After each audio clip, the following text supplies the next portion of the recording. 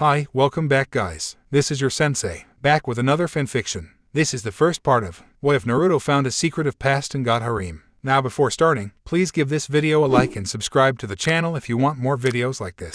Now let's get into the fanfic. Prologue. It was nighttime in Konoha, though one could be forgiven if you had said it was a warm summer's day. Konohagakure no Sato, the village hidden in the leaves, was under attack. The attacker was not the army of an enemy village. The attacker was not even human, it was a blood-red fox of monstrous proportions. The fox was by all definitions a demon and as such had a fitting title, Kyuubi no Yako. The attack left the village in flames burning so bright, creating that illusion that night was day, the heat from these flames so intense that it could be felt all throughout the village. The fox had appeared 15 weeks ago for some unknown reason. It had been roaming the countryside, apparently in search of something. Then one fell night it started on a rampage, killing all who stood in its way. The ninja of Konoha were not simply going to let this demon destroy their home. Everything that they had worked so hard to rebuild after the war with Iwagakure would be for naught if the fox penetrated their line of defense. They fought with all the power they could muster, trying everything they knew to subdue the beast, but it was not enough. The monster was powerful, outrageously so, nothing seemed to work. They soon realized that if anyone could bring the monster down it would be the strongest in their village, the fourth Hokage. The fourth Hokage, Minato Namikaze, even had his own doubts about whether he could defeat the fox. He had discussed with his wife Kushina about his plan of attack when intelligence reports came through that the fox was on a rampaging path towards Konoha.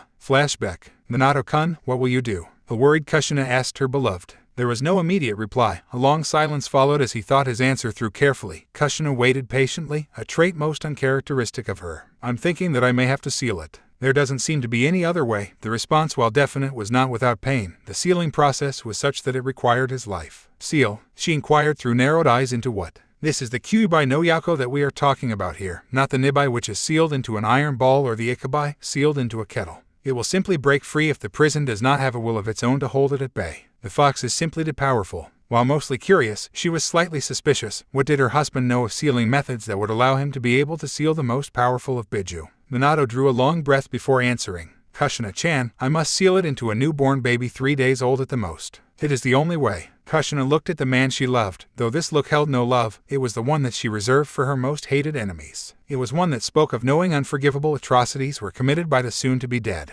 You cannot be serious, you would be damning that child to a life of misery. She asked with a rather sharp edge to her voice, currently thinking about her unborn baby and what would happen if that fate was thrust upon it. I have no choice. One sacrifices or her life to save the rest. There was no anger in his voice, only regret and disappointment for the current course of action. She softened her gaze and then asked quietly, what if you and I? Minato interrupted, no, we are only mortal. There is nothing we can do. The sealing is the only method. Very well. What if aren't any babies born in the 3 days prior to the attack? Then what? Seeing the apologetic look on Minato's face, a sudden wave of realization swept over her. No, you will not use our child. I will not subject our own flesh and blood to that. I'm nowhere near giving birth yet anyway. Kushina stood firm. We can induce the pregnancy. As it stands, we will be leaving behind an orphan, and I would trust no one else with such a burden. She was in shock. Orphan? What do you mean orphan? The sealing. He hesitated lightly. The sealing will require my life. I must summon the Shinigami to consummate the sealing. She realized what he was saying. The bond that they shared was beyond the legal status of husband and wife. It was such that when one pair of the couple died, the other would die as well, so they would be united in the afterlife and the remaining person would not be left lonely. It took many days of arguing between Kushina and Minato before her resolve was finally broken and she agreed to have the sealing performed on their unborn baby. In flashback. That brings us back to the present. The Konoha ninja were no longer trying to kill the beast, merely slow it down, waiting for the fourth Hokage to arrive.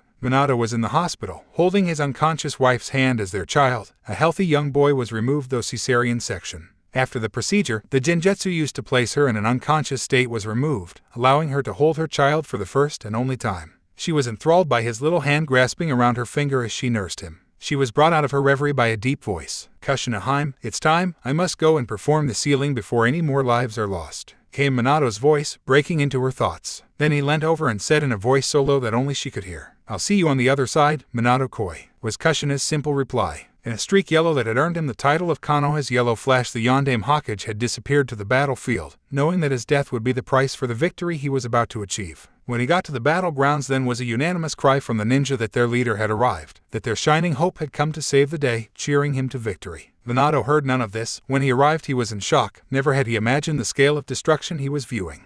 He was a man that had killed an enemy army on his own, and yet to him this was even worse. Every sense was informing him of the tragedy that had occurred. The feeling of a blood-soaked ground squelching as he walked, the sound of dying comrades that were not granted the mercy of a swift and painless death, the smell of burning flesh, the taste of the smoke thick in the air from all of the fires, and the sight of hundreds upon hundreds of lifeless bodies, ripped into shreds, burnt, flattened by the fox's great paws, all dyed red with blood. A man that appeared much too old to be on the battlefield approached him. "Minato-kun, are you sure that this is for the best? You could teach me the hand signs for the just-do and allow me to take your place?" Sarutobi, the previous Hokage, had asked. "No, old man, this is my responsibility. I will not shirk from my duties as Hokage." The tone of his voice indicated a will of steel that would likely never be changed. "Jiraiya-sensei, Kakashi-kun, please watch over him and if possible teach him a trick or two," he said as he addressed two men that appeared with the previous Hokage. Jiraiya, a man in his mid-40s with a flowing mane of white hair, and Kakashi, a boy in his mid-late teens with a cloth mask over the bottom half of his face and a mop of silver hair.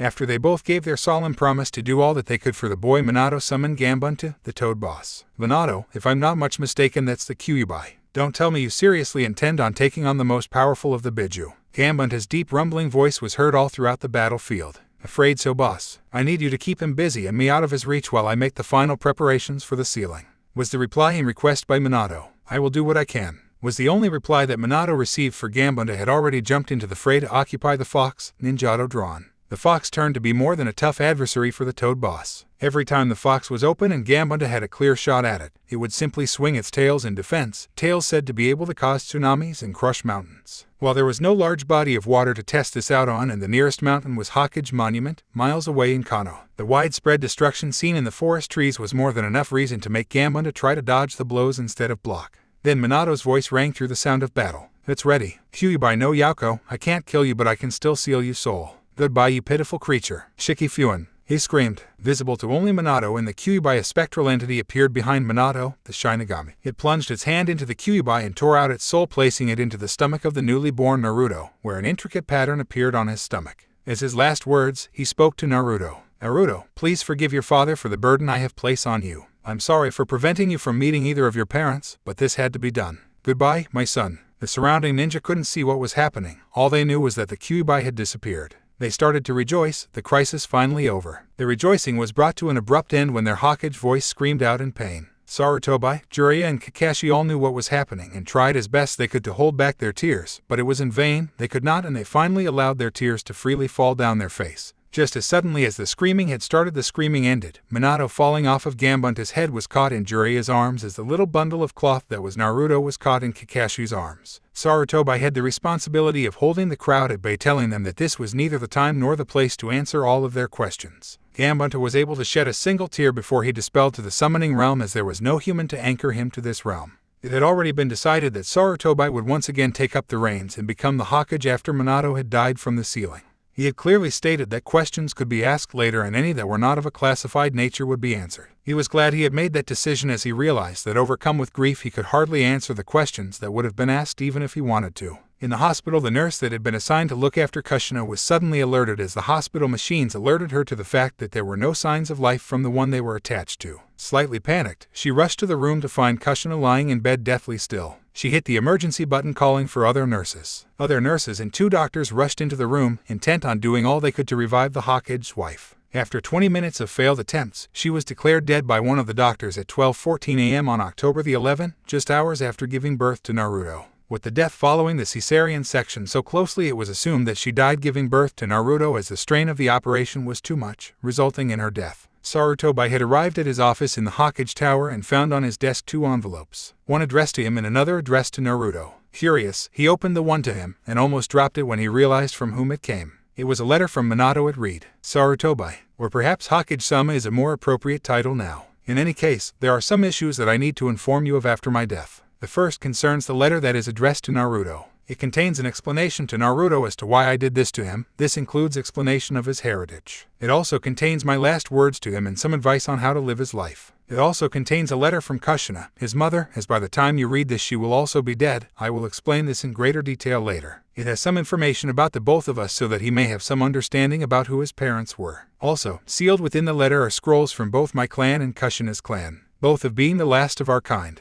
This is protected by a blood seal so that only Naruto's blood can open it. I can only pray that more devious minds will not cut Naruto in order to see the information contained within those scrolls. Naruto's letter must be given to him when he becomes a genin. He has trials to prepare for that only he can face. How do I know that he even wants to be one? It's not a choice really. If he wants to be considered clan head in either my clan or Kushina's clan, he needs to be able to fight and fight very well. Finally, I said that I would explain why Kushina is dead. Here goes. Kushina and I were bound by more than the simple laws of Konoha when we married. The laws of both our clan were invoked and created a bond between us. Simply put, when one feels pain, so does the other, and when one feels joy, the same occurs. This holds true in death as well, and when one half dies, so does the other, so that they may be united wherever they go and that they will not feel loneliness in the other's absence after death. My last words to you are first of all a request. Please try to have Naruto seen as a hero by the village. I have every confidence that this can happen, though Kushina does not share my sentiment. Look after my village, old man, and good luck with all the paperwork. Yours truly, Minato Namikaze. Sarutobi was floored by then information, shocked that Naruto was now an orphan. Sarutobi let out a long sigh. It was only his first hour back and already he had to deal with crap that he really would have rather not have to.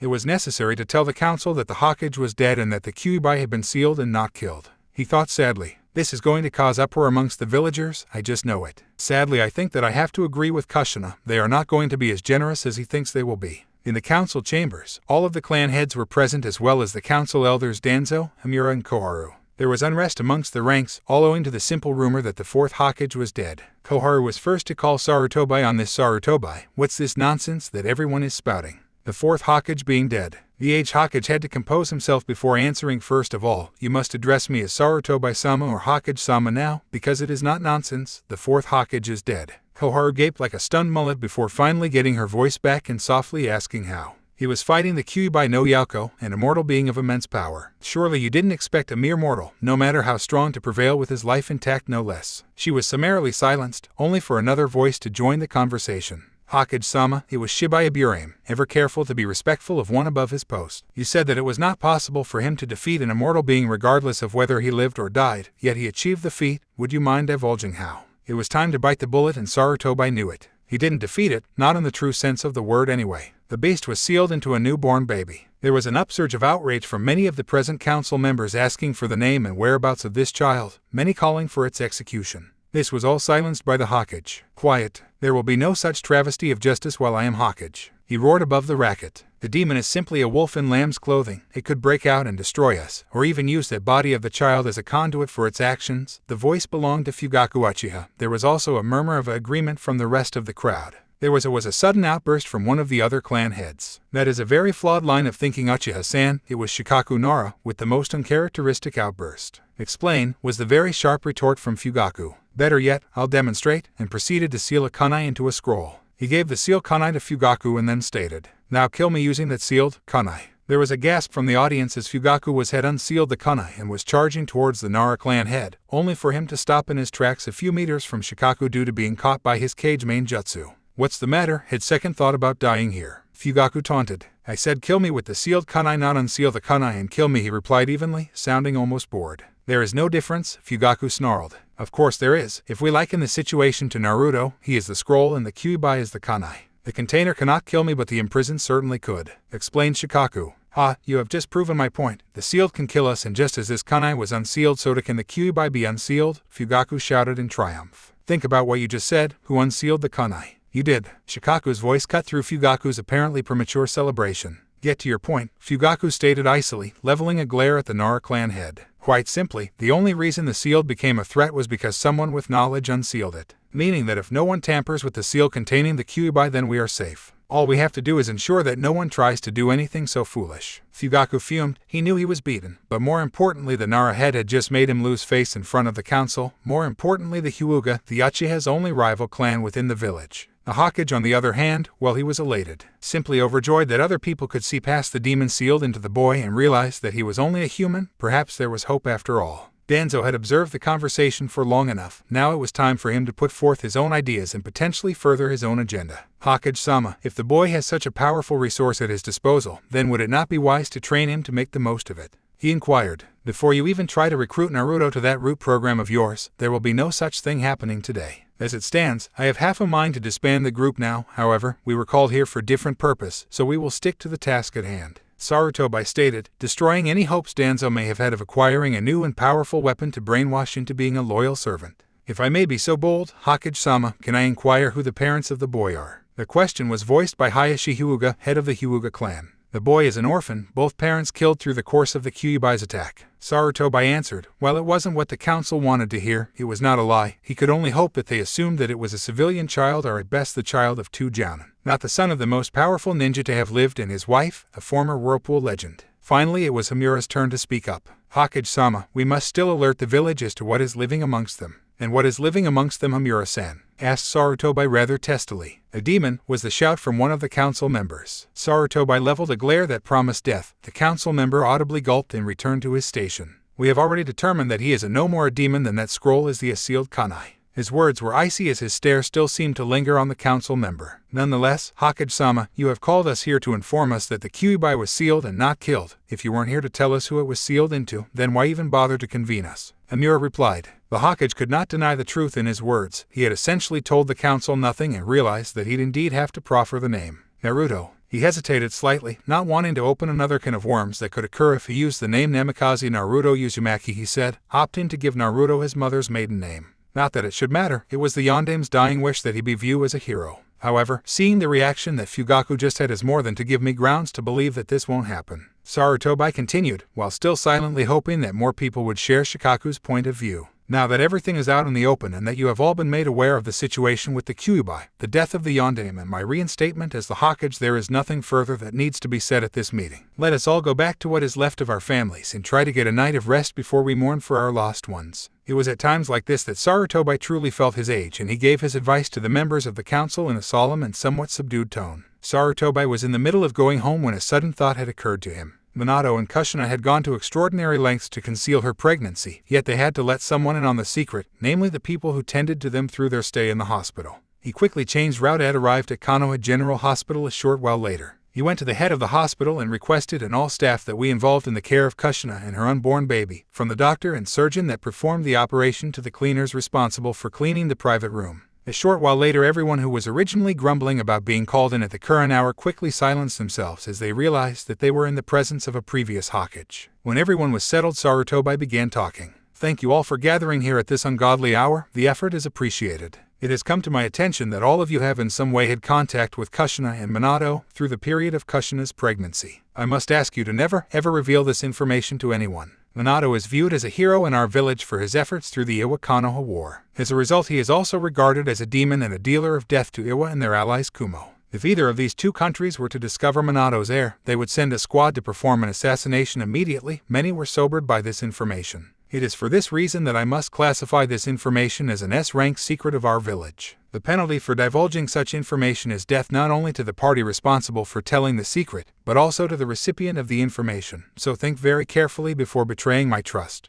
There was a nod of assent from the group of people he was addressing, and he took it that everyone understood the gravity of the situation. With nothing left to say, he dismissed them, and warily he thought that he would also have to speak to Kakashi and Jiraiya about this as well. He was sorely tempted to leave the task till morning, though he knew that his laziness would come back to bite him, so he grudgingly made the trip to Kakashi's house first. He knew where Jiraiya could be found. When he got to Kakashi's front door and it was answered by the youth, all he said was, "Come with me, I have something to discuss with you and Jiraiya." Well, it was Kakashi to refuse such an invitation. When the cage spoke, you damn well listened. A short while later found them outside the Namikaze clan grounds. While not quite as big as either the Hyuga or Uchiha clan compounds, it was still quite a large area. Jiraiya was found inside the main house, looking weary after a long night and now tending to Naruto. Once he had the attention of both men, he began. I know you two know that this is Minato's son. In fact, it's for that very reason that I have called you here. I want you to keep this a secret. You can easily understand the trouble it would cause if either Kumo or Iwa found out he is Minato's heir. The hospital staff are already aware of this, and I have classed it as an S-rank secret.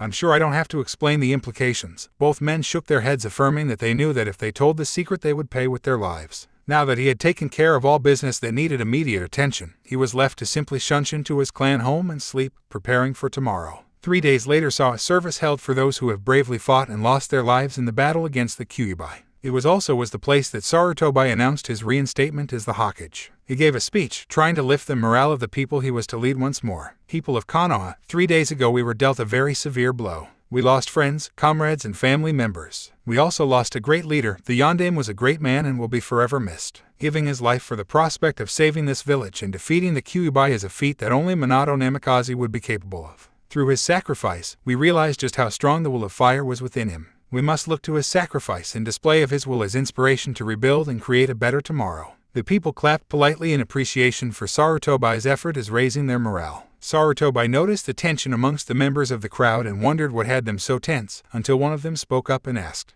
"Hokage-sama, are the rumors true? Are the rumors that the Kyuubi was sealed and not killed true?" One person asked amongst the 1,000 or so that were gathered. Sarutobai cursed under his breath. What idiotic council member had decided to let that information leak out? "Hokage-sama, people are saying that the Kyuubi was sealed into a boy. What if it breaks free? What if it uses Naruto to kill all of us?" Now the Hokage was livid. Who the hell had the foresight of telling a group of distraught villagers that the one for their pain was sealed inside something as fragile as a human baby? He had decided that they had better hear the truth straight from the source, rather than getting some garbled version that was most likely tailored to suit the purposes of the one spreading the rumor. Yes, it's true, the demon is sealed within baby. The Kyuubi was too powerful, even for Minato. So he did the only thing he knew that had the best possibility of working, he sealed it. And what has been done about it? Asked another face in the crowd, slightly confused, but hoping that this wasn't leading where he thought it was. He asked, "And what should be done?" "It needs to be killed," was the swift reply from yet another crowd member, almost instantly followed by further shouts demanding similar actions or nods of approval.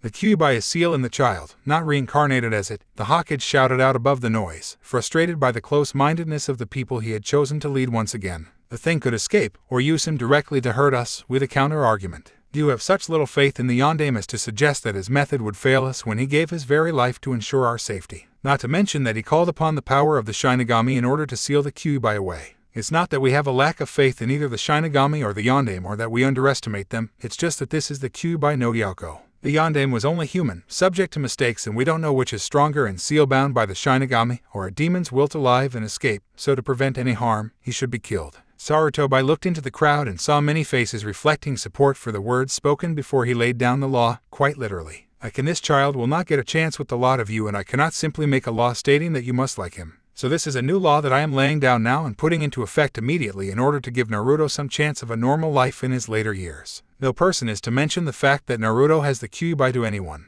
This means that it cannot be mentioned in public, nor can it be discussed in the privacy of one's own home. Yes, that includes warning your children of it, as they need not know. This is to be considered an S-rank secret. For the civilians in the gathering, this means that any utterance of this issue in any fashion will result in your execution. There were gasps of shock from the crowd at how harsh the penalty was. Secondly, any attempts to take justice into your own hands and kill Naruto will be met with the same punishment, death. This is final. Realizing that there was nothing further to be said and that Sarutobai's mind could not be swayed on the matter, the congregation broke up, returning to trying to rebuild their lives. As they left to go about their business, Sarutobai looked to the back of the gathering, seeing Naruto in the arms of Jiraiya, thinking, "The next few years are gonna be long as hell. Minato-kun, I'm sorry they disregarded your last wish." End prologue. 4 years later, he was running. He didn't know why. No, he knew why he was running. If they caught him, then they would make him suffer, do painful things to him. What he didn't know was why they were chasing. He didn't dare stop to ponder. He had learnt that talking did nothing, only evasion till the old man came. Why was today any different from any other day? Usually they just settle for ignoring him, shooing him out of their shops and shielding other children from him. The old man had said it was his birthday today. Weren't people supposed to be nice to you on your birthday? These were the thoughts running through Naruto's head as he ran from a group of drunk and enraged villagers. His feet pounded the pavement as he desperately struggled to get away from his pursuers. He was fortunate for the many nooks, crannies, broken fences that were around in this district. They gave him ample room to hide while the adults chasing him, or else a quick thoroughfare to another alleyway, while they were either forced to climb over or find a different route if they still wanted to harm him. While he was running, he wasn't paying too much care to his surroundings. He turned a corner, blindly hoping that the old man would come and rescue him. After turning the corner, his face blanched. It was a dead end, and no one of those broken-down fences so common in this area, but a solid brick wall, impossible to get around. He turned around in the hopes that he would still have enough time to back out and try to continue his escape. He had no such luck, as the pursuers were already upon him, each with an evil leer on their face. "Looky what we have here," one of their number said to his accomplices, a slight slur of alcohol affecting his speech. "The demon has gone and trapped itself in an alleyway." The man finished with a slightly crazed look about his face. Another spoke up, this time a woman. "It's even decided to take us to some weapons to help us finish the Yondaime's good work." She grinned maniacally, casting a look about the alleyway and spotting some broken glass bottles as well as some broken plumbing pipes that looked ready to be ripped out of their moorings. Anything that could be used as a weapon was taken up and swung, just to get a feel of the thing. Then it started. Blood-curdling screams could be heard from ages away, as Naruto desperately tried to protect himself by curling up into a ball and covering his head. His screams for mercy were ignored by the group. This is for all the friends and family we lost. Feel the pain we are giving you and know that it will never compare to the pain you caused us. We will never get our loved ones back. This time a boy in his late teens snarled at Naruto while viciously slashing with a broken bottle. The crowd by this stage was growing frustrated. He was just simple not dying. More proof that he was a demon after all. What normal human child could take such a beating and still move, much less scream my agony? Had they been more composed, they would have noticed that the cuts and bruises that they were dealing him were healing almost as fast as they were delivered, only to be replaced by fresh ones. Hold him still. One of them grunted. The others did as they were asked. Well, this is a demon. No one can survive without air. He promptly slashed a shard of glass across Naruto's trachea. At that point, the air around them felt like it had gone completely frigid. It was a pressure so unbearable it was hard to breathe. They turned and looked for the source. A man with a mop of silver hair wearing standard Konoha Jounin attire was standing before them. He had a cloth face mask and his hidaite covering his left eye. Kakashi was livid. What in the hell do you think you are doing? One of the crowd stammered a weak response.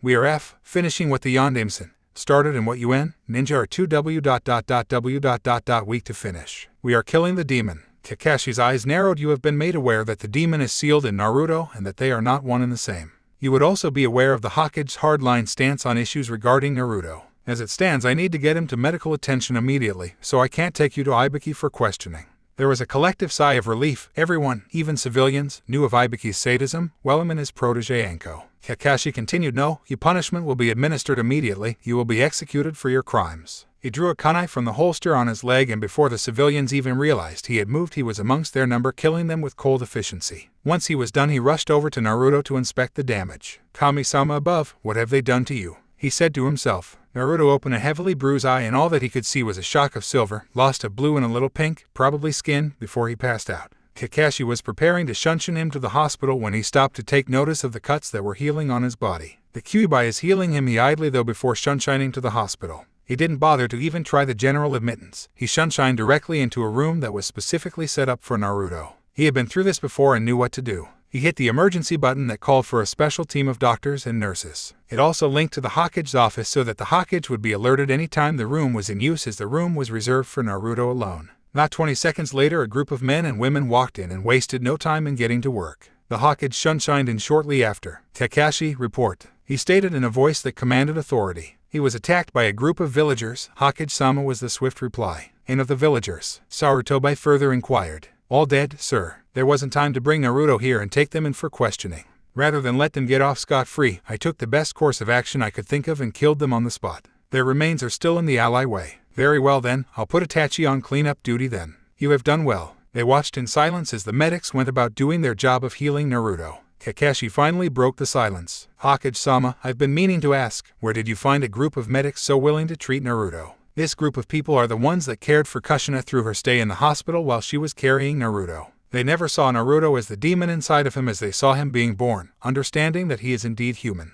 I see, was the only reply he received. Once the medic nins had done all that they could, a doctor by the name of Megumi Takane approached the two men but addressed the Hokage more specifically. He needs rest. He has been through a lot tonight, and even though the physical damage is mostly repaired, he still needs to recover from the emotional damage. We will continue to monitor his progress and let you know of any changes to his condition. As a final observation, the Kyuubi's chakra healed most of the damage before we could. By the time Hadake-san had brought him in here, most of the wounds were healed or well on their way to being closed over. Sarutobi answered slowly, very well. I will wait here till he has regained consciousness. Kakashi, could you and Itachi Uchiha please go and clean up the mess before some innocent child stumbles across it? At once, Hokage-sama. Even if the Hokage had wanted to, he wouldn't have got another word in as Kakashi shunshined away almost immediately. Strange, he thought he is late for nearly everything, and yet when he feels like it he can perform tasks with the swiftness of the wind. White, that was all he saw when he opened his eyes. It couldn't be his room in the orphanage. The room was so dirty that the walls were caked in black filth. He looked around to see the old man talking to a young woman. He remembered her face. She was one of the few that were nice to him.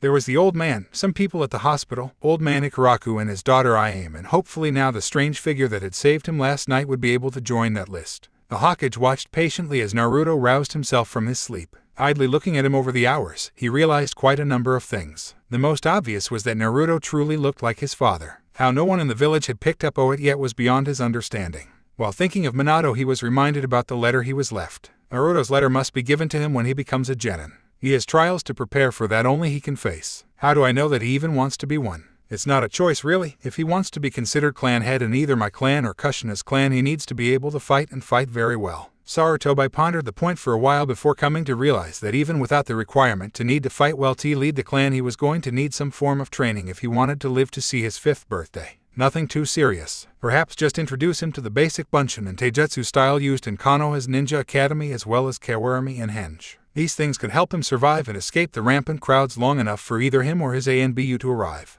Naruto, are we feeling better? He was originally going to ask, are you alright? But it seemed like a stupid question after nearly being beat to death. I'm feeling better, though I really wish that I knew why they pick on me so much, Oji-san. Sarutobi looked back at him sadly and said, I wish I knew too, Naruto-kun. They have no reason to do when they do to you. He had answered the question without being too specific, something that he had to do more and more these days. He knew the day was fast approaching when he could not be so vague. In any case, at the moment it seemed to work as Naruto was satisfied that he was not at fault. Naruto, I've been thinking, how would you like to start training as a ninja? Sarutobi asked cautiously. When he saw Naruto's eyes light up, he realized just what he had gotten himself into. Are you serious, Oji-san? Like training me to move super fast? Or are you training me to hide in the shadows? Or like teaching me ultra awesome, super cool jutsu? Sarutobi had to hold his hand to stem the flow of questions that were coming thick and fast. Now Naruto had asked the questions, he realized that he would have to decide what to have taught to Naruto by his sensei. Higher ranking jutsu was out of the question, not until he got far more control of his chakra, otherwise using high-level jutsu could have catastrophic effects, particularly considering how high his chakra reserves could be with his father being Hoiwas and the fox adding to them.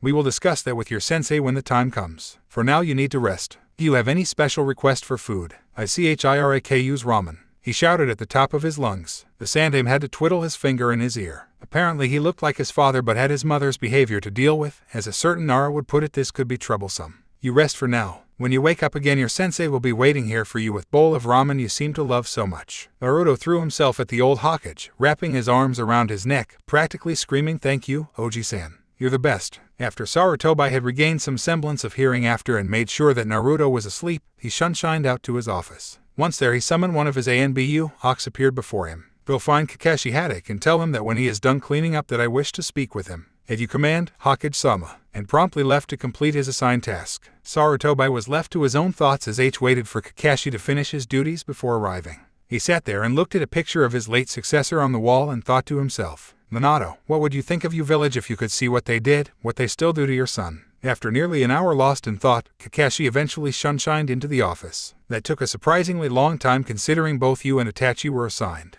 Were there really that many bodies? Sarutobi asked, genuinely interested. No, there weren't that many bodies. I finished shortly after getting the message, but there was a chain of black cats walking across the city. I had to leave the city if I didn't want to cross their path. A vein pulsed in Sarutobi's forehead. He truly didn't know what was more irritating, Kakashi's tardiness, or his lies, which were obvious to even the youngest of children. In any case, I've called you here to ask you to be a sensei. Sarutobi decided to let his frustration go for the time being. I don't know why you bother asking me every time. No team has ever met my expectations. It's not likely that anything is about to change now. It isn't a team I want you to train, it's an individual, Sarutobi said with a grin. I want you to train Naruto. Naruto? In what? Ballet. Sarutobi answered in a completely serious voice. The ninja arts, of course. What else? Sarutobi's voice now had a hint of irritation to it. Right. Of course. Yes, sorry. Kakashi at least had the decency to feel a little ashamed of his stupid question. I want you teaching him the basic academy jutsu, taijutsu. Also, we need to have him learn about stealth. Not only will it prove useful both now, while trying to hide from villagers till we get there, it will be vital throughout his ninja career. Hopefully it will also help him to quieten down a little. Sarutobi added on as afterthought, thinking about his still ringing ears. Very well, I'll accept. I'll go to the hospital and meet him. He hasn't really met me yet, Kakashi announced to the Hokage. Very good, but you will need to stop at Ikaraku's. I promised him his sensei would bring him some for when he woke up, Sarutobi added with a sheepish look about his face. Kakashi, cursing the need to go across the city and then track back with ramen in his hands, shunshined out of the office to appear almost an instant later outside Ikaraku's ramen stand.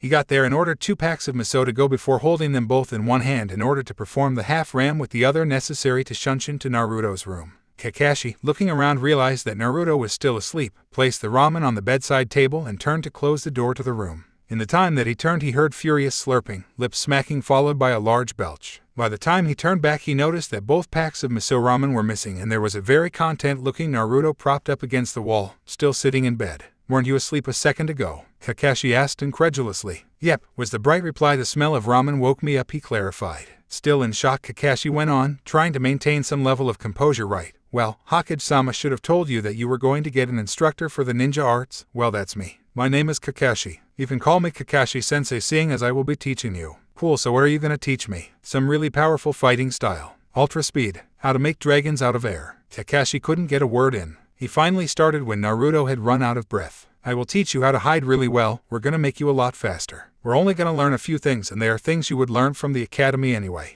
But I really wanted to learn lots of cool things like how to beat a person with the flick of a finger. Kakashi thought at the back of his mind, well, if you can get Lady Tsunade to teach you, then you might be able to. In the middle of his wandering mind, he thought of a brilliant way to get Naruto to cooperate. Naruto, how does this sound? If you can learn everything that the Hokage wants me to teach you, then I will teach you an awesome move. Sound fair? What's the name of the move? Every awesome move has an awesome name. Kakashi pondered the point for a second before deciding on the name. It's called the Super Awesome, Ultra Flashy Jutsu. Kakashi looked at Naruto, who now appeared to have stars in his eyes at the prospect of learning something so awesome. Alright then, you got yourself a deal, Kakashi-sensei. Kakashi smiled. He took it hook, line, and sinker. You're due to be released tomorrow morning, so I will pick you up from here. With nothing further left to say to each other, Kakashi left Naruto so he could rest up for tomorrow, leaving him free to pursue other activities. There was a very good book that the bookstore had just released that he wanted to buy, giving perverted giggle as he thought of his purchase to be. Morning couldn't come fast enough for Naruto. By the time Kakashi had arrived, he was literally bouncing off of the walls, telling anyone who would listen that he was going to learn to be a ninja as well as the super awesome, ultra flashy jutsu.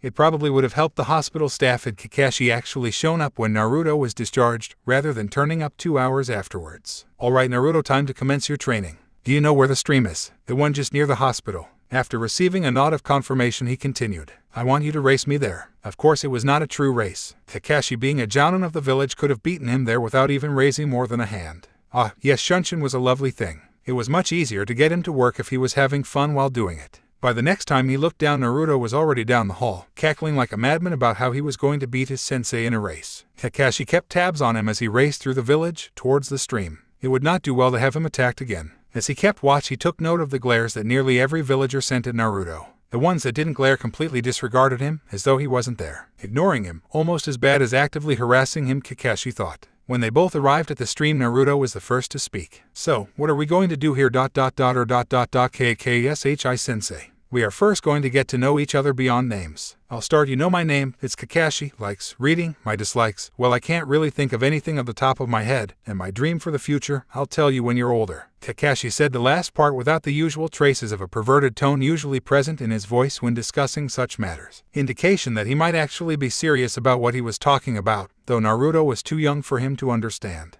Now you turn. Well, you know that my name is Naruto Uzumaki. My likes are ramen and people that are nice to me. My dislikes are the time that it takes for ramen to be cooked and people that are mean to me. Dream for the future. Kakashi interrupted. You don't have to have one yet, but I would appreciate that if you do get a dream, then you tell me. Then I'll know that you are ready to hear my dream for the future. Naruto simply nodded. I am going to teach you how to swim. Kakashi suddenly announced. I thought you were going to teach me something cool, like how to walk on water. Naruto whined, not realizing that it actually was possible to walk on water. Nope, swimming, while strictly speaking, isn't a shinobi skill, is still vital for survival. What would happen if the Hokage gave you a mission someday that involved you getting wet in something deeper than a bath? I wouldn't be able to do it. Naruto realized that this important. Kakashi gave one of his eye smiles and said, Naruto, we are going to do some things that may not seem like they will help right away, but trust me when I say that they will be useful later on. Now strip to your boxers and I'll do the same so we are ready to get in the water. And so the lesson began. It wasn't all easy going. At first Naruto wasn't overly confident of being in the unfamiliar and wasn't too particularly trusting of Kakashi not to let him go and simply allow him to drown. In Kakashi's opinion, this was hardly surprising considering the track record he had with misplaced trust in the villagers. By the end of the hour, Kakashi had Naruto laying flat on the water rather than in an upright sit position.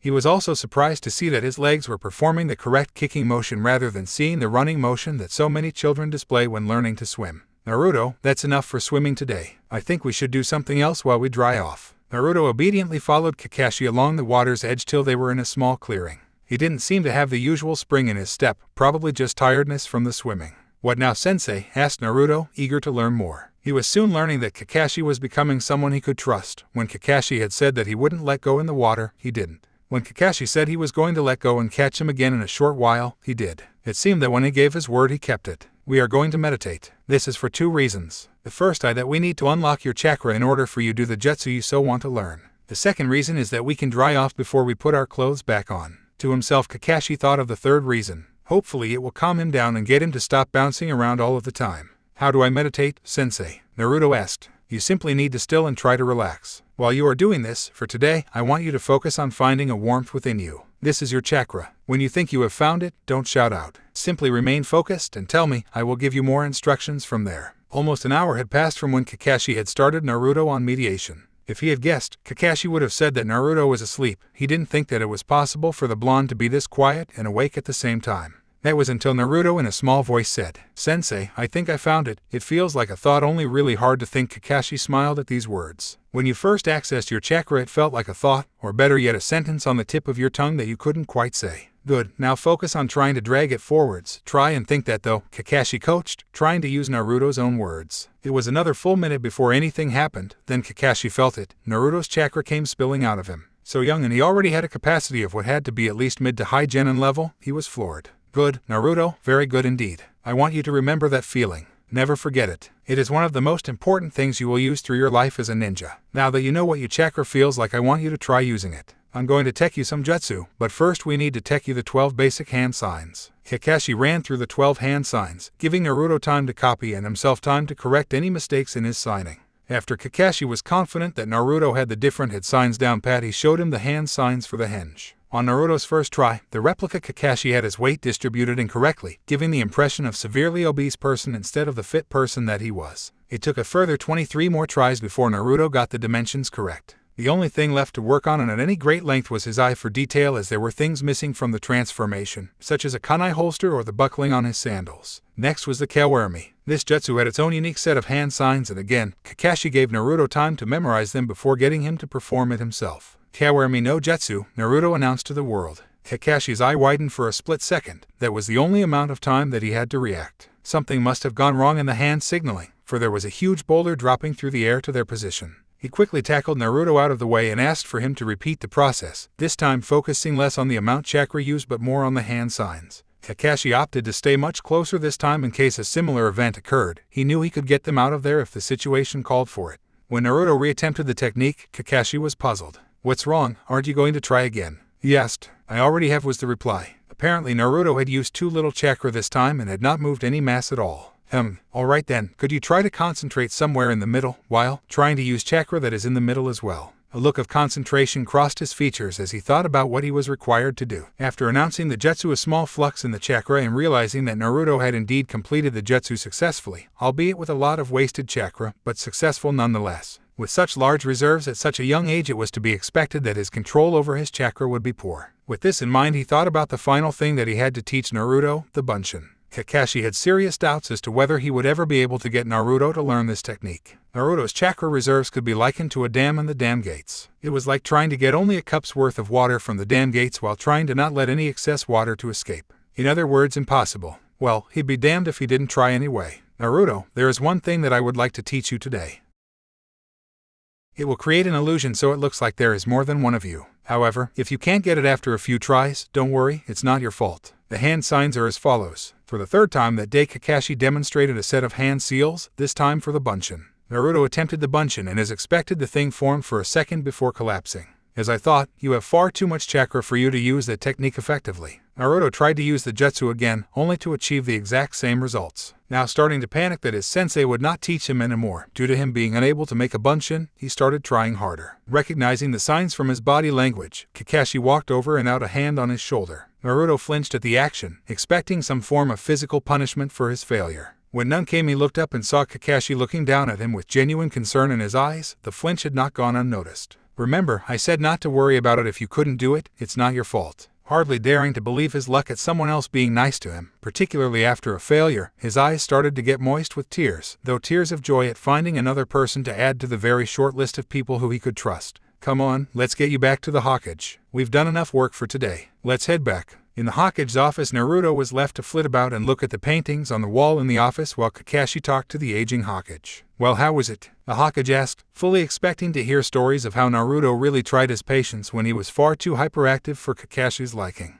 Imagine his surprise when Kakashi reported back. Very good, actually, it was. Enjoyable. While he might bounce off the walls when he goes through everyday life, when he is being taught something he wants to learn, he seems most attentive. Though I can't imagine him keeping the enthusiasm through one of the more boring academy lectures. The Hokage had to raise his eyebrows. Kakashi had enjoying teaching. What next? His student Jiraiya gave up his perverted ways. There are a few issues I need to discuss with you though, Kakashi informed the cage. Such as, Sarutobi replied, showing that he was intent on listening. His chakra reserves are enormous, almost at Chunin level. To say that Sarutobi was surprised was like saying Tsunade had a slight alcohol addiction problem. Kakashi continued, ignoring the shocked look on his commander's face. It's so large that he can't perform a basic bunshin. I was wondering if you would give me permission to train him in more advanced chakra control techniques. What did you have in mind? Tree walking, if possible. Most of his assailants these days are the villagers. If he can walk up the side of a building and just stay there for a while till we get to him, then there shouldn't be too much hassle in getting him to save himself. It could also lower the body count, as I could arrest the people responsible, instead of having to kill them on the spot in order to punish them, while trying to make haste to get Naruto to the hospital. Sarutobi had to admit Kakashi did bring up some very good points. Very well, just do me a favor, don't turn him into a brilliant shinobi at the cost of turning him into a complete social recluse. I don't want him becoming like the Aburame, or worse yet, like Itachi. Only business and nothing else, no spark of life. I often wonder what it is that the Uchiha did to remove the life from that boy's eyes. Kakashi smiled at the thought. Don't worry, I don't think that there is ever a chance of that happening.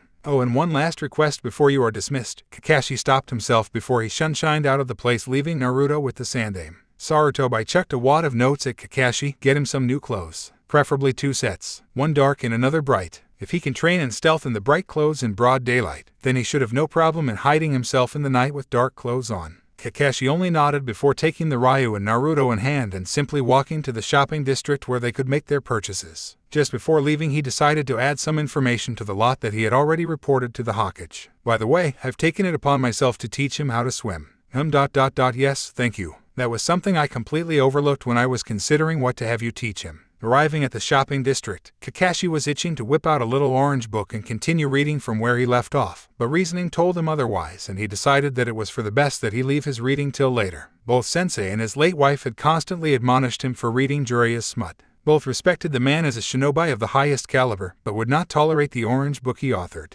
He somehow felt it would dishonor their memories if he read the book they so heavily protested in front of their son. He decided to simply settle for searching for a shop that would sell the items that he required. The first store that he walked into instantly glared at Naruto before turning to a highly annoyed Kakashi. Is there a problem, shopkeeper-san? Kakashi inquired through a dangerously narrow eye and a voice daring the proprietor to say the wrong thing. I'm sorry, sir, I didn't notice you. I just happened to see that walking behind you. Don't worry, I'll let it out, then we can continue our business, referring to Naruto as though he was some kind of filthy animal. You didn't see me. Me, a man standing some 6 feet tall, yet you noticed the barely 3 feet boy, hiding behind my own legs no less. Kakashi retorted, sarcasm dripping from his voice. Now that he had put it that way, the shop owner realized just how stupid he had made himself look. Not as though it mattered. In any case, my business concerns Naruto, so if you feel that you cannot serve us, we will simply leave, and be sure that no self-respecting shinobi will ever be doing any shopping here. The shopkeeper had only now just realized just how much business he had lost, and was gaping like a fish out of water because of it.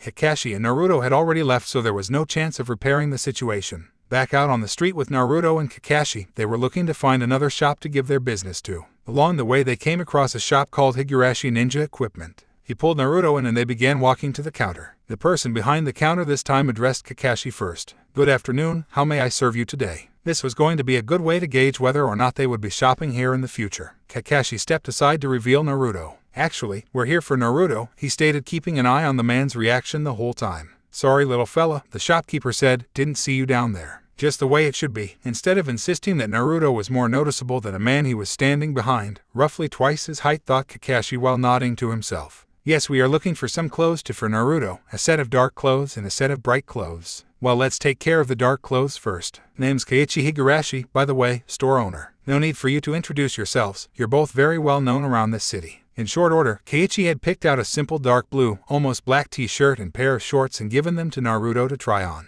While in the change rooms, Kakashi asked Keiichi, you evidently recognize Naruto, yet you serve him without any issues. Why so different from the rest of the population here? He asked, not that I'm complaining, of course. Quickly adding the afterthought, Keiichi looked very pointedly at Kakashi and said, I sell katana here, Haddock-san. I can tell the difference between the weapon and the object that prevents us from cutting indiscriminately. Kakashi nodded, understanding the message. It seems that he would be giving the Hokage a recommendation to use this shop in preference to others in the future. At some point through his musing, Naruto had wandered out of the change stall and waited for inspection. Kakashi nodded his approval and decided to move on to the bright clothes. Well, do you have anything in bright colors? Kakashi was doubtful, as there wasn't often a need for ninja to attract attention to themselves, and if there was, there would be far more efficient methods of doing it. Well, the best I have is this jumpsuit, though it's so hideous that I don't think that anyone would ever want to wear it. He took one of the dust-covered suits out from under the counter, displaying what he was talking about. Kakashi could easily see what he was talking about, though it seemed Naruto had found a love greater than ramen. Well, almost. Awesome, I want it, I want it, I want it, I want it, he yelled in excitement. Apparently we are taking the jumpsuit as well as the dark clothes. How much for the lot? Kakashi mused to Keiichi. I'll charge you for the cost of the dark set only this time. I didn't think that I would ever get rid of those jumpsuits. When he grows out of that one, just come back. I have more in larger sizes under the counter that I don't dare display. That settled it in Kakashi's mind. This shop was getting a recommendation to the Hokage, not only serving them in the first place, but inviting them back for subsequent visits. When Naruto and Kakashi walked back into Sarutobai's office, the Sandaime had for a split second thought that the sun had walked through the office doors. When his eyes adjusted to the brightness, he realized it was Naruto in an extremely bright jumpsuit. Realizing that they had gone and completed their shopping trip and that it was now time for Naruto to return to the orphanage, Kakashi informed the Hokage about Keiichi's shop and then proceeded to drop Naruto at the orphanage. After dropping Naruto off to a smiling matron, Kakashi left, the smile from the matron's face disappearing immediately. She hit Naruto across the head before ordering him inside, or else no scraps for him to eat tonight. He scuttled in as fast as he could, not that it would have changed anything. Her mind was already made up and Naruto was getting nothing to eat that night. With nothing to do, he started meditating the way Kakashi-sensei had taught him. He was focusing on brining his chakra out. Before long he was slipping into what had to be a dream. Mindscape.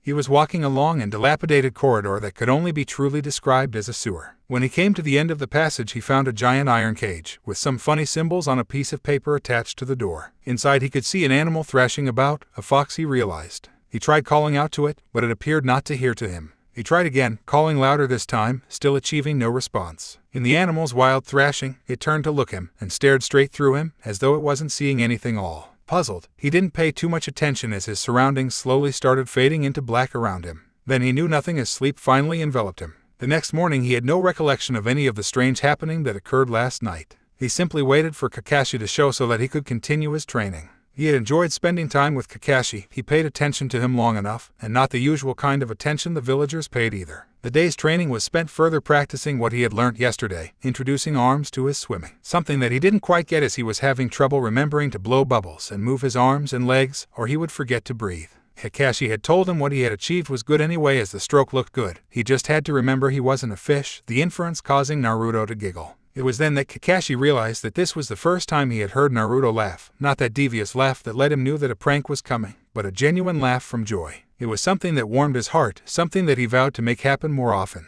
The hand seals and jutsus were also reviewed, though Kakashi intentionally left of the bunshin. Over the weeks, Naruto was introduced to the Academy Taijutsu style, a very basic style, used only to give beginners a foundation on which to build their own techniques if they didn't come from a clan with clan-taught techniques. He was also given a crash course in physical exercise in order to help him move faster and give him a higher stamina, not only in battle, but to outrun the villagers. It was best if he did not attack, though it was fact that he would only be doing so in self-defense. The civilian council took precedence over the shinobi in purely non-shinobi matters. This included punishment of criminals when necessary. It also included adoption when the few who sympathized with Naruto's plight tried to adopt him. They found their every motion blocked. Finally, he was given the stealth training he so desperately needed. He learned about moving in the shadows. He learned about successfully hiding himself. Most importantly, he learned that it was possible to be quiet once in a while, something that appeared to be a gift from the heavens. The most memorable day was quite possibly when Kakashi introduced him to tree climbing. The twist was that Naruto couldn't use his hands. Kakashi had demonstrated as usual, and it had Naruto so excited he tried to charge up the nearest tree. It was amazing that he managed to get 4 paces up the tree, considering that he did not realize that he had to apply chakra to the soles of his feet in order to glue himself to the tree bark.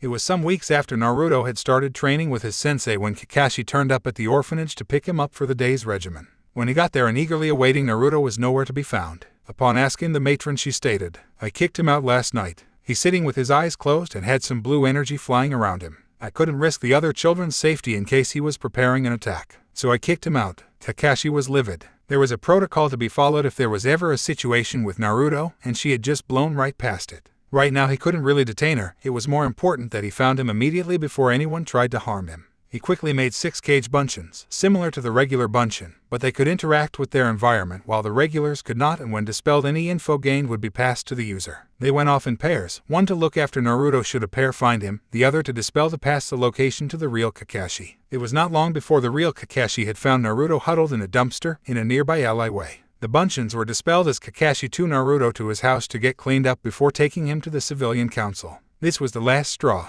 He was only a boy, only just past his 4th birthday, living out on the streets. There was no way he could live on his own. He was simply too young, and how in hell would he manage to maintain the place, much less find the money to eat and live? He walked into the appropriate sector of the office. The person working on the desk looked up, saw who Kakashi was with, and looked back down just as fast. Kakashi coughed to gain her attention before calmly saying, "I'm here to have Naruto Uzumaki put under my legal guardianship." The woman didn't even bother looking up. "You will have to join the queue." Kakashi couldn't tell if she was trying to be funny, because the room was completely empty. Frankly, he didn't care. He was fed up and he was here to put an end to it. He shot a quick look at Naruto and realized that he was distracted by something outside the door. Kakashi pulled up his Hidaite and said rather forcefully, "Will you at least look at me when you take to me?" When she looked up, she was immediately caught in a genjutsu given off by the sharing an eye in his left socket. "You will get me the forms to fill that will put Naruto under my legal guardianship." She walked off in a zombie-like state, retrieving the forms from a nearby filing cabinet, waiting for Kakashi to finish filling out the forms. After an hour and many miles of red tape, Kakashi and Naruto walked out of the guardianship office, with papers in hand stating that Kakashi was now Naruto's legal guardian.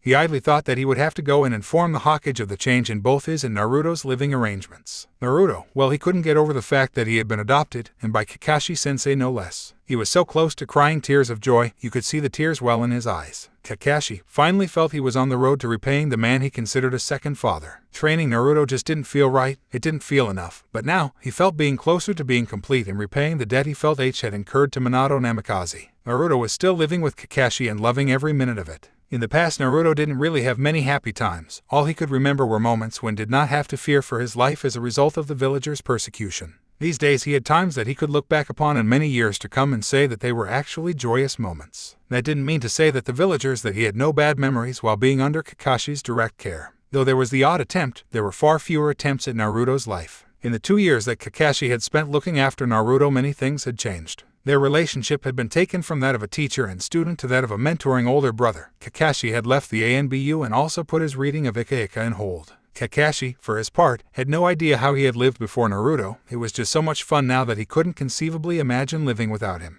He still remembered the conversation that he had with the Hokage that day and the chaos that ensued shortly after. Flashback. Kakashi had just walked into the Hokage's office. Sarutobi greeted them, somewhat surprised at seeing them. Normally they would train and then return to report on the progress Naruto was making at the end of the week. Being only Wednesday, he wasn't expecting to see either of them for a full 2 days, short of a mission that required Kakashi's skills specifically, seeing as he was being paid to tutor Naruto. "What can I do for you two today?" the Hokage asked. Kakashi wasted no time in his reply. "There is nothing that you can do for us. I just came to inform you that I have adopted Naruto before you hear something strange from another source." If there was anything Sarutobi was expecting, it was not that. His mouth fell open and his pipe dropped to the ground. He was at a loss for words. "How?" was all he managed to grunt out, not trusting himself to speak further. Kakashi wasn't even given time to answer as the door to the Hokage's office burst open. It was Asuka Haruno. Sarutobi looked past her to see his secretary giving him an apologetic look. He sent her a look back that seemed to say that he knew that she could have done nothing to prevent it.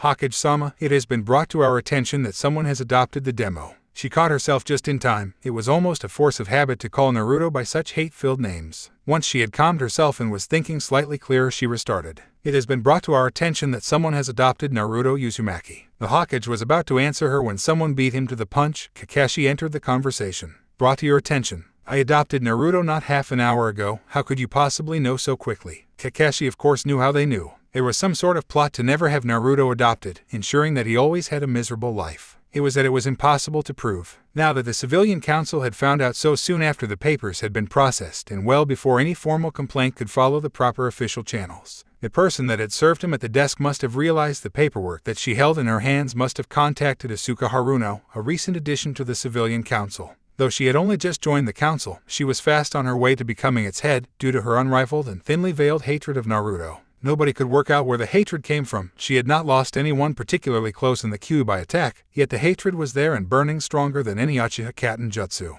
Yes, there are special circumstances that surround that boy, as I'm sure you are well aware. For this reason we have called a council meeting of both the civilian and ninja sectors. It was now Sarutobai's eyes that narrowed in suspicion. How did you arrange the ninja council to convene? The only 4 people that have such power in the village are myself and any one of the 3 village elders. He had his suspicions, though he knew she would never confirm them. That is not the issue right now. Both of the councils are gathered and are waiting in the council chambers. It is best that we do not delay them any further. She had dodged the question and attempted to redirect his attention. He was aware of this, but as it stood he would rather just get the meeting out of the way. In the council chambers there was a large ruckus. Asuka drew their attention, announcing the reason that we are gathered. We are here to discuss the implications of the adoption of one Naruto Uzumaki. Naruto for his part couldn't understand why his adoption was such a big deal for everyone else. This should be special to only him and Kakashi-sensei, with a select few others to be allowed to celebrate with them. Before we begin, I would like to ask why the Ninja Council was also gathered. Sarutobi demanded. Simple, to decide upon what punishment should be suitable for Kakashi Haddock should we deem disciplinary action be necessary, was Asuka's smug response. The Ninja Council is only concerned with dealing punishment for professional misconduct. As such, there is no need for them to be here. Any member of the Ninja Council that does not wish to witness this has my permission to leave. No sooner than the words had left Sarutobi's mouth, Hayashi Hyuga and Fugaku Uchiha had shunshined out of the chambers. After having part of her plan demolished by the Hokage, Asuka settled for trying to remove Naruto from Kakashi's guardianship. Well, it still remains to be seen whether it is a good idea for Haddock-san should be allowed to adopt Naruto. Maintaining his usual air of casual indifference, Kakashi asked, "On what grounds do you deem me unfit to look after Naruto?" "We are all aware of Naruto's unique circumstances," she said, skirting around, stating that he had a demon sealed within him for fear of her life. "We are simply unsure how stable he is or whether he will attack. We simply have the adopting family or individual's best interests at heart." Kakashi was smiling. She had made it too easy. "Are you telling me that an aged matron with no battle skills is better equipped than me to handle Naruto if such an unlikely event occurred? Me, a highly experienced jounin of considerable standing in this village." Sarutobi cast his eyes about the room. Shikaku Nara, while appearing to be asleep, was paying close attention to the proceedings and had a knowing grin about his face if you cared to look closely enough. Suma Inuzuka, head of the Inuzuka clan, Chusa Akamichi, head of the Akamichi clan, and Inoichi Yamanaka, head of the Yamanaka clan, were not even bothering to hide their glee. For many years each had made attempts to adopt Naruto into the family, each failing every time.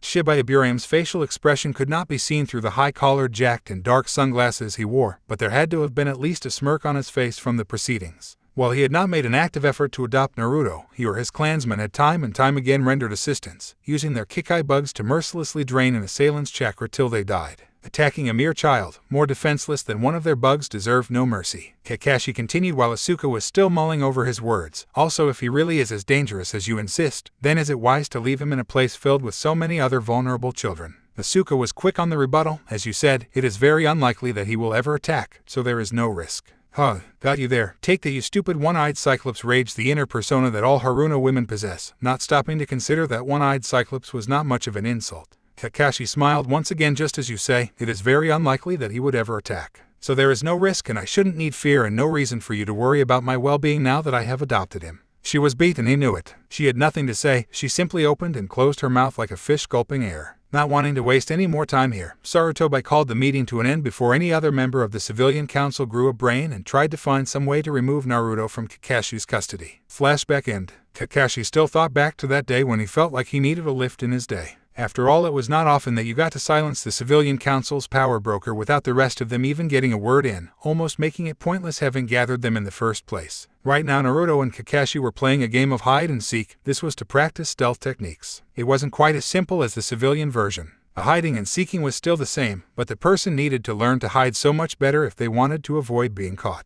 Another difference was that the person was allowed to move around while they were hiding. This was a double-edged sword. To move to remain concealed, or to remain still and avoid giving your position away. It was a very fine balance, as any movement had to be precise and not alert the enemy. This was often a game he had played with his genin team, though there were a few extra rules. Like using a genjutsu to disorient the searcher, though it had to be placed very subtly, otherwise you were classed as being found. As he continued his search pattern, he heard a rustling in the bushes nearby. A normal person would have passed it off as the breeze, but Kakashi was not a normal person. He had found Naruto. He walked over to the bushes and placed his hand on Naruto's head. He had done quite well not to be spotted, considering he was still into wearing those hideous orange jumpsuits that they managed to obtain from Keiichi. Kakashi had many other games that he used to teach Naruto strategy. It always worked best with games. He was still a firm believer that children learned best when they were having fun with what they were doing, something that Naruto seemed to prove over and over again. Kakashi taught him strategy. The ideal game to play would have been shogi, but seeing as Naruto was too young he settled for snakes and ladders. The first thing he had taught Naruto to do was how to cheat at throwing the dice and always get the number that he wanted.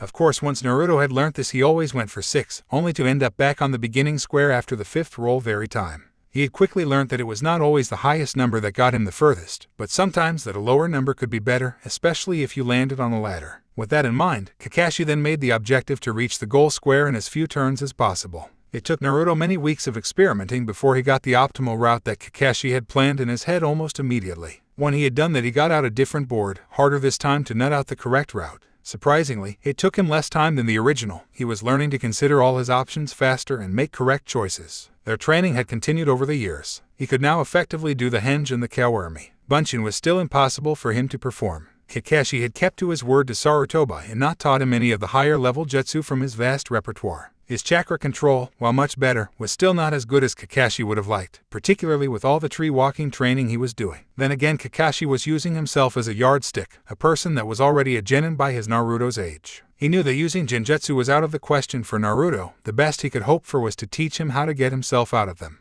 This was easier said than done as it involved putting Naruto into a genjutsu, and the ones he knew were far too extreme to subject a child of barely 6 years old to. To help he sought out Kurenai Yuuhi, a promising young chunin. She was far better that he was at genjutsu and was able to cast minor ones of her own creation on the spot, often used for punishing perverts. When he had asked her to cast a genjutsu over Naruto showing a picture of Guy Mato chucking Ikaraku's ramen down the drain, she gave him a quizzical look. He gave her a sheepish grin and asked her not to question. The genjutsu was cast. GNJUTSU vision. YOSH. Someone's flames of youth have started to dwindle. To consume ramen, such an unyouthful act. I will make my own flames of youth burn even brighter by tipping this horrid ramen down the drain. I proceed to tip the ramen down a drain that had just magically appeared. Vision end. That was all poor Naruto could take. The speech was enough to tolerate. Green spandex was bad, the bowl haircut was worse, the fuzzy eyebrows, well, they were horrendous. But they compared to the evil of tipping perfectly good ramen down the drain, the rest was nothing. Naruto was panting hard, with a horrified look on his sweat-covered face. Never had he seen such an evil thing in his life. He had to get out and did the only thing he could remember Kakashi telling him to do, emit a large pulse of chakra to end the jutsu. Kakashi for his part was grinning. He had just taught Naruto to escape genjutsu, all the while getting one up on his eternal rival with him being none the wiser. Kurenai decided something were best left unasked and decided to stay and help Naruto train in order to reduce the amount of chakra he used to dispel the jutsu. Naruto agreed to be subjected to more genjutsu on the condition that he was ever to see ramen being wasted again. It was now a new year and the day of the first day at the Konoha Ninja Academy. Anaki, are you going to take me to the academy today? Kakashi smiled and Naruto addressed him as his older brother. Rather fitting actually, Kakashi thought, the son of the man I consider a surrogate father referring to me as his older brother. Yes, Naruto Atauto, don't worry, I'll see you off. This is an important day for you, I wouldn't is it for the world. Kakashi reassured, his one visible eye crinkling with kindness. After a short breakfast, we find the pair roof hoping towards the Ninja Academy. Silently, Kakashi thanked himself for all the physical training that he had done with Naruto over the past 2 years. It had consisted of swimming practice and daily jogging to improve his stamina and speed, as well as a few exercises to build some strength into his muscles, though not too much as to affect his growth. While they weren't traveling anywhere near the speeds that Kakashi was used to, it would have driven him nuts to have traveled at ground level at civilian pace. In 15 minutes they had reached the academy. Kakashi turned to Naruto with a few last messages. Alright, every time you come here from now on, I want you to time yourself. Each time you should aim to beat your best time in arriving here. You don't have to beat it every time, that would be ridiculous. Just focus on getting here as fast as you can and remember, don't claim you beat the time if you end up taking a shorter route. Kakashi watched as the devious smile on Naruto's face fell. He could read that smile anytime now and often had a fairly good idea as to what Naruto was thinking when he used it. After all, there was something to be said for Naruto's unpredictability. Secondly, ask questions. Even if they make you feel stupid, ask them anyway. You will learn more if you are asking questions. This will help you later on in ninja life. Kakashi didn't need to go much further than that, the explanation would be lost, but it was a vital part of being a ninja. Questioning everything, from information given to the reality of one's surroundings, was vital. Even if the question was asked only in one's head, it was better to answer yourself, rather than have a question unasked and thus unanswered, particularly in the field. Naruto gave Kakashi a hug, no longer flinching at human contact like he had done only 2 short years ago. Kakashi watched his retreating back for a while, before sunshining home. He had put off reading the Ika Ika book series for 2 whole years now. He'd be damned if he didn't catch up while he had the chance. Naruto was looking through each class list attached to each of the doors. He finally came to a door which had his name posted on the class list. He cracked a wide grin as he recognized some of the names on the list. Kiba and Yuzuka, Shikamaru Nara, Choji Akamichi and Shino Aburame were all on his class list as well. Over the 2-year period the 5 of them had grown quite close, well the 4 of them had. They were about as friendly as anyone had ever been with an Aburame, not for want of trying, but due to Shino being so withdrawn like the rest of his clan. 2 other names also stuck out, Sakura Haruno and Ino Yamanaka. He recognized the names, though didn't get the same thrill of excitement that went through him when he saw the other 4 boys' names. Ino was polite to him when they were with their parents, but when their parents weren't watching she avoided all 4 boys like the plague. It wasn't due to her parents' attitudes towards Naruto, simply that she thought that boys were Aiki and tried to spend as little time with them as possible. Sakura was a different kettle of fish altogether. Naruto and Sakura had something of a history together, as was to be expected. It was hardly surprising that Asuka's highly negative view of Naruto had rubbed off on her daughter, indeed going as far to actively warn her daughter and tell her to keep away from the boy. Sakura for her part could not see what was so bad about the boy, but her mother had told her to keep away and not become friends. When she went to the park she found a group of children no older than the age of 5 teasing Naruto about everything, from his orange clothes to his whisker-like marks on his face. Sakura, glad that they were for once not teasing her, joined in. Ino could be seen somewhere in the background not participating, but not saying anything in Naruto's defense, like the boys were. This continued on for weeks until Ino finally approached Sakura. Flashback. Sakura, why do you make fun of Naruto? Because everyone else does. The answer was straightforward, to the point, and yet it still confused the young Yamanaka. Ino pressed on, determined for more answers. But I see you get teased and called names and you don't like it. So if you don't like it, why make fun of Naruto? Because when I tease him everyone forgets to make fun of me. I think that they even like me a little when I say mean things to Naruto. I just want to have friends. They make fun of me for my big forehead and pink hair. I just want to have a friend, Sakura explained, almost on the verge of tears as she finished. Ino came to her own conclusions slowly. So if I be your friend, you'll stop picking on Naruto like the rest, right? Ino surmised. Sakura was in shock. Someone as popular as Ino was offering to be her friend. Not really having anything to say, she simply nodded. True, since that point neither Ino nor Sakura could have been happier. While the boys were kind to her she never really liked laying with them, so she was glad to have a girl to play with. Sakura was glad to finally have a friend and someone that would stick up for her when the bullies came back. After this, not once did she feel the need to pick on Naruto again. After all, she had a friend of her very own. Flashback end. Naruto walked into the class and noticed that 3 of his 4 friends were already seated, only Kiba was missing. He sat on Shikamaru's left while Choji was seated on his right. This left space for Kiba to sit on Naruto's own left and the group could sit together though school. Kiba sidled into the class only a few minutes after Naruto. Naruto failed to notice as he was now taking note of the rest of his classmates. There was a boy in the corner with obsidian black hair. He was wearing a blue t-shirt and ninja sandals with a white pair of shorts. He also had bandaging going around his shins as well as his forehead. He didn't seem to be talking to anyone, but there did seem to be an unusually large number of girls sitting around him. The next person he took notice of was a girl with indigo hair that seemed as though she was trying to mimic a turtle by disappearing into her massively oversized jacket. The jacket was beige in color and was complemented by a pair of blue 3/4-length shinobi pants. The thing that held Naruto's attention though was her eyes. From what he could see they had no pupils and reminded him of the full moon, something he loved starting out with either his friends or his Aniki when they all had the time. He was snapped out of his thoughts by the rough opening of the door to the room. A man with silver hair walked in first, closely followed by a man with brown hair pulled back into a ponytail and a scar across the bridge of his nose. The man with the ponytail spoke first.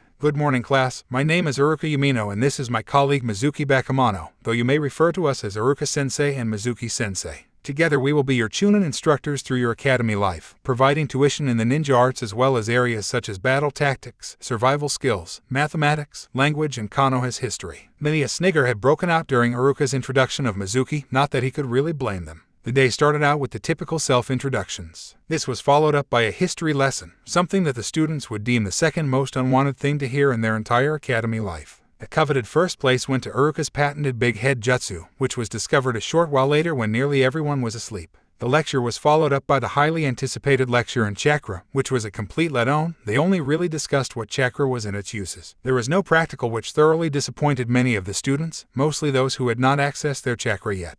Elsewhere, Kakashi was wandering around, not really sure of what he should do with he regained freedom. The decision was soon taken out of his hands when an ANBU officer shunshined right in front of him. Haddock-san, the Hokage has requested your presence. Fully expecting the ANBU to shunshin away again, Kakashi started to make his way down the street once again. Kakashi turned and said to the man, "You can leave now. Your message has been passed on. Actually, I have orders to irritate you until you actually arrive at the Hokage's office." Well, I'd love to see you try. I live with Naruto, so I've built up a pretty high resistance to irritating things. Kakashi had a smug look about his face. The Hokage did warn me of such, so he gave me the ultimate battle plan. Henge, looking skeptical, Kakashi waited for the smoke to clear with a skeptical look replacing the smug one he was currently wearing. His skepticism soon turned to absolute horror. The ANBU had hinged in Tomato Guy, his eternal rival. No, he wouldn't. Kakashi, though wildly, his stomach nodding with apprehension. YOSH, let the power of youth explode. He did, and Kakashi wasn't having any of it. If all it took was a visit to the Hokage, then so be it. Anything was better than that, well, nearly anything.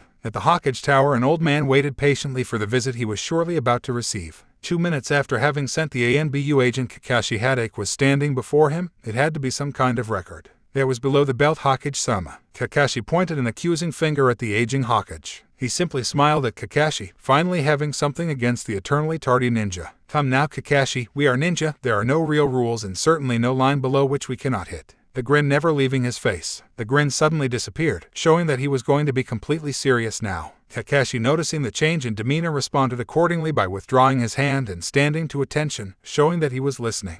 I have an offer for you. I want you to listen to the whole thing before you decline. I want you to rejoin ANBU. Detecting that Kakashi was about to interrupt as he thought that was the whole offer, he quickly spoke again, raising his voice as he continued. I want you to be assigned to my personal guard here in the village. There are many benefits to this. The risk is far lower than that of any other ANBU missions. This way you stay in the village when you are on duty and you don't have to leave Naruto unattended for days. Finally, financially you will be better off. You have been surviving for the past couple of years on the monthly stipend that I allow you out of the budget. This will give you the chance to earn money far above that monthly allowance. Kakashi mulled it over in his head. The two things that had Kakashi most concerned about rejoining the ANBU were the mission risk and leaving Naruto alone while he was away on missions. If Kakashi were to die while he was out on a mission, then Naruto would be left alone again. If Naruto were to die while Kakashi left him to go on a mission, Kakashi may very well committing seppuku. This offer removed those two factors. What are the hours? Kakashi asked, hoping that he would say that it was from 9 a.m. till 3 p.m., the hours that Naruto was in the academy. 6 a.m. till 2:30 p.m. 8-hour shifts with a 30 minutes on-call paid break. In other words, if I call you through those 30 minutes, you drop what you are doing and come. In fact, if I call you at any time between those hours, you drop what you are doing and come. Sarutobi finished with a rather sternly. Kakashi have realized that the Hokage was referring to his tardy ways. There wasn't much need for further consideration. The hours were not perfect, but better than he could have received. I accept. Thank you for the kind offer, Hokage-sama. Good, you start next week in Kakashi, be on time every time.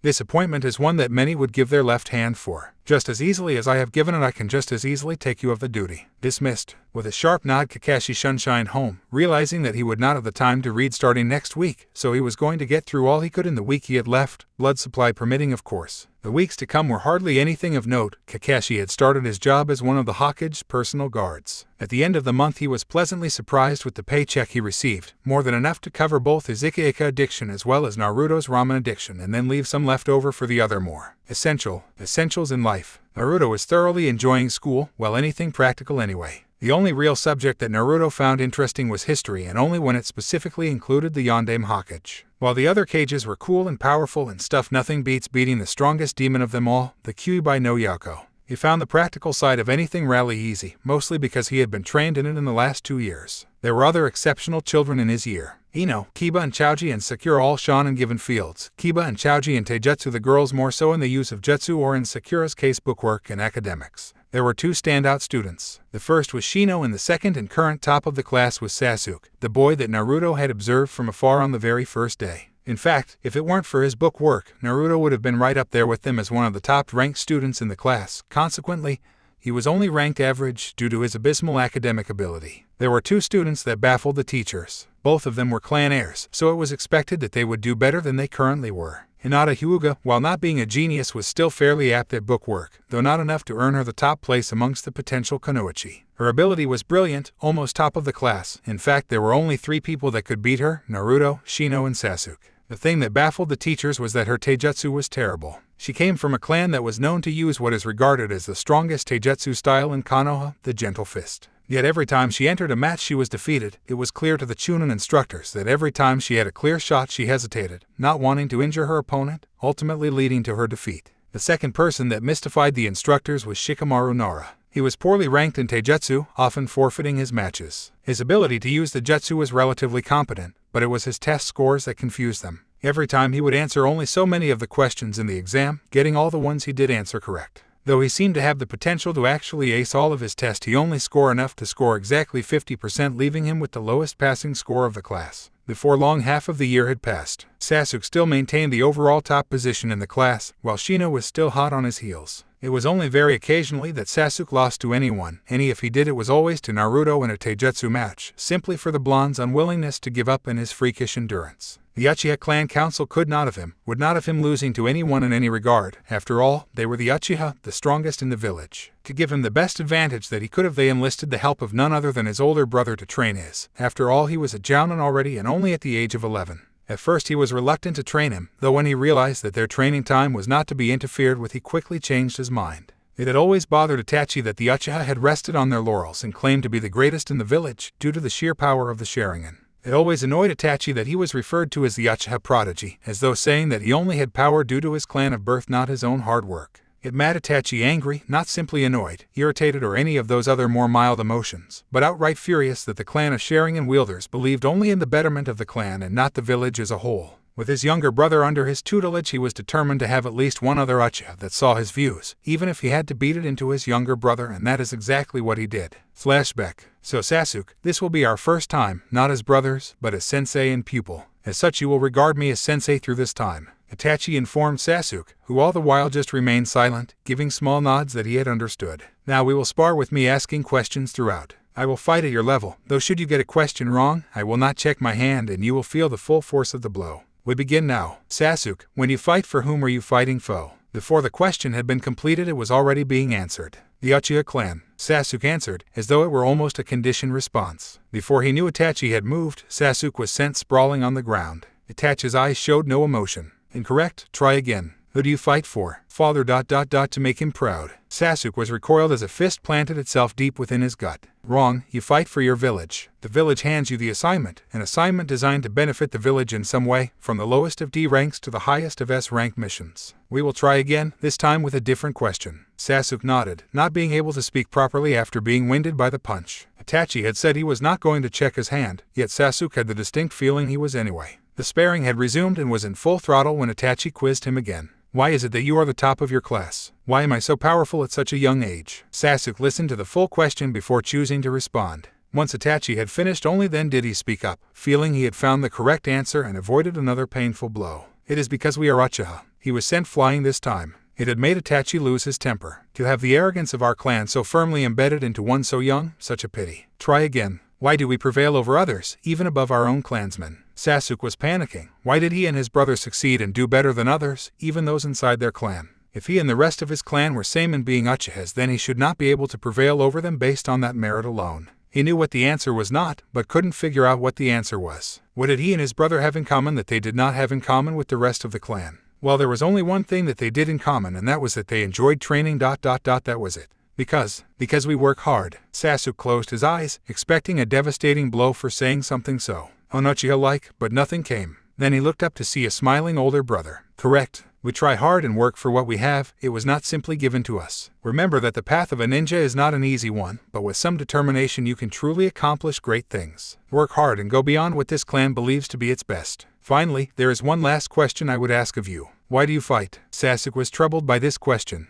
An idiot would have answered immediately what he had been taught by his father and the clan council. Fight for power and fight for the pride of the Uchiha. Sasuke was far from an idiot and realized this is the last answer Itachi would want to hear. Then he realized, if he did not fight for this purpose, then he had no reason to fight, none of his own at least anyway. Sasuke, this does not need to be answered right away. If you do not have one now, then develop one. All I ask is that you might tell me when you do, as a request from an older brother, not a task from your sensei. Flashback end. Itachi's training and questioning of some of his firmest belief continued throughout the rest of the school year. It was through this time that they actually became brothers by more than just title or by blood relation, but by their ties to each other. Slowly Sasuke changed, changing those around him in the process. His rivalry with Naruto had not ended and had forced the young blonde to work even harder if he ever wanted to be considered on the same level as Sasuke in at least taijutsu. This in turn forced Kiba and Choji to up their efforts not to get left behind by their friend. Shikamaru still had the mentality that it was all still far too troublesome. Ino and Sakura, just as determined not to get left behind by the boys and prove their own worth, started training harder to catch up the gap that seemed to have opened out over the few weeks. Hinata was not to feel the effects of such a thing as well. Her clan had deemed that Hanabi would make a far better heir to the Hyuga than Hinata.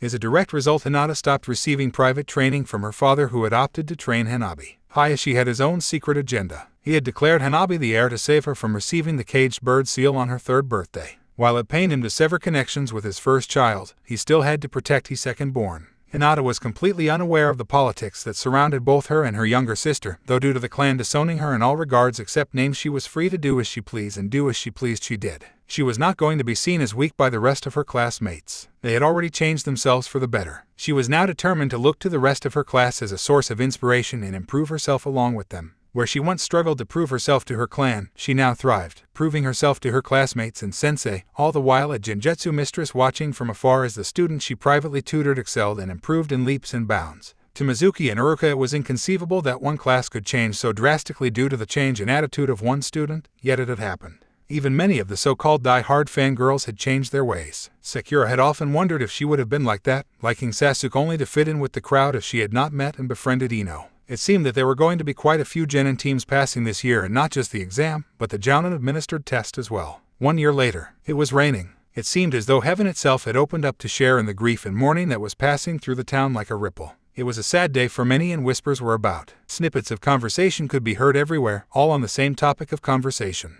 Did you hear? Yes, did you? That's right, all wiped out. Poor Sasuke is the only one that was left. How horrible. No one with the Sharingan survived. Only Sasuke, the last Uchiha. Sasuke was not sure what to feel. On one hand, there was the immeasurable grief and sorrow over losing one's family to one person in one night. On the other hand, it was the villagers' conversations that made as though all of the clan had been wiped out. It was not the case. Sasuke was the only one who had any potential of bearing the Sharingan, that much was true. Yet those who still bore the Uchiha name, yet not the bloodline, still lived. The prized Sharingan, sadly no one acknowledged their pain. His father Itachi had gone on a rampage the previous night, killing all who could wield the Sharingan. In his rampage he had killed many who had married into the Uchiha family for power and prestige. The only members of this group allowed to live was Sasuke, the youngest with the potential to awaken the Sharingan, and the many merchants or the like who had married into the clan who had genuinely fallen in love with an Uchiha. More often than not, a person that was an adult and was discarded as trash after they failed to awake the Sharingan. Sasuke, while not there to watch the full extent of the massacre, was there to see his beloved elder brother kill his father in cold blood.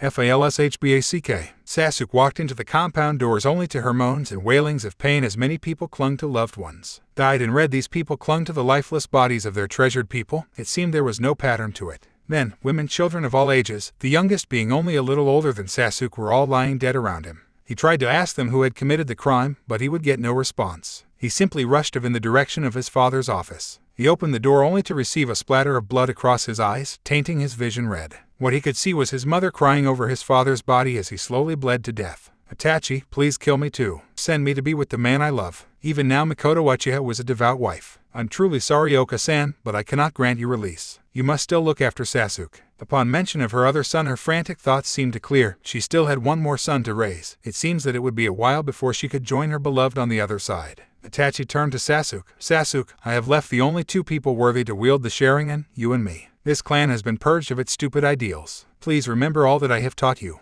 Itachi silently prayed that he would remember not only the lessons on the ninja arts, but also why he should work hard and not fall into the trap that of many Uchiha before him had fallen into. Why, was all Sasuke could manage to voice. Sasuke, sometimes even the mightiest of trees gets a limb that becomes infected and parasitic. To prevent the spread of infection and the corruption of the tree, it is best to sacrifice that limb, even if it once had a great purpose to the tree. Before Sasuke could ask anything further, Itachi had left to avoid the ANBU officers he knew would be coming to his location while he waited here. Without further commotion, he turned his back and would not be seen by anyone that would recognize him for many years to come. Flashback end. There was a public memorial for the clan. Many turned up. Since that day, there many had started fawning over Sasuke. It wasn't just the fangirls anymore either, it was the village adults as well. Frankly, it made him sick to see them put him on a pedestal while there were so many in his clan members that had lost loved ones, yet no assistance was not offered to them. Why? The connection was simple, because he was the one remaining person that could attain the Sharingan as well as produce an heir that was capable of receiving it as well. Sasuke separated him from those that fawned over him and focused on his training, surrounding himself with those that he knew would not give him an inch through their training time.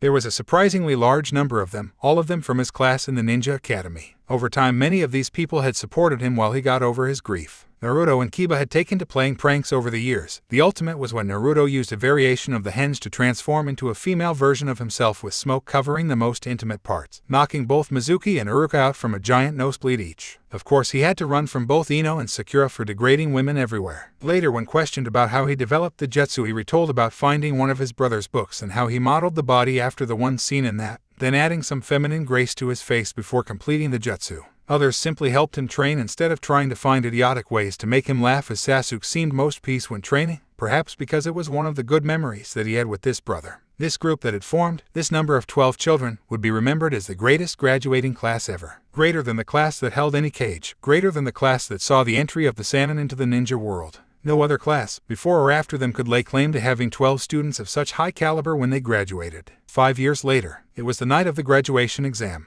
Everyone was at home resting for the exam, well, nearly everyone. Naruto Uzumaki was at home panicking because he still could not do the Bunshin jutsu. He was 12 now, and his father had explained to him that he simply had too much chakra to release such a small amount without there being any wastage. This didn't stop him. It was the thing that so many of his friends admired about him. He never gave up and he never stopped trying. Kakashi watched his little brother struggle for the umpteenth time. It was time he took pity on the boy. He had kept his promise to the Hokage from all those years ago, but it was time that he broke that promise in order to help a little by teaching a high-level jutsu. Naruto, come here. I have something that will help you with the Bunshin. Naruto, wanting any advantage he could get, quickly moved from his place in the training area of their backyard to where Kakashi was standing.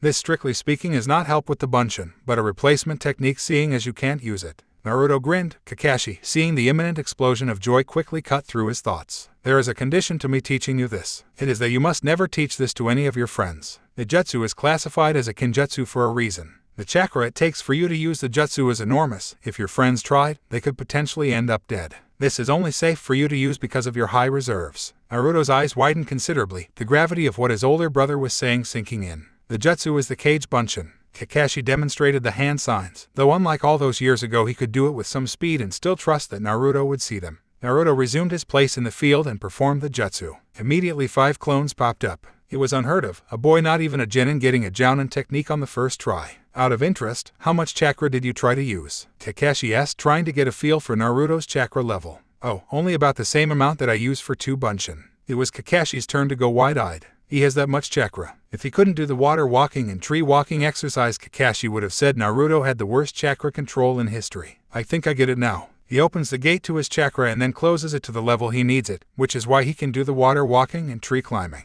But when he opens it for the Bunshin, the bit that escapes is already too much for that jutsu. It just means we are going to have to get him to control how rapidly he opens the gate to his chakra. Kakashi had gained an understanding on his little brother's chakra control, level, and usage just by teaching him one jutsu. Naruto, feeling content that he could now pass, went to bed and waited for tomorrow to come. The following day found Naruto and his classmates in the Ninja Academy, each waiting for their chance to prove themselves worthy a genin of Konoha. Iruka and Mizuki walked in the door. Iruka was the one to address for the last time as a class. All of you listen. The road has been long and many of us have had to put up with our share of trials before getting to this point. In just a few moments you will all be administered your genin tests. If you do pass, you will be awarded your Hidayate. This caused a stir amongst all the students. If Shino Aburame would come forward with me and Ami would go with Mizuki, then we will get the testing underway. At this, Naruto's head along with Sasuke and Ino's head all slammed on the desk multiple times. What in the hell do you 3 think you're doing? Sakura asked, puzzled by the behavior. The 3 looked at each other before Sasuke spoke for them all. The test is in alphabetical order. After an hour or so there were only 2 people left in the room, Sasuke and Naruto. Sasuke had let Ino go before him with Mizuki. Iruka came out not long after, so no words could be exchanged between the two. Naruto was left on his own until Mizuki came out to test him.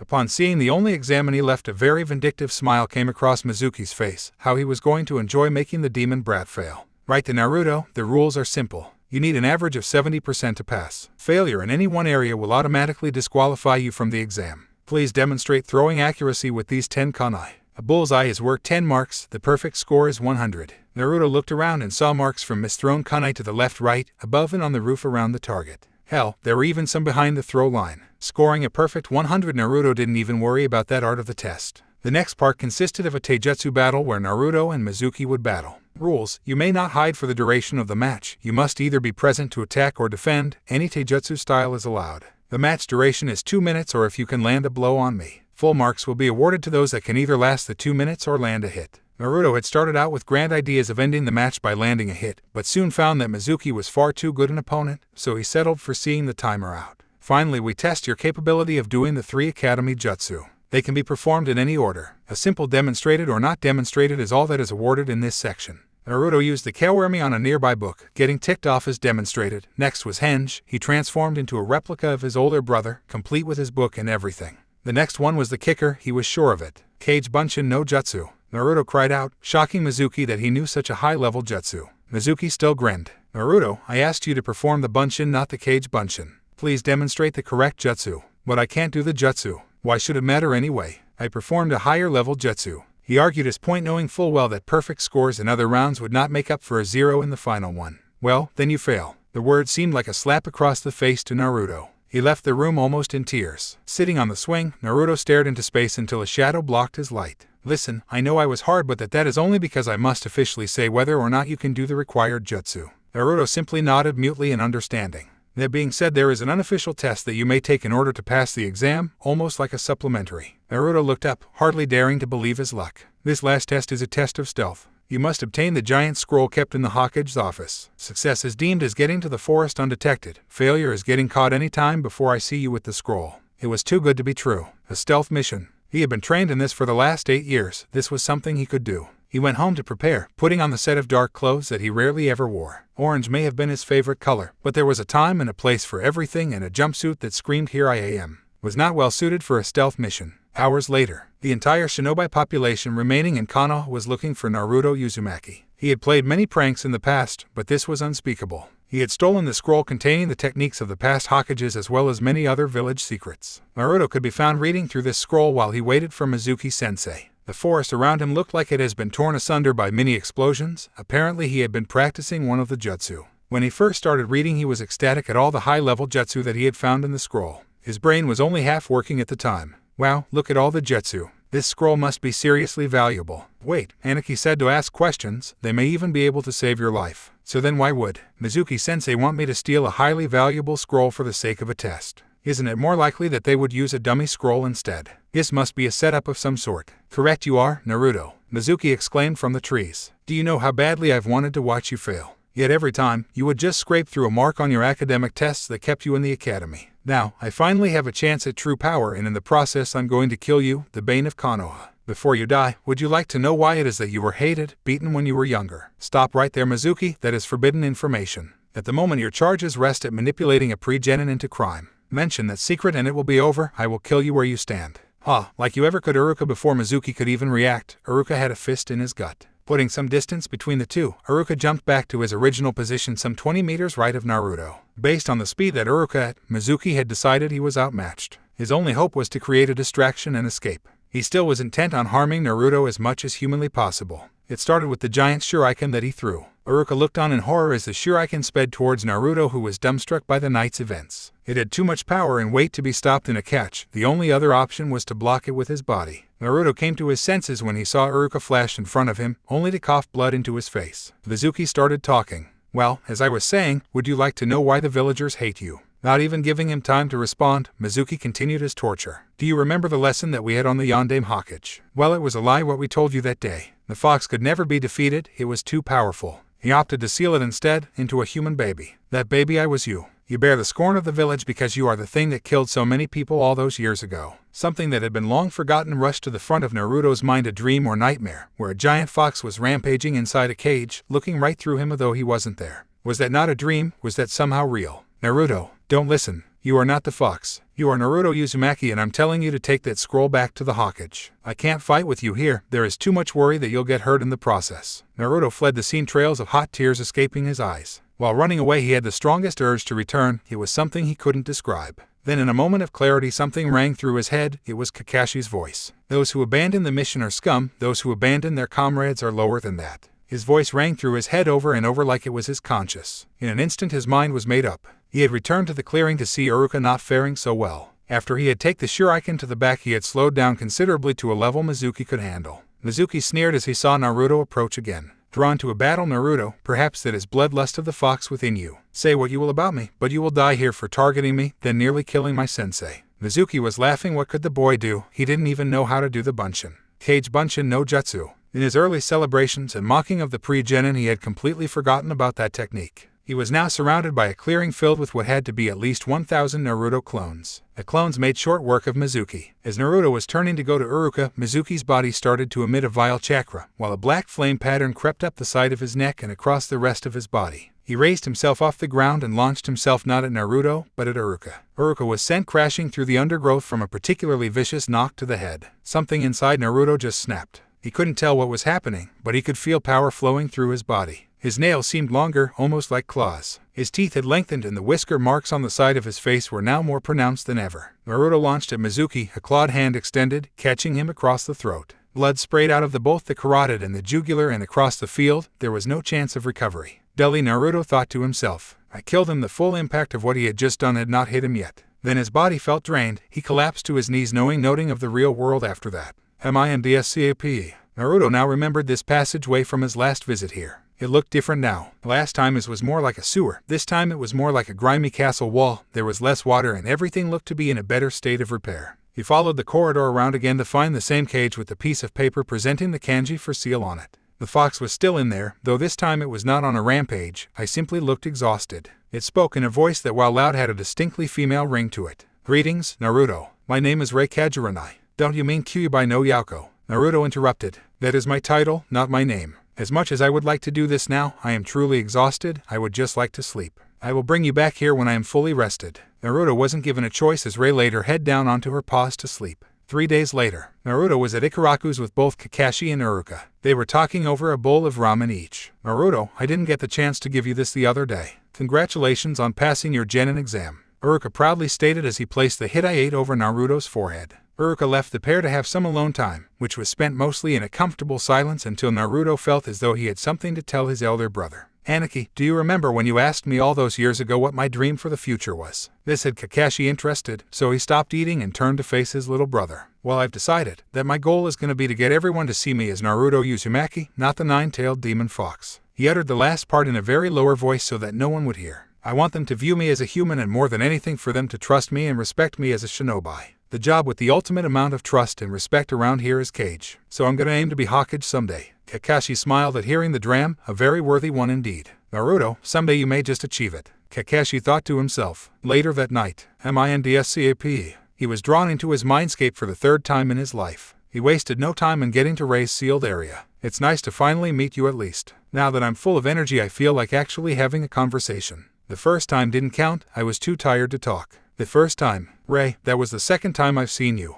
Naruto corrected. When else have you seen me? She asked, wondering why she didn't remember the first encounter. It was when I was little. You looked like you were being driven insane. You stared at the spot I was standing in, only you looked like you were looking right through me. I'm sorry you had to see me in such a state. Forgive me for doing this, but was there a reason you attacked Konoha? You don't seem like you have the temperament to do that sort of thing. Well, thank you for saying so, and I didn't choose to attack Konoha, I was forced. Forced? How? What could possibly be powerful enough to control a Biju? The eternal Mangekyou Sharingan. Only one man possess it, Madara Uchiha. He locked me into a state of nearly perpetual bloodlust. You outburst using some of my power must have finally freed me from whatever technique he used in the first place. Okay, that explains why you attacked, but not why you showed up. From what I've read, demons stay in another realm. What made you come here in the first place? This was a question that Rei really would rather not have answered. I was net here by Kami to be your companion over the ages. She responded carefully. My companion over the ages. What are you talking about? Naruto asked dumbfounded. There was no easy way to put this. She'd have to say it all right. Naruto, you are immortal. I was sent as an immortal being, so you would have at least one friend to always be there with you when all your mortal friends have died. MINDSCAP. She had dropped the bomb. Rei had told Naruto why she came to his world in the first place. She was to be his companion for the eternity that he lived. Naruto was not sure what to feel. He had just been told that he was immortal. What should he feel? Joy. Joy at being able to never die. Fear. The fear of being alone after all his friends had gone. How? Was all he could weakly ask. I don't know. All I know is that you are immortal. You're lying. The statement aroused Rei's curiosity. How did you come to that conclusion? Confused as to what possible logic he could have used to make such a statement. You said that you were to be my companion as I was immortal. If that were true, you would have only appeared on the exact day of my birth, but you were around for weeks before I was even born. Therefore, if I was not alive, there would be no way for you to tell whether I was immortal. That is incorrect. I appeared on the day of your hastening. She said as though it explained everything. Hastening? What do you mean? What is that? He asked, not understanding her explanation in the least. The time of hastening is when the soul of the baby enters the body. This happens on the last day of the 26th week of gestation. It is for this reason that it is considered a crime to kill an unborn baby beyond this point. You are effectively committing murder, and nothing can be more innocent than an unborn child. From this point on, the baby is considered truly alive as it houses a soul, and this is how we were able to tell that you were immortal. I see. I apologize. Well, what happens now? Nothing. You simply live your life however way you want to. You can take risks that most would never consider, though using caution is always advised. Ray counseled. Caution? What for? I'm invincible. Naruto asked. You are not invincible, only immortal. As such, you can still be defeated, or have you so swiftly forgotten what the Yondaime did to me? Ray responded in a very sharp manner. I understand. Naruto replied, somewhat sobered by the reality check that he was given. Naruto, we have discussed everything that I needed to discuss with you. Even if you have further questions, I don't feel as though I would have answers for you. Besides, it's almost time for you wake up. We can talk later. Real world. Naruto woke up and looked around his bedroom rather groggily. Was that all a dream? He asked himself. It was no dream, Naruto. Every bit of it was as real as the bed you are sitting on.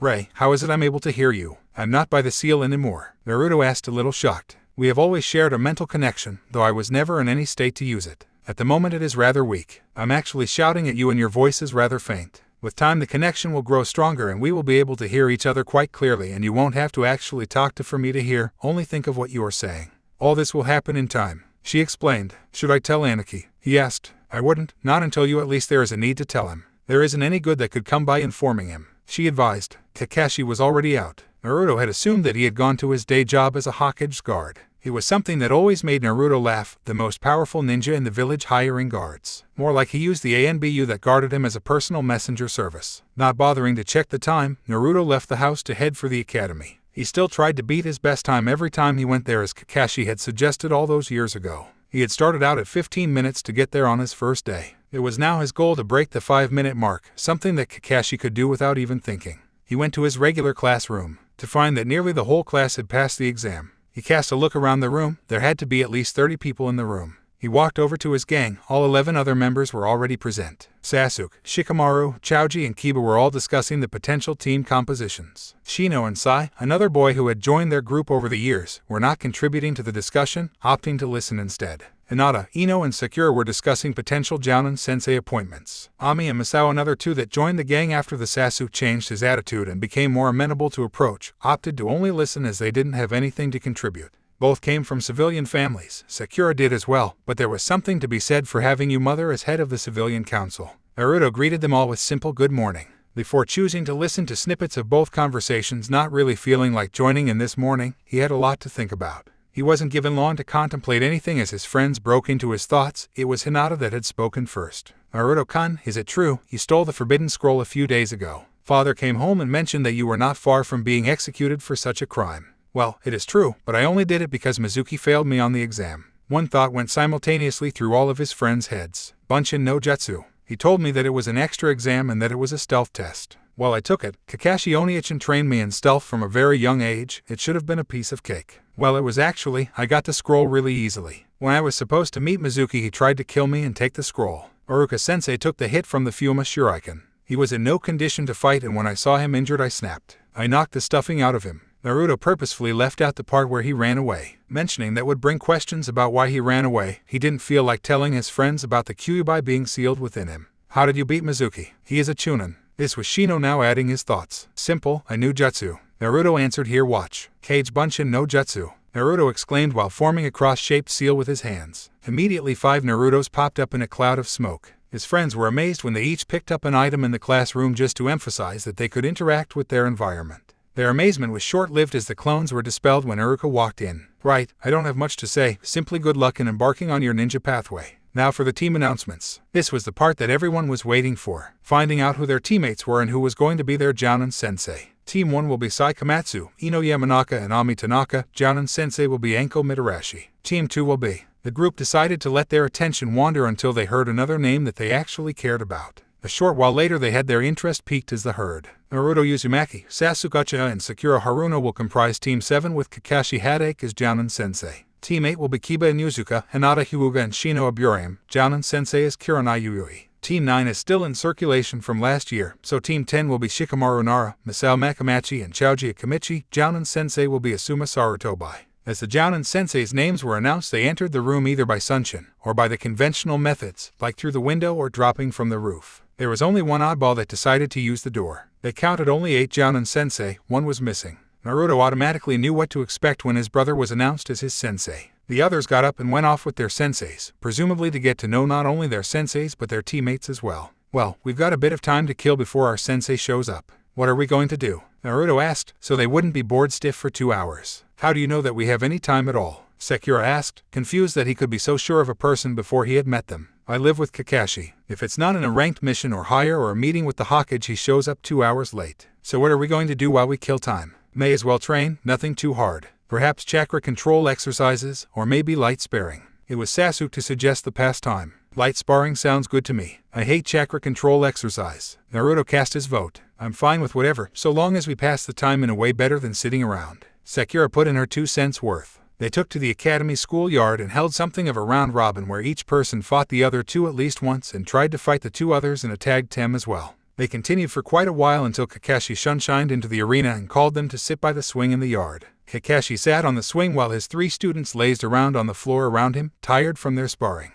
It's good you can use your time productively even when not being instructed to do so, but why don't I get straight to the point? My name is Kakashi Haddock, I am to be your Jounin sensei. Why don't you introduce yourselves? Kakashi greeted them. It is only polite that we know something about you before we go spilling anything about ourselves, especially when you asked. It was Sakura that made the point. She wasn't sure how she was supposed to introduce herself, but found a better way of saying I don't get what you want to know. Alright then, as you know, my name is Kakashi Haddock. My likes include reading, he said with a slight pause in his sentence. I don't really have any dislikes, no real hobbies to mention, only training and my dream for the future, well that's rather personal. By the end of the introduction, Sasuke and Sakura hadn't really learned that much, only Naruto had some inkling about their sensei, and even that wasn't a great deal. Sakura volunteered to go next. My name is Sakura Haruno. I like reading, training and getting stronger. I dislike people who underestimate me. Hobbies include training and reading. I don't really have a dream for the future. Sakura faltered slightly at the end. Don't worry, with time you may develop one. If you share with us in the future, we will try to help you along your path. Kakashi counseled. For a laid-back guy, he really did come out with some pearls of wisdom once in a while. Sasuke went next to fill in the silence that followed Kakashi's minor speech. My name is Sasuke Uchiha. I like training, learning new jutsu and tomatoes. Nobody was expecting that from one of the most stoic people that they knew and proceeded to face fault.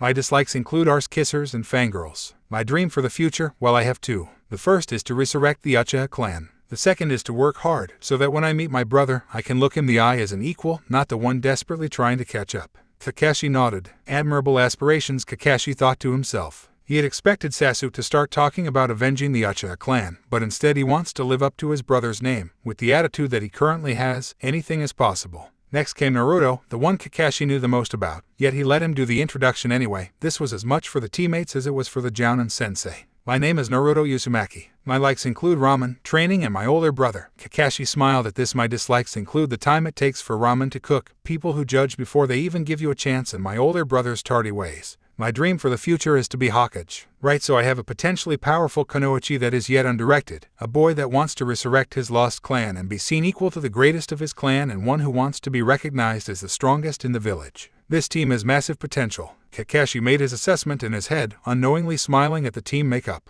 Well, now the introductions are over, I have a few notices. The first is that I want us all to meet at Training Ground 7 for a survival test. Before you ask, you don't need to bring any supplies other than a basic ninja side pouch. After all, it is me you are going to survive from. And by the way, I wouldn't eat if I were you. Kakashi watched with a sick grin as all of his students' faces twisted in horror, particularly Naruto, as he knew just how powerful Kakashi was. Well, if you don't have any questions, then I'm going to make myself scarce. He promptly sunshined out of there before another word was said. Sasuke and Sakura were about to leave when Naruto called out to them. Hold on, you two. I just want to tell you that you should eat something tomorrow. Naruto advised. He said not to eat anything. Sakura deadpanned. Think of that more like advice. Besides, I know how powerful he is. Fighting against him is asking for trouble. Doing so on an empty stomach is suicide. With his message passed on, Naruto left the academy, Sasuke and Sakura following suit shortly after. When arriving home, Naruto found Kakashi making dinner, ramen for a change. This always put Naruto in a good mood. Naruto approached his older brother and carefully asked his question. Aniki, today's introductions reminded me of something you told me many years ago. You said that when I knew my dream for the future you would tell me yours. Will you still tell me? Kakashi looked at his little brother and realized that he had indeed said that all those years ago. My dream. There isn't much to it, though you will understand it a lot better later on. My dream is to convince several people to return to the village. Kakashi confided. You're right, I don't get it. Maybe someday I will. Maybe when I meet these people. Naruto replied. He didn't want to think about it for too long. After all, he had to get ready for tomorrow. Surviving his older brother will be no easy task. The next morning, Kakashi was awoken by a very loud shout. YOSH. KAKSHI, wake up. Naruto tells me you are planning on being late for your first true team meeting. This is most unyouthful. There beside Guy Mato was his young protege and carbon copy, Rock Lee. In an equally loud voice he screamed, Guy SENSEI is right. You are being most unyouthful. It is very unyouthful to act in an unyouthful way. That made no sense whatsoever, Kakashi thought groggily. Oh, who cares, it's only Naruto anyway. Through the directions of a certain aging Hokage, Naruto had discovered that to get Kakashi to be on time all you had to do was henge into Mato Guy or his student and Kakashi would be where you want him in a flash. Kai, Kakashi exclaimed. The image of Guy and Lee did not disappear. Kai, he tried again only for the same result. YOSH, Kakashi, stop with this unyouthful behavior. You must get to your team immediately. Kai boomed at top volume. The cogs were turning in Kakashi's head rather slowly. If the release technique doesn't work, then it must either be a really powerful henge or genjutsu, that or RGGGHHH double exclamation mark double exclamation mark double exclamation mark double exclamation mark double exclamation mark. Kakashi let out a scream of pure terror that could be heard all over Konoha. In a certain training ground, a blonde laughed at the sound of the scream, while his two teammates just gave him a funny look, not getting the joke. The real Guy and Lee in my house, in my room, while I was asleep, defiling my humble abode with speeches of youthfulness. Kakashi thought quite wildly to himself. He bolted, got dressed as fast as he could and shunshined to training grounds. Guy had not seen his eternal rival move so fast in all his time knowing him. At the training grounds, Kakashi suddenly appeared in a swirl of leaves. He gained his bearings and found Naruto. Pointing an accusing finger at the blonde, he practically screamed, You're evil. How could you do such a thing to your beloved Aniki of all people? I wouldn't wish that on my worst enemy. Well, maybe you'll learn to be on time from now on. Naruto replied with a very large grin about his face. You will get yours, don't you worry, Naruto. Kakashi threatened almost maniacally. Well, now that we are all here, I have a test. This is to see if you will remain genin, or whether you will attend the academy for an entire year more before becoming genin.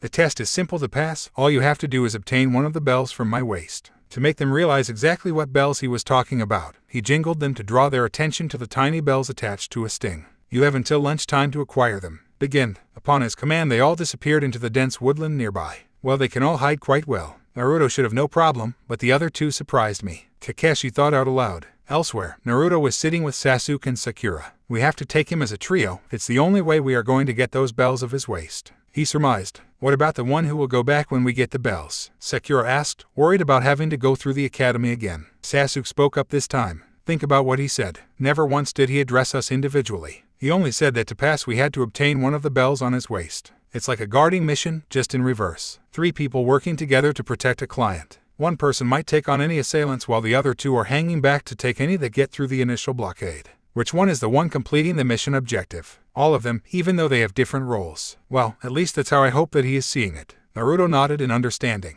Well, I have a plan. It was hours later, only 30 minutes before the end of the test, and the trio had yet to make a move. All of a sudden, Kakashi sensed some movement and saw Naruto clones en masse. Well, this is my chance to get even, Kakashi thought to himself as he watched the mass of orange approach. He tore into the mass, dispelling clones left, right, and front. As he was fighting, the real Naruto snuck up behind him and latched on, holding Kakashi in place. Like you always said, Sensei, never let your opponent get behind you, Naruto advised, thinking about all the advice Kakashi had ever given him. You know what? You're absolutely right, Naruto, but you would do well to listen to your own advice, Kakashi replied before poofing out of existence. The real Kakashi was behind Naruto, blurring through a set of hand seals ending in the Tora. Instead of announcing a Katen Jutsu as Sasuke and Sakura expected, he proceeded to jam his fingers up Naruto's backside, sending him flying. While wincing in pain for their blonde teammate's misfortune, a genjutsu was laid by Sakura. It simply showed Sasuke attempting to engage Kakashi in a taijutsu match. They figured it would be only moments before Kakashi worked out that it was a genjutsu. It was in this time that Sasuke would rush out as well, and attempt to steal the bells while his sensei was still caught in the jutsu. A rather simple plan. Then again, some of the simplest plans often work the best. The only hitch was the timing necessary on both Sakura and Sasuke's part. If Sakura laid the genjutsu too early, it would be noticed and swiftly dispelled. Too late, and Sasuke would run out and gain the full attention of their sensei, thus wasting Naruto's noble sacrifice. Should Sasuke run out before the genjutsu was placed, then he would have to deal with a very powerful ninja with his full concentration on him. Too late, and he would miss the narrow window of opportunity that Sakura had given him. Both parts were timed perfectly. The only problem was that his bells were so small that there was nothing to grab onto while he was fighting a Genjutsu. Sasuke made his decision. He grabbed not only the bells but a handful of Kakashi's ANBU style pants and indiscriminately ripping the both of them away. Without part of his waistband holding up his pants, the rest of his kit fell to the ground, revealing floral design boxers. Sakura turned red. Sasuke was dumbstruck, though nobody could work out if it was because of his sensei's choice in underwear or simply because he was faced with a pants-off Kakashi. Naruto, for his part, was trying to laugh. "Well, that's what you get for sticking your fingers up my arse," he taunted his older brother. A second later the time went off, signaling midday had arrived and that the test was officially over. Kakashi gathered his students for some feedback. "Very good, all of you, you all pass." And Sasuke, "Very good reasoning on why I should let you pass." All three looked utterly perplexed. Nobody had spoken yet. "What? You think that I didn't know where you were from the start? You guys may be talented for genin, but there is a reason I am a jounin."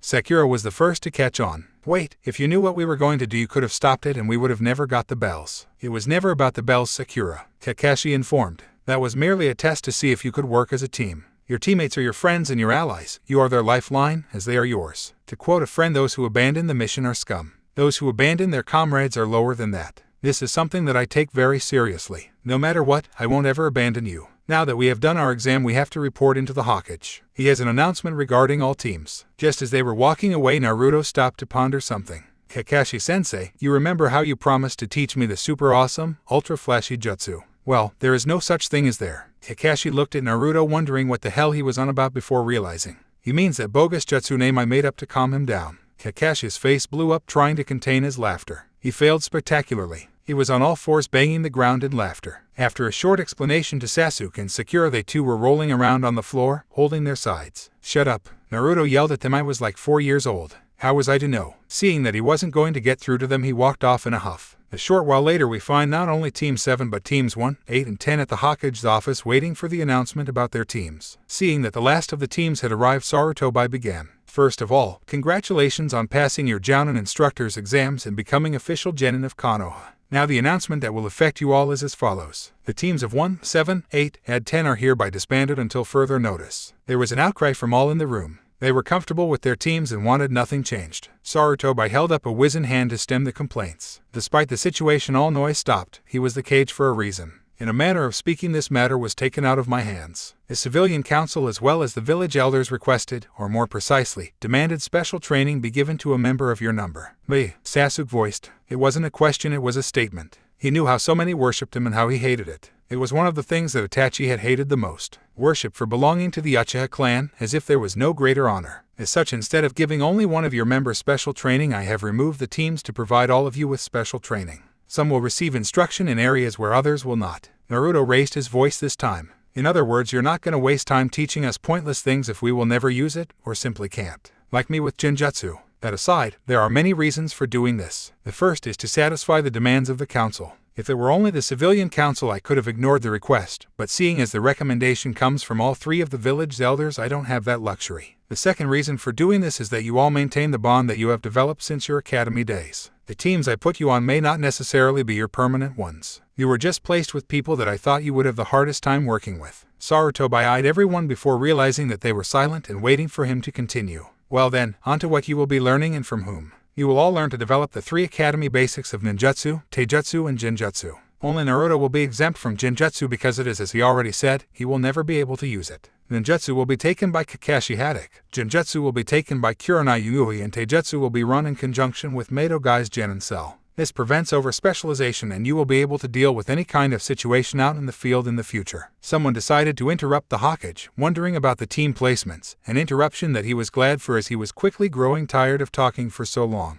"Hokage-sama, will there be any changes to the teams?" Anko asked, wondering about the placement of Ino on her team instead of the traditional Ino Shikacho team. "Actually yes, Ino and Masao will be swapping teams. There were reasons that I had them on those teams in the first place, but they blew away any doubts I had by passing their genin exam." A simple nod from Anko told her leader that she understood and accepted the change in her team composition when teams were actually active. "This is only the basic training everybody will receive. Hinata, Shino, and Kiba will receive training from Konoha's tracking unit. Masao Makamachi, Ami Tanaka, and Sai Komatsu seem to all have an attraction towards weapons usage, so they will receive extra training in this area from Anko Mitarashi. The Ino Shikacho team will receive training from their fathers in team tactics and in information gathering.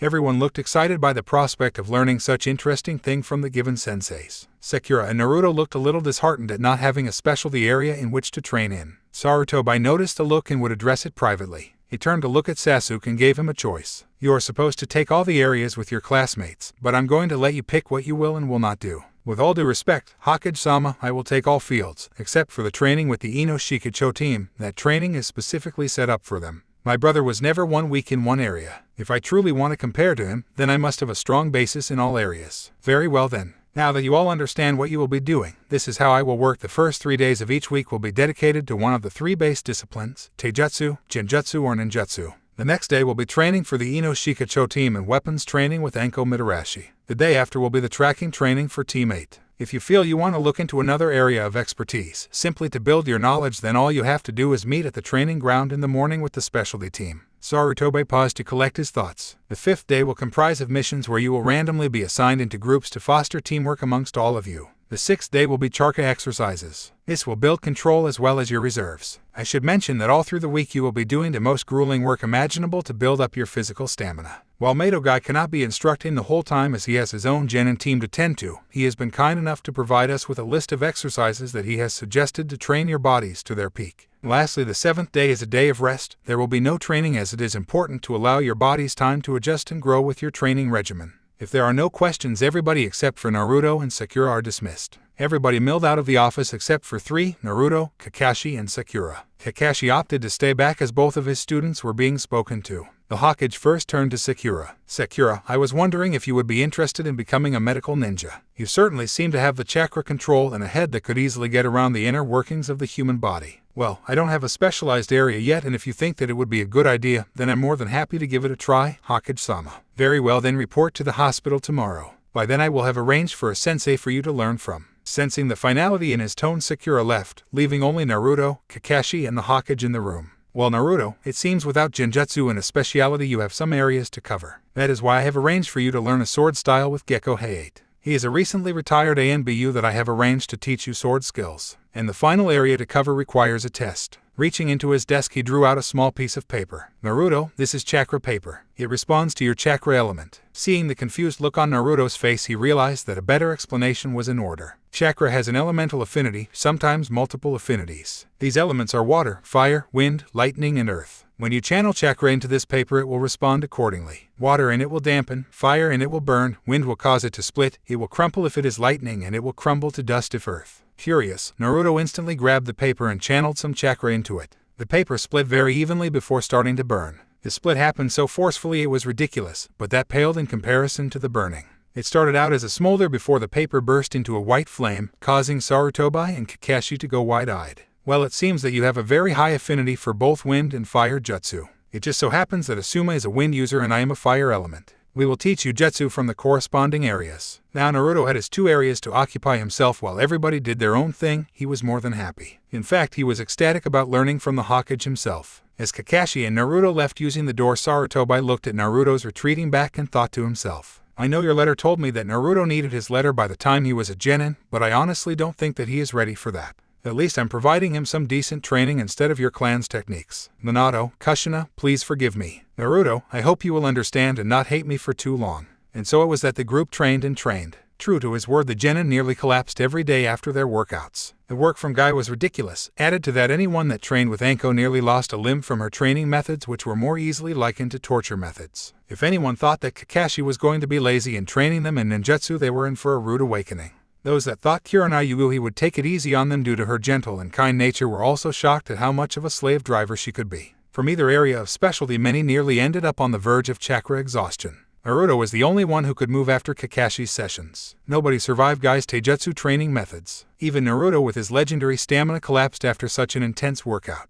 To their defense, there was only one person on Guy's team that could handle that as well, Rock Lee. Sakura applied herself very heavily to her studies in medical ninjutsu. It was staggering just how much she could remember after one session with her sensei in the area, Megumi Takane. In less than a week she had memorized what situation called for which jutsu and had learned the 2 most basic jutsu from Megumi. The first was Shosen Jutsu, used for healing cuts, bruises, and most forms of injury. The second was Dokumeki no Jutsu, used for extracting poisons. As Sarutobi had said, she had excellent chakra control which aided in learning the jutsu. Naruto was worked to the bone by Gekko Heiate, Asuma and his father, the Hokage. Gekko did not teach Naruto anything specific, only the correct way to swing a sword. It was one thing to swing a sword, but if the body parts were moved in the correct order, then the seeing could be all the more devastating. Asuma and the Hokage left him near chakra depletion after every training session, which said quite a lot considering his near-infinite supply of chakra. So far he had learned Endan, Hosenka no Jutsu, and was on his way to learning Ruka no Jutsu. He had mastered the Daidappa, though was struggling with actually forming a blade of wind for the Kase no Yaiba. The two most enjoyable times that the group had together were performing missions to build their teamwork and the chakra exercises. When the group first attempted the tree walking, it drove Naruto nuts that Hinata and Sakura could walk 3/4 of the tree on the first try and by the second managed to do the whole thing.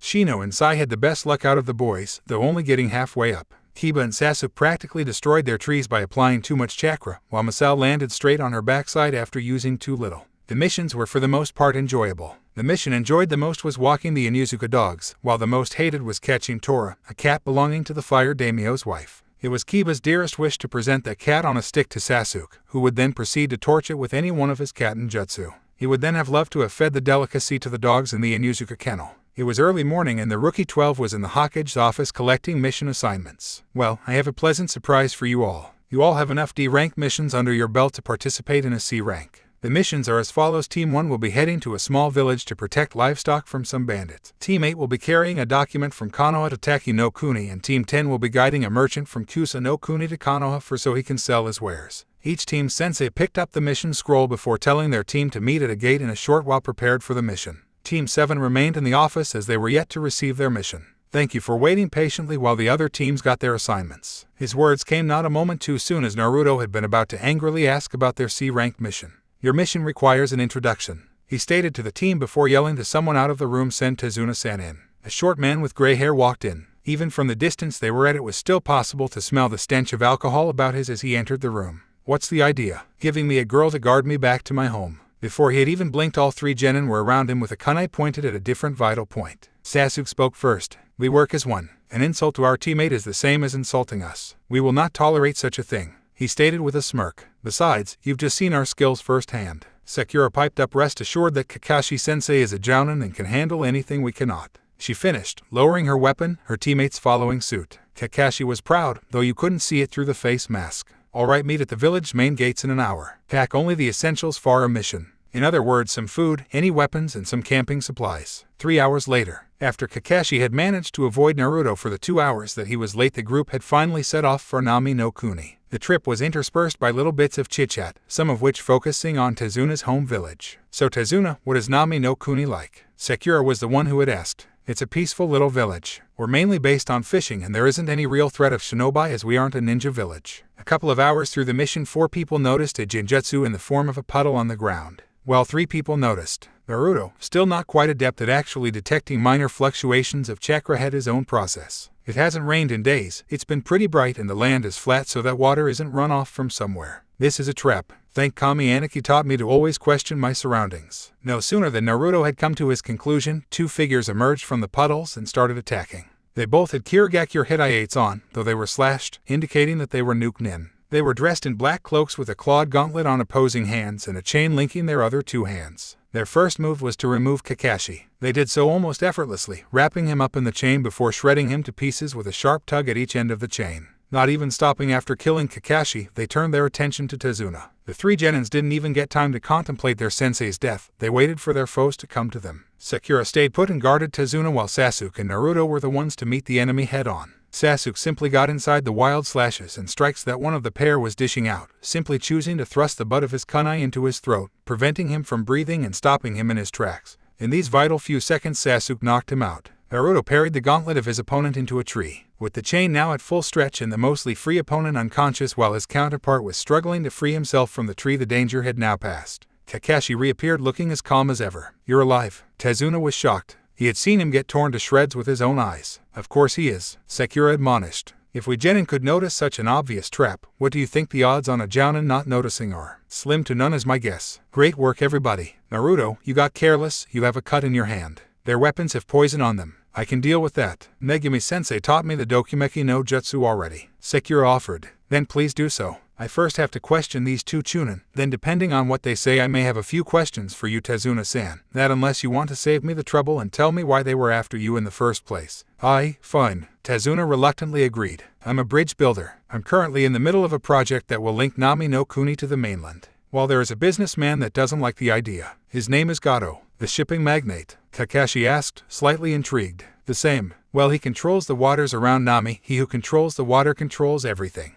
So I'm trying to build this bridge so we will be free of his terror. You do realize that you have knowingly broken our contract. Encountering a shinobi automatically bumps this up to a B rank mission. Should we encounter a jounin, then the mission status goes up to a rank. We are well within our rights to refuse the mission and turn back. Tazuna paled at the news. But if you do, we will never be free of Gato's reign. Please reconsider. I'll leave the decision to my students. Kakashi replied. The three genin all looked at each other. Naruto then spoke for them. I don't know about legalities all that much, but Kakashi-sensei did say those who abandon the mission are scum, those who abandon those in need are lower than that. If we turn back we are both abandoning the mission and someone in need. I say we continue the mission. Agreed. Was all that was necessary from both Sasuke and Sakura. While those weren't my exact words, he summed it up pretty well. It looks like we are continuing. Kakashi summed up his group interaction and decided on the course of action to be taken. Tazuna let out a rather audible sigh of relief. For hours the troop walked, not really saying much. That was until Naruto decided to throw a kunai into a thicket of bushes. They went over to check what had tripped his senses. Upon seeing a small white rabbit, Sakura scolded him. Naruto, what are you trying to do? Scare me to death. Everyone is already on edge from the attack and now you've hurt the poor thing.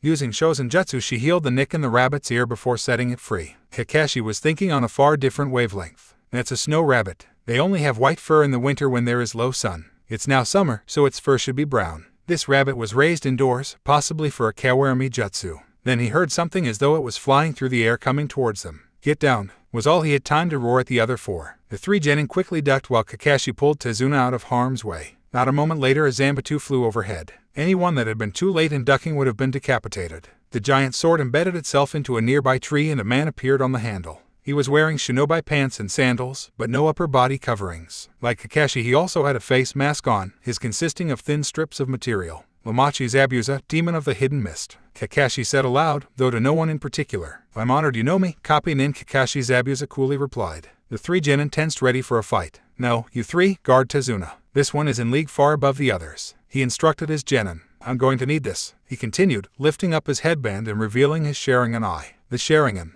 How did he get that? No Uchiha I can ever remember would ever willingly part with it. It was a matter of pride for them that the Sharingan stay within the Uchiha clan. Sasuke was genuinely shocked. He had never expected his sensei's covered eye socket to contain a Sharingan eye. Kakashi, I've been hired to kill that man. Care to step aside? Zabuza tested his luck, knowing that Kakashi was hired to protect Tazuna. Sorry, no deal. Kakashi firmly answered, before entering a defensive stance. Didn't think so, though I thought I would at least show some courtesy to another professional. The words were barely out of his mouth before he appeared in the middle of the defense formation Naruto, Sasuke and Sakura had set up. Before he could do any damage he was quickly taken out by Kakashi with a kunai to his side. Where blood was leaking out they only saw water. Mizu Bunshin, Kakashi mused out loud. A moment later Kakashi was cut cleanly in two, only to burst into water as Zabuza had done. Zabuza then found himself with a kunai to his neck. I win Zabuza. Not quite Kakashi, Zabuza said as he swung his Zanbatsu, Kubikiri Haucho, to Kakashi's neck. Realizing the trouble he was in, Kakashi changed his position, ensuring that he slashed the Mizu Bunshin's neck to kill it while he brought his kunai into a position to block the slash. The swing had too much power in it and Kakashi was knocked out off balance. It was all the opening that Zabuza needed to kick him onto the surface of a nearby body of water. Zabuza smirked. Just where I want you, he thought to himself. Before Kakashi had regained his senses he had appeared next to him.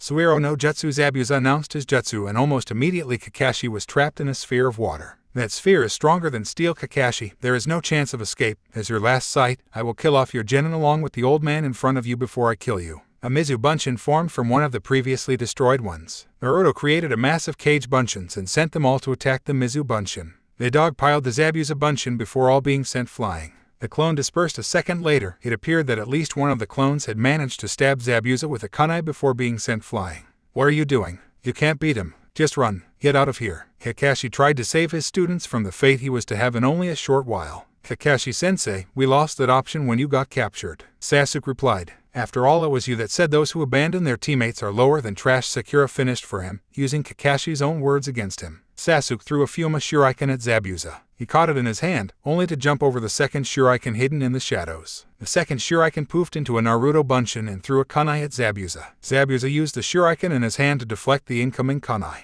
Damn it, Sasuke growled in frustration. I was sure that would work. The teamwork displayed by Naruto and Sasuke was unreal, but in the face of such a powerful ninja it was pointless. Naruto came up with an idea. Our attacks have been defocused. Sasuke gave him a sidelong glance to tell him that he was listening. Our attacks were direct. If we create an attack that is too wide a range for him to dodge, then he has no choice but to let Kakashi-sensei free. I'm gonna need you to create the most powerful fireball you can, he explained, still addressing Sasuke. Sasuke didn't question, but did as he was asked. Captain, and then, a fireball 8 feet in diameter blossomed from Sasuke's mouth. While in mid-flight there was a sudden cry from Naruto. Futen, Datappa. The fireball went from 8 feet to 20. Zabuza paled. He had one hand tied up so he could not perform the Suijineki, and it was far too large to somehow dodge from his stationary position. The other hand was providing a protective layer of water around Kakashi. It was a lose-lose situation. He released the jutsu and both ninja leaped in different directions at the last second to escape the rapidly approaching blaze. Both men settled on the water and started to go through a long set of hand seals. The amazing thing was that they were doing the exact same hand seals at the exact same time. Stop copying me, Zabuza started. ... You irritating monkey. Kakashi finished for him. They hollered the jutsu name at the same time. Suten, Suryudan no Jutsu. The gigantic dragons that appeared as a result of the jutsu fought for dominance, neither winning, sending water in all directions when they collapsed. Seeing that neither jutsu had succeeded, both began doing hand seals once more, both doing the exact same hand seals. How are you copying my every move? Can you ... see into the future? Yes, I can. Zabuza, your future is death. Kakashi finished the jutsu a fraction of a second before Zabuza. Suten, Dabakufu no Jutsu. A giant vortex appeared and slammed Zabuza against the tree that his sword had originally lodged in. When the water had receded, Kakashi walked over calmly and attempted to finish the job. A senbon flashed through the air and hit Zabuza in the neck, stilling all movement. Kakashi looked over for the source and saw a young Oinin. Walking over to the body, he checked for vital signs. With none found, he walked away and the Oinin approached the body. Thank you for stopping him. I have been tracking this one for quite some time. Understanding that the role of an Oinin was to eliminate Nuke-nin, the three genin remained silent through the exchange. By the end, the Oinin had shunshined away with the body, presumably in order to dispose of the body. Kakashi turned to the group and suggested that they move towards Tezuna's house. Mid-sentence, he collapsed due to chakra exhaustion. He had used his Sharingan for quite a while in conjunction with two jutsu that require a considerable amount of chakra. The duty of carrying Kakashi home was rotated between all three genin as they made their way back to Tezuna's home in Nami. Team 7 and Tezuna had arrived at Tezuna's house only a few short hours ago. There they had met his daughter Tsunami and her son Onori. They had arrived late at night, so they were all tired. Skipping an evening meal, all five went to bed only two. The following morning everybody was awake. Kakashi was now moving around with the aid of crutches that Tezuna had somehow procured. There was a very tense silence between the ninja. Sakura was the first to breach the silence. Kakashi-sensei, the other day, with the Oinin, something seemed off. Kakashi gave her a very serious look. It said that he had his own suspicions, but he wanted to hear hers first. In training with both Megumi-sensei and Anko-sensei, they both said that it was really hard to kill with a senbon, though I do know we use them in some medical treatments. Kakashi looked at them all. You have all been taught the role of an Oinin. Can any of you remember anything about the disposal method? All three looked completely out at sea, so Kakashi gave them some extra information. Not how they do it, but where. Realization first dawned on Sasuke. ...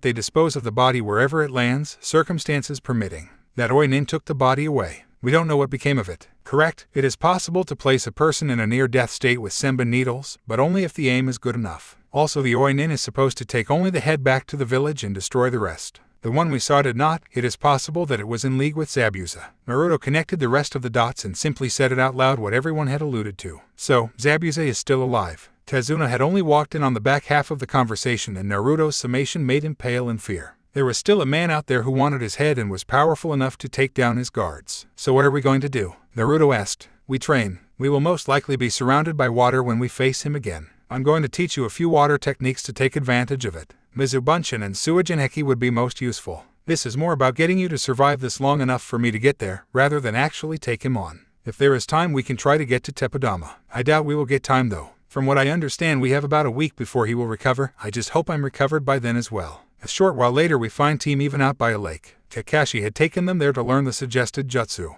Right, these are the hand signs for making a Mizubunshin. It's very much like making a normal bunshin, though you must focus on bringing a replica of yourself out of the surrounding water. Kakashi demonstrated the hand signs for the three. Naruto, you will not be learning this. With your cage bunshin, it's pointless to learn another jutsu so similar right now. You are going to focus on learning the Suijineki. Like he did for Sasuke and Sakura, he demonstrated the hand seals before overseeing their progress. By the end of the day, all three had made some progress. Sasuke could only partly perform the jutsu. Most of her attempts failed before they could even take a hit, meaning that she was either putting in too much chakra, resulting in the clone exploding, or too little, meaning it collapsed almost instantly. Sasuke was simply having problems getting his image to form out the surrounding water. Naruto was having the greatest difficulty out of the three, something that Kakashi attributed to his extreme fire affinity. He simply could not get the water to move in the way that was necessary in order to perform a protective shield against whatever attack was coming his way. Kakashi watched his student train till late in the afternoon when he decided that it was enough for one day. He called them in and told them it was time to go home to rest and relax and try to perfect the techniques the next day. At the dinner table there was hardly any conversation. The three genin were all too tired to talk, so they simply ate. Inari was eating with the group for once, and it was him that broke the silence. "Why do you all try so hard?" he asked the group. He had watched them through the day's training. "Because we have a mission to complete. Because if we die here we can't fulfill any of our dreams. If you will die here, all of you are going to die," he proclaimed. "You don't know what it's like living here, and yet you think that you're going to change everything. You don't know how hard life is here." Naruto cut in on his rant. "We may not live here, but we know better than anyone else what a hard life can be. We are ninja, we are soldiers. We could die on a mission. We could die on this mission, trying to help people that don't even seem to want to help themselves. Tell me that when you are our age and you get a job, just how often it is that you could be facing death, then tell me how hard your life really is." His hands were clenched in fists of rage. He couldn't stand it anymore. He got up and left, leaving everyone at the table and his dinner unfinished. He went to the nearby forest to blow off steam. It wasn't that he wanted to train, he just wanted to lay into something. He went to a fairly densely wooded area and just started pummeling into the nearest tree. He was punching a divot into the tree's trunk. It wasn't good enough. He started to kick it, leaving large welts in the side. It still wasn't enough. He stepped back and screamed out, "Kase no Yeba." The tree was cleanly sliced in half. When he was finished he was left panting, not from the effort, but trying to rein in his raging emotions. "Are you all right?" a voice rang through the trees. When Naruto looked around he was greeted with the sight of what he would later describe as one of the most beautiful girls he had ever seen. She was 5'0" with long black hair and dark brown eyes. She was wearing a pink kimono with small purple designs all over it. While the kimono wasn't very form-fitting, you could still see that she took care of her body and at least stayed trim. The thing that most took his attention was her face. It was the perfect shape and nothing seemed out of proportion. She smiled at him and he quickly realized that he was staring at her. He quickly averted his gaze and suddenly found great interest in the ground between them. "Are you all right?" the girl repeated. "I'm fine, just blowing off some steam. My name is Haku. Naruto Uzumaki." Naruto responded, realizing that she was waiting for him to tell her his name. The girl smiled warmly at him. If Naruto had realized who he was talking to, he may not have been so relaxed. She recognized him as one of Kakashi's students immediately. The blonde hair and whisker marks were a dead giveaway. "So, what are you doing all the way out here?" Naruto put the question back to her. "Collecting medicinal herbs. My friend is sick. Would you like some help?" Naruto offered after a short pause. "Yes, that would be appreciated." Haku and Naruto collected the herbs she was looking for after she showed him a basket half full of what she was looking for. Midway through their searching, Haku broke the silence once again. "Naruto, you're a ninja, right?" "Yes, how did you know?" "Your headband tells me so." "Well, I was wondering ... why do you fight?" "Because if I don't then I will be killed. It's kill or be killed. You misunderstand. Do you fight for power? Or is it money? Is it because the life of a ninja is fun? Or do you fight to protect friends and other loved ones?" Naruto was quiet for quite a while as he thought through his answer. For what reason did he fight? His dream was to become Hokage. A Hokage was the one responsible for looking after and protecting all of the people in his village. He had his answer. "I fight to protect my friends, my older brother, and one day, maybe a family." He finally responded. "That is a good reason to fight. Those that have someone to protect will one day find true strength." She said no more. Naruto pondered her message in his head. She had finished picking herbs. "Thank you for your help. I will be leaving now." "Wait, would you like to meet here tomorrow? Just to talk. Same place, same time." Haku looked at him for a second. Into his eyes, it was the first time that she actually noticed how beautifully blue they were. They seemed almost as if they were pleading her to say yes. She hesitated before answering. "Yes, I will see you here tomorrow," she replied before turning and disappearing into the night. Naruto also turned and went back to the house, ready for another day of training. On her way back to the base, Haku was thinking to herself about what kind of a mess she had gotten herself into. She had met a member of the enemy and could have easily taken him out, yet she didn't. If Zabuza had found out about that, then she would have to deal with the fallout involved from that. Worse still, she had arranged to meet the boy again. She knew it was dangerous and perhaps stupid, getting friendly with someone that she may end up fighting, but she couldn't bring herself to harm him. That night, Gato and two of his personal guards, Zori and Wareji, paid Zabuza and Haku a visit. "Zabuza, I'm paying you to kill an old man. It should not be that difficult. He is being guarded by Kakashi Haddock, one of Konoha's elite ninja. I don't care. Get rid of him or. Gato made to reach for Zabuza to emphasize the point he was about to make when Haku grabbed his hand. You are unworthy of even touching Zabuza-sama, Haku said with an icy voice while crushing the bones in Gato's hand. Gato's guards went to draw their swords, but before they had them halfway unsheathed, Haku was already by their sides with a senbon poised to strike, both aimed at the kidney. Getting the message, the three men left. You didn't have to do that, you know. I could have handled it myself. True, but you need to rest, particularly after being put in a near-death state. Haku replied. Zabuza left it at that and tried to get some sleep. The next day seemed like a blur to Naruto. He, Sakura and Sasuke went and practiced the techniques showed to them by Kakashi. They practiced on their own as Kakashi was given time to rest from his battle with Zabuza. While they were training, Sasuke and Sakura had filled in Naruto about the Inari and his history with a man named Kaiza. It turned out that the man had saved Inari from drowning, and ever since Inari had worshipped Kaiza as his hero, eventually the pair becoming as close as father and son. Kaiza was hailed as a hero all over Wave when he saved the village from being flooded by braving terrible currents in order to close a dam gate that had burst open. When Gato appeared, Kaiza confronted about his business dealings. For his boldness and public display of opposing Gato, he cut Kaiza's arms off in a public execution. Since then, Inari had never been the same. They finished at the same time they had the day before, going back to the house for dinner. Naruto once again walked out in the middle of the meal, this time in a far better mood. He waited in a clearing for Haku, near where he had met her yesterday. When he saw her, he smiled, then his eyes were drawn to a small rabbit in her arms and he immediately tensed. She noticed the subtle changes in his demeanor and asked him about it.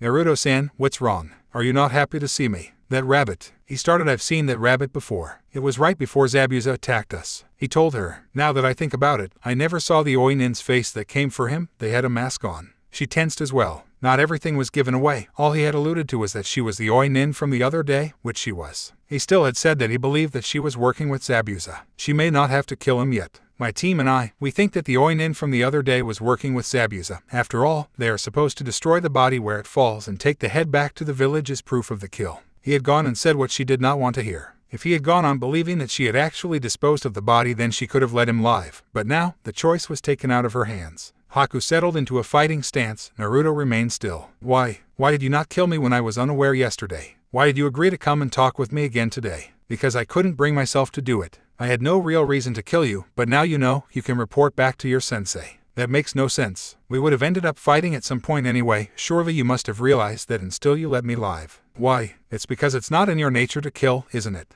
Haku remained silent. He took her silence as a signal to continue. Why do you still stand by him if all he requires you to do is kill, something that you seem to detest? She looked at him with burning eyes. Because killing for Zabuza-sama gives me a purpose. He saved me from a path of nothingness. He gave me a use, to be his tool, to kill when he requires me to be discarded when the tool outlived its usefulness. All I needed to do remain his tool was not become useless and always have a function. Naruto's gaze softened as he heard her reasons. Would you tell me about it? About your life? Haku looked at him as though she was having some sort of great internal debate. She finally steeled herself to tell him her story. I used to live in Kirigakure with my mother and father as villagers. It was a simple life, but we were happy for a time. All around us was the blood wars and mist. Anybody with a Kekkei Genkai was killed, they were feared. One day I was playing with water when I managed to levitate it. She paused to draw a breath, checking if Naruto was still listening. To her surprise, he still was. I was so excited, so I showed my mother. She looked at me like I was doing something horrible and slapped me for it. My concentration broke and the water dropped to the floor, but it was too late. My father had already seen. Neither one of us realized that he was there. The next time we saw him was with a group of men. They killed my mother before turning to me. I had no choice, I killed them all. I still have no recollection to this day about how, but all I remember was everything being painted in red.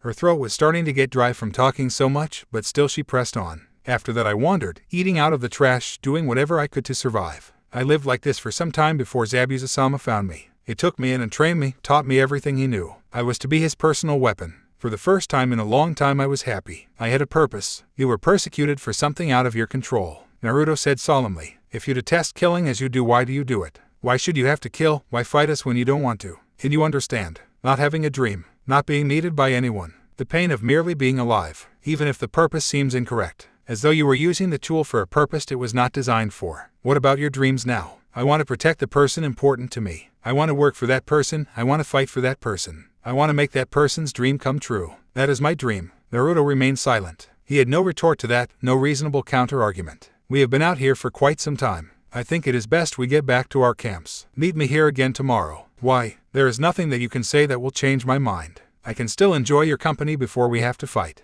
A small smile crossed Haku's face. She truly did enjoy the boy's company, even if there was nothing said. She felt as though she could relax and even let her guard down a little. Very well then, I will meet you here tomorrow. With that, both left the clearing and went their different ways. The next day saw all three perfecting the jutsu they were working on. Sakura and Sasuke had managed to make a few bunshin and were now practicing the Suijin Heki like Naruto was. Naruto now had the proper form of the wall around him, but it was taking him far too long to make the wall around him. By the time he actually did so, it would be pointless as the attack would have already hit. By the end of the day, Naruto was now able to raise the wall of water at a reasonable speed. He would move on to the Teppadama tomorrow. Sasuke and Sakura had managed to raise the wall of water. The problem was that if it was thick enough to protect against the attack, it didn't cover their whole body. If it covered their whole body, it wasn't strong enough to protect against the attack. Again, they stopped late in the afternoon and went back for dinner. For once, Naruto ate all the food on his plate, though he did eat at top speed, so when he excused himself from the table, the others were still eating anyway. He left the house and made his way to the clearing that he met Haku in yesterday. Haku was already waiting there for him, her rabbit with her again. There was no point in trying to hide it now that he knew. I'm glad you came, he said to her. Likewise, was all the response that he received. Listen, you told me your life story yesterday, to someone that was practically a stranger. I want to return the favor. This gained Haku's interest. She sat down on the damp grass and waited for him to continue. Where to begin? You remember how I said that you were persecuted for things out of your control? He saw her give small nod and continued. Well, I am the same. 13 years ago, the Kyuubi no Yauko attacked Konoha. It was far too powerful for our shinobi forces to kill. They ended up getting slaughtered left and right. Haku was confused. It made for a good story, but how did his home village destruction tie in with his own life story? Well, everyone waited for the strongest in our village, the Hokage. When he appeared, he defeated the beast. Everyone believed that he had killed it. It was impossible for a mere mortal to kill the beast. After all, the thing was immortal. Her mind was trying to think of a way that he could have defeated the being without killing it. She could come up with nothing. By this account, Konoha should have been razed to the ground. He sealed the thing. It was his only option. He sealed it into the only thing that would be able to hold it, a human baby. Her eye widened in realization. He has the fox sealed inside him. That baby, it was you, wasn't it? She asked gently. He nodded. Since that day, I was treated worse than trash. The villagers beat me. They tried to kill me in every way possible. The only people that seemed to care were the Hokage and a few of his ANBU. I found that there was a law preventing my knowledge of all this. I found out from my sensei as he tried to kill me. Seeing the deadened look in his eyes, she walked over and did the thing that came most naturally. She gave him a hug. There was nothing in it, just a hug to show that she understood his plight and was there for him right at that moment. It was a shock to feel her arms around him. He felt comfortable, eventually returning the hug. You're not afraid. You don't think I'm some demon. He was in shock. The only response was a warm smile. He didn't think that anyone would ever accept him. He realized that he had not told Haku about Kakashi. Just as Zabuza had taken her in and trained her, Kakashi had taken him in and trained him, though not to the same extent. It's not all tragedy, though. In the end, Kakashi-sensei adopted me. He's more like a big brother. The two remained silent for some time, before Naruto spoke again. When we meet next, it may be as enemies. What will you do? Will you kill me and my friends? Or will you let us live, even if it goes against Zabuza's dream? I would prefer to let you live, but only time will tell. She answered the question carefully, cautious not to commit herself to one side or the other. Naruto-san, it was good getting to know you. If we had met under different circumstances, I'm sure we would have been good friends. It's naive to say, but I wish this would all just work out somehow. Goodbye for now, Haku-san. With one last glance at the other, both left the clearing and headed back to their temporary homes. The next day, Kakashi told all of his genin to rest. While he did estimate that it would be 7 days before Zabuza was operational, it could be less given that he was more or less in peak physical condition. Kakashi himself was almost completely recovered from his bout with Zabuza. He had been guarding his Tazuna while his genin learned the new jutsu. Fortunately, no one attacked within this time, making his recovery all the smoother. Naruto and his two teammates just talked in the house for the day. Naruto only intermittently contributed to the conversation. He still had quite a bit on his mind, mostly what he would do if he had to fight Haku. The following day saw Sasuke and Sakura go with Kakashi to the bridge to guard Tazuna. Naruto was left at home to guard Inari and Tsunami. The more Kakashi learned of Gato, the more he understood the underhanded methods that he employed. Naruto was in the house, rechecking his weaponry, when he heard a loud crash downstairs, followed by a scream from Tsunami. No, please, leave him alone. He's just a boy. Naruto cautiously went downstairs to investigate. When he had a clear view, he could see Tsunami being held captive by a man, with a beanie on with grayish hair dangling from the bottom around his face. He wore a gray jacket and black pants. The man had a katana strapped to his waist. Inari was looking at his mother, feeling helpless. He finally understood why Naruto and his friends trained, to never feel as he did now. He was weak, he could do nothing, yet something had to be done, otherwise he would lose his mother. He had nothing he could do except rush in blindly and hope for the best. He did exactly that. He ignored his mother's calls to run and save his own life and continued charging towards his death. Naruto saw the distraction and wasted no time in using it. He quickly replaced Inari with a log before rescuing Tsunami from her rope bindings. "Why, you little brat, now the wench gets it," the man with gray hair said before aiming a slash to where Tsunami originally was only to find loose rope bindings. Quickly he aimed a slash at Naruto's midsection. It was easily parried before a kunai was lodged in the assailant's skull. Naruto turned to Inari and Tsunami. "I'm really sorry you had to see that, but I couldn't let him live. If he is here, then it's a fairly good bet that Zabuza is on the bridge going after your father," Naruto said, addressing Tsunami more so than Inari. "I have to go and help my teammates." Before leaving, he turned to Inari. "Inari, I heard Kaisa's tale. I'm sure that for what you did, putting your mother ahead of yourself, he would be most proud." Without any further exchange, Naruto left for the bridge. Inari looked at him till he could see him no longer and realized what he had to do. He went inside and grabbed the crossbow before leaving to gather as many townspeople as he could to help in the fight against Gato. Meanwhile, Kakashi, Sakura, and Tazuna all arrived at the bridge to find bodies everywhere. They all seemed to be groaning in pain and trying to escape from whatever had left them in that condition. Team 7 sans Naruto was immediately alert and ready for battle.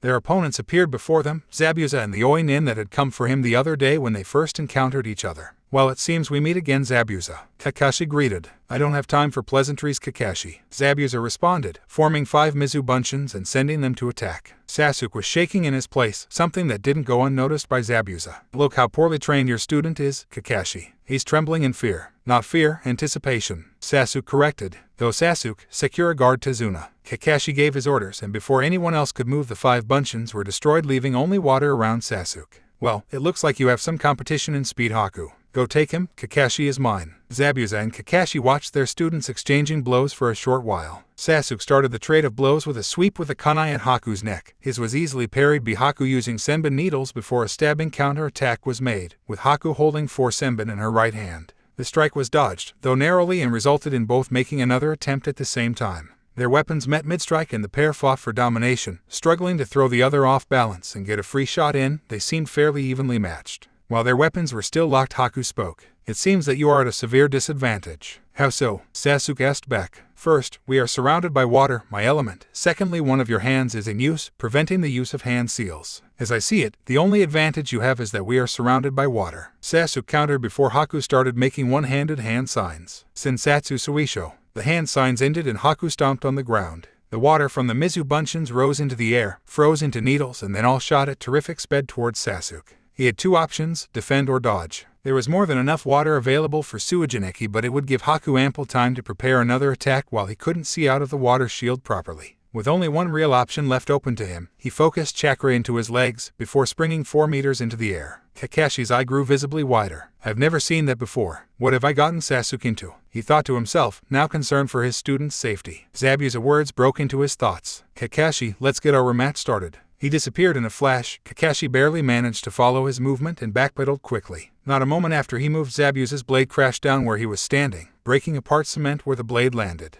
Kakashi immediately raised his headband, once again revealing the Sharingan eye. "Kakashi, the last time you won, you tricked me. You caught me in a genjutsu of some kind by using that eye. You're not going to get the same chance this time, Kirigakure no Jutsu. I'm the master of the silent kill," Zabuza announced to Kakashi. "Tell me, how will you defeat me when you cannot hear me and you cannot see me? Which target will I strike? Lungs, liver, kidneys, subclavian artery, heart, brain, trachea, or carotid artery?" Zabuza's voice faded into the mist and Kakashi heard no more. He could see nothing, hear nothing. The only thing he had to go by was instinct alone. "If I were Zabuza, where would I strike? What is the best target?" Then the answer hit Kakashi like a thunderbolt. His mission is to kill Tazuna. He realized before getting to the bridge builder as soon as he could. He got there just in the nick of time, blocking the great sword with a kunai, struggling under the weight of the sword. The pressure suddenly released and Zabuza had disappeared into the mist once again. "I'm going to have to deal with Kakashi before taking out the old man," thought an irate Zabuza. Zabuza once again went for a vertical strike for where Kakashi was standing. Kakashi quickly sidestepped the incoming blade only. Zabuza, realizing that he had missed, once again feathered his blade and making a wide swing in the direction that Kakashi dodged in.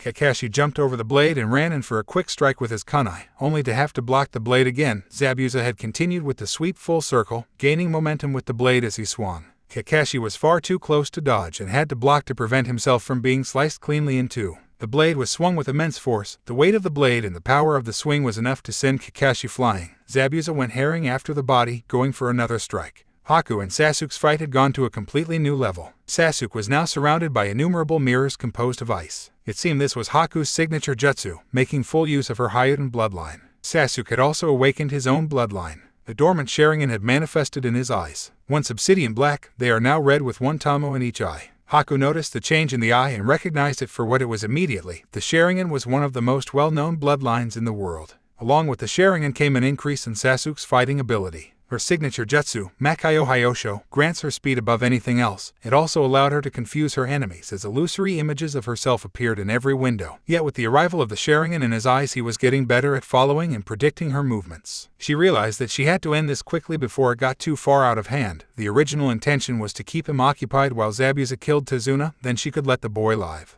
Haku emerged from the mirror she was in and lashed out at Sasuke. She buried a fist deep into his gut, making him double over, holding his stomach. While he was bent over but still standing, she delivered a devastating elbow to the back of the head, causing his face to go crashing into the concrete. Quickly retreating to another mirror while he was face down and unable to see, she waited until he turned his back on her in a hopeless attempt to find her. The opportunity arose not long after. She threw a senbon at his spine in a non-lethal point, only to have it dodged and then a kunai thrown at her in retaliation. He couldn't have purposefully made that opening, could he? Surely it would take longer to get used to those eyes. Haku thought rapidly. She noticed him going through its seals and let him be for the time being. It would take far more power than a simple fire jutsu to destroy any of these mirrors. Katen, Gakakyu no Jutsu. Sasuke watched as the fireball hit the mirror and had no visible effect. A moment of distracted irritation was all Haku needed. She emerged from a mirror and landed another hit, this time to Sasuke's temple, causing his vision to blur. A high-aimed roundhouse kick soon followed, kicking him in the back of the head. He was starting to run out of options. Fire jutsu were ineffective against the mirror. She never came out of the mirror for very long, and when she did, her moves were devastating.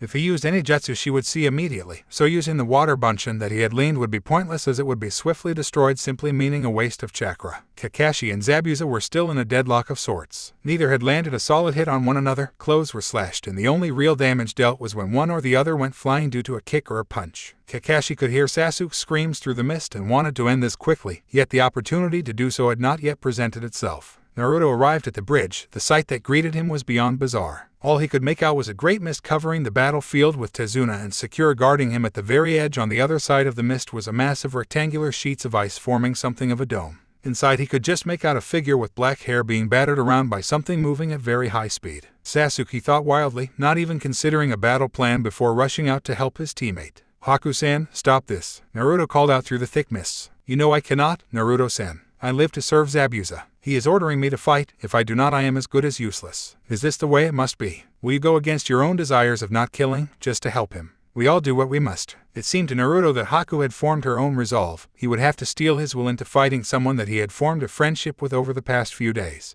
Naruto and Sasuke stood back to back. Naruto noticed movement out of the corner of his eye. It was the only warning he received before it was raining senbon all over the place. The two boys tried in vain to block as many as they could, their bodies being peppered in the needles, making it difficult to move. Naruto noticed the flash of movement again, but was faster on his reaction. Futen, Daidappa. He had intended on knocking Haku off course and out of the mirrors, but he was too slow. He did, however, manage to knock a great deal of the thrown senbon out of the air. Haku saw the move used and realized that he could only knock the senbon out of the air in one direction, but was not fast enough to track her movements. They were standing back to back, meaning that Sasuke could not see the jutsu and had failed to copy it. The solution was simple: attack Sasuke and get him out of the way, then once he was dealt with, simply wait until Naruto was open and place him into a near-death state like she had done Zabuza. Simple enough, though she would have to start trying to do more than simply knock Sasuke out. Her attempts had thus far been unsuccessful. She would have to resort to maiming him if necessary. The boys were carefully watching the mirrors when they saw all of them go through a short chain of hand seals as one. Mizu no Yaiba,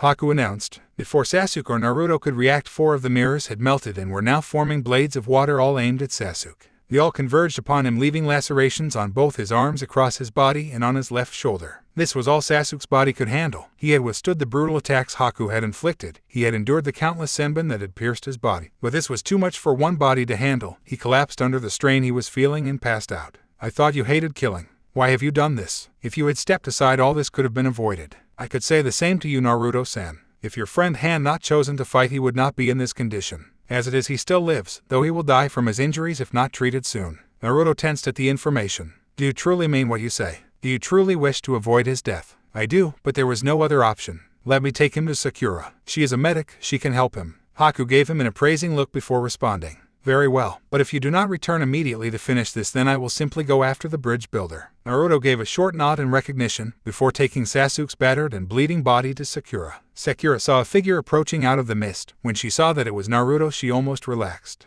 Almost. When she noticed that he was carrying Sasuke bleeding and unconscious, she feared the worst. Not giving her any time, Naruto immediately spoke. Sakura, he's still alive. You have to look after him while I take care of Haku. He set Sasuke down. Sakura started working on healing him in an instant, using Shosen Jutsu in an attempt to heal the wounds. Shosen Jutsu was not designed to heal such large wounds, but it was better than nothing, and so she tried. When Naruto arrived back at the scene of the domes, he noticed that they were all missing, only to find Haku standing in the middle of the bridge waiting for his return. I'm glad you decided to finish this. I didn't want to have to kill the bridge builder myself. Naruto wasted no words. He charged forwards, sending a left hook right at Haku's head. She bent backwards and planted her hands on the ground before pushing off the ground with her feet, connecting with Naruto's chin on the way up. Naruto stumbled back slightly from the blow. Before he had completely regained his senses, Haku was already on the offensive. She sent a knee right towards his stomach. Parrying her left knee with his left hand, Naruto used his free hand to punch Haku in the ribs as her momentum carried her past. Both stood firm, massaging different part of their body. There was a surprising amount of power behind each blow. Kage Bunshin no Jutsu.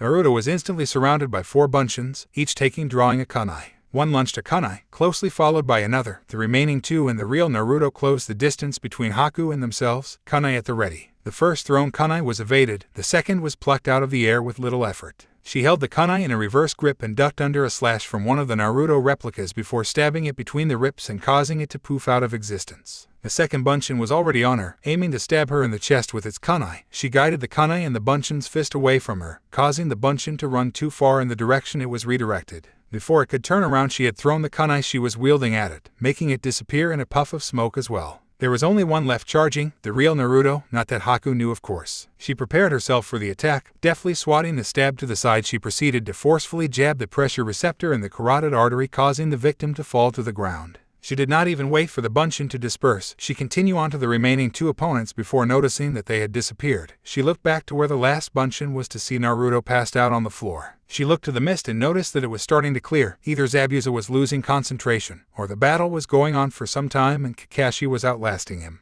The latter seemed more likely. Haku rushed into the battle in an attempt to aid Zabuza in any way that she could. Kakashi had unsealed his ninjato from his ANBU days. It was proving to be a very effective strategy. While Zabuza was more than used to using his sword, both he and Kakashi seemed to be of an equal level physically, so it was hardly surprising when Kakashi had landed a few hits with the weapon. While it was heavier than a kunai, it had a far greater reach and was still far lighter than Kubikiri Honcho. Kakashi appeared to have his fair share of bruises from being dent flying by Zabuza's heavier weapon, but Zabuza was sporting some rather deep cuts from Kakashi's blade. Currently they were dueling for supremacy with their blades locked, Kakashi supporting the blunt of his blade with his free hand. He quickly had to end the contest as he noticed Haku sent a barrage of senbon his way. Haku, stay out of this. This is my fight, Zabuza ordered. Zabuza, we need to finish this. I will help you, then you can finish the bridge builder and complete the mission. The trio started trading blows again, Zabuza keeping to his kenjutsu techniques while Haku was throwing senbon from a distance. Zabuza had slowed sufficiently, a telltale sign that wielding the heavy sword was taking its toll. Every time Kakashi moved in for a clean blow, he was forced to dodge by a volley of senbon. When he went after Haku, he was blocked by Zabuza. Eventually, growing tired of getting nowhere, he formed his own plan in his head.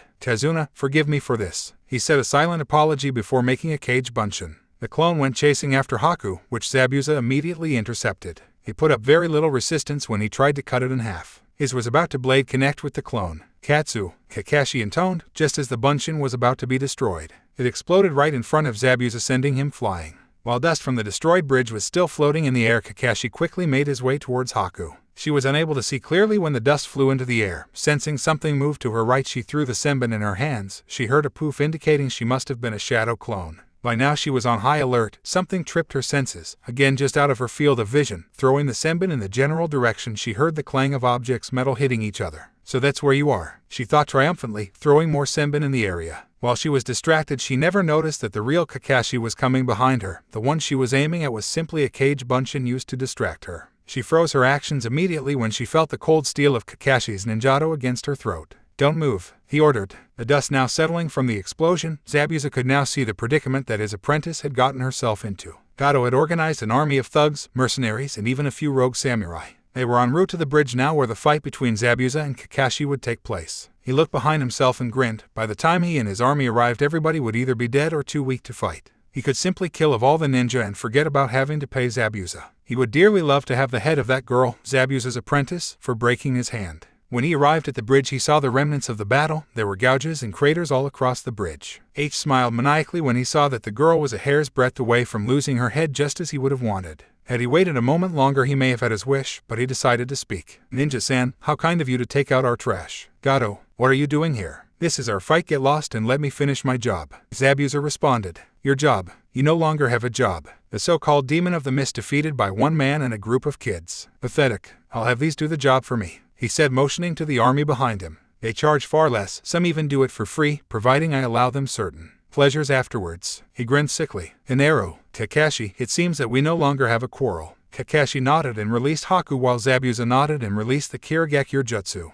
I will let them run wild in the town for a little while, he informed. His men cheered behind him, anticipating the fun they were going to have. An arrow lodged itself in the ground right in front of Gato. It was Inari and the townspeople that he had managed to gather in hopes of defeating Gato. You aren't going to set one foot in the village. Your days are over, Inari yelled. Gato grunted in frustration, then he noticed a small pile of something not 10 meters in front of him. Realizing that it was the unconscious body of a boy dressed in orange, he motioned for a rogue samurai to pick it up. The man with brown hair growing in 3 large tufts on his head and a tattoo on his left arm complied and brought it back to his master. It seems you all didn't learn your lesson when I killed Kaiza. Maybe this time you will realize that I will kill anyone who defies me. Kakashi realized what was happening but couldn't get there fast enough. 2 of the samurai were holding Naruto's unconscious form, while a third, the one with tattoos, was lining his blade with Naruto's neck. It was over in an instant. Naruto's head parted company from his body. Kakashi slowed to a stop. His little brother was dead. He had failed as sensei. Sakura was in tears. Her teammate was dead and she could do nothing about it. Inari fainted at the sight. His poor mind could not handle the sight of losing another person that had inspired him. Naruto, along with his teammates and sensei, had helped him fully understand Kaiza's words, and now he was gone. Haku was in a state of shock. She started walking towards his remains, disregarding the fact that it was right in the middle of an enemy army. Naruto. She screamed in anguish. She had just met a person that had understood her pain, and now he was gone. Hearing the scream, the samurai responsible for beheading Naruto smirked at Haku. What's wrong? Did I just kill your boyfriend? Well, he's still warm if you want a goodbye kiss. His comrades chuckled darkly at the words as he held up Naruto's head for all to see. It was true. Naruto's head was still warm after being killed, very warm in fact. Argh! The samurai screamed in pain, dropping Naruto's head as though it had burned him. This got strange looks from everyone. He watched the head as he nursed his hand, which was now blistering from the heat Naruto's severed head was now producing. As they watched the head, red flames started licking at his hair, spreading down his face until his entire head was consumed in a fiery blaze. Likewise, his body started to heat up. Flames started erupting from his body until it too was completely ablaze. The flames went from a red to a bright blue. Gato's army that was standing nearby could feel the heat coming of his body. They all just stood there rooted to the spot, watching as his body continued to burn. Sakura was watching the whole thing. She watched as his body started to burn. She was so surprised that she was shocked out of her tears. Kakashi hoped against hope that this would somehow be a good thing and that everything would somehow work out. They continued watching as the flame changes color once again, moving from the intense blue to a blinding white. Gato's army was slowly being killed. The heat was so intense from Naruto's body that it was killing them where they stood, burning them alive. Even Kakashi from where he stood could feel the intense heat and realized just how hot it must be from where the army was standing. Those at the back of the army were finding it incredibly hard to breathe. Then it hit them. The fire from the boy's body was so intense that all the oxygen in the area was being consumed by it. They were slowly suffocating as their air around them was consumed by the inferno. Just as suddenly as it had started, the flames slowly died down, going back through the blue flame before receding to the red flame and finally disappearing to cool down. Once the flames were gone, it was possible to see Naruto's body, whole and complete, as though he was never beheaded. All around him stood piles of ash, the incinerated bodies of Gato and his army. Further back, countless bodies lay where they had suffocated from the severe lack of oxygen. Kakashi looked on, astounded at the sight before him. Naruto's head was severed, right before his very eyes. Then not a minute later his body and head erupted into flames. When the flames died out, his killers were all dead while his body was completely reformed. Sakura for her part dared not get her hopes up. She wouldn't rejoice until she felt his pulse. She got up and ran towards Naruto, only to be stopped by Kakashi grabbing her arm. You saw what happened. You saw the intensity of those flames. We can't be sure how hot it is in there. Understanding that she may have potentially rushed into her death, she waited by her sensei. Haku, unwilling to wait, decided to speed up the process by summoning copious amounts of water to the area. As soon as it hit the ground, it evaporated. Kakashi and Zabuza merely watched her. They could have easily helped her with a Suryuden, but on the off chance that they hit Naruto, they did not want to risk it. Eventually the water stopped evaporating and just started to pool on the ground around Naruto, an indication that it was closer to being a temperature suitable for humans. Kakashi along with Haku and Sakura rushed in to check his vitals. Kakashi, being the fastest of the three, got there first and almost cried with joy at finding a strong and steady heartbeat. He's alive, he informed the two girls. Sakura broke down into tears from all the strain. First Sasuke was brought to her nearly dead, then her other teammate dies shortly after, only to be reincarnated. Haku let go of a breath she didn't even know she was holding as the warm feeling of relief flooded through her body. We should all go back to Tezuna's house so Naruto and Sasuke can rest, Kakashi suggested. Tezuna looked somewhat apprehensive. He wasn't sure if Kakashi was including Zabuza and Haku in that. Sensing his unease, Zabuza spoke to him. Relax, without an employer I have no reason to kill you. With it they all moved out, Tezuna carrying an unconscious Inari, Sakura and Haku sharing the burden that was Naruto, and Kakashi picking up Sasuke by himself. MINDSCAP. Naruto was in front of the seal that contained Ray. What the hell happened? You died and were brought back to life. Remember, you are immortal. Your body is simply unused to the strain of reforming. Ray answered calmly. Well, at least I have your chakra to help me recover. What are you talking about? Every time I was beaten, your chakra helped recover. My chakra can do nothing of the sort. It is toxic in any amount. Even though it grants you great power when you use it, your body has to purge itself clean of my chakra, getting rid of it from your coils. In short, my chakra has no healing capabilities whatsoever, she informed. If Naruto had looked closely enough, he would have seen that Ray's eyes were wells of sorrow. That leaves two questions then. First of all, how do I heal when my body is damaged? Secondly, how do you heal when your chakra has no healing capabilities? Naruto voiced aloud, looking somewhat vexed. I can answer both, though it is more pressing that I answer your first question. How I heal myself? Yes, I think I can say with some degree of certainty that you are not just a simple orphan, but you come from a clan. Looking very interested, Naruto gave Ray his undivided attention. See if you can work it out from the clues I give you. First off, you have an extreme affinity for fire. Second, your body recovers from incredible damage in almost no time at all. Finally, when you die, you burst into flame, to be reborn whole again. What creature does that sound like to you? The first two aren't really all that specific, but the last clue, it reminds me of a phoenix. Naruto replied. But that's ridiculous, there isn't a clan of phoenixes. There was at one time, before they all died. Apparently you are the last. Ray replied solemnly. Died? I thought you said that I was immortal. You are, phoenixes are not. Not completely, anyway. A phoenix has finite lifespan. When its natural life is over, it simply turns to ash. It's just that they can't be killed in battle. The fact that you are immortal tells me that there is more to your heritage than meets the eye. Naruto pondered the point for a moment longer. He was about to leave when Ray stopped him. Naruto, could you ... if it isn't too much trouble, could you at all visit or at least talk to me more often? She stumbled on her words, unsure of how to get her message across, finally being as blunt as possible. He looked at her for a second and then realized he had not been to the seal since he was last unconscious. He had barely made use of the mental connection they shared. If you don't want anything to do with me, I can understand. I was sealed in you and made your life hell. I can't do anything for you, and if I try I end up poisoning you, she said in a rush, all the while her head sinking lower to the ground. He looked at her and felt regret. He had ignored her all this time. He wouldn't let that happen again. He walked through the bars that separated them and put a hand to her front left leg before hugging it. She couldn't believe it. After all the pain she had caused him here, he was hugging her leg like he had no issue with her at all. Don't you hate me? I have caused you nothing but suffering at every step of your life. You explained to me that the attack was not your fault. Every time I see you here, you do nothing but dispel all of the beliefs that I once held about demons. You ask for a friend and some company, you are always polite and have even provided me with some information about my background. She looked at him appraisingly before making her decision. Step back for a second. He looked at her in confusion but obeyed nonetheless. A strained look came across her face before she started to shrink, her fur receding into her body.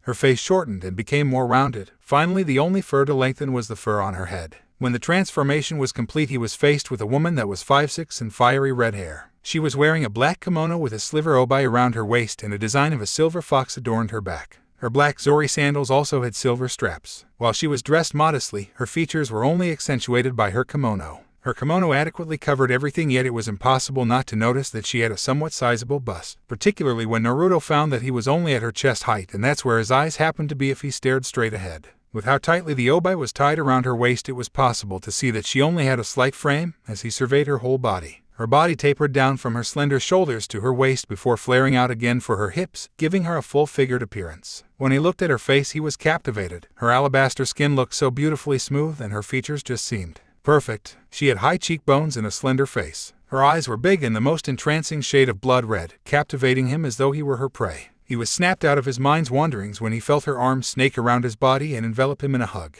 They stayed like that for a while before Naruto realized that his shoulder was wet and he could just barely make out Ray saying thank you over and over. He pulled himself from her grasp and looked at her. Thank you. Thank you for what? For not hating me, for not leaving me here alone, for understanding. All he could do was smile. He didn't really have anything appropriate to say. Do you? Could you ever find it within you to forgive me? There isn't a need. There is nothing to forgive. Everything was out of your control. You were ordered here by a god, not something that you can really go against. Naruxfemhaku sent you into the rage, you weren't in control of yourself. The Yondaime sealed you into me, something I'm sure you never asked for. And the villagers, well, they are just blind. They have been told the truth, most have disregarded it and come to their own conclusions, albeit incorrect ones. She looked at him once more, fresh tears springing forth. She hugged him once more and cried while he simply returned the hug. Nothing more was said for quite some time. All good things had to come to an end. Both Naruto and Rei realized that they couldn't stay like this for too much longer. Before leaving, Rei reminded Naruto of her request. You will still speak to me, won't you, even while you're not here? Or even visit me once in a while? Don't worry, I won't forget. Naruto promised her, he disappointed with himself for having abandoned her in this way, vowing never to do it again. He awoke with a start. He took a deep breath through his nose to find the pleasant aroma of cooking food wafting through the air. He could make out bacon and eggs. Walking downstairs, he saw Tsunami at the stove tending to the food. Tazuna, Kakashi, and Zabuza were all sitting around the table. Naruto froze. What the hell was Zabuza doing here? He observed the situation before being called out of his hiding place by Kakashi. Naruto, relax, it's all right. You were unconscious and many things happened. So fill me in. Well, after Haku knocked you out, she came and helped Zabuza to fight me. After a short exchange, I managed to gain the upper hand and was in position to kill Haku. They are not the same thing, Kakashi. Zabuza snarled. Yes, they are. If you didn't back off, then Haku would have died. Naruto interjected. Well, anyway, that was when Kakashi continued, only to be interrupted mid-sentence. Realizing that this was going to be quite a heated exchange, Kakashi stopped his story to save it for later and prepared to step in if necessary. She is merely a tool used for killing. If the tool can't kill or is broken, then it is useless to me. She is human before that. She said that she has her own dreams. I really hate to question them, but when she says to live and serve my precious person, I wonder who gave her that dream. If she hadn't referred to you as somebody precious, I would have said you placed it there. Naruto countered angrily. She had no life before me, so what does it matter if I use her life how I please? If a person gave you a hammer and told you it was to be used as a screwdriver, would you do it? Naruto asked coldly. What? No, that's just stupid. My point exactly. You have given her a purpose in life, the wrong purpose. Naruto was now yelling. She hates killing, yet she does it for you, because that is the purpose you gave her. Give her a reason to live, a different one. Naruto finished in a far softer tone. Zabuza was regarding Naruto carefully. Even if I wanted to, I can't. If I were to give her a different purpose, she would die. I need someone that will kill. Otherwise they will get in my way and only slow me down. Being hunted does not give me that luxury, Zabuza stated, trying to Naruto to understand the life of a nuke nin. Then settle down in a different village. Naruto replied hopefully. Boy, there isn't a village on Earth that would take me in. I am a high-ranking criminal. Kakashi is putting a lot on the line by even letting me live this long. Naruto looked at his sensei and asked the question outright. What did he do that could be so bad? There are many reasons why not to accept me. The most pressing and the one that resulted in my branding as a nuke nin was that I tried to kill my cage. Naruto's eyes widened. He tried to kill the leader of his own village. Kakashi broke into the conversation, trying to help Naruto grasp the situation easier. Naruto, if Leaf takes him in, then it is almost an open invitation to war. Realizing what he had suggested, Naruto looked considerably subdued. Kakashi realized that this was the time to finish his story after there was no more argument between the two. Okay, as I was saying, Gato appeared when I had my sword to Haku's neck and effectively fired Zabuza. You were killed, beheaded, by Gato's men, only to burst into flame and be reincarnated whole again. Kakashi was incredibly interested in how that happened, but knew better than to ask in front of potential enemies. They may have reached a truce, but Zabuza was a loose cannon. He left to ponder the situation. Zabuza himself had been given quite a lot to think about. Naruto found his teammates, Haku and Inari, lazing around in the forest near the house. His teammates had been given time off to recuperate from the past few days. They all smiled at him when he arrived, and Inari ran up and tackled him to the ground in a hug. Naruto Nachin is awake. H practically yelled into Naruto's stomach. He prized himself free of Inari's grip and went to greet his two teammates. Sakura went and hugged him. When you died. It was still very hard for her to say that her teammate had died when you died. I couldn't believe it. Don't ever make us worry like that again, otherwise I might make you regret coming back. Sakura-san, Sasuke-san, I'm sorry. Haku's reaction was perhaps the strongest, strangest, and most unexpected.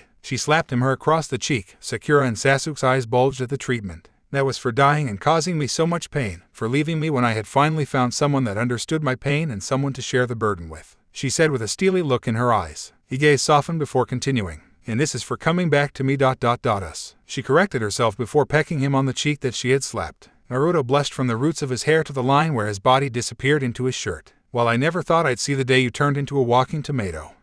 Tomatoes, Sasuke mused. Shut it, you moron, was the only response Naruto could think of in his flustered state. Haku just giggled at their antics. Tsunami-san is cooking, so we may as well go have something to eat. It should be ready by now. They all trekked back to the house and got something to eat. The rest of the day was spent talking and lazing about. It was decided that they would move out the next day, giving Naruto one more day of recovery. The next morning nearly the entire village sent them on their way back to Konoha. It was quite an emotional scene for Inari, who felt as though he was losing yet another person that he held dear. Don't worry, I'll visit every once in a while, Naruto assured the young boy on the verge of tears. You promise? I promise. A short while out of the village they ran into Zabuza and Haku. Zabuza was the first to speak and cut straight to business. Kakashi, I have a favor to ask. Want you to take Haku back to Konoha with you. The request shocked everyone present, including Haku. She looked at him like she had been mortally wounded. Am I no longer useful? She asked plainly. You are still useful, Haku. But sooner or later the weapon will be without a master and then you will be back to square one. While he talked as he always had, Kakashi and Haku noticed the changed look in his eyes, not the hard look he always bore, but a softer look. Haku looked at him and asked,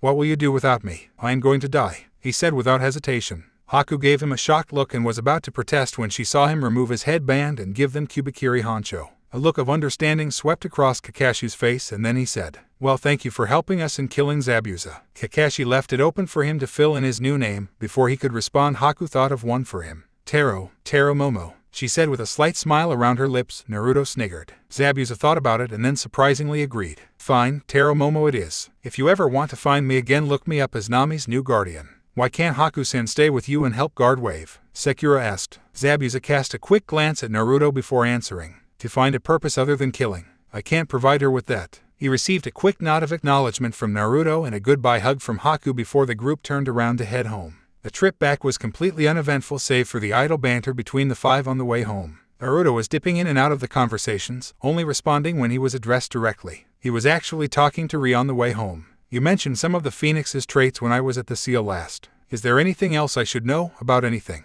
There are quite a few things that you need to be made aware of now. It will all come in good time. But if you mean about any other traits of the Phoenixes, I'm afraid I don't know all of their abilities. After all, they are probably well-guarded secrets. I see. Actually, when I was last at the seal you also said that you could answer the reason why you don't need to heal yourself when you get damaged in battle. Yes, that's right, I did say that. Well, basically the reason being is that I can't be damaged. Can't be damaged? Not in the true sense of the word, no. You see, you and I are fundamentally different. While we are both immortal, but you are alive, I am not. Wait, what? If you aren't alive, then how do you exist? Do anything that the rest of us do, such as interact with our environment? Naruto, I am merely a mass of chakra condensed into a physical form. It takes a lot of chakra to make it physical. You saw how large I am in my fox form. Between you Kakashi and Zabuza at full power you still wouldn't have enough to form a complete leg. Naruto remained silent, understanding just how much chakra any of the demons possessed. I thought that the more tails you had in the demon world, the more chakra and the higher your ranking. Correct. If it takes that much chakra to make a leg, think about the amount it takes to make a tail. The truth is that when we have more than what is necessary to make a standard body, they get turned into tails for convenience. Useful for battle, and extra legs would look unsightly. Many of your species measure power by how much chakra they have. In this sense, we are merely power with an attached soul, a living weapon if you will. It really was mind-numbing stuff. He remained silent from all conversations for the rest of the trip home, trying to get his head around what he had just heard.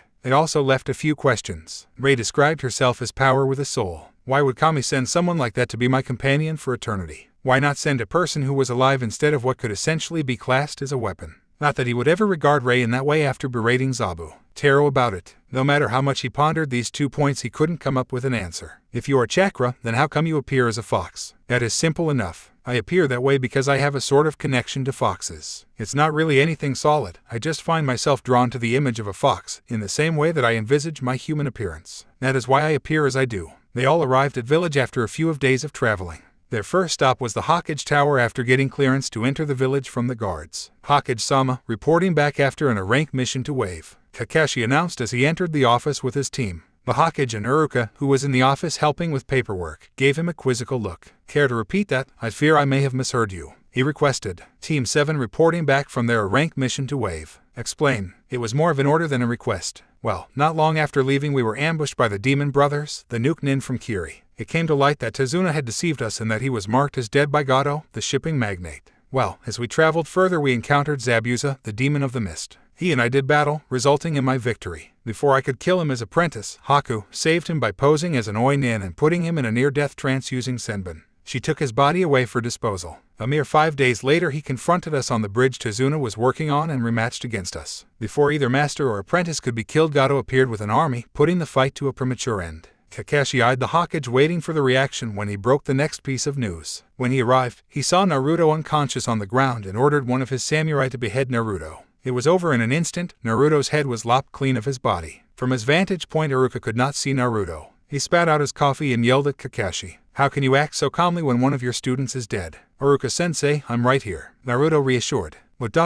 you're dead." "Well, if I may continue," Naruto burst into a flame intense enough to kill all those around him. When the flames died down, Naruto was left at the center, his body reformed. By now Sarutobi was rubbing his temple, trying to filter through what he had just heard and avoid a massive headache. "So what happened to Zabuza in the end?" "I see his sword. Did he die?" "Iruka, I'm gonna have to ask you to leave," Kakashi asked. Iruka gave him a patient look, almost as if asking for some sort of an explanation. "What I'm about to tell the Hokage is confidential, and the less people that I put in danger with this secret the better." Giving an understanding nod, Iruka walked out. "Please call me back when you are done." "We will." "ANBU, you have a 5-minute break," the Hokage assured before dismissing his ANBU. Once everyone had gone, Kakashi continued. "He discarded his identity as the Demon of the Mist. He is now guarding Nami no Kuni. We took his sword and headband as evidence, seeing as we can't really take his head. Haku has decided to resettle in Konoha to pursue a different lifestyle." "I see. Call Iruka and the ANBU back in." Iruka walked in. The ANBU were nowhere to be seen. Sarutobi had long since given up on trying to ward off his headache, and it was about to intensify in a short while.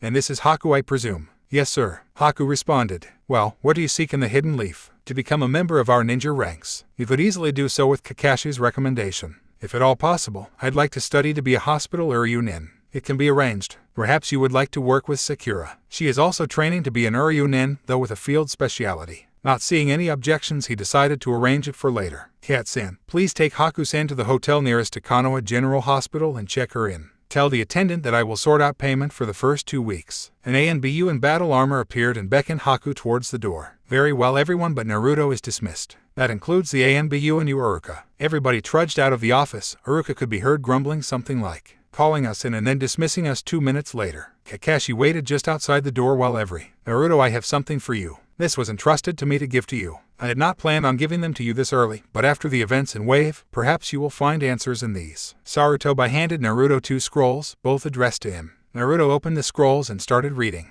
First to be opened was the one that had rougher writing, leaving the scroll that bore writing more similar to calligraphy for later. "Naruto, if you are reading this, then the first thing I should do is congratulate you on becoming a genin. This scroll is the only message that I can leave you, as by the time you do read it I will be long dead. My name is Minato Namikaze, better known as the Yondaime Hokage. Now that you know this, I must first apologize to you for the burden I left you with you. In case you are not aware, I did not kill the Kyuubi, I merely sealed it into a baby, you. I am sorry to have left with such a burden, but the only person I could ever truly trust was my own family, my own flesh and blood. Naruto, I am your father. Please know that your parents did not abandon you, we both died before you could even meet us. The seal I used to seal the Kyuubi into you calls forth Shinigami. As such, I am required to give my life in exchange for his services. Your mother's soul and my soul are tied together by a marriage pact. When my soul enters the belly of the Shinigami, so will hers. This marriage, the pact, is no ordinary pact. It is the pact of my clan and yours, the Dragon Clan. The Dragon Clan is an ancient clan originating from the borders of Suna and Iwa. I will not include too much information in this letter, as everything you need to know will be in the clan scroll sealed in this scroll. Yours truly, Minato Uzumaki Namikaze. Naruto's eyes were burning with tears. Not from sorrow, but from anger. Rage. He felt white-hot rage. This scroll. It was supposed to be given to me when I graduated and became a genin.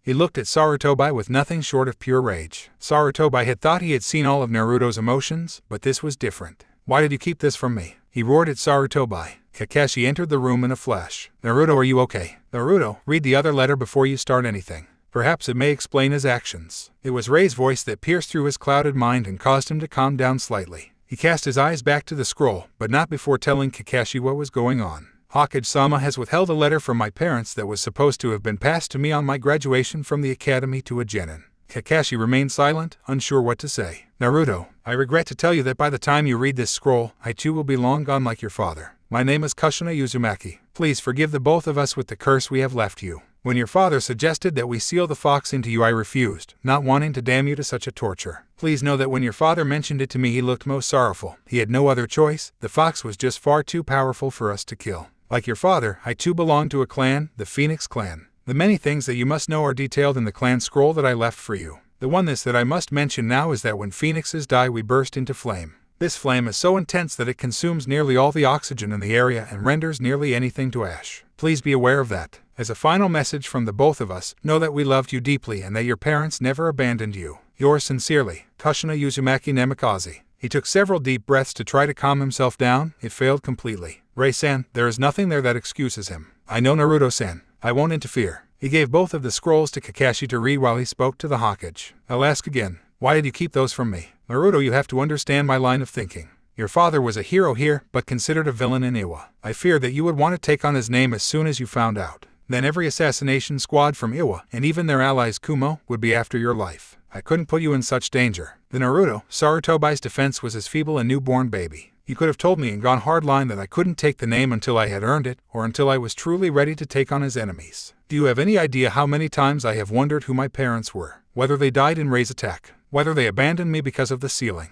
I still stand by what I said. It could have been dangerous. I'm not sure which one insults me more. The Hokage looked at him wondering what he was talking about. He was not left in doubt for very long as Naruto explained himself. I'm not sure whether you thinking so little of me is my main point of frustration or whether it's the fact that you ignored my father's last wish. A man who was entrusted with the well-being of this village, a man that you handpicked over your own student to become Hokage. Did you really have such little faith in him? Sarutobai's jaw slackened at the different point of view. He had noticed Kakashi had finished reading the letter and looked to him for some support. When he saw the cold look that was being returned, he realized that he would receive none. The one thing that I cannot truly forgive you for is putting my teammates at risk. I never put anyone at risk, Sarutobai answered hotly. It was one thing to have your faults pointed out by a genin, it was another to be accused of something he had never done. No, you heard the report. Think about what would have happened if I had died standing next to my teammates. They would have been reduced to ashes along with the surrounding area. It was strange to see the Hokage, a man one referred to as the professor of shinobi, squirm under the furious gaze of one of his subordinates. I wasn't to know that would happen.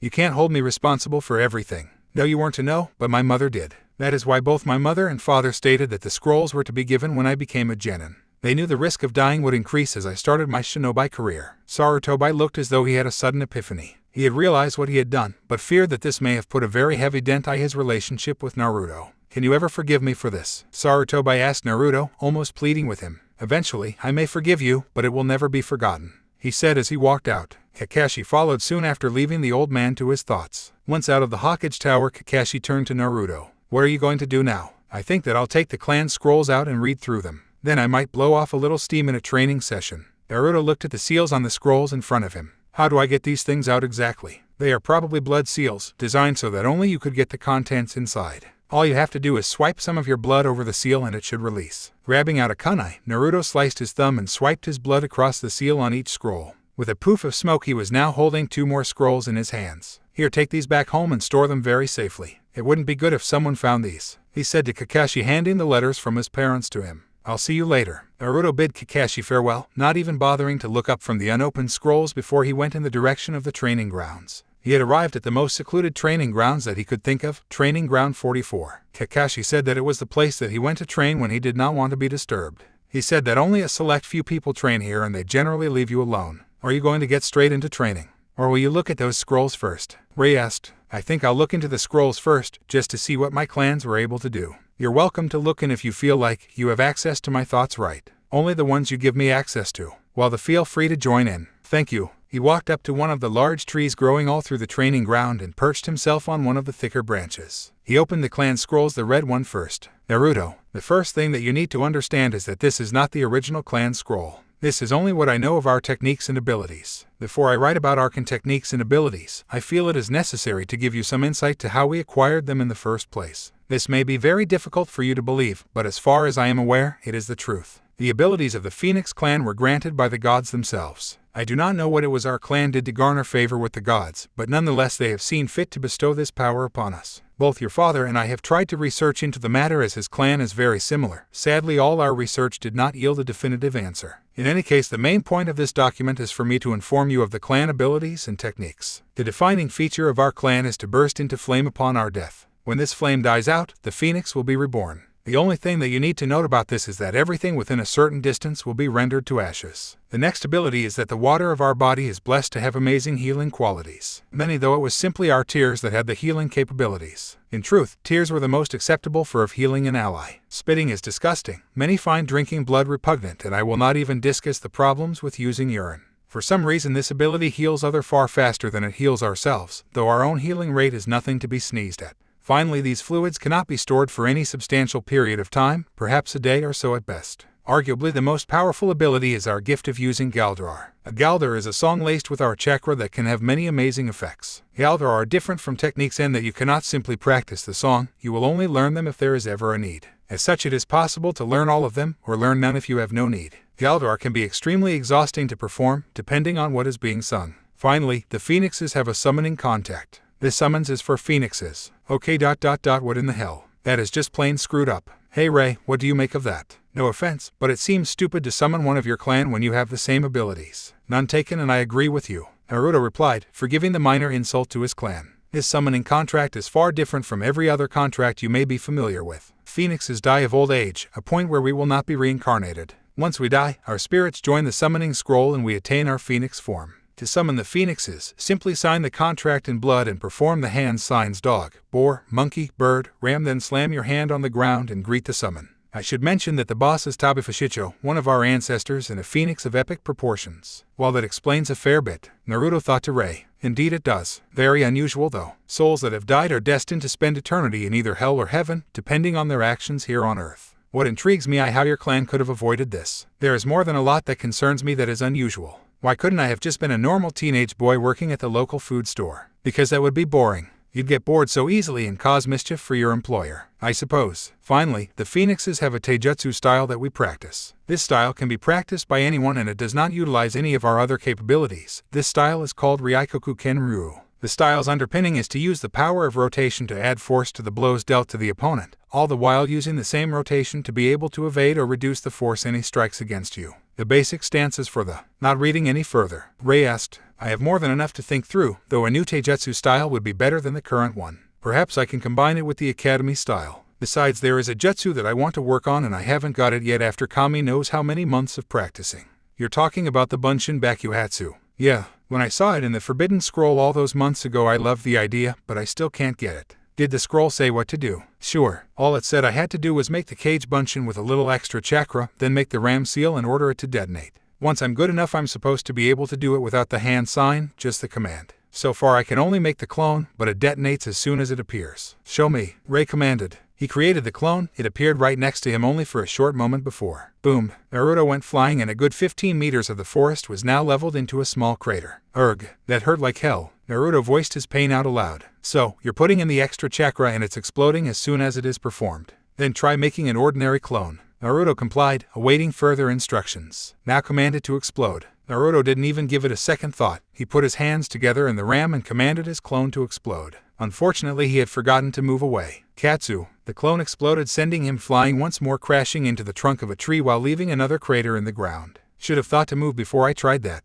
He groaned through his pain. Hey, how did that work? I'm gonna go off of an assumption and say that when you form clones you form them with enough chakra to make them exploding clones anyway. When you command the clone to explode it, use the chakra that returns to your body to destabilize the rest of the chakra in the clone and make it explode violently instead of gently returning to nature. Wait, chakra returns to my body. Destabilize chakra. What are you going on about? Haven't you ever noticed that when you create a clone you gain some of the clone's memories? Naruto remained silent, indicating that he was waiting for Ray to continue. I suppose it's because you always use them to help you with a task and your concentration is always on the same thing. In any case, how you suppose that is possible? Think about what I am. What are you? He asked rhetorically. You are a soul with chakra attached. You described yourself as a weapon. The cage Bunshin in its most basic sense is also a weapon. Does that mean that all my clones have a soul attached? Nearly. They all have a fragment of your soul, so when they disperse some of the chakra and the fragment of your soul returns to you, giving you the experiences of that soul. I'm guessing the reason that all your clones don't explode is because you are not using the chakra that returns to you to destabilize the rest of the clone and get it to explode.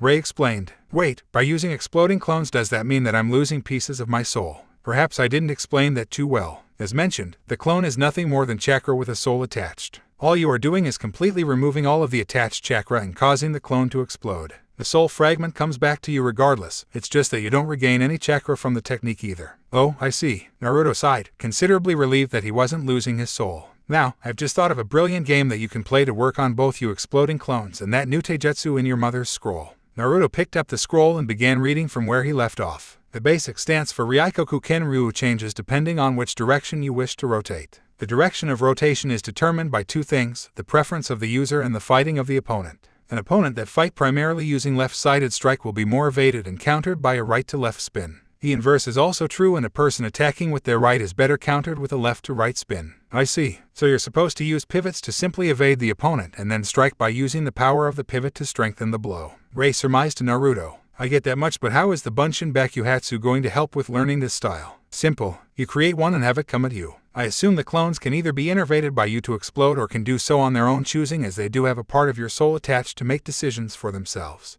You will be trying to avoid its attacks because if you don't, then you know the result. Naruto's eyes widened and realized what she was talking about. Then that same uncanny grin came across his face and he set to work. Boom. Org. God damn it. That's the 7th or 8th explosion in the last 20 minutes. Can't I ever get any peace and quiet around here? A woman screamed after hearing yet another explosion in the otherwise peaceful forest. Boom. Another explosion was heard not 5 minutes later. That does it. When I find the shit that is responsible for this, I'm gonna feed him to my snakes. The woman donned her tan-colored trench coat that was resting on a nearby tree branch before setting out. She silently leapt through the trees, hearing another 2 explosions in the 10 minutes that she was searching for her prey. When she came to an area that seemed almost leveled, she knew she had found her destination. She watched silently as boy with blonde hair wearing an orange jumpsuit fought, or rather tried to evade a clone. He was spinning out of all of the attacks that the clone was sending his way. What the hell is he doing? I've been watching him for 6 minutes and he has completely ignored all of the openings. Then the clone made contact and, boom, the boy was sent flying through the forest to crash into the tree that the woman was perched on. I get it now, he's training in evasion. Now that is just my style, training with a risk of death. The woman thought, all anger with him forgotten. She leaped down from her perch and approached the kid who was about to create another exploding clone. Hey kid. Naruto looked around and spotted a purple-haired woman with a tan trench coat, miniskirt, and not much else on. How about a training partner? Why would you do that? Naruto asked cautiously. It wasn't often that people he didn't know offered to help him unless they had their own agenda. 2 reasons of the explosions are annoying. B, I feel like beating up on something. Well, she had said it, she didn't hide the fact that she wanted to ground him to a pulp. Naruto, take 2 opportunity. Because she can't explode, she can give chase after she hits you. It will give you the chance to practice on countering after being knocked down. Naruto grinned at Rei's logic before addressing the woman. Before we start, what's your name? Anko Mitarashi. And you? Naruto Uzumaki. A look of recognition passed over Anko's face before she settled into a fighting stance. Now that the pleasantries are over, let's begin. And begin they did. Before Naruto even had a chance to begin his rotation, she was already upon him. She delivered an earth-shattering punch to his jaw, tilting his head back, putting it in the prime position for a punch to the throat. Naruto saw the fist coming and did the firstest that came to his head pivot. He spun around the right cross and attempted to use a back fist when she ducked out of the line of attack. While she was down low, she went for a strike to the ribs. He didn't stop pivoting all the while and brought his left knee to her head, making full contact. She dropped to the ground in a daze and he planted 2 knees between her should blades, keeping her pinned. Well, I win the first round, he said to her with some glee in her voice. Anko wore a maniacal grin and simply replied, I guess I underestimated you, before disappearing and then reappearing right next to Naruto. Screams of pain could be heard all across the forest, along with raucous cackling from another reveling in the first person's pain. Some hours later, we find Anko dropping an unconscious and heavily battered Naruto at the Konoha General Hospital. He was taken to his own personal room and seen to by Megumi. Megumi looked over Naruto with a simple scanning jutsu before turning to Anko. What in the hell happened? He has more broken ribs than I'd care to count and some severe bruising on his stomach and arms. Well, that's what happens when a genin tries to fight a jounin. Anko replied casually. You what? Megumi screeched, apoplectic with rage. Relax, I offered to help him to train. I underestimated him a little and he landed blow to the head, damn good one too. Well, I couldn't have him getting cocky, so I started going pretty hard. Trust Naruto to bite off more than he can chew. I wouldn't say more than he could chew. Anko corrected. He was landing a few hits after a while. It's almost as if he was improving with what he was doing there and then. Shaking her head, she stopped talking to Anko and started healing the boy of his injuries. Anko took this as her cue to leave and did exactly that. Naruto awoke to the look of a white roof. The hospital, he thought dully. That woman was incredibly powerful. You're telling me? I thought she was gonna kill me. At least she didn't leave me there. He mentally replied to his tenant. Ah, you're up. Well, that's unexpected. You were only out for little over a day. It was Megumi that had just entered the room, this time with her 2 students. Don't worry, I've told Kakashi-sensei. He knows that you're here, Sakura assured her teammate. Cheers. I got knocked silly by Anko-san. Well, how do you feel? Sakura asked. Better after a night's recovery. Not physically. How do you feel letting a chick beat you? Damage your pride any? She smirked. She was only teasing. Well, it wouldn't be the first time that it's happened. Besides, the same girl that beat me also beat Sasuke. He replied, white, giving a pointed look in Haku's direction. Haku looked slightly sheepish. To be fair, Anko-san is a jounin. It was to be expected. The group remained silent. Naruto, I'm going to let Haku perform the scanning jutsu on you while Sakura can practice her Shozen jutsu to heal any minor wounds that might be left. You're pretty much healed anyway, Megumi informed, giving her apprentices the chance to practice as the remaining damage to Naruto was minimal. Haku went through a few hand seals before her hand started glowing green. She started at his head and moved her way lower until she had scanned his entire body. Nothing seems to be out of the ordinary, she said to her sensei. Megumi repeated the same process just in case she had missed something.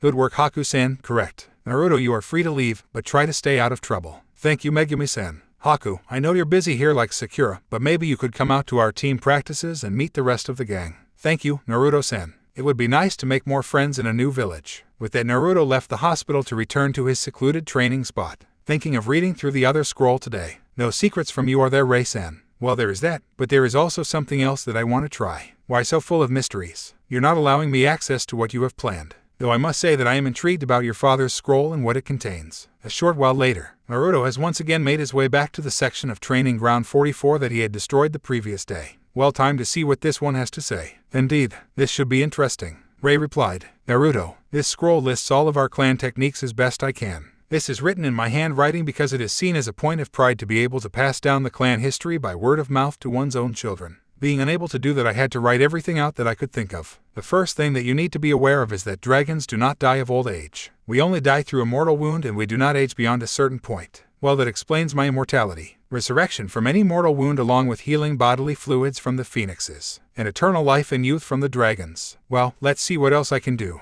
The next and most important thing to consider is your form shift ability. All members of the dragon clan are able to shift their form into that of a dragon. In this form, your body is far more powerful than it was in your human form. It is also far more resistant to physical battering and elemental jutsu, with one exception. When we shift into our dragon forms, the metal ions in our bodies rearrange themselves to form a solid metal lattice. Only the most intense of flame can burn, or more accurately melt you. Earth, water, and wind jutsu are also near useless unless they have the ability to put your body under extreme pressure. I'm talking center of the earth pressure. The major drawback is lighting jutsu. Because your body is now made of mostly metal with a sensory system, it is easy to understand how lightning jutsu could pose such a threat. In this form, even the most basic of lightning jutsu will feel like a bolt of lightning. This leaves little doubt that a mid-high level ration jutsu could kill you. To actually transform, you need to focus on the call to actually transform. It will be present after battling for a time. You will feel a pull to become more primal, for want of a better word. You are a special case. I just hope that you do not confuse this calling with the Kyuubi's bloodlust and unleash something truly terrifying. Something that you will never have to worry about, Naruto-san. Rei assured Naruto. Your mother may have mentioned this in her letter, but this is all possible by the graces of the gods. When we were searching for answers, we came across some information that led us to want to investigate a place called the Hall of 8 Fathoms. If you truly seek answers as we do, then this is the place that you must search. There is one other place that you must go to. It is the home place of the dragons located in the mountain range between Kase no Kuni and Iwa no Kuni. There you can meet with the first leaders of the dragon clan, and from then you may learn the sword style passed down through the dragon clan, Heighten Mitsurugi Ryu. There is one other reason to meet with them. To be considered the clan head, you must be tested and deemed worthy by one of the past clan heads on your 16th birthday. This is the only way to be considered the true clan head. My final testament to you is the summoning of the dragon clan. This summoning is something that I hope that you ever have to use, for it summons the Shinigami. The price for summoning the Shinigami is high. Depending on what you require of it and what is done, it may take your very soul from your body. This is only to be used as a last resort. The hand signs for this just are different to the usual summoning.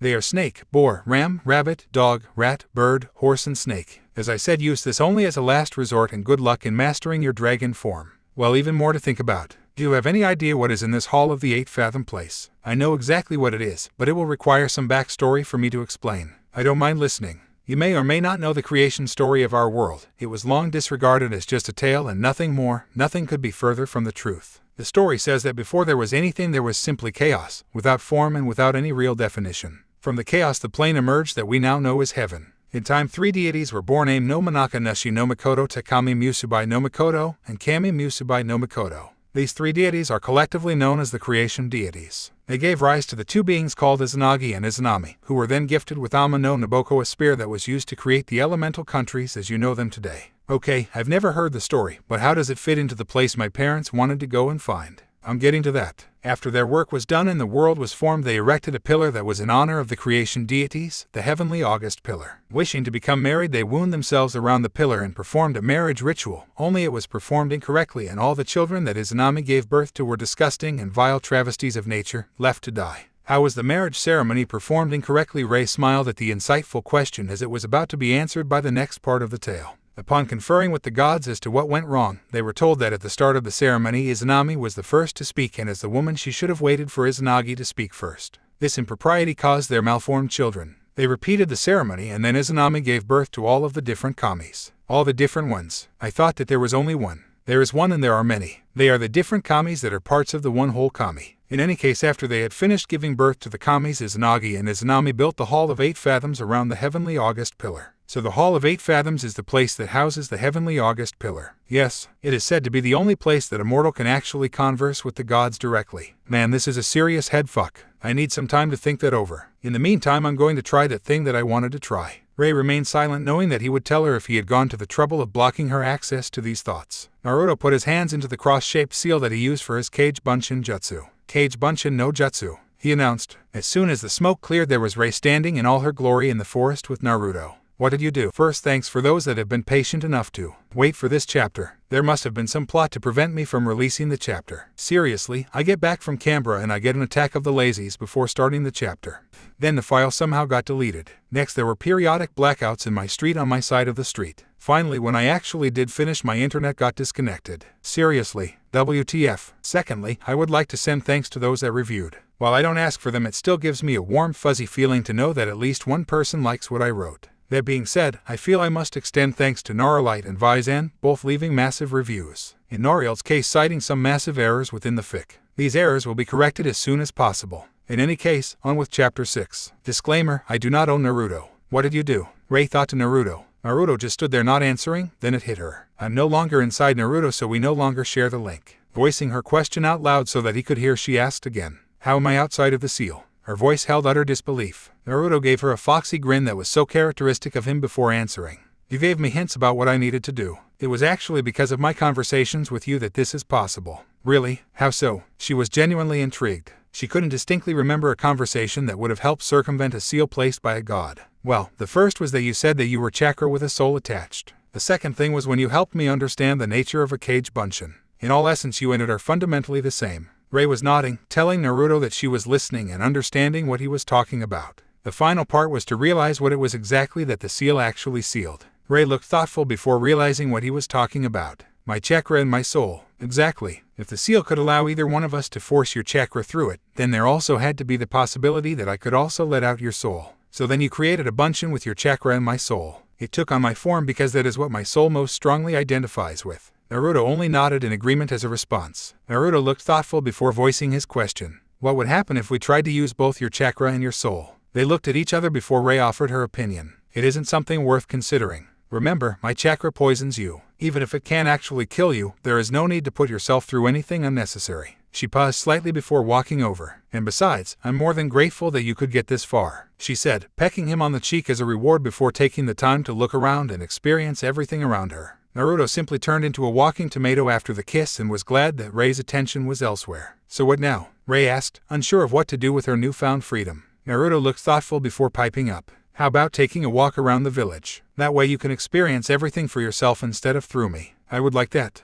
Maybe we should put you into a henge. If anyone asks, I can just say that you're a friend. Why can't I be your friend in my adult form? Because Aniki knows all the ninja, meaning that you won't be able to say that you are one if we stumble across him and all the adult civilians hate me. He stopped for a second before correcting himself. While everyone other than Tuchai and Keiichi. Without further argument, Ray was placed into a henge and they set about the village with no particular destination. As they were doing circuits in the village, they ran into various people that Naruto knew, each time introducing them to Ray as a civilian friend from childhood. Naruto was currently introducing her to Konohamaru, the Sandame's grandson, and his friends Udon and Mogi. Naruto had met Konohamaru through his many dealings with the Sandame, a thought that made him wince due to the past few days of revelations. Naruto Nichin, is that your girlfriend? Naruto just turned red faster than a traffic light. No, I mean ... no, she's just a friend that has been with me longer than anyone else. Ray just beamed at his words. Well, whatever, just don't complain when she gets tack. An ANBU had just shunshined into the area and started speaking over Konohamaru. Naruto-san, your presence is requested in the Hokage's office. Having delivered his message, the ANBU shunshined away. A frown crossed Naruto's face before heading there, with Rei not wanting to leave her there on her own. Once Naruto had arrived in the office, Sarutobi wasted no time in asking Rei to leave the room, as the things he wanted to discuss were of a very personal nature. Naruto, I'm calling you here about our conversation yesterday. Naruto frowned, not wanting to discuss the issue that was still a sore point. Sarutobi, not giving him a chance to object, continued immediately. Yesterday in our conversation you said that you weren't sure if your parents died in Rei's attack. While that wasn't the main part of the conversation, I need to ask, is Rei really who I think she is? Naruto looked aghast, realizing the slip-up that he had made in his rage. No doubt Kakashi would have noticed it as well. I need to ask, are you in contact with the Kyuubi? Why should I answer? You kept secrets from me all of my life, was Naruto's retort. Naruto, I do what I do because I have the best intentions, village and its occupants. Obviously there have been times when my judgment was incorrect, but this is something that I must know about.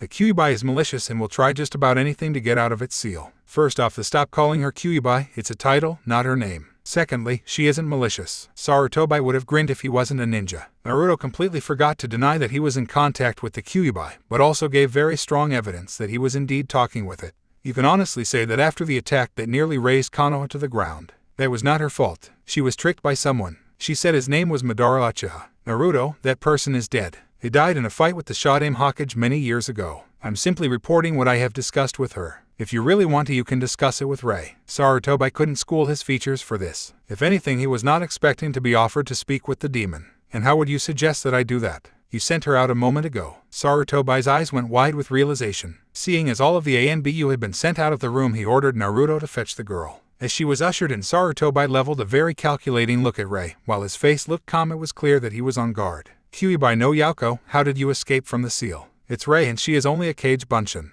My chakra containing her soul. How is that possible? There is a seal that contains her. Well, if it was possible for chakra to slip through the seal, then I figured it was also possible to have her soul get through as well. Sarutobi nodded at the explanation, understanding the mechanism behind the cage bunshin. Naruto tells me that you did not attack by your own will, but you were forced by a man named Madara Uchiha. Explain to me how this is so when he died many years ago in a fight with one of my own senseis. I don't know how that is possible. Perhaps he had some sort of gift longevity. All I know is that he tried to persuade me to join his cause. When I refused, he tried to use force, but I did not react in the way anyone would expect to his genjutsu. I was sent into a rage and attacked Konoha. Quite a tale. You see, for me to believe you, it means that I must admit that Madara had a hand in this. While I find this difficult, I will simply choose to find more information to come to a conclusion. Another question is why you came to Earth in the first place. Why come out of Makai or the plane of the heavens, wherever it was that you resided? Rei did not answer immediately. She merely looked at Naruto, something that did not go unnoticed by Sarutobi. Naruto chose to speak up at this point.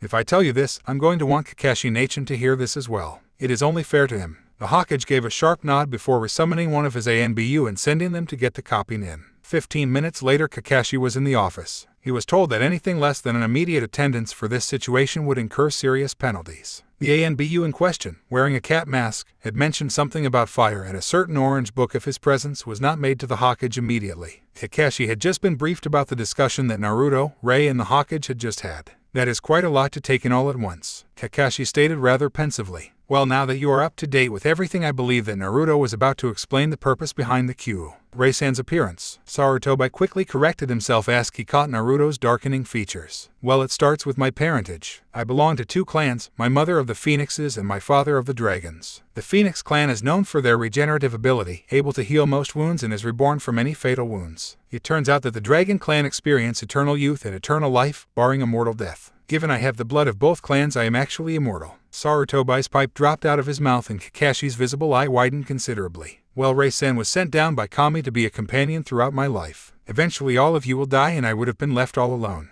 Rei-san is here to prevent that. Sarutobi had a very somber look on his face, as if coming to grip with the enormity of what he was just told. For the first time in his life, Kakashi looked as though he was absolutely stupefied. That is, I don't even know how to respond to that. Sarutobi had tried to say something relevant to the situation but was at a complete loss for words. It was at this point that Rei decided to remind Naruto of his father's letter. Naruto-san, remember your father's directive in his letter. Naruto looked thoughtful before realizing what she meant. Hokage-sama, is there any way that I would be able to travel to the mountains separating Suna and Iwa? Why would you need to travel there of all places? In my father's letter he said it was the ancestral home of the dragons and said that it was vital that I visited there. Sarutobi contemplated the issue before coming to a conclusion. I will allow it, but you will have to wait for a few days for your traveling partner to arrive. You will be going with one of my ex-students, Jiraiya. I was kinda hoping you'd let me go with Nichin. Sorry Naruto, but that isn't an option. I have responsibilities to Sasuke and Sakura as well as you, and seeing as they probably shouldn't come along, I can't come with you. Kakashi responded, telling Naruto just how impossible it was for him to come. Sarutobi picked up where Kakashi left off. You will need to have the best protection available when going anywhere near Iwa at this point. Why? Nobody knows I'm the son of the Yondaime. Iwa's hatred for the Yondaime is so powerful that you wearing a Konoha headband along with the resemblance between the two of you would be more than enough to make you a target. Naruto nodded and simply asked, when will he get here? I'm not too sure. It could take a while depending on where he has to travel from. Well, if you have no further bombs to drop, then you are dismissed. Outside of the office, Kakashi suggested to Naruto and Ray that they should head home after all the excitement of the day. As they were nearing home, Ray popped out of existence. Apparently the Bunshin had run out of chakra. Naruto awoke mid-morning the next day, the sun filtering through the gaps in his curtain and onto his face. Sunday, no training. He thought idly. Perhaps I should gather the gang together and introduce Haku to everyone. Ray-san, are you there? As always, Naruto-san. I was wondering, would you like to meet my friends as well? You would allow me that, shouldn't I? I'll only call you out later when we are nearer to meeting them. It wouldn't be too good if I said you were a civilian to them and then you dispersed as a cage Bunshin. It'd mean that you either knew the jutsu or that something fishy was going on, and I'd rather not have to explain. Yes, that would be problematic. After conferring with Ray, Naruto knew what he had to do. First, he had to gather his friends and set up with them to meet up with him at some food place. Ikaraku's, while his favorite place to eat, only served ramen. He'd have to think about a different place to eat for once. That barbecue place that Choji and Shikamaru eat, it would be a better pick. Aniki has taken me there, so I know they will serve me as well. Naruto thought to himself, thinking of a decent restaurant to go to that would still serve him. With that sorted, he decided that the quickest course of action would be to send out Kage Bunshin to look for everyone. Kage Bunshin no jutsu. Once 11 Bunshins appeared, he started giving commands. Right, I want each of you to find one of my other classmates and tell them to meet me at the Iibuki Cave. With that done, Naruto set off to the Kunoichi-only residence to collect Haku. It was a short trek across town via the rooftops, and before long he was waiting outside of Haku's apartment door. While he was there, he received snippets of information from his dispelled clones, each one telling him that the others would be there waiting for him at the allotted time. Haku answered the door and was pleasantly surprised. Naruto-san, to what do I owe the pleasure? Well, with you being new in town, I thought you might like to meet some of my friends. That would be pleasant. She smiled warmly and stepped out of her apartment wearing a baby blue t-shirt that cut off shortly after the shoulders, a black skirt that went down to her shins, and pair of sandals that had strapping going up to her shins where her skirt finished. Now that Naruto had organized everything, he and Haku decided to make their way to the restaurant at ground level. It was about 12:30, and if they had traveled by the rooftops, they would have been waiting for ages before anyone showed up. As they walked, they talked, but Haku couldn't help but notice some of the looks that were being sent at Naruto. While a great many just chose to look straight through him, there was an equal amount that seemed to mutter dark things under their breath and send vicious looks his way. Why do you ... How do you tolerate such treatment from your own village? Naruto looked at her and then had a brainwave. I can answer that, but not right here. Immediately he took to the rooftops and waited for Haku to follow suit. From here he made his way to the training grounds with Haku in hot pursuit. Once they had reached one that was on the outskirts of the main part of village, he stopped. Thankfully it was empty. Now I tolerate it because of what is sealed inside me. I want to change that opinion. Every time they look at me, all they see is the image of the Kyuubi and hate me for it. She was looking at him expectantly. The way he had finished his sentence told her that there was he had to say. What I'm about to do stays strictly between you and me. The only other people that know about this are the Hokage and Kakashi. I understand, was the only reply she gave. Well, as I said, they only see me as they Kyuubi, but even their image of her is incorrect. I have been talking with her for a few months now. She is actually a very kind ... soul. Naruto finished, almost unsure how to classify Ray. Once again you are trusting me with a lot. Why? Well, the first time was to repay your trust in me for telling me your secret. This time it is because you did not break my trust when I told you mine. In any case, the reason I brought you here is because I want you to meet Ray-san. Naruto-san, are you sure this is a good idea? She never received a response. The next thing that she knew, she was in the clearing with Haku and Naruto. After introducing Ray to Haku and then doing the inverse, there was an awkward silence between the trio before Ray started to talk. Haku-san, I would like to thank you for your actions and wave. I'm not sure I follow your meaning, Ray-san. After you knocked Naruto-san out in your fight, he came and visited me in the seal. From that point on, I haven't been lonely. I wanted to thank you for this. Haku was taken aback by Ray's politeness. From what she understood, demons were supposed to be vicious and vile creatures. Ray went against that with the way she was currently acting. Wanting to keep the meeting friendly, she bowed, only saying that it was of no trouble to her. Well, now that this is out of the way, perhaps we should get to the restaurant. Everyone else will be waiting for us by now. The hinge was put on Ray, the purposes explained to Haku, and then the three set off for the Iibuki Cave. True to his words, everyone was waiting for them. All 12 were waiting in an outdoor section of the restaurant. They had gathered some tables and put them together to make one large table, as the restaurant didn't normally accommodate such a large group without a prior booking.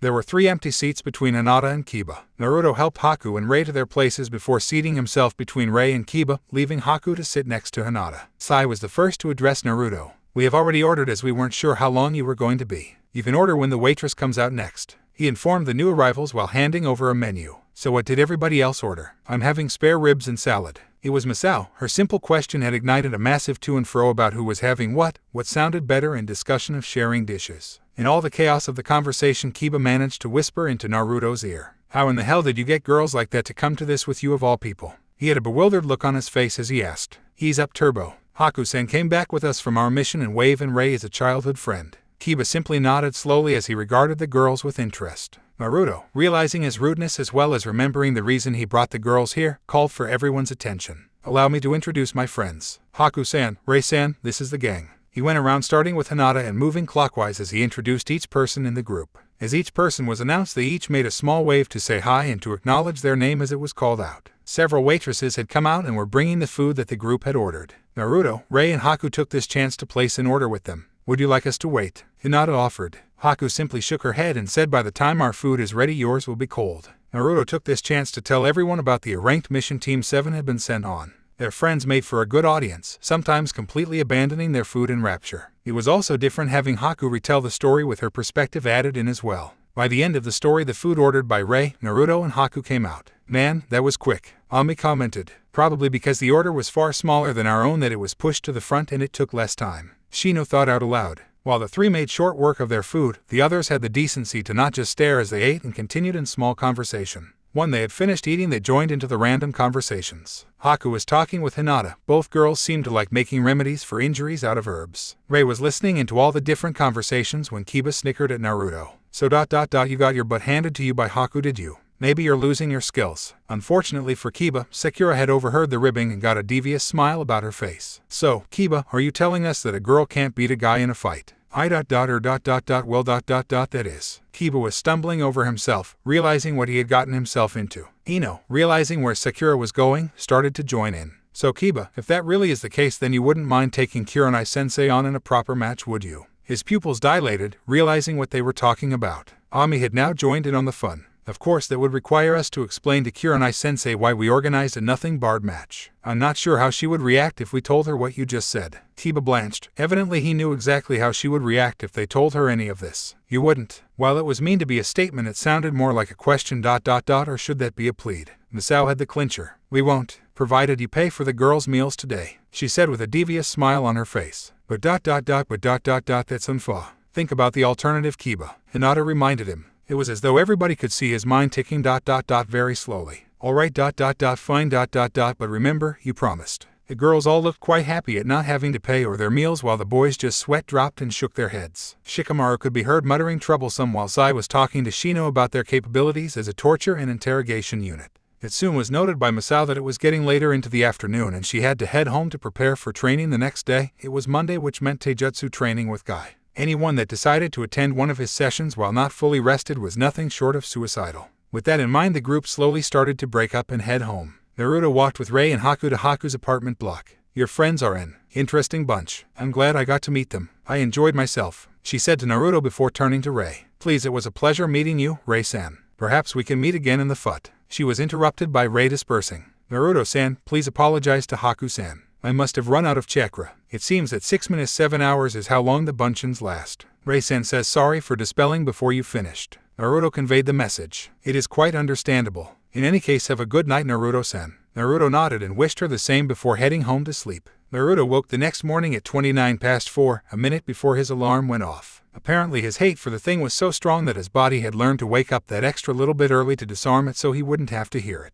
After he had disarmed his alarm, he set about dressing in his usual orange jumpsuit that he wore for training as well as missions inside the village, or more specifically, D-rank missions. Once dressed, he made his way to the training ground that was used for their taijutsu practice with Guy Mato and his genin team. He got there 15 minutes early, so he started to do some stretches before he was made to kill himself. While he was stretching, others rolled up in the 15 minutes and started to stretch with him. Guy and Lee appeared out of nowhere and started talking at full volume. Apparently they had already been on a morning jog and were about to join the rest of the group. YOSH, sensei, it appears that the rest of our youthful comrades have arrived. The rest of the group not so inwardly groaned, even Neji and Tenten. Their teammates did not like having perforated eardrums at 5 in the morning.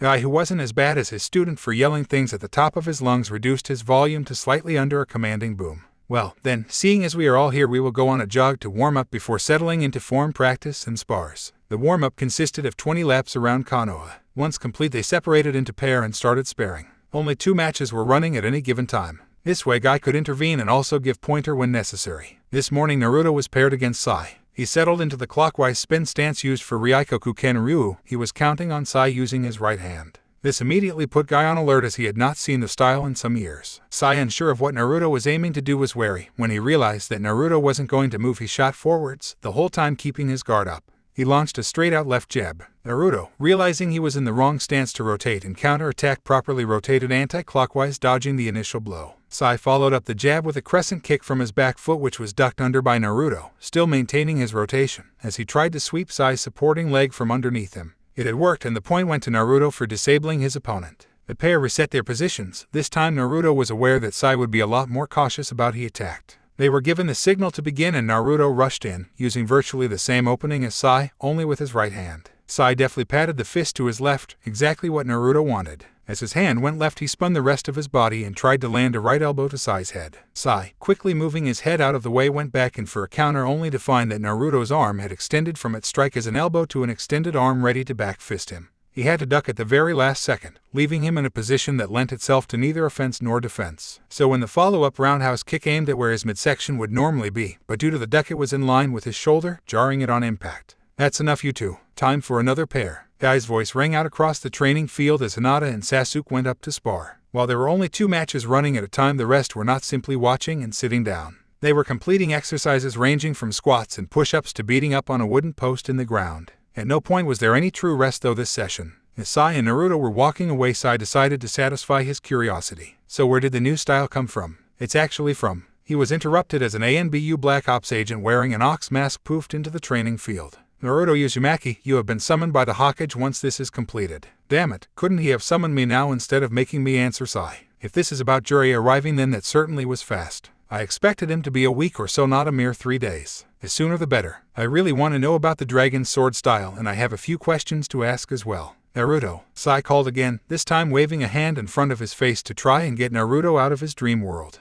"Oh, right, sorry Sai. So where did that new style come from?" "Oh, it's from my mother's family. Apparently she left me a scroll and I just received it recently." While Naruto had tried to sound happy, there was still a bitter edge to his words. No matter how much he may want to, it was just too early for him to forgive the Hokage. Perhaps it was because Sai's curiosity was sated, or perhaps he could sense the bitterness in Naruto's words that caused the subject to be dropped almost immediately. The 2 boys continues with their exercises, doing 5 cycles of 200 push-ups, sit-up, squats, and chin-ups. By the end of the morning, most of the group felt that death would have been a merciful release. Fortunately, most could laze around for the rest of the day and try to recover for the next day or whatever else they had planned for later on. Naruto was one of the unlucky few that was required to be somewhere immediately afterwards. While his body protested at every movement, he practically dragged himself to the Hokage's office. Upon arrival at the Hokage's office door, Naruto simply barged in, not bothering to check with the secretary or to knock. No matter what training undertaken and what improvements made, there were some things that were apparently far too ingrained from his younger days to change. It was fortunate that the Hokage was only expecting Naruto that day, so when Naruto did barge in, he wasn't in the middle of anything important, only battling his worst enemy since the Great Ninja Wars, paperwork.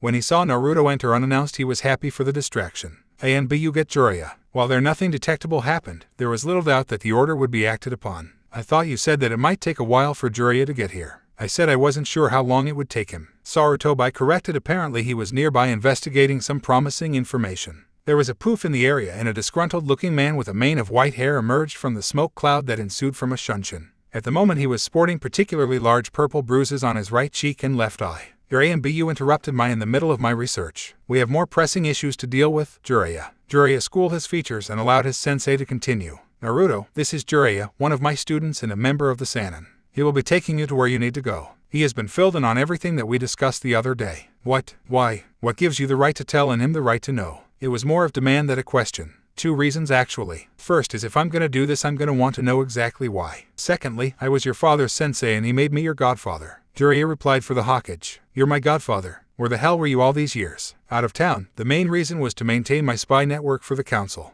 And the other reason? You'll get to know when you're a little older, he said with a slightly lecherous grin about his face. In any case, you will be leaving tomorrow morning. You need to be packed for a mission that might last a few weeks. Naruto nodded before Sarutobi spoke up again. Naruto, packed for an A-rank mission. That means no bright jumpsuits. Going so close to Iwa's borders is always a dangerous gambit. Naruto nodded, slightly more aware of how dicey things could get if things took a turn for the worse. Iwa would never miss such an opportunity to take out Konoha, and they would not let one of the Sannin slip through their fingers. Meet me at the western gate at 5 am sharp, ready to leave, Jiraiya told Naruto before leaving the office by way of Shunshin. Naruto went home to pack. When his older brother got home, he sought him out and told him the news. Aniki, Jiraiya arrived. We're set to leave tomorrow at 5. I was wondering, what are you going to tell the others? The truth, was the simple reply. What? You can't possibly mean. Naruto started, dumbfounded that Kakashi would simply blurt his secret. All I have to say is that you are traveling to find some clues about your family. They will just have to accept that, and if they want to know anything more, then they will have to ask you themselves. Naruto nodded, heading off to finish his packing. Once he was done, he found himself double-checking everything. Kunai, shuriken, spare clothes, food, and tent. Anything else? He asked to himself more than anyone else. Perhaps you should tell Haku. Your teammates will get told by Kakashi at the team meeting tomorrow, though I'm not sure if anyone will think to tell her. Sakura may work with her, but she will likely forget to pass the message on in the midst of her duties at the hospital. You're right, and with Haku not working with me on a regular basis, she wouldn't even know that I was missing and wouldn't ask. With his mind set, Naruto went out to find Haku and tell her what was going on in case she was left out of the loop by the others, even if it was accidental. A short while later, he found himself in front of her door for the second time in 2 days. He knocked and waited patiently for her to answer. She answered wearing the pink kimono that she wore when she first met him. Oh, Naruto-san, are we meeting your friends again today? Haku greeted. Sorry, Haku-san, not today. What I came here for was just to tell you that I would be out of town for a while. All my friends will find out tomorrow when I'm not present for training, but I'm not sure if anyone would have told you. She smiled at his thoughtfulness. Well, it seems like a wonderful afternoon. Would you care to take a stroll around the village with me? I haven't really seen too much besides the hospital, the Hokage Tower, and that restaurant from yesterday. Naruto smiled at the invitation and stepped aside so that she could step out of the apartment.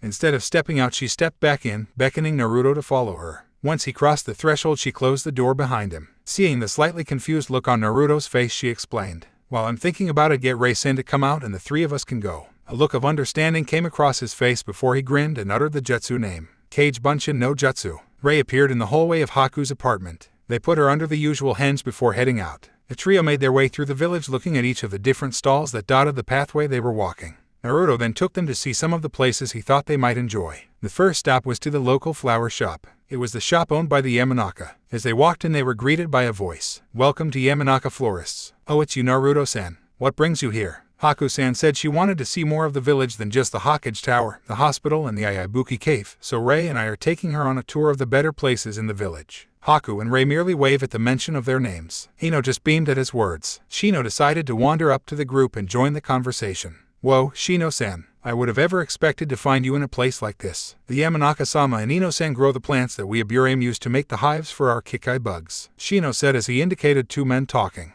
One was dressed as similarly to Shino himself, with a large white coat and glasses to hide his eyes. The other had long hair and a ponytail, black shinobi pants, a black long-sleeved shirt, green jounan vest, and red vest slightly covering it.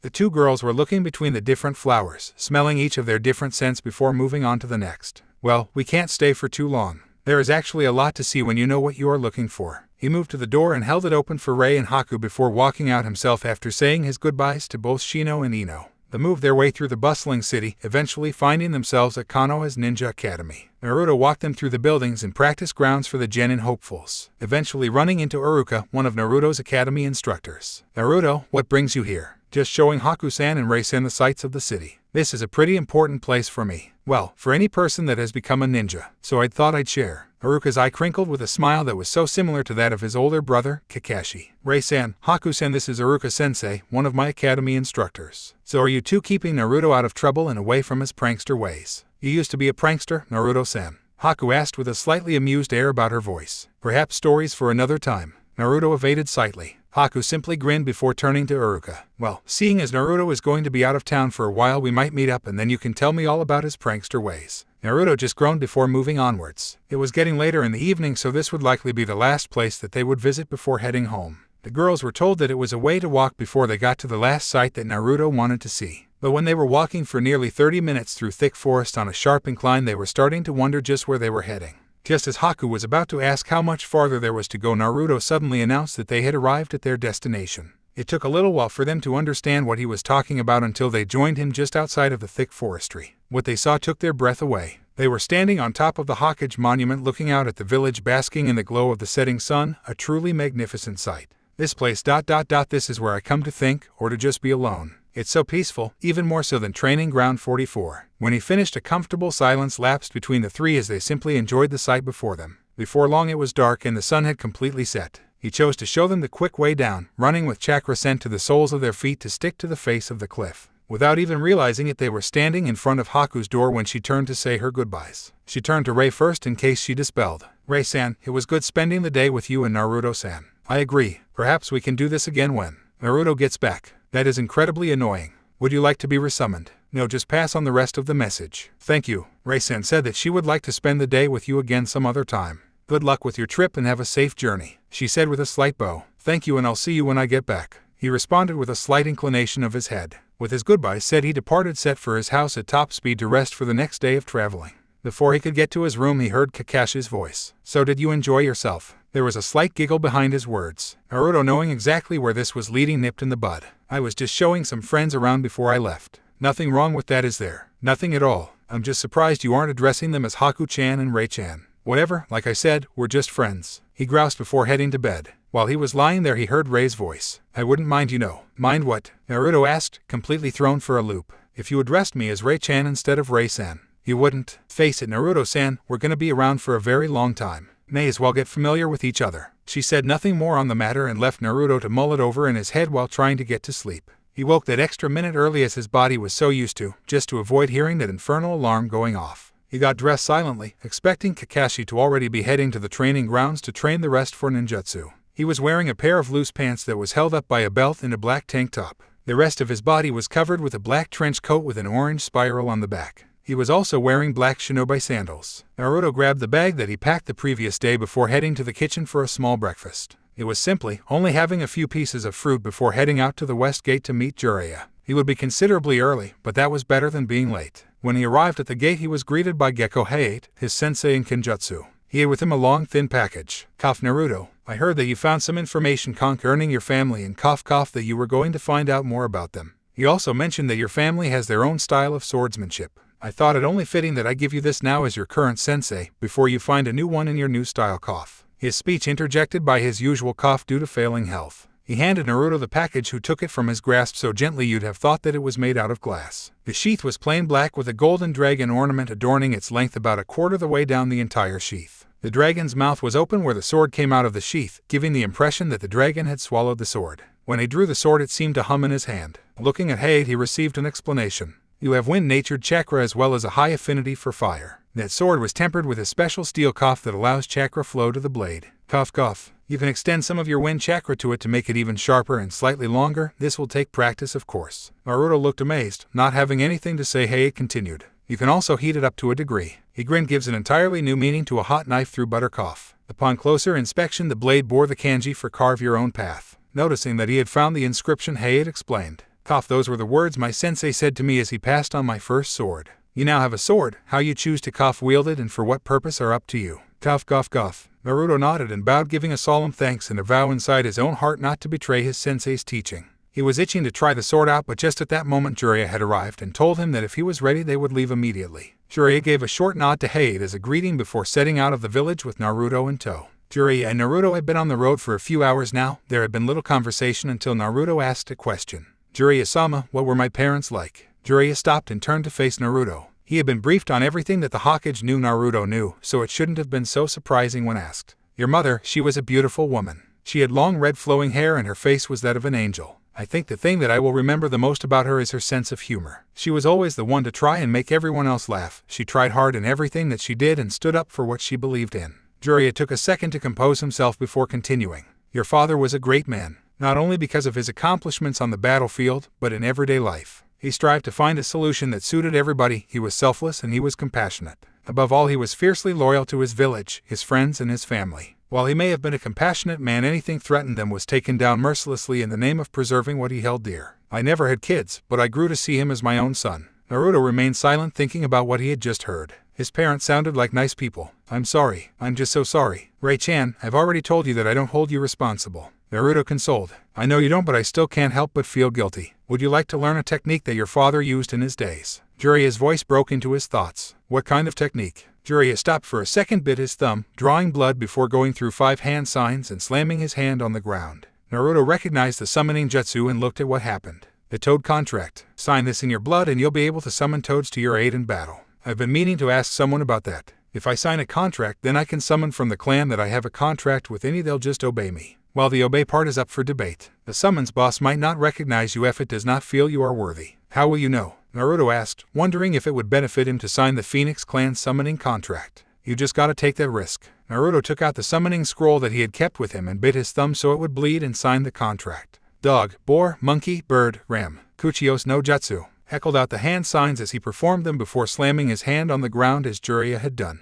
There was a puff of smoke. When it had cleared, Jiraiya was surprised to see a phoenix standing right in front of him. The small bird was a brilliant gold and red color. It came as a true shock to Naruto when it spoke. A new summoner, I presume. My name is Shinmi Machai. I'm of the Phoenix Clan, as you may have guessed. I am a messenger. Shinmi-san, it is a pleasure to meet you. Is there anything you require of me, or should I dispel and tell Tabifushicho-sama of our new contract? He will accept me. Jiraiya's words still playing in his mind. You are of the Phoenix Clan, so there is no reason that he should not. Good, then no, you may you as you please. Very well then. But before I leave, I should impart some advice. Using the san suffix with me and many others is fine, though you should note that there will be some that insists upon the suffix sama. This if for no reason other than respect for the dead. Understanding lit Naruto's eyes as he thought about how the contract worked. Your safest bet is to always use the sama suffix, and the summon will tell you that a more casual suffix is acceptable. His knowledge imparted, he dispelled. Naruto and Jiraiya had been traveling west for the past 3 days. They were now just inside the border of Kase no Kuni. It generally took several days to reach the country's hidden ninja village, Sunagakure, though as they were not in any desperate rush, they could travel at a far more sedate pace, rather than going at top speed to their destination.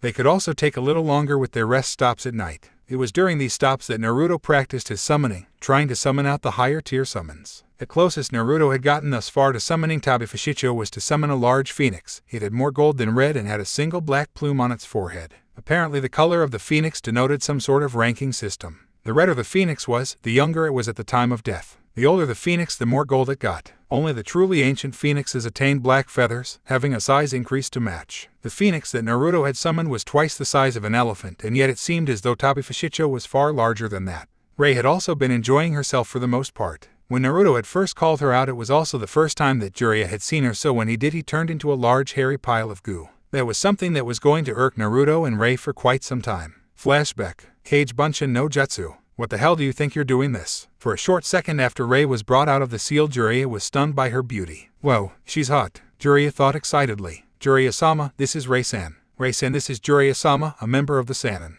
Naruto introduced. Jiraiya had out a little notebook and was scribbling away. Not sure of what he was doing, Naruto simply asked. Upon not receiving a reply, he looked at what Jiraiya was writing. What the hell? Why are you taking such a detailed description of Rei-san down? Rei blushed at Naruto's sudden outburst. Jiraiya ignored him and simply started framing her in his hands before talking about her screen potential, whatever that was. He then proceeded to whip out a measuring tape, but before he could get very far, Naruto had conked him quite hard on the head, sending him face first into the dirt. Now what are you planning to do with all this? In response, Jiraiya said that she could be a character in his newest edition of Ika Ika. Naruto immediately recognized the book as the one his brother had tried and failed to quit reading. Apparently he just couldn't kick some old habits. You're just a pervert. I wonder what would happen if I used. Naruto trailed off. Henge, Naruto cried out, transforming into the form of a girl with pigtails and the smoke of the transformation jutsu covering nothing but the most intimate parts. Jiraiya went into his dream world, an absolutely gorgeous redhead standing in front of him alongside an equally beautiful naked blonde. He started drooling as he fantasized.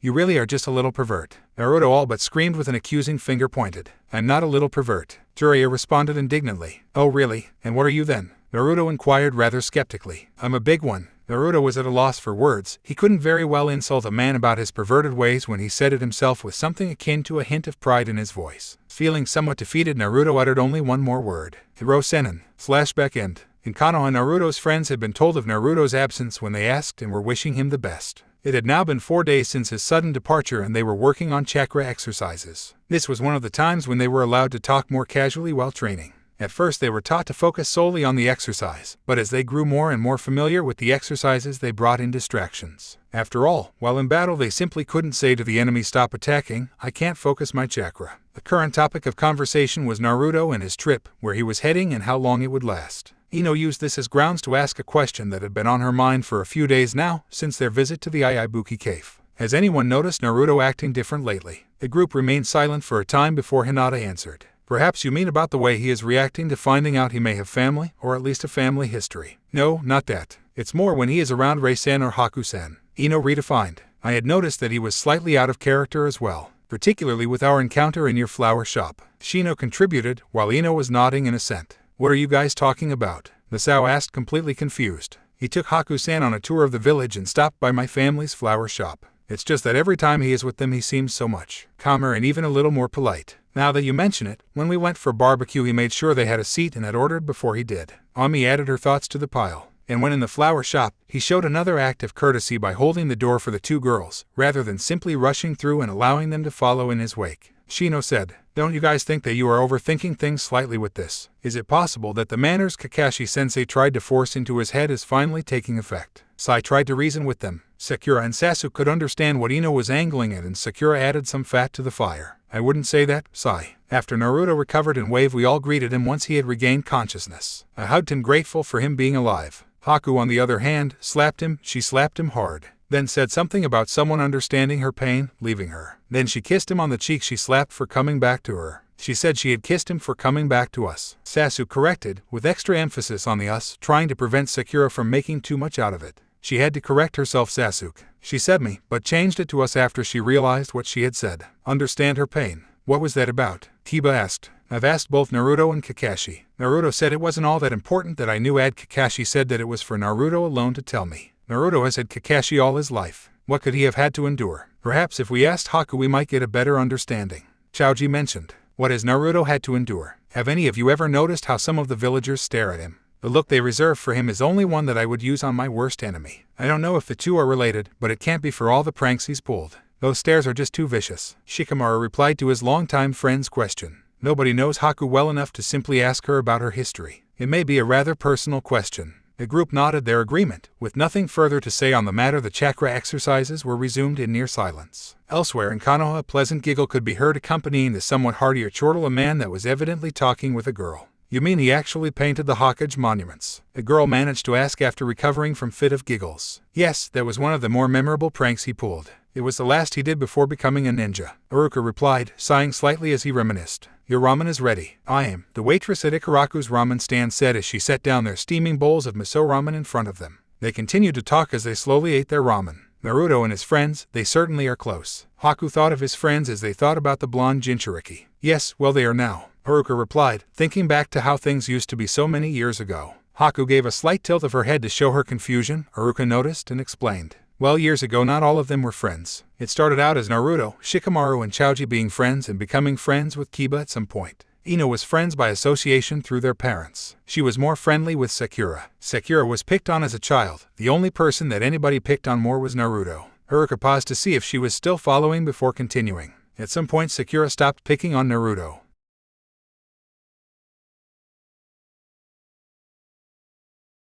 The boys who were already friends and the only girl that could be a real friend. Seeing Haku nod, he continued on with the group's background. Then you have Sasuke, Shino and Hinata. Hinata and Sasuke are from prestigious clans and would have been actively encouraged to avoid the group, particularly Naruto. It was difficult for them. Both had high expectations thrust upon them by their families and the village, so they were in a way always on their own. He gathered a breath before continuing. Shino is from the Aburame clan, not the most social of the Konoha clans. While these three recluses joined the group after the Uchiha clan massacre, one of their own clan members killed a great many of their number, including his own parents. After that, Sasuke seemed to change. He had a higher drive to work. He was top of the class already, but he just seemed to be pulling ahead from the rest of his class more so than before. When his class saw the extra effort, they started lifting their game. No one wanted to get left behind. First, the boys picked up their act. I can only assume that this is how Shino got involved in the group. Then the girls of the group lifted, not wanting to get left behind by the boys, and Hinata didn't want to get left behind by the girls, and that is how she got into the group. Over the remaining years, 3 others joined, Masao, Sai and Ami. I guess it was because they set their priorities straight. You know the saying, birds of a feather flock together. Iruka was getting tired of talking by now, but he decided to finish with one little bit. They seem to run like a well-oiled machine, but occasionally there are cracks that appear within the group. Ami was one of the ones that used to tease Sakura the most, and Sakura teased Naruto rather cruelly when he was the focus. It makes for some awkward moments now and then, either from guilt on one part or an incomplete trust and insecurities on the other's part. That's rather interesting. I thought that they had all just been good friends from the start. Haku mused out loud. Hardly. In some cases you would have been forgiven for thinking that they were mortal enemies. Though with the way they work together these days I can understand where you are coming from. With the way they're improving as a unit I can see them cementing a place in our history books one day. Uruka chortled, idly hoping that he might get some reflected glory for being their final year academy teacher if they remembered him years from now. Haku smiled slightly before turning back to her ramen. Once the food was finished the pair said their goodbyes and parted ways. It was now the 7th day of traveling for Naruto and Jiraiya. They were now in the mountain range dividing Iwa no Kuni from Kei's no Kuni. Any absolutely unnecessary chakra usage was expressly forbidden by Jiraiya. It had been a true wake-up call for Naruto after that conversation. Flashback. What? Why not? Why can't I practice summoning or summon Rei-san? Because using chakra enough to summon will no doubt attract unwanted attention, and moving in a number larger than absolutely necessary is foolish. But you're a Sannin, surely you could be able to take any opponent, even if they were ANBU, Naruto almost whined back. I am, but you are not. While I'm battling I can't protect your hide as well. An immortal, remember. Morond, when they discover that you are immortal they won't try and kill you, they will try and capture you. Think about that. Their interrogators will simply torture you till you die, then start the process over and over. Worse yet, what if they try and use you for breeding stock, to create warriors for their country, for use against Fire Country? Then your own powers would be used to destroy the village you love. Jiraiya growled back. I never thought of that. You're a ninja, you must think of the worst case. Not planning out your moves could prove to be fatal to you, or more importantly in your case your comrades. Not thinking things through could be disastrous for you village. Naruto nodded as they continued on their path, having been given a lot to think about. Flashback end. Naruto, look. Jiraiya's voice broke him out of his reverie. He cast his gaze to where Jiraiya was pointing. There was a cave in the mountainside. It was well hidden from view and anyone looking too closely would have missed it entirely. After a day and a half of searching through the rugged terrain it was the slightest hint of a breakthrough. The cave was on a completely different mountainside to the one they were on. After choosing the most appropriate route getting there they entered the cave. What they saw inside amazed them. Instead of narrowing down like one would expect, the cave opened out into a large circular room of sorts with 10 or so pathways each seeming to lead deeper into the mountain. Well, isn't this something? I was only expecting to find a place to stay for the night while we picked up our search tomorrow. Jiraiya said as he looked about. So which way from here? We rest and let some clones do some exploring. It'd be stupid if we got lost and died here. Naruto snickered. It's not that funny. Even if you are immortal, I get the feeling that you wouldn't do too much without food and water. Naruto paled slightly and nodded. Kage Bunshin no Jutsu. Naruto uttered and summoning 20 clones into the open area of the cave. Well, get to it. Start seeing if there is anything worth seeing here. He gave his orders and they all rushed off to do his bidding. Why 20 and not 10? In case the caves branch off further. Jiraiya was suitably impressed. The boy was noted for being an idiot when it came to written tests, but when it came to practicalities he seemed just as good as any of the so-called geniuses. It made him wonder if these geniuses were actually all that good or if it was something that those around them had blown out of proportion. As he and Jiraiya sat talking they were surprised when 2 clones burst into the circular room from different entrances. Which entrance did you guys go in? The bunch and each pointed to the exit that the other had walked out of. Naruto shook his head only to receive a sudden burst of information from 2 of the dispelled clones. It was the partner of each of the clones present. One had dispelled of its own will after finding a dead end. The other had met its fate by a long fall that was hidden by the darkness. The other 2 clones dispelled seeing as they were no longer needed, and Naruto moved to make a pile of rocks or something the like that would distinguish the 2 entryways from the rest to note that they were not the correct way. He explained to Jiraiya what was going on. It was a further 4 hours before Naruto received and more information, then in the time span of what only seemed to be a half an hour was able to rule out several more passages. One had a cave-in, another was a second dead end, and the last was actually a loop that took you back on the same route over and over. The only reason the pair of clones picked up on it in the dark was that one of them made a gouge in the rock with a wind jutsu. It wasn't long before they walked around and had felt the relief of the spiral-shaped mark it had carved into the rock. With only 4 remaining passageways left open to them, it was now a game of hoping that the chakra of the clones didn't run out before they made it through the veritable labyrinth of a mountain. In the 2 hours that they were waiting, they managed to eliminate 2 more entrances, one as it led to a large open area with a small underground lake that went nowhere and the other subject to another cave-in. It was nearing the end of the 6-hour maximum that Rei had said was the limit for his clone when he received one more piece of information. Burned into his memory was the image of what seemed to be several small stone huts, the last thing that the clone saw before dispelling.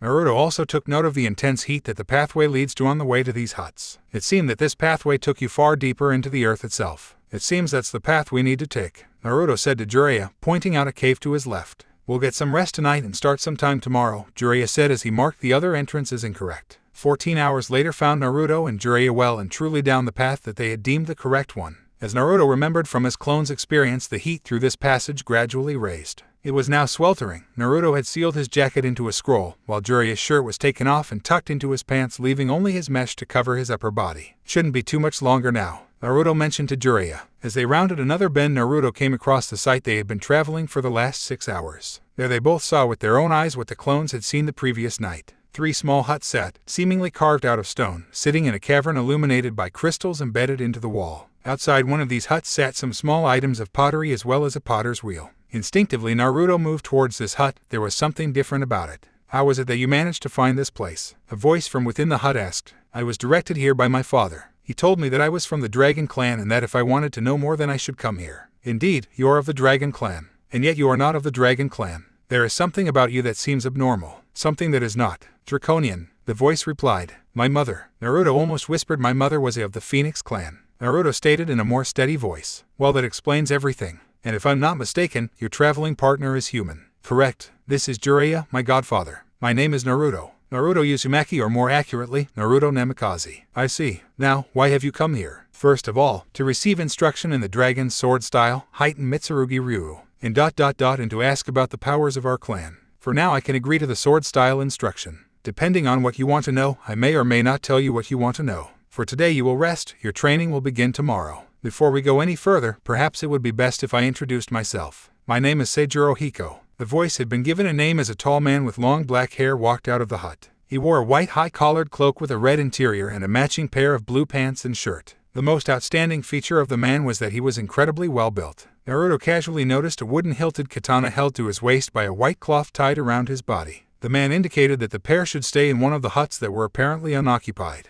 The days that came were tough. Many things had been revealed from both parties. The first question Naruto asked was about how Seijiro could tell that he was not a pure-blooded dragon. It came to light that it was just a sense that they came to develop over the years. Naruto had little doubt that this was what had attracted him to Seijiro's hut in the first place. Though he couldn't precisely tell what it was, he just knew that something felt different. It was also from this sense that Seijiro seemed to detect Rei's presence within Naruto. This led to a lengthy conversation about his father, his mother, and the whole incident surrounding his birth. Seijiro seemed indifferent to the news and pressed on with his breakfast. After breakfast came the training Naruto had been dying for. The session started off with a sparring match between Seijiro and Naruto. Naruto, while not having any true style, was not a complete novice with the sword, yet when he versed Hiko, it was as though a wolf had been led into a kennel with a blind newborn pup. There was nothing that he could have done. In short order, many cuts had appeared all along Naruto's body, each no deeper than a paper cut, a true testament to Hiko's control over his blade. Naruto could not believe that the man had landed so many hits in such a short amount of time. It made his previous sensei, Gekko look almost like a novice. It seems we need to work on your speed above all else, Seijiro said to Naruto as he observed the healing power of the phoenixes kick in and reseal the cuts that appeared all over his body. Naruto had been expecting to at least be able to defend against the man. What he encountered was on a whole other level. The rest of the day was spent learning 3 of the most basic techniques used. The first was Bataojutsu, sword drawing techniques. The second was an opening move, Do-Ryusen. Do-Ryusen relies on the speed of a swing to send earth in the same direction as the swing. A horizontal swing will send large chunks at the enemy, while a vertical swing can leave a fissure in the ground, causing a loss of footing. Bataojutsu is a technique that leaves the user open to counterattack if it misses. To counter this, an additional swing is made using the katana's sheath. This move is called Tsuryusen. By the end of the day, Naruto had managed to perform the Bataojutsu and the Tsuryusen with the correct motion. All that remained was for him to be able to perform the techniques at a far higher speed in order for them to be effective. The Tsuryusen was not as simple. For a great while there was no visible change to the earth no matter which swing style he used. After swings numbering in the high hundreds, he was slowly getting more and more frustrated. Sensei, would you mind demonstrating again? Naruto requested. Wordlessly, Hiko performed the technique. First a horizontal swing, sending stones between the size of a man's fist and the human head, flying in the direction of his swing. Then he performed the vertical swing, leaving a 1-foot-wide fissure for 20 meters ahead of him. The ground here is not the same as that on the surface. If you look closely, you will see hairline fractures from your vertical slashes and small chips in the ground from your horizontal strikes. The ground is far harder here, so it is also far harder to actually rip it asunder, Hiko advised. Naruto practiced his swings for the next 2 hours, until pebbles started to get launched or else cracks of little under a centimeter appeared.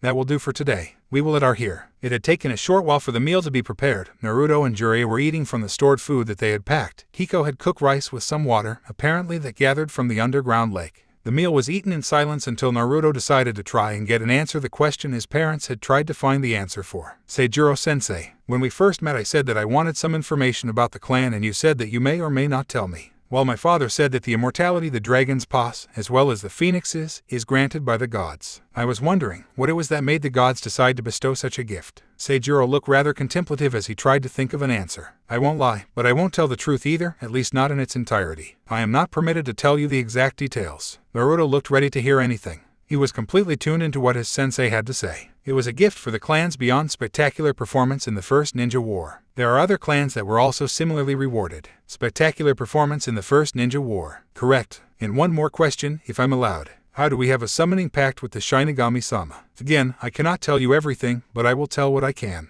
As you know, we are immortal. Well, the story starts out with one of the earliest clan leaders losing his wife in the first ninja war. He lived for some time after her death. One day he went to the Hall of the Eight Fathoms, a place where it is possible to speak with the gods. There he made a pact with Shinigami-sama. It is seen was dishonor to commit suicide within our clan, to die a coward's death and run away. Hiko paused to see if Naruto was still following. This man implored Shinigami-sama to reunite with his beloved, even if it was in death. And so it was done, but the Shinigami-sama is a god that believes in universality, or perhaps it just has a sick sense of humor. In any case, the same deal was given to all those in the Dragon Clan, and it became that when a pair mated, they mated for life, because if one died so would the other. Well, anyway, as I said, Shinigami-sama is one that believes in universality, death being a good example. So then why should one have a pact with death when nobody else did? And so the Reaper summoning was formed. It is not actually a family summon per se, as anyone who knows the necessary hand seals and has the sufficient chakra can perform the summoning. Naruto nodded in mutely understanding before finding a flaw in the explanation. That sorta makes sense. The thing is, why would Shinigami-sama apply the summoning to all, but death of your wife or husband to only the Dragon Clan? There are things that I have deliberately left out, knowledge that can only be passed on from one clan leader to the next. I must go and prepare a few things for tomorrow morning. With that, Hiko bid them farewell and left for his hut. The next morning Naruto was awoken to the sound of a loud clanging by his head. He woke with a start before seeing what appeared to be a pair of bracers, leg guards, and some new clothes. Wear those when you train. This is to build the speed and strength required for heightened Mitsurugi. They are made from a special ore found within this mountain range that is naturally quite dense. They have the ability to store chakra, making them even denser. Eventually, when the time comes, you can withdraw the chakra within them, giving you extra chakra and reducing the weight. Naruto eagerly donned the new gear, understanding the twofold benefit when he was used to them at far higher weight after chakra usage. The day was spent doing much of the same activities as yesterday, practicing the techniques he had learned as well, running with the weights on to improve his speed. By the end of the day he felt exhausted, admittedly not as exhausted as a training set with Guy, but exhausted nonetheless. The next day Jiraiya approached Seijiro about needing to return home with Naruto. Hiko-san, I must advise you that this may well be our last night with you. Our food supplies are running low and Sarutobi-sensei only gave me a limited amount of time for this. I need to be back on the outside shortly as both Naruto and I have responsibilities to attend to. Wait, can't I simply stay here and train under Hiko-sensei? No, you have things that you need to do on the outside. While Naruto could not think of a single pressing thing that he had, he knew that Jiraiya most likely would, and the tone that Jiraiya was using was one that would brook no argument. In that case, I will teach you 2 more techniques and a variation to go with one of the first. I expect you to practice them all in your free time. This technique is called Ryutsui-sen. It is not a particularly elaborate move, it simply entails jumping high into the air and slashing down from the opposite shoulder that the sword is wielded from. The variant is simply a stab instead of a slash, and it called Ryutsui-sen-zan. The other technique is Ryukan-sen. This is a counterattack move where you must use the full speed required of heightened Mitsurugi to sidestep the initial strike and then strike out at the opponent's neck. This move is redundant against enemies that are faster than you are. Hiko said to Naruto, demonstrating each technique as he went along. The rest of the day was spent practicing these techniques. Naruto could practice the others in his own time back at Konoha, and the training with the new equipment was something that he could do practically 24/7 just by wearing the equipment. He needed to learn the actual technique so that he wouldn't practice it incorrectly when on his own. While Hiko had said that neither Ryutsui-sen nor the Ryutsui-sen-zan were particularly elaborate, it was still difficult to master, as it was difficult to put any real power behind the blade, and he was jarring his body as he made the attacks when he connected with his sensei's blade. It wasn't until he was instructed to shift his body weight that things more or less fell into place. He wasn't having any real effect with his strikes against Hiko, but the man was insanely powerful. The main benefit was that he wasn't so shaken up after each strike, and he could feel that the blow was more powerful than before. That night they shared their last meal together. Normally the meals were eaten in silence, but tonight the meal was somewhat more lighthearted, with idle banter and some teasing on Hiko and Jiraiya's part when Naruto had been goaded into letting Rei out. She had been kept inside the seal for the past few days as there really wasn't all that much to see, and Naruto had said that the seal was probably more pleasant than the hot mountain's core. Hiko had accompanied Naruto and Jiraiya as far as the circular room with many entrances on their journey home. Naruto, before you go, there are a few things that you might like to know. The first is that you are welcome to come back to further your training and heighten Mitsurugi. The second is that while I couldn't tell you everything about how we got our power immortality, if you want further answers, then you must seek out the true reason behind the ninja wars. Jiraiya looked at him very skeptically and filed the information away for later use. The reason for the ninja wars. I thought it was all just a bid for power by each of the 5 elemental nations. We really can't stay much longer. We have already stayed longer than I intended.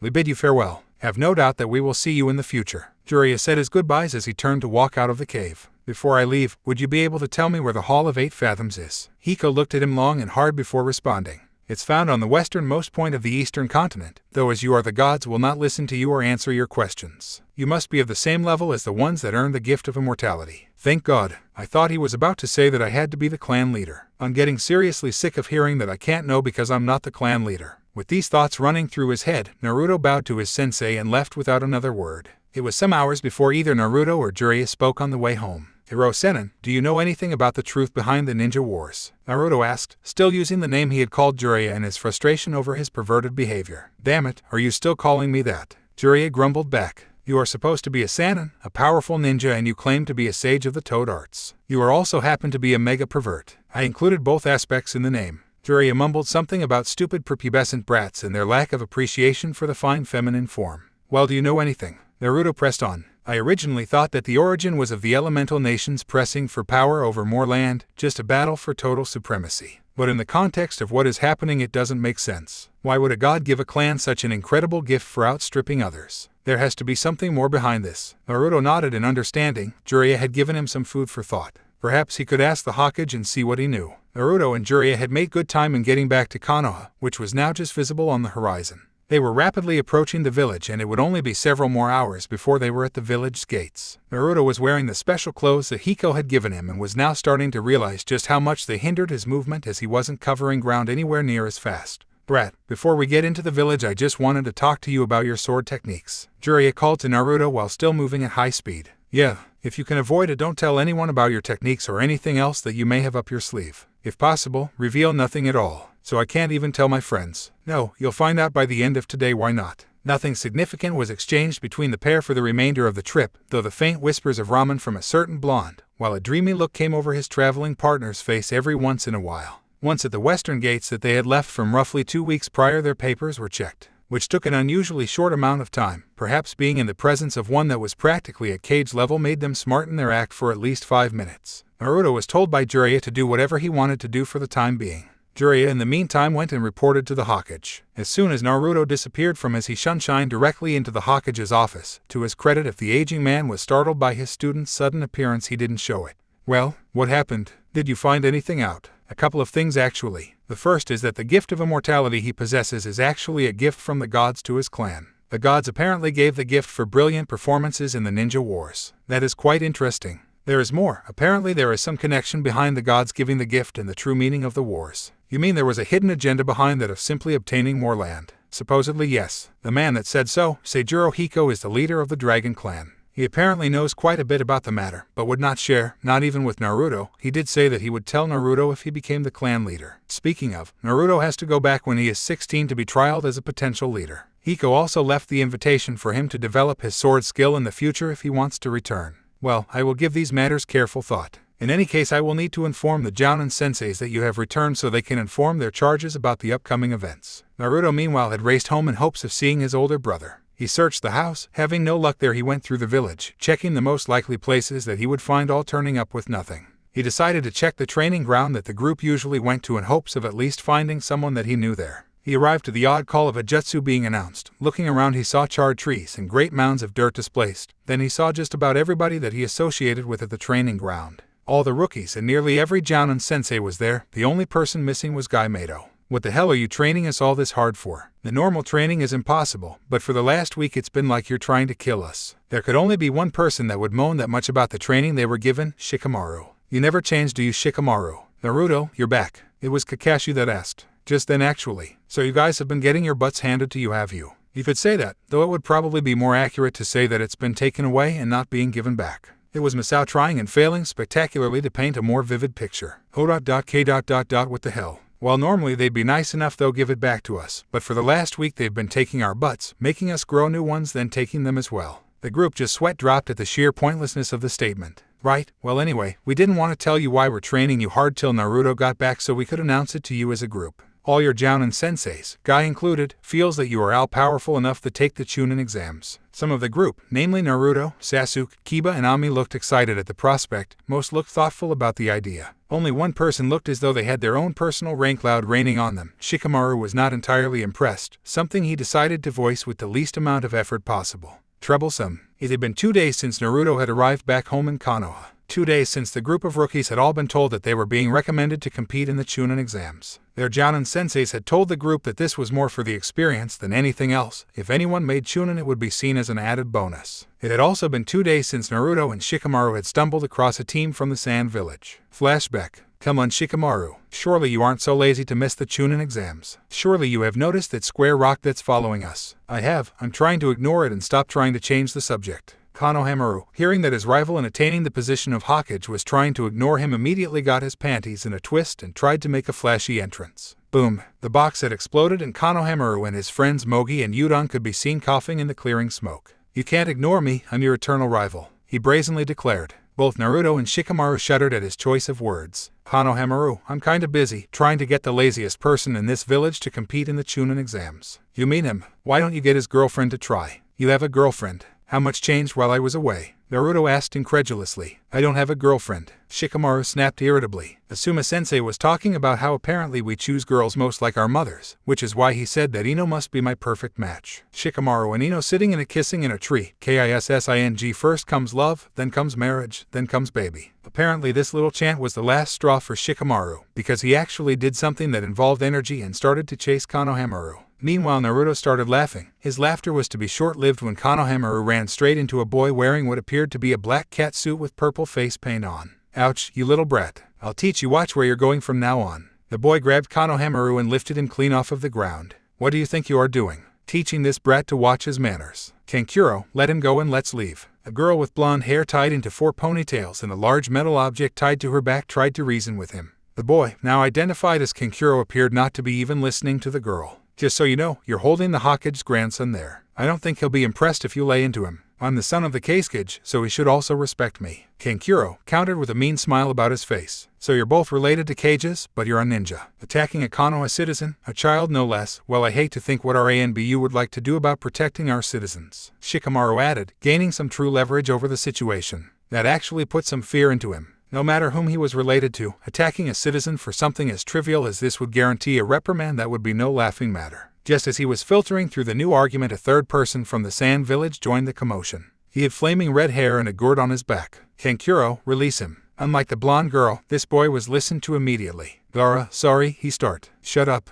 Gaara interrupted, his voice like ice. I apologize for my teammates' idiocy. I am Sabaku no Gaara. My teammates are Temari and Kankuro. The invitation was left for Naruto and Shikamaru to introduce themselves, something that Shikamaru did hesitantly. Shikamaru Nara, and that is Naruto Uzumaki. I assume you are here for the Chunin exams. Correct. I look forward to seeing you in the exams, Gaara said as his farewell bidding before turning on his heel and heading away. Naruto, for his part, was having a score of different thoughts running through his head. He feels like Hiko-sensei. Does that mean he's a dragon too? No, he doesn't feel like Hiko-sensei, he just feels different from Shikamaru. Naruto-kun, Rei-san, what you sense, I sense it too. It's familiar, but I can't quite place it. Use caution, Rei advised. Thank you. He paused for a second before asking, since when am I Naruto-kun? It was always Naruto-san. Since I became Rei-chan. I never called you that. You did, when you summoned me in front of Jiraiya. Naruto. Shikamaru was now yelling. How the hell can you zone out when such a freaky guy is about? Sheesh. Flashback end. It was only a further 2 days until they were due to take the first exam of the 3-part exam.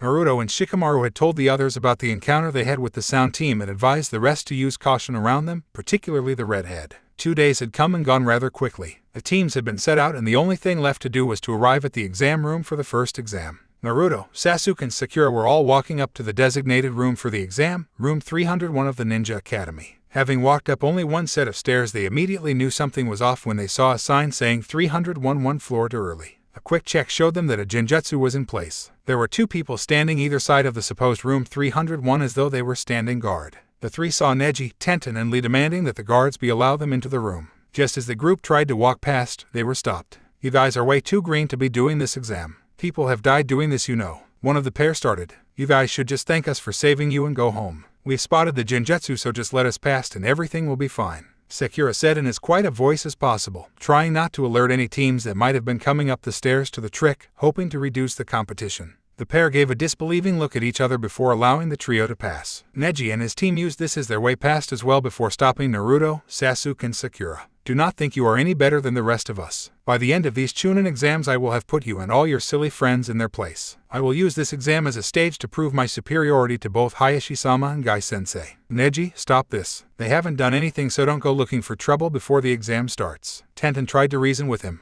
Neji sent them a parting glare before walking past them, taking care to brush against each of them in turn. I apologize for my teammates' unyouthful behavior. We may be on different teams, but I will do my utmost to protect a fellow Konoha ninja. When Sasuke, Sakura and Naruto walked into the exam room, they immediately saw the rest of the rookie group. Hey Shikamaru, you decided to come after all. Naruto greeted. You're one to talk. We thought you weren't going to show it all with how late you are. Kiba replied as he strolled up with the rest of the group. We're later than you, but still on time, so what's the problem? Sasuke replied indifferently. You poor little things, you guys have no idea how things work around here. Maybe I should give you a hand. And who are you? Ino questioned the bespectacled, silver-haired teen that had abruptly started talking to them. Forgive me, my name is Kabuto Yakashi. You guys are making a fair bit of noise, so I thought I'd do the friendly thing and just warn you that you are making yourselves a walking target. The group turned to the rest of the examination room to see practically every pair of eyes trained on them giving heated glares. The hell with them. If they really want a peace, then they can form a line and I quote I'll take them all down one by one. Naruto declared, raising his voice for the last part to ensure that the whole room heard.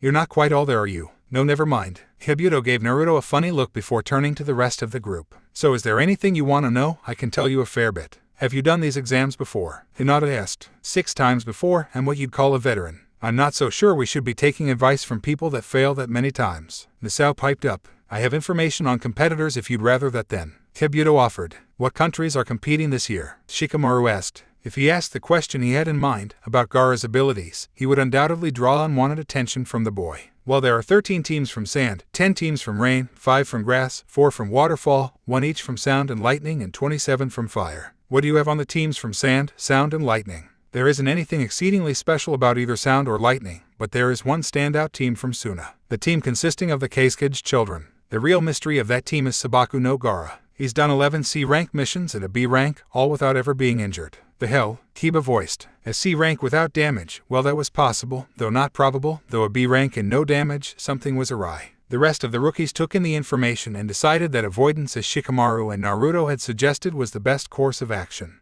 Just as Kabuto had said this last part, he was attacked by several ninja wearing hitaites bearing a musical note, evidently from the Sound Village. One drew back his sleeve and swung a roundhouse punch at Kabuto. Kabuto dodged rather nimbly and appeared to be fine, till his glasses shattered. He lost his balance, then fell to the floor and vomited. Still think that there isn't anything special about the team from Hidden Sound. The girl of their team sneered at him while Sakura ran a diagnostic jutsu before healing his perforated eardrum. There was a large poof of smoke, and before them stood 12 people in gray uniforms along with a tall man in a bandana wearing a black trench coat. All right, you sick, baby-faced degenerates, that's more than enough. There will be no fighting in these exams without the proctor's clearance. Understood. Anyone going against it can leave now. Sorry, we have some extra energy from all the excitement. A boy that had more of a resemblance to a mummy than a human tried to justify. The man just ignored him and continued. My name is Ibiki Morino, I'm the proctor for the first exam. Get to a seat, no sitting next to teammates. Well, stop staring and get to it. Everybody scrambled to a desk at his command after momentarily being dumbfounded. Right, this exam is a written test.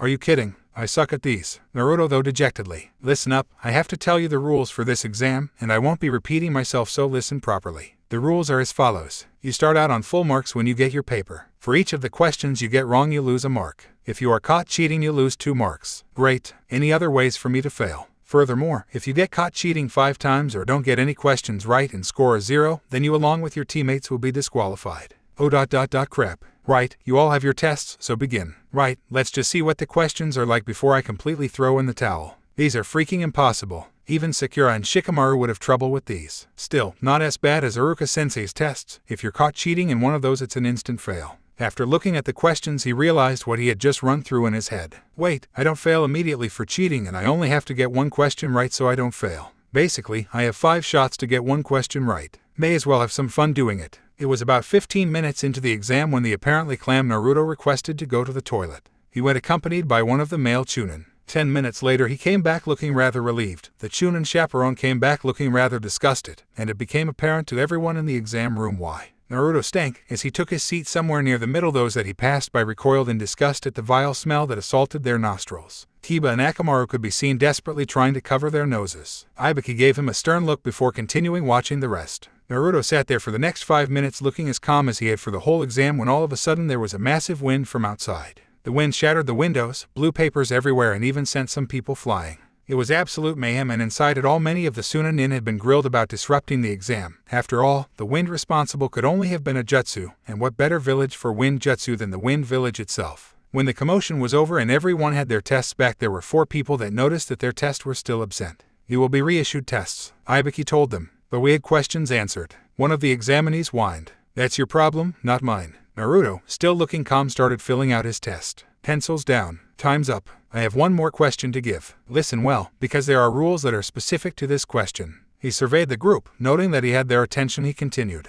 Rule 1. You may choose whether or not to take this question. Wait, if there is a choice, why bother taking the extra risk? If we have our questions answered correctly, then why risk it? A random genin from Konoha asked. Shut up and listen, I'm not done yet. If you choose not to take it, then you and your teammates are disqualified. Then of course we'll take it. The same genin yelled out. I said shut up. If you take the question and get it wrong, then you not only fail, but you will be barred from ever taking the exams again. Wait, what? That's crap. There are people that have taken the test before and are taking it again. You're just unlucky I'm making the rules. Ibiki replied with a smile that looked as though he was the cat that ate the canary. That's it, I'm out, it's too much to risk. One genin yelled out. He walked out with the rest of his teammates. Following this, there were many calls from other teams that they too would not take the risk. Naruto, out of the corner of his eye, saw Sakura raising her hand. He wasn't sure what the hell she was doing, but surely she wouldn't say that she too couldn't handle it. It really did seem as though Sakura was going to try again next year. He had to do something. You know, that has to be the stupidest rule in history. Naruto cried out. And still I'm gonna sit through it. So what if I can't become a chunin? I'll just jump from genin straight to Hokage, and then when I am Hokage, I'll make sure that you do nothing but retrieve Tora missions for the rest of your career. The outburst had 2 effects. The first was to make every Konoha ninja shudder at the thought of nothing but rescuing Tora for the rest of their life. The other was to put some backbone behind the rest of the genin. Sakura had lowered her hand and nobody else was quitting. You're quite sure? This decision will affect the rest of your life. Ibiki tried to just get a few more to quit. I gave you my word, and I'll never go back on it. That's my nindo. Naruto replied, full of confidence. Very well then, the only thing left for me to do is to inform you that you pass. Wait, what about the 10th question? The blonde girl, Temari, asked. There wasn't one, or more accurately it was the decision between 2 impossible choices. Let me give you a hypothetical. You are asked to retrieve the plan's invasion force from enemy and enemy camp. It is likely that they know you are coming and have prepared accordingly. Do you not accept the mission because of the risk and try to do it when there is no risk of failure, or do you continue on, trying to gain the information that could save your village? Those that choose the soft option and chose to save their own necks over their comrades, or simply choose not to run the mission because of the risk of death, have no right to call themselves chunin. So the first 9 questions were a waste of time. Temari asked. Hardly. That was a test to see your information gathering skills in the most adverse of situations. You will find that throughout your career that information can be the most precious thing on the field of battle, he said as he took off his bandana, revealing a horribly disfigured scalp, the remnants of having been tortured for information.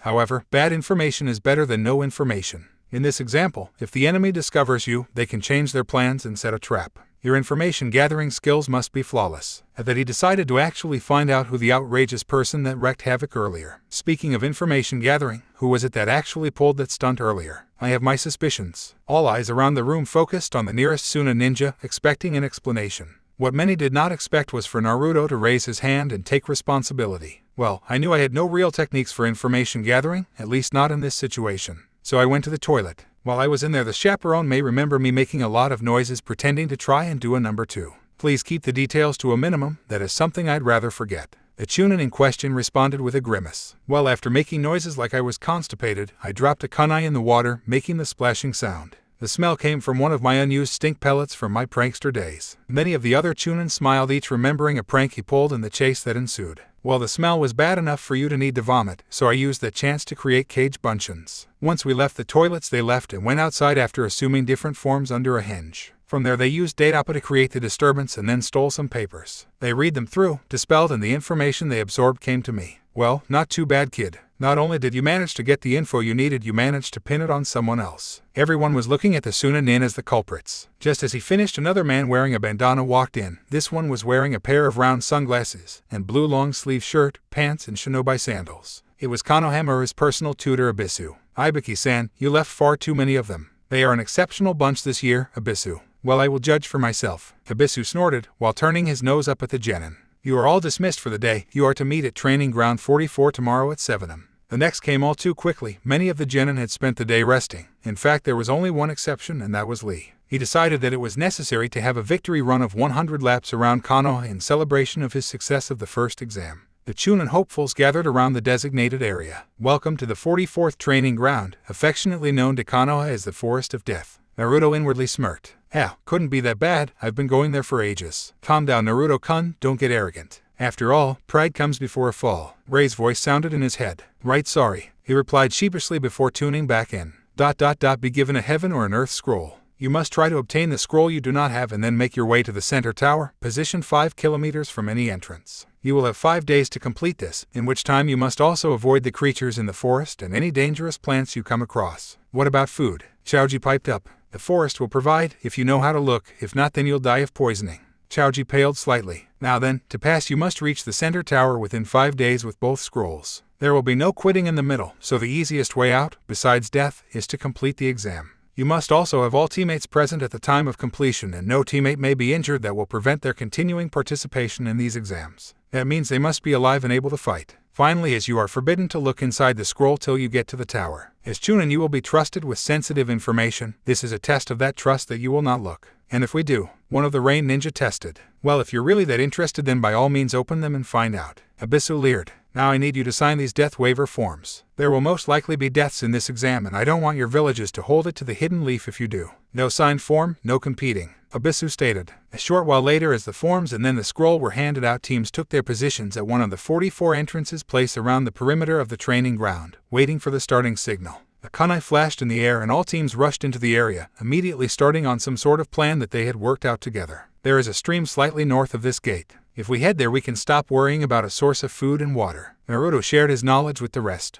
How did you know that? I used to train in here from time to time. I don't know every area, but I do know parts of it. Well, it's a good idea, and if there are other teams that wander into the area, then it would be an ideal place to set up traps for an ambush. Sakura pointed out. Fine, the stream it is, but we have to be careful that we don't fall into a trap, just like Sakura said. Sasuke confirmed. It was 20 minutes of traveling when Sakura noticed that something was completely off about this section of the forest. It was dead silent. There wasn't a sound to be heard. They also had the strange suspicion that they were being followed. 2 men and a woman appeared before them, another Konoha team. The team's members appeared to be in their 40s. Naruto couldn't believe that there were people this old that were still genin. Sasuke and Sakura each drew out a kunai preparing for anything, while Naruto simply made some shadow clones to add more numbers. The 3 elder ninjas said nothing, not even asking for a truce before rushing in to quickly close the gap between themselves and Naruto. It really was fortunate that Naruto, Sakura, and Sasuke had prepared beforehand, otherwise they may not have been prepared to react. The enemy team had formed an arrow point formation, meaning that Naruto could not use his Ryaikoku Kenryu to its full potential by rotating around the enemy and then countering. It simply meant that he was on the defensive. As he was rotating around attacks, he had to change the direction of his rotation multiple times in rapid succession due to the well-coordinated attacks that they were using. Sasuke and Sakura in the meantime had managed to find an opening and managed to knock the 2 flanking opponents down to give Naruto a chance to counter properly. Sasuke exploited the opening first, stopping a left-handed backslash of a kunai with his own left hand while attacking the person's ribs with his other free hand while they could not defend properly. This caused them to recoil slightly in pain. It was all the opening he needed and sent them flying with a right-legged roundhouse kick. With that person momentarily out of the way, I left the second person in the arrow formation wide open as the other was not there to cover her. Sakura used the butt of her kunai and slammed it against the base of her neck, whipping her head forwards and leaving her head at a perfect height for a knee to the temple. The opening was not left unused, and Sakura managed to get from behind her to her side faster than she knew she could move and slammed her knee into the woman's head. This left the third person, the head of the arrow, almost completely vulnerable as there were 4 clones around plus Naruto himself. Naruto swatted the fist that came at his gut aside and simply pushed the man back.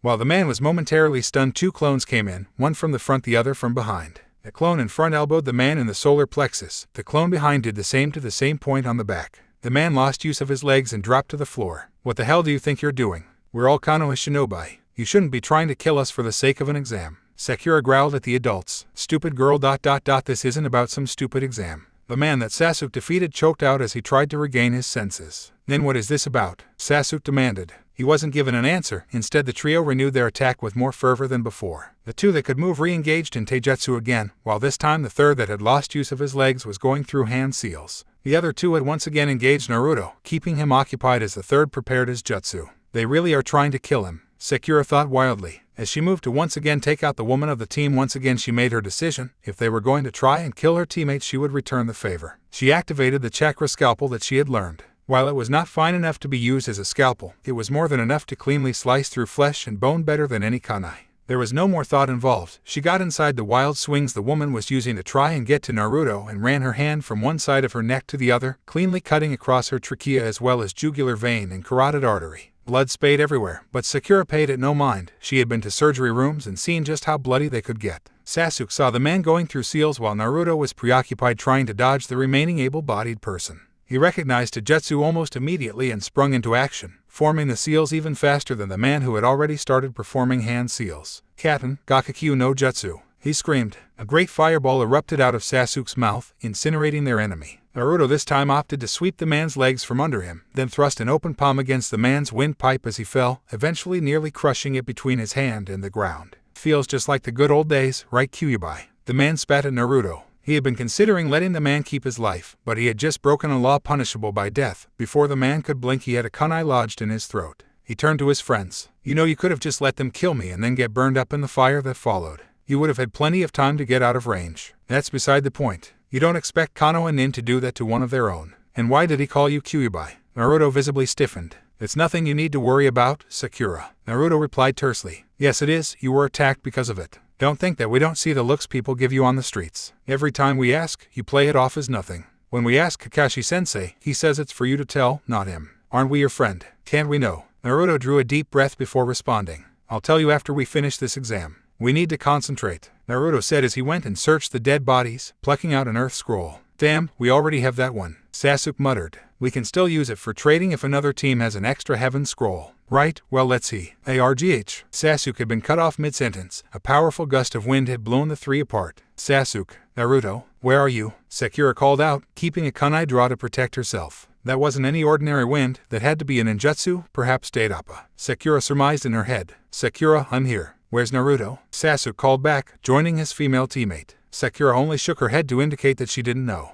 Your other teammate is a little preoccupied at the moment. The voice came from a pale-looking man, though at a quick glance you could have mistaken him for a woman. He was wearing a moff-white tunic, with a purple belt around his waist and a loose black bodysuit underneath. Who are you? Sasuke demanded. Just an interested observer. I didn't get to observe you a great deal, Sasuke. Perhaps you would like a second showing. If you do well enough, I might give you a little gift. While the man spoke, he seemed to be doing something with his eyes. Like a snake does to its prey, and we're the unlucky rodent, I can't move. I'm stuck here just from my fear of the man. Sasuke thought frantically. Come on, move, Sasuke roared as he jammed a kunai into his leg to get his body into gear and out of the trance-like state. Naruto was just coming to when he heard the sound of the undergrowth being crushed by something very large. He whipped his head around to see the open maw of a gigantic snake bearing down on him. Naruto started moving through the trees trying to escape the snake. If he could just get a free second, he could use a jutsu to destroy it, but it was relentless. Just as Naruto thought he had a break, a second snake burst from underneath him. He only just managed to avoid being swallowed, but could not avoid the writhing tail as it rose into the air. The two snakes eyed him for a full 5 seconds before they once again started their pursuit of their prey. Try as he may, Naruto could not do anything. He was always using his hands to grasp onto branches, and the one kunai he did manage to get off bounced harmlessly off of the snake's scales.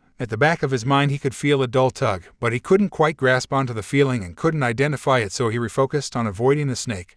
But it was too late. That one moment of inattention had cost him. No sooner had his feet touched the branch he was aiming for, a snake had used its tail to smash into splinters as another snake came up from underneath, opening its mouth and swallowing him whole. A moment later the snake seemed distended. Before the snake burst open, Naruto clones spilling out. The clones then rushed the remaining snake, positioning all along its body. Bunshin Daibakua, Naruto called, as all of his clones positioned on the snake exploded. The explosion was enormous. It was seen for miles away. It was taken as a clear warning for many teams not to approach. One team, however, had seen the explosion but were split between going and simply walking into the tower. It was the Sand team consisting of Kankuro, Temari, and Gaara. Gaara wished to fight the person responsible, but Temari and Kankuro were delicately trying to dissuade him from the idea. Saying the wrong thing to their mentally unstable brother could mean their deaths. In the end, Gaara's older siblings managed to convince him to complete the exam by simply walking into the tower with their heaven and earth scrolls in hand. Sasuke and Sakura were being pummeled by the man that had confronted them. He was yet to identify himself, but they could easily see that he was in a completely different league. Sakura, for her part, was trying to place genjutsu on the man, or else simply just throw weapons when she found an opening, but he seemed impervious to it all. Sasuke was engaging in ninjutsu and taijutsu. While he would land 1 or 2 sound hits on the man, they were nothing truly significant.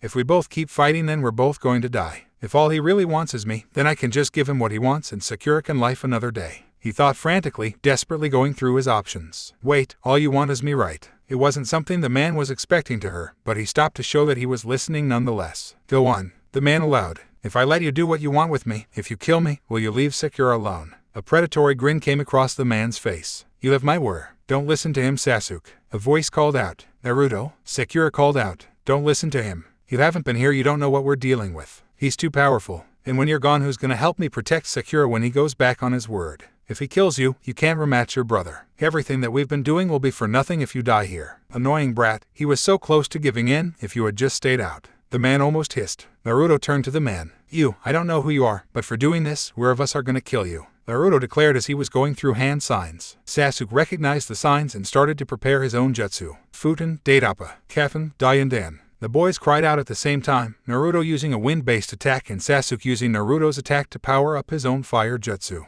Very impressive. That might have killed me if I was an idiot and let something so obvious hit me. The man goaded as he rushed in for a taijutsu match. Naruto and Sasuke were switching between high and low attacks. No matter what they tried, they couldn't seem to catch the man off balance. Sakura was firing kunai and shuriken in to keep the man on the defensive when he would have been otherwise attacking in the gaps in the boy's offense. This boy's eyes, they're slitted. This must be the Kyuubi's container. Drawing on the fox's power, I see. That might explain why he has been slowly getting faster. In a sudden burst of speed, Sasuke and Naruto were both knocked aside momentarily. Dashing over to Naruto, the man picked him up by the neck using his tongue and forms hand seals. His hand was surrounded by a purple fire before he plunged the hand into the seal on Naruto's gut. Casting Naruto aside, he summoned another large snake. The snake, the moment it was summoned, took after Sakura, trying to remove the thorn in its aster's side. Naruto was in pain. The strange tug in the back of his mind was even stronger now. A sudden wave of pain washed over his body. His whole body felt like it was on fire. He tried to scream. What came out was an ear-splitting, earth-shattering roar. The roar made the snake stop in fear as it abandoned Sakura in favor of seeing the origin of the sound. The pale man and Sasuke had also stopped their fighting to see what was going on. When their gaze all ended up Naruto, they were amazed at what was happening. His body was growing. His eyes were no longer their piercing blue but a brilliant gold. As they watched, they saw his skin harden and change to a golden color as well. Eventually, a pair of wings sprouted out of his back and a tail from the base of his spine. When everything seemed to be finished, Naruto was no longer in front of them. Instead, a 5-meter-long golden dragon was staring at their enemy. The dragon rushed in, crashing through the undergrowth. The trees in its way were left as splinters. The man they were fighting stared at it calmly as the snake he summoned bit into the dragon's torso. They could hear a slight creaking, and then a massive snap, and the snake's fangs broke off and went flying. The dragon bit into the snake's neck. By now the snake was severely wounded, but the dragon wasn't finished. It released the neck and used its claws to rend the flesh all down one side, before sending a torrent of fire into the open wound. The acrid smell of burning flesh filled the air. The snake was well and truly defeated and dispelled in a puff of smoke. The dragon once again turned its attention to the pale man, causing all of its irritation. It charged the man, having no regard for its surroundings and crashing straight through anything in its way. Sasuke and Sakura were both watching in fear and awe of the powerful beast before them. They watched as the dragon was now using its razor-sharp claws to slash at their enemy, taking large chunks out of the trees and leaving mighty gouges in the earth. What the hell happened? I'm going to have to look further into this, the pale man thought as he dodged the strikes dished out by the gigantic reptile. He had just leaped from one tree to the next after the branch he had been standing on was reduced to splinters, only to have the dragon quickly follow up with a strike from a thick tail, sending the man flying. He came to an abrupt halt as he was smashed into a tree, only to see the dragon rear its head back, open its mouth, and unleash a torrent of scorching flames. The attack was simply too large to be avoided by conventional means, so the man had no choice but to use a quick kawarami jutsu to avoid the intense burst of flames. The dragon, however, did not relent, and as soon as it caught sight of him again started attacking once more. This time, with a flap of its wings, the man was sent flying. The gust produced had been short but intense, proving stronger than the Daidappa. The dragon used the man's airborne moment to launch itself at its opponent and cleanly slice the man in half, only to have the man dissolve into mud. This is truly enjoyable. Having this as a pet would be quite beneficial, if I could find a way of getting him on my side, or perhaps even his children.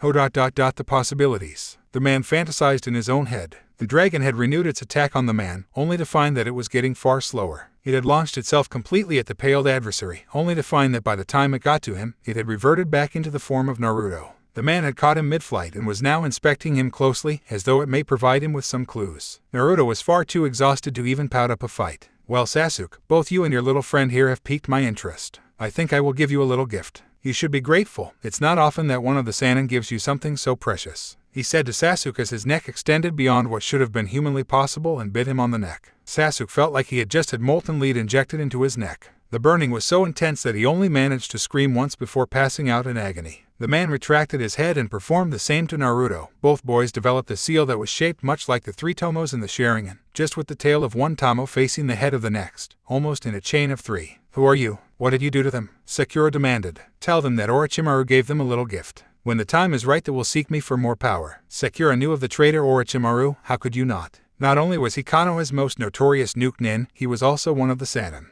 It was little wonder that the three of them had stood little chance against the man. The only thing she could do was gather her now unconscious comrades and take them to rest. It was early morning and Lee was about scouting. He was supposed to be looking for any teams within the vicinity. What he found was a squirrel with an exploding tag attached to its back. Who would be so unyouthful to do that to you, my furry friend? Lee said as he looked sadly at the squirrel. Little did Lee just know that Sakura had just warded the same squirrel away from the site where she was watching over the boys. She had been watching them all night. Sasuke seemed fine, but it was Naruto who seemed in real trouble. His body looked as though it was trying to purge whatever was put into him by Orochimaru. He was running a fever and his body was pitching through the night. What Sakura didn't know that Naruto's phonicision qualities were desperately trying to fight off the tainted chakra that Orochimaru had injected into his body. 3 people were cursing when Sakura had sent the squirrel away. They thought that she had spotted the explosion tag attached to its back and sent it away before the trap could be sprung. In reality, the creature was just about to spring one of her own, more carefully laid traps, and she scared it away before it could. Deciding to take their chances, the 3 came out front his shadows to confront Sakura. Sakura immediately noticed the Sound Village headbands and remembered their little scuffle with Kabuto in the first exam. Such carelessly laid traps. The one that looked like a mummy said, taking care to step over the obvious tripwire, only to step on a more inconspicuous wire laid down under dense layers of dirt and leaves.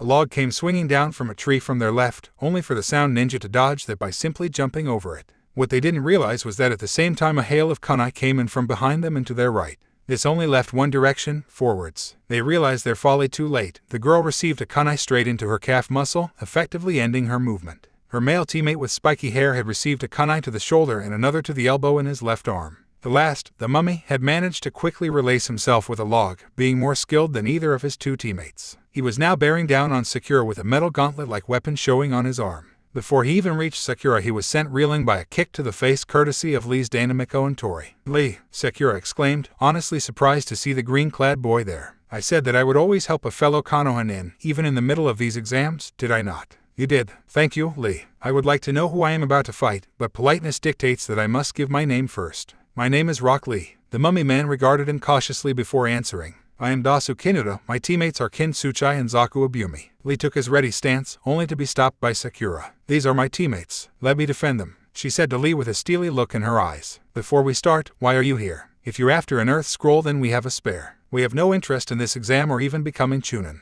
We are acting on the orders of our Kage, Lord Orochimaru. And when he orders us to kill your 2 teammates, we have no choice but to comply. Sakura didn't like the answer she got but didn't say anything further. She had already made her decision. When the Konoha nin attacked Naruto, she would defend her teammates, even if it meant killing for them. If all these 3 wanted was to kill her teammates, then she would simply return the favor. There was no preamble. She activated the chakra scalpel, before racing in to meet Dasu in a taijutsu match. Sakura didn't have any formal training in using a chakra scalpel as a weapon, but her normal physical attacks were not all that powerful, so she decided to enhance them by adding chakra and being able to cut to the bone. She started out with a standard slash at his torso. Dasu, not wanting to test how sharp her scalpel actually was, dodged the blow before trying to land a quick punch as a counter. The punch was brushed aside with a small clang of the gauntlet, putting Dasu in a poor position to either defend or counter. Sakura used the opportunity to send a haymaker at him, only to stop mid-strike. She had an overwhelming sense of nausea and her balance seemed shot. Like the effect of my melody arm. When it creates sound, I can use my chakra to channel it directly into your inner ear, interfering with your balance among other things. Sakura was regaining her composure when Dasu sent a vicious swipe at her head, connecting with her cheekbone using his metal melody arm. As she staggered back from the strike, Dasu charged in for a follow-up, only for Sakura to jump out of range. She was still unsteady, though better than before. She hit herself in the trees as she jumped to safety, observing her foe. "Come out and fight or I'll just simply kill your teammates without any resistance," he called to her. Dasu smirked when she took the bait. He flicked his gauntlet as she drew closer, making a clear ringing sound. Using his chakra, he directed it at Sakura. The pitch of the sound directed at her would be enough to completely lose her balance. Dasu's visible eye widened when Sakura continued on the attack. He brought his hands up to defend himself, gauntlet first, hoping that she would at least damage her hand when she punched the melody arm. His eye widened further when he felt no pressure against his arm and realized that he had been tricked by one of the most basic of ninja techniques, a bunshin. Sakura came out from her hiding place and charged at Dasu, her chakra scalpel active. She made her attack, only to have it fall slightly short. She was aiming for Dasu's neck from the side, but the ground around her had suddenly softened, making her lose her footing slightly. The attack was still close enough to do serious harm, but it had been negated by Dasu shifting his body position slightly. Clang! Sakura had landed her blow in such a way that the melody arm used to defend Dasu was not only damaged, but impossible to wear again. As the gauntlet fell to the ground, it was possible to see that the chakra scalpel had passed through a number of the holes on the weapon, meaning it was practically useless for the rest of the exam. A thin trail of blood was dripping down from Dasu's arm, but he paid it no mind as he turned to his teammate, Zaku. "Thank you for that. I would have completely lost the use of my arm if that had connected properly." Zaku just smirked as he took his arm out of the soft ground. "So he used the holes in his arms to force air into the ground and restrict my movement for a second." Sakura groused in her head. Dasu and Sakura readied themselves for another round. Just as they were about to begin, a foul chakra blasted from the tree in which Sakura had used to keep Sasuke and Naruto overnight. "Arrrrrggghhh." Naruto's scream pierced the air as his body came into view, gripping his neck. A vile black chakra was pouring out of the place where he had been bitten by Orochimaru. Dasu and Kin broke out into a cold sweat as they recognized the black chakra and the trouble it meant. Zaku, having never encountered a person with the seal that Naruto and Sasuke both bore, didn't realize the danger. He stood up and raised his hand at Naruto. "Zankyua," he uttered as a blast of air rushed towards Naruto in the place where Sasuke was resting. While the attack was still heading towards Naruto, a second and far more potent blast of the chakra was felt. A moment later, Naruto had disappeared. Sasuke appeared carrying Naruto over his shoulder. It was then that Dasu saw both the seals present on their necks. Sasuke's looked like a typical seal, Naruto's on the other hand was slightly different. Where Sasuke's had the normal 3 tamo in a chain, Naruto's seal was missing one of the tamo, almost as though a link in the chain was missing. He wasn't given much longer to contemplate the issue as he saw Sasuke flicker out of sight, only to feel himself be lifted entirely off the ground. Dasu watched in horror as he saw black flame-like markings spread across Sasuke's skin. The first level of the seal has activated, Dasu thought to himself as he desperately struggled to free himself from Sasuke's iron grip. "Why are you attacking us? Do you want our scroll?" It was uttered in something barely above a whisper, but the threat carried with it was immense. "We, ordered to attack, Lord Orochimaru," Dasu gasped out as he tried to breathe through Sasuke's crushing grip. "Why?" Sasuke's eyes seemed to bore into Dasu's very head as he stared at him emotionlessly. "Seal, cursed heaven, develops when fighting," Dasu manages to gasp out. Sasuke threw him back a small way, trying calming himself down. Slowly the markings across his body receded back into the seal and the pressure of the vile chakra emanating from him dissipated. Zaku thought he was completely out of the picture and forgotten. He raised his hand again and was about to fire Anther Zankyua when his hand was redirected skyward.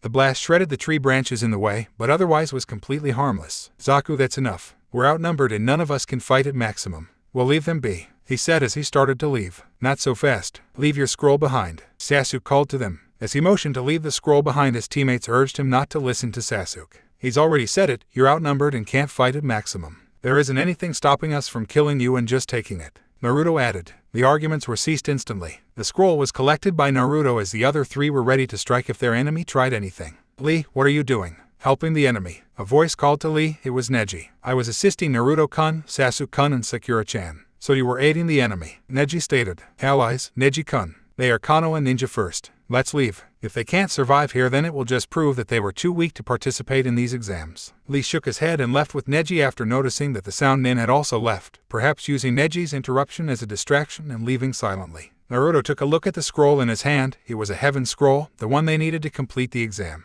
They set out for the tower at the center of the forest in order to complete the exam. They had arrived in the tower by the end of the second day. There they opened the scrolls at the same time as was permitted. In a plume of smoke their academy teacher, Haruka, was standing before them. Well, this is a coincidence. Congratulations on passing U3. Haruka-sensei, what are you doing here? Sakura asked. Right, I'm supposed to tell you that you are to wait here for the exam to complete. The tower has everything you will need, including beds and medic facilities. You may train, though I would suggest resting. You are strictly forbidden from re-entering the forest. Doing so will result in disqualification. If possible, could we meet with Kakashi-sensei? Naruto asked. Sure, I can arrange that, Haruka said before shining out of the room. Whoa.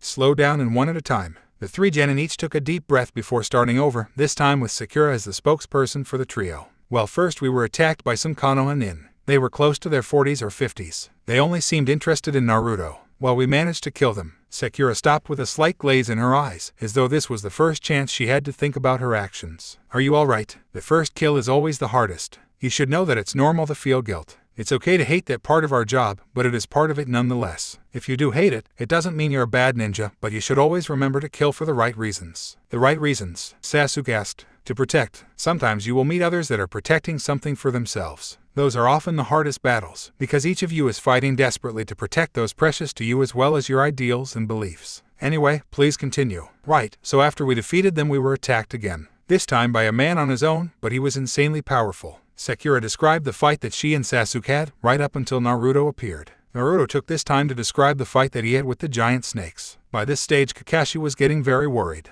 To his knowledge, there were only two people that could summon snakes, Anko and Orochimaru. Naruto was at a loss for what happened next. That is where Sasuke and Sakura mentioned that he used some sort of strange jutsu on his stomach. After that, Kakashi got a detailed account of the dragon transformation Naruto went through that culminated in a strange seal being put on both Naruto and Sasuke. By the end of the description of the fight with the sound genin cell, Kakashi was pacing in the room, listening very carefully. He had seen the strange formation of the seal on Naruto's neck and said that both would have to be sealed, something that neither boy objected to. Jiraiya had been called to an emergency meeting in the Hokage Tower. When he got there he saw a full room consisting of virtually every jounin and Konoha. Good, now that you are here we can start, the Hokage announced, noticing that his student had just walked through entered. I have gathered you all here today to inform you that Orochimaru of the Sannin is interfering in the Chunin exams. There was a rise in the noise level of the room as many people asked questions in alarm. I will hand over to Kakashi Haddock to explain the specifics as it involves his team specifically. Kakashi then retold the event of Orochimaru's battle with his genin, changing facts in the story to cover for Naruto and his abilities. At the conclusion of the story there were calls to end the Chunin exams. No, to end them now is to seem weak in the face the other nations. If we cancel, then it will be virtually impossible to get missions again. Without missions we would have no money coming into the village and we would end up being destroyed from the inside out. It would play right into Orochimaru's hands. Sarutobi rejected the idea almost immediately. But what of the feudal lords that come to watch the final rounds? We won't be able to protect them adequately, a jounin in the crowd asked. That is exactly my point. If we say that we can't protect them, we will never get any high-profile missions again, particularly bodyguard mission. Our village thrives off of bodyguard and transport missions while many others survive on assassinations. Make no mistake, we do assassinations, though the bulk of our income is directed from guarding missions. If we say that we can't do it then those missions dry up, we will be left in a very difficult position. There was a general murmur of consensus from the crowd. We will continue with our current course of action for the time being. I urge you to be vigilant and to take notice of absolutely anything out of the ordinary. Well, that is all, you are dismissed. The room emptied rather quickly, leaving only Jiraiya, Kakashi, Anko, and the Hokage. So Kakashi, you should go to your students. I will be preparing to address them within a day or two. Get them to relax. Work through them as they get over their first kill. I doubt the short debriefing you gave them will be enough. And the sealings. I'll send Jiraiya along to check on the Cursed Heaven seals as well as the Shikifuin on Naruto. Sarutobi replied while looking at Jiraiya, who gave a nod of confirmation that he would do it as soon as possible. Anko, I trust that you will not do anything rash. That was both a request and an order, Anko. Actually, it might benefit the boys if you talk to them at some point about the seal. Tell them how it works, what to expect, you know the deal. When both Kakashi and Anko had left the room, Sarutobi looked at his student before speaking his mind. Jiraiya, I'm getting too old for this. Jiraiya had stayed true to his word and sealed both Naruto and Sasuke's seals, and in Naruto's case, rectified the Shikifuin. Flashback. I'm not gonna lie to you boys, this is gonna hurt. Naruto and Sasuke both looked determined to see this through. They had prepared a room to perform the sealing. Sasuke was due to go first. Naruto waited outside as he heard his teammates scream in agony, the sealing process being too much for him to bear. He passed out at its conclusion to be carried out by Kakashi. It was another hour before the room was ready once again and Naruto entered. He saw kanji going in every direction from a center point in the room with 2 concentric circles on the outside. Naruto, strip to your boxers and sit in the center of the circle at the point where the kanji originates, Jiraiya instructed. Naruto took his place in the room and Jiraiya went through a long chain of hand seals. At the conclusion, the kanji written around the room receded to form a circle around the 2 remaining tamo of the seal. The pain was intense as the seal ran its course. When it was done, Naruto was conscious, though barely. I know it's a lot to do in one hit, but it's better that I fix the seal on your stomach as well, Jiraiya said. Naruto, who could only nod tiredly back in response. Jiraiya formed the necessary hand seals, then plunges a hand covered in purple fire into the seal on Naruto's belly. Gajio Kaien, Jiraiya intoned as he performed the technique. Naruto gritted his teeth in pain as the seal was rectified. Everything seemed normal until his body started radiating the vile chakra that was placed into him by Orochimaru. He grabbed his neck where the seal was and started screaming again. The chakra started to pour out of his body until it slowly dissipated into nothing. When he let go, Jiraiya took a look at the seal on his neck. It had changed once again. There was only 1 tamo visible now, and the seal Jiraiya had placed was completely removed. I unsealed the extra seal on Rei's chakra. As soon as that happened, 1 more of the tamo is destroyed. Perhaps she used her demonic chakra to force more of the tainted chakra out of his body. In any case, I can't perform the sealing again today. It will have to wait for a while when he gets his strength back up. Otherwise he'll be unfit to finish the rest of the exams, Jiraiya thought to himself. He had just had a major breakthrough with the Cursed Heaven seal, albeit with some assistance. If it can be completely removed, I think Anko would be the first in line to have it removed, despite the apparent pain. I just need to find what caused the first tamo to be removed. Flashback end. I congratulate you all on making it this far. Before we go any further through these exams, I feel it is necessary for you to know the true meaning of these exams. Sarutobi greeted the Chunin exam competitors. You mean a meaning besides advancement to Chunin? The blonde girl from Suna, Temari, asked. That is correct. These exams are designed to foster friendship between the nations. They are also used as a replacement for war. After the Shinobi Wars, it was agreed by the cages of each elemental nation that the cost of war was far too high, so these exams were set up as a method for still playing out that battle, while minimizing casualties and deaths. Make no mistake that while you may be here for personal reasons, your village's pride and honor is on the line. Sarutobi surveyed each of the genin. Satisfied that they understood what was happening, he proceeded with the next stage of the explanation. Before we continue to the next round, sorry for interrupting Hokage-sama, but would you mind if I did this part? Not at all, the Hokage said, deferring to a man chewing on a senbon with a bandana on his head and a standard jounin vest on top of blue pants and long-sleeved blue shirt. My name is Genma Shiranui, the proctor for the 3rd exam. As it stands, we have too many people that can enter the final round, so we have to call numbers by holding an elimination round. Normally at this stage we would only need a one-on-one, nothing barred round to determine the people that pass on. However, due to the sheer number of participants, we have decided to run a series of battle royals. That's not fair. We all passed the exam, so we should all go through. A random genin called out. The rules state that we may run a supplementary exam to call numbers at any point through the exam. If you really feel that it is unfair, then make my job easier and quit. Actually, I extend that offer to everybody. Is there anyone that would like to quit? I don't think I can compete any further. People looked to see where the voice came from. Many of the rookies were surprised to see Kabuto as the owner of that voice. You may leave then, Genma said to Kabuto, who escorted himself out. The battles will be 9 matches of 4-person battle royal, with the 10th match being a 5-person battle royal. The conditions are to be the last person standing at the battle's conclusion to win. Nothing is barred, even killing, though if I call a match, stop immediately or risk disqualification. Finally, don't rely on my decision. If you feel you are outclassed, forfeit and live to see another day. He turned to look at a screen that would decide the first 4 contestants' names. As he was waiting, Kiba whispered to the rest. Is it me, or does this village have something going for proctors with bandanas? Well, I know I said that I wouldn't be updating through the uni period as I would have too much work to do, but I found myself with an evening free, so I decided to write this. I'm not sure if I will be able to update again through the uni semester, as I get given one 3,000-word essay per week, which chews up most of my life. Disclaimer, I do not own Naruto. How did you manage to sustain such brutal injuries? Kabuto asked his master. It's of no great consequence, not so long as you hurry up and heal them. I just got a little careless. Orochimaru hissed back. Of no great consequence. You have 17 of 24 ribs broken or in some way damaged. Your left arm is fractured and your liver looks like it suffered a massive impact. If I was asked to guess, I would have said you pick a fight with your ex-teammate and let her walk all over you. Kabuto told Orochimaru the extent of his injuries as he started to use the Shozen Jutsu to heal the injuries. Fortunately, no one is asking you to guess how I received my injuries, but there is someone ordering you to do your job. If you really must know, then that Kyuubi brat did this. He drew on the power of the Kyuubi then, Kabuto surmised, awaiting confirmation. No, even better, he turned into a golden dragon. Kabuto thought his master had gone insane when he heard that. I must have misheard, because I thought you saw. You heard correctly, he turned into a dragon. Imagine the possibilities if it were genetic. I could breed him and have an army of dragons, perhaps with the curse seal. Orochimaru's eyes glazed as he envisaged that and many more things. Meanwhile, back at the tower in the center of the Forest of Death, all eyes were trained on a giant electronic billboard that wall scrolling through the names of the contestants in the Chunin exam. The board stopped on 4 different names. Finally, the random selection was complete and 4 names were displayed. Would Sabaku no Gaara, Eiji Katagaki, Hideo Minori, and Sumi Kenbasu please enter the ring?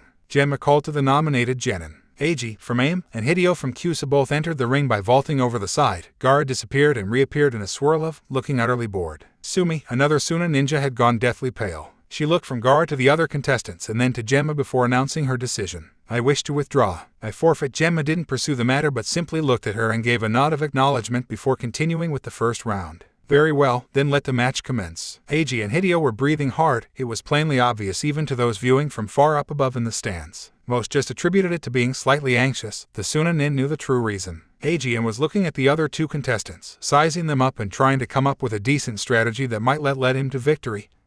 Hideo was doing much the same thing. However, it was Gaara that made the first move. The boy simply raised a clenched fist to shoulder height with a straight arm. All eyes were cautiously watching what he was about to do. Gaara suddenly opened the clenched fist. At the same time, both Hideo and Eiji fell to the ground screaming in pain, gripping their lungs. Eiji had no idea what kind of jutsu this was, but it was evident that Gaara was the originator. From his position on the floor, he desperately threw a kunai at Gaara in the hopes of at least breaking his concentration and ending the jutsu. Everyone watched the flight of the kunai as Gaara did nothing to defend or evade, just as the kunai was expected to hit its mark. A wall of sand formed in front of Gaara and stopped the kunai cold, before dissipating and letting the kunai fall to the ground. Hideo had realized what was happening. Gaara could somehow control the sand and was making it rip them apart from the inside out. Now that he looked closely, he could see the sand suspended in the air. He never got to finish the sentence as a sickening grin came across Gaara's face and made a violent sweep of his hand, causing the sand in both his opponent's chest cavities to fly out. Their eyes widened. It would have been almost comical in any other context. This was just gruesome. He was about to forfeit. You could have let him live and the result would have still been the same, you moving on to the next round. He did not tender his forfeit early enough. Gaara replied in a monotone. Grudgingly, Genma called the match in Gaara's favor. Up in the stands, Gaara's teammate Kankuro could be heard making jokes. Well, just like they say, 2 types of ninja, the quick and the dead, he said with a smirk on his face. Most chose to ignore his comment, while the teammates of the newly deceased glared at the boy, being kept in check by their respective senseis. The arena was cleared and the next match was called. The name stopped and the contestant called forth. Would Sabaku no Kankuro, Masumi Tsurugi, Daiando, and Ryuji Fujiwara please make their way down to the arena? Masumi, Dai, and Ryuji all vaulted over the railings of the stand. Kankuro simply walked down using the stairs, frustrating everyone no end with his snail's pace progress. When he got to the fighting area, Masumi cast him a look of loathing for making him wait that long. Begin. Hey, cried. Masumi wasted no time in charging Kankuro. Apparently he was the type to hold a grudge and was in the process of dealing retribution. Everyone watched on as it seemed that Masumi was far too fast for Kankuro to evade. Masumi's arms lengthened to proportions that shouldn't be humanly possible, wrapping around Kankuro and constricting until a sickening crack was heard. Everyone looked on in mild disgust at the ability, watching as Masumi released his hold over Kankuro, the boy's body falling to the ground dead. Shouldn't have irritated me, idiot, Masumi said to Kankuro's dead form as he turned to the slightly pale remaining adversaries. Ryuji knew that he was at a severe disadvantage. He was from the Takagakure and many of his jutsu revolved around water usage. To use water jutsu right now he would need control as legendary as that of the Nidaime Hokage. In short, his main arsenal had been removed. His taijutsu was not quite as good as his teammates and he could only really use kunai and shuriken with any decent proficiency. Masumi grew tired of waiting for his opponents to move, so he started on the offensive once again. As they were standing in a slightly modified triangle formation, with Ryuji and Dai standing closer to each other than either one was to him, he extended his arms and performed a sweeping motion, attempting to catch both his opponents in the maneuver. Dai reacted faster than Ryuji and managed to evade. Ryuji was caught in Masumi's iron grasp. Masumi grinned sickly at Ryuji. Masumi retracted the rest of his body to where his hands were situated, approaching Ryuji at devastating speed, with no way to dodge and not enough time to form a jutsu. Masumi collided with Ryuji with incredible force, sending him crashing into the wall behind and knocking him out. So, just you and me, Dai muttered to Masumi. Appears so. Wouldn't want to forfeit, could save your life. Masumi replied darkly, giving a small indication to Kankuro's dead body on the arena floor not far away. Not a chance, Ikumo Nin responded as he drew 8 kunai into his fingers. He threw all 8 kunai at once. Masumi easily dodged as he closed the gap between the two. What Masumi didn't realize was that Dai had put a very powerful negative charge into each of those kunai using some low-level ration manipulation to affect the metal composing the kunai. He tried to flick his hand to his kunai pouch, but had to change plans as Masumi lashed out with a long-range backhand. He blocked the hit, but was too far away to counter. Masumi was doing nothing more than flailing his limbs in Dai's general direction, but if the dents that the hits were putting in the stone ground were any indication, style or not, those hits would hurt if they connected. He realized that if he went in too close then he would get wrapped up by his opponent and wind up dead from a broken neck. Dai was dodging proficiently, but the ground around him was slowly losing its integrity as Masumi flailed his arms, not giving him the time to get to his kunai pouch. Suddenly Dai's eyes widened as the ground underfoot crumbled away, leaving him unable to dodge another hit. He was struck by Masumi and was sent to the floor some 5 meters back. Masumi didn't have to wait to be told, he was already closing the gap, intent on finishing the match how it had started. His arms extended, aiming to wrap Dai up much like he had done to Kankuro. Dai managed to duck, dodge, and weave in and out of the seeking arms before he was finally caught. The pain was evident in Dai's eyes as Masumi slowly began constricting the life out of him. Desperately he was reaching for his kunai pouch, struggling to hold on as he tried to gain the only thing that could save him. He felt his hand clasp over a shuriken and immediately started pumping positive ration chakra into it. From up above the crowd could see 8 kunai starting to buck in their place on the ground or in the wall. Everyone watched intently as the battle drew to its conclusion. For the second time in the course of the match a sickening crack could be heard as Masumi had broken his opponent's body. Unfortunately for Masumi, he had not done this fast enough and the technique Dai was trying to use took effect. Dai had pumped the 8 original kunai so full of negative ration chakra that they couldn't help but be attracted to the kunai and Dai's hand charged with a very powerful positive current. The kunai in his it acting as a magnet for the rest.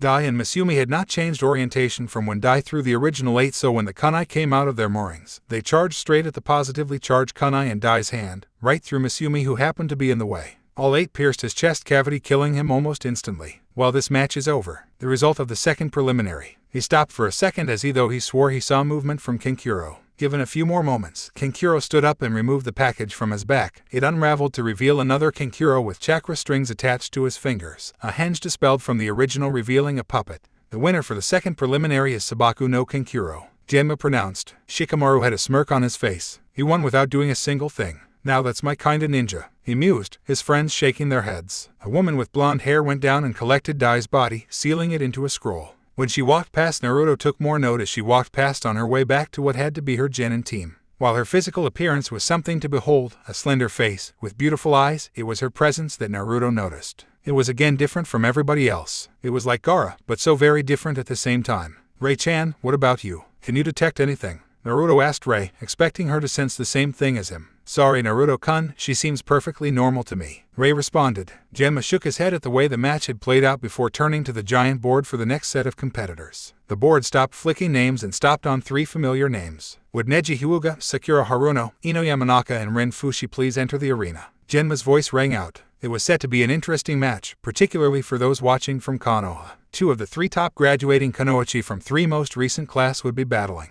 Added to that, everyone was aware of the attempted kidnapping of Hinata when she was younger, while it was unlikely for such a kind person to hold grudges. It was also known that Neji had lost his father in the political furore that followed, and Neji was the kind of person to hold grudges. All 4 were now present on the field, so without any further delay, Genma started the third bout. Begin, he called, leaping back out of the line of fire. No sooner had the command been given, Ino and Rin had started forming hand seals. Reitan, Reimari, Rin exclaimed. Futen, Daidappa. Ino hollered. Rin had finished her hand seals first, but it made no difference as her lightning-based jutsu was cancelled out mid-flight by Ino's wind-based jutsu. The attack was directed so that it would 2 of her 3 opponents, Neji and Sakura. Sakura had not expected the wind and was blown away and into the wall. Ino threw several kunai at Sakura. She was tempted to engage Neji in a taijutsu match, but had sparred enough with Hinata to know that she wouldn't have a ghost of a chance against such a talented taijutsu user, particularly as someone who relied more heavily on ninjutsu and genjutsu. Sakura had regained her feet after a minor collision with the wall. She looked at Ino approaching Neji cautiously and saw the Kumo Kunoichi going through more hand seals. She made her decision. If Ino was trying to engage Neji, then she would take on the Kumo girl. Neji saw Ino approaching and completely disregarded her. He turned to Rin, who was going through more hand seals, activating his Byakugan and prepared a Juuken strike as he closed the gap between the 2. Seeing the gap being closed so rapidly, Rin realized that she would have to abandon her jutsu in preference of getting out of range of the strike that was coming. The abilities of the Byakugan and the style of the Juuken were well known throughout Kumo, and it was a sore point with many of the older generations that they had been cheated out of a person with the Byakugan working when they requested the head Hayashi Hyuga in exchange for killing one of their own envoys that was participating in a treaty negotiation. Ino was stumped. She was closing in on Neji, an obvious indication that she was going to engage, when he turned around and attacked a different opponent who was far further away. Sakura had finished going through hand seals and had announced her jutsu. Ninpo, Dokujiri no Jutsu. No sooner had she said the words, she had belched a great blackish-purple cloud of noxious gas. She wasn't hoping to have to use this jutsu so early in the Chunin exams, hopefully keeping it for the final matches, but against an opponent like Neji there was no choice but to go full throttle from the go. She was silently thankful that Megumi-sensei not only made her understand the extraction of poison from the body, but the production of it as well. The cloud raced towards her opponents. Ino and Neji managed to avoid, but Rin, who was in midair, had no hope as she was in the middle of backpedaling from Neji's oncoming taijutsu assault. The cloud hit, and a short moment later Rin emerged looking exceedingly pale. Neji was furious. There was no way on this earth that some other no-name genin was going to detract from his vengeance against those that took his father away from him. He coated his hand in chakra and surged forwards, intending to land a lethal blow, to be the one that finished the girl. While the poison was slow and more painful, it was also treatable. He would finish it. Rin saw her danger, but was in no position to dodge. Her lungs were burning and her muscles screamed at every movement. She resigned herself to what's to come. If she was lucky, she would still come out of this fight with her life intact. Neji's hand was inches from the girl's here when his hand stopped dead in the air. The Jounin sensei for the Kumo team had stopped his hand mid-strike. "Forgive me, Proctor-san," she said, turning to Genma. "I've already lost one student today. I will not lose a second. My student will forfeit and seek medical attention for the poisoning," she continued, ignoring Neji's look of pure rage at being denied his revenge. Genma nodded before making the announcement, "Rin Fushi is disqualified for outside assistance. The match will continue." Up in the stands, Gaimeda was shaking his head in disappointment. He hadn't thought that he needed to tell one of his students to keep their cool, least of all a Hyuga who prided themselves on being stoic and holding a proper image. More disappointing was to take all his rage out on an innocent that had nothing to do with any of the pain that Neji felt. Down in the arena, Neji was practically shaking with rage. Realistically, it was only his hands that were trembling, but to those that knew as well enough knew that it was more than just that. Neji prided himself on being calm and collected in battle, using taunts to get under his opponent's skin. When annoyed in training, his attacking still had all the composure that it normally would. The attacks themselves were far more relentless and unforgiving. For any Juken user not to pull their punches, it usually meant death for the adversary. The look he fixed upon Sakura was one of pure loathing. She had taken away his revenge, his form of justice, and now he was going to make her pay for denying him. Sakura realized her trouble when Neji started bearing down on her. She only had a moment to look at Ino before both their minds were made up. If they wanted to survive this, they had to work together. They were not Kano and Nin anymore, not to Neji anyway. They were nothing more than targets to be eliminated. Sakura was going through her options. Genjutsu would be practically useless against the Byakugan, and Taijutsu was practically suicidal on her own. Their only true hope lay in ninjutsu. Ninpo, Dokijiri no Jutsu. Sakura called. It was only supposed to slow Neji down, not actually hit. Ino had other ideas though as she watched Neji navigate around the smog. She countered his movement till they were on opposite sides of the cloud, Ino already going through hand seals. Futen, Daidappa. Ino grinned as she watched the cloud change its course and head for Neji. Sakura was racing around to where Ino was now hoping to catch the tail of her wind-based jutsu. Kappen, Indan, she exclaimed, performing a much weaker version of the Uchiha signature jutsu Dai Indan. She got the effect that he wanted, and the fire was caught in the end of the wind jutsu, increasing its power slightly. The paired jutsu were flying towards the giant cloud of toxic gas. As soon as it had touched, the cloud itself caught ablaze. Up in the stand, Naruto and Sasuke were wide-eyed for two reasons. The first was that Sakura knew such an awesome jutsu. The second, that combo was awesome. When she was back on the team with them, they would be able to get Sakura to use Dokujiri. Sasuke could use any one of the Katten jutsu at his disposal, and Naruto could easily use Daidappa, being a wind type. The spectators didn't have to wait long, as there was a change in the formation of the jutsu almost as instantly as it had been set alight. The fire was spinning into a vortex. Everyone heard Hinata gasp as she realized the technique Neji had used as they watched the inferno that was the poisonous cloud slowly dissipate. Titan, she breathed. What? You know that jutsu, Hinata? Hiba asked, not fully understanding the predicament that Sakura and Ino were in. Titan, Hinata repeated. It's one of the most prized techniques taught only to members of the main branch, and even then they may be unwilling. Branch clan members aren't even allowed to access the section of the library that technique is kept in. What's so special about it? Misao asked. It involves precise chakra control and being able to release chakra from every tenketsu in the body while spinning. It creates a dome of chakra that deflects practically any attack. Down on the competition arena, the three combatants all heard Hinata's explanation. You heard what Hinata-sama said. Knowing this, will you still fight? Will you still fight a fight that you know that you can't win, trying to struggle against the destiny laid before you? Ino snorted. While it wasn't the most ladylike reaction, it certainly summed up what she and many others in the room felt at the moment. There is no such thing as destiny, there is only what you make happen yourself. Up in the stands, Naruto was listening very intently. If only you knew, Ino, sometimes there is such a thing's destiny. Naruto thought as he thought of his immortality. That is not true and you know it. Ray practically growled. How so? I'm immortal. I don't even share the same fate that the rest of these people do. Where they will die, I will keep on living. Don't tell me you agree. Surely you haven't forgotten that there is always a way out. There is not a way out for me. I can't grow old and I can't die a mortal death. Then don't die a mortal death. Die an immortal one. You can still summon the Shinigami and end your life that way. The prospect is not great and I wouldn't if you do it, but remember, you always have the power to change your life at least in that method. Rei started out ferociously, becoming softer as she continued. Thank you. It wasn't everything that he wanted to say, but he felt that it summed everything up best and he knew that Rei would understand. Down on the arena floor, Neji was finishing his own monologue about how destiny really does exist, explaining the cruel practice of the caged bird seal that the Hyuga employed to keep the branch members of their clan subdued. All three competitors settle into a fighting stance. While it was supposed to be a battle royal, it seemed that Ino and Sakura had formed an alliance, defending themselves against Neji. It would likely be the last bout as many expected Neji to triumph despite the 2 on odds. Ino smiled as she got an idea. The Byakugan was a dojutsu that allowed the user to see chakra in all its form. Knowing this, she decided to use at great advantage against Neji. Neji saw her forming hand seals. It's useless, I can negate any jutsu you use. Ino simply smiled as she announced her jutsu Futen, Daidappa. The first time Ino had used it, Neji didn't have his Byakugan active. This time he did, and just for extra measure she pumped a little extra chakra into the technique. The result was that Neji had a chakra-rich wind directed straight at him, blinding him momentarily as all he could see was the chakra in the wind. Ino wasted no time in moving to her next technique. Daten, Shinju Zanshu no Jutsu,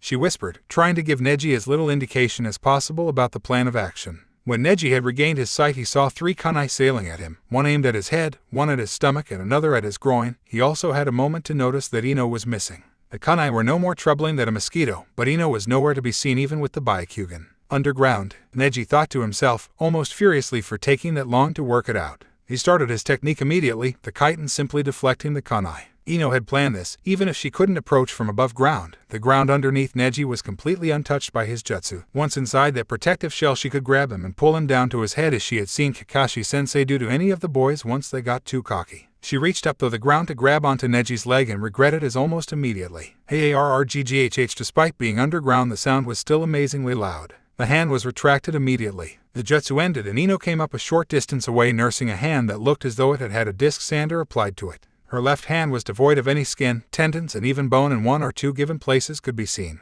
The chitin is a constant application of chakra. Even if you got inside the shell itself, you still had total with the chakra that I emit from my body that is constantly rotating. Neji broke into a run before Ino had the chance to move. Still nursing her heavily damaged hand, many went wide-eyed as they saw the strike he was aiming to perform. His hand stopped just inches away from Ino's heart. He stopped and turned to Genma. Genma nodded and acknowledged that the hit would have been potentially fatal if it had connected. Ino Yamanaka is hereby removed from the battle. Those who knew Ino well enough knew that the look of pain was not from the pain in her hand, but the disappointment in herself. Neji turned his attention to Sakura. His eyes held nothing, they were dead, a look that he would only reserve for an enemy out on a mission. You should not have interfered, was the only exchange between them. He darted forwards, determined not simply to end the match, but to make Sakura suffer for her interference with his revenge. Sakura could only dodge and hope to counter as Neji lashed his at him. Neji was using straight-out thrusting motions to attack Sakura, most thinking he was aiming for the tenketsu. Though Sakura could not see the tenketsu herself, she had a fairly good understanding of where most of them lay as well as any other notable features through her studies with Megumi. Neji wasn't just aiming to defeat her, his tactics, the targets he had selected could maim her. Many watched as Sakura nimbly dodged the blows. Against any other male opponent she would have had more of a chance to counter as she would have been faster and more nimble on her feet. Unfortunately for Sakura, her opponent was Neji Hyuga, trained in a style that required both great dexterity as well as rapid motions. Neji changed tactics in an instant and launched a simple uppercut to the solar plexus when Sakura presented an opening. Sakura, so concentrated on protecting the extremities that Neji seemed to be aiming for that she left her core practically unguarded, something that she would regret dearly. It was all the opening that Neji needed. His hands coated with chakra, he thrust 4 very sharp jabs into Sakura's elbow joints as well as her knees. As soon as her knee joints had been hit, Sakura collapsed under her own weight. Up in the stands, Hinata gasped for the second time in that match. Try as she may, Sakura could not stand. Her arms and legs could do little more than flail feebly. No one but Hinata had realized what Neji had done. How could they? It required Hyuga eyes to see. Neji had put far more chakra into the blow than was necessary. The winner of the third round is Neji Hyuga, Genma announced. She quickly vaulted over the edge of the viewing area to where Sakura lay. She examined Sakura as medics simply tried to get her into a stretcher, expecting her to make a full recovery from a simple Juuken strike. That was completely unnecessary. She practically growled as she glared at Neji. Kakashi, Sasuke and Naruto heard the comment but had no idea what she meant.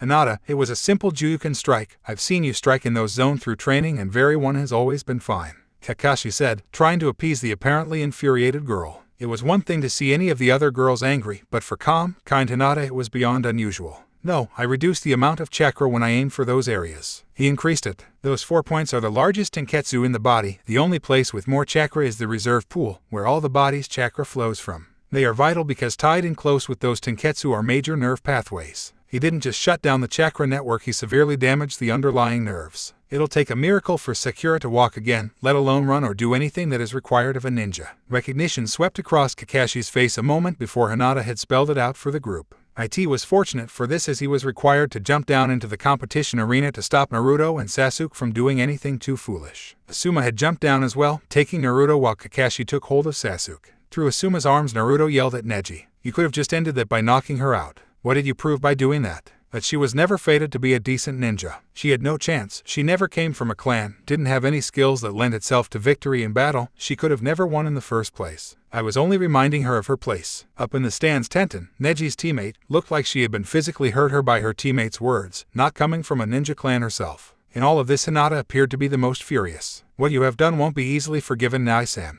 Hinata said with as much contempt as she could muster. By this stage, Gaimedo had joined the convention, moving towards Kakashi. Kakashi, I'm sorry. The blame rests with me for not being a better sensei and correcting Neji's incorrect mentality. Gai offered Kakashi, bitter disappointment in his student and himself evident in his voice. Kakashi simply remained silent, not trusting himself to respond. Kakashi wasn't the only jounin to feel some resentment towards Neji Hyuga. Even though Sakura was officially listed as under Kakashi's tutelage for major mission, it didn't stop the feeling of loss welling in the remaining jounin sensei that had taught Sakura. Genma cleared his throat. As important as this is, could we please return to the stands? I have the remainder of the fights to continue with. With it, the group cleared off the competition floor and went back to the stands. Many of the Konoha nin glaring at Neji, including one of his own teammates, while the other just looked disappointed. Genma had turned his attention back to the giant electronic board, now flicking through the different names. The board stopped and he made his announcement. Would Hisahei Baruto, Shinobu Miyazaki, Hayato Miyake, and Nagi Nakamura please make their way to the ground level? Genma called. As their name was called out, each nin, one each from Kumo, Taki, Haim, and Kyusa began to move. Once all four had arrived by jumping over the railing, Genma started the match. Begin, he hollered before jumping back. The match held no real interest for the observers from Konoha, and the result was a swift victory for Hisa from Kumo through vast use of a large repertoire of Raiten Jutsu. The floor had been cleared, and the board was once again scrolling through names. Shikamaru Nara, Kin Tsuchai, Otoya Kawano, and Sashio Matsuo please head down to the arena. Much like Kinkuro had done, Shikamaru simply strolled down the stairs, aggravating his opponents in the process. Begin, Genma announced to the Genin hopefuls as soon as Shikamaru was in a ready position.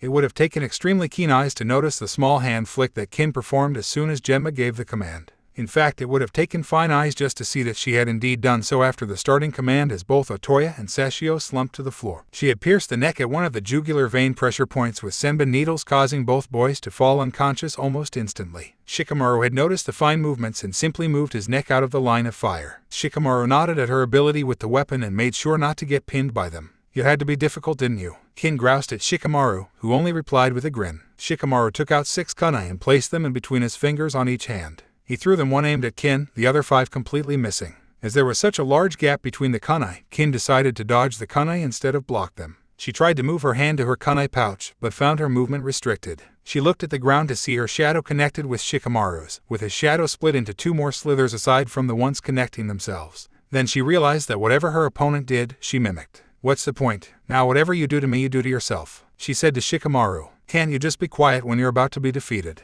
One of the major drawbacks of this jutsu, I suppose, the victim can still use their mouth, otherwise I'd have it active on Ino practically 24/7. You wait till you get back up here, you lazy baka. Ino, an indignant Ino, called back. In any case, I threw the kunai as a distraction. I sent my shadows along with the shadow of the kunai, and you happened to dodge the kunai. It was never the plan to hit you with those kunai, just to distract you to capture your shadow. The thing is, I sent a shadow along with the other kunai as well. My father doesn't need anything to do that. Guess I still got a little way to go. Shikamaru looked over his shoulder so Kin could see behind herself and look at what the other 2 shadows were attached to. She saw the 2 boys that she had knocked out in the first moments of the fight back on their feet. They were still very much unconscious, but somehow Shikamaru's jutsu had brought them back upright in order to mimic his movements. Shikamaru turned right around and walked away from Kin, making her walk to the slightly slack, unconscious forms of Sashio and Otoya. When Shikamaru thought that his 3 opponents were close enough, he drew a kunai, making his captives do the same. He raised the kunai to neck height before speaking again. You know, you can still use your voice, Shikamaru reminded her. Kin caught on quick. He was telling her to forfeit. She had 2 kunai at her throat and there was nothing she could do about it. I yield. The winner of the 4th match is Shikamaru Nara.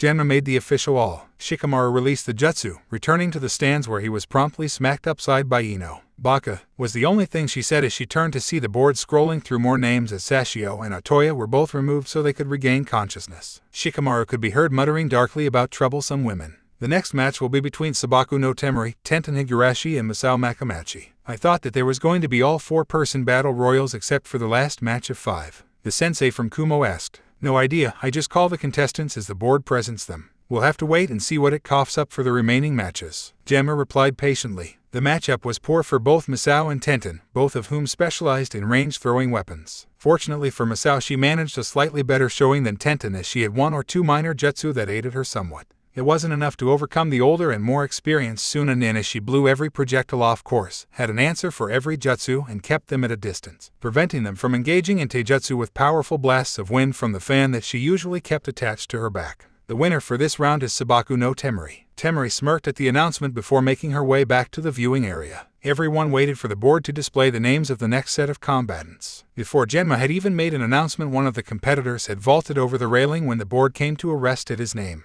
The other 2 followed suit, not bothering to wait for Genma to call on them. Rock Lee, Dasu Kinuta and Tsubuhata, another Suna ninja, were already in waiting for the signal to go. It didn't take long to arrive, but for Lee any waiting was too much as he was practically bouncing in anticipation. Subu was getting increasingly more distracted by Lee, whether it was because of his peculiar behavior or due to his horrid sense of fashion nobody could tell. Begin. Lee disappeared in a shot only to reappear where Dasu was originally standing, his fist extended. Dasu was flying towards a wall at incredible pace, colliding with it and knocking him out almost instantly. Power of youth, Lee shouted. Tenten had seen the effect of alcohol on her green-clad teammate and had to wonder if this was the effect of another drug, perhaps caffeine. Subu was officially freaked. A spandex-wearing mini-me was shouting at the top of his lungs about the power of youth, not to mention that it appeared that he had caterpillars for eyebrows and that haircut, it just sent chills up his spine. Lee, show him secret taijutsu technique number 13. YOSH, lucky number 13, sensei. Then you'll let me use it. Only this once, Guy said solemnly. A grin came across Lee's face that seemed to indicate that Christmas had come early. Prepare yourself for one of my most formidable techniques. Subu was practically at his breaking point, but did his best to prepare himself for whatever onslaught was about to come. Suddenly, an image of a beach at sunset appeared behind Subu. Many who trained with Lee and Guy recognized the technique already. Lee started prancing at Subu as a look of abject horror came across his face, not knowing what to expect.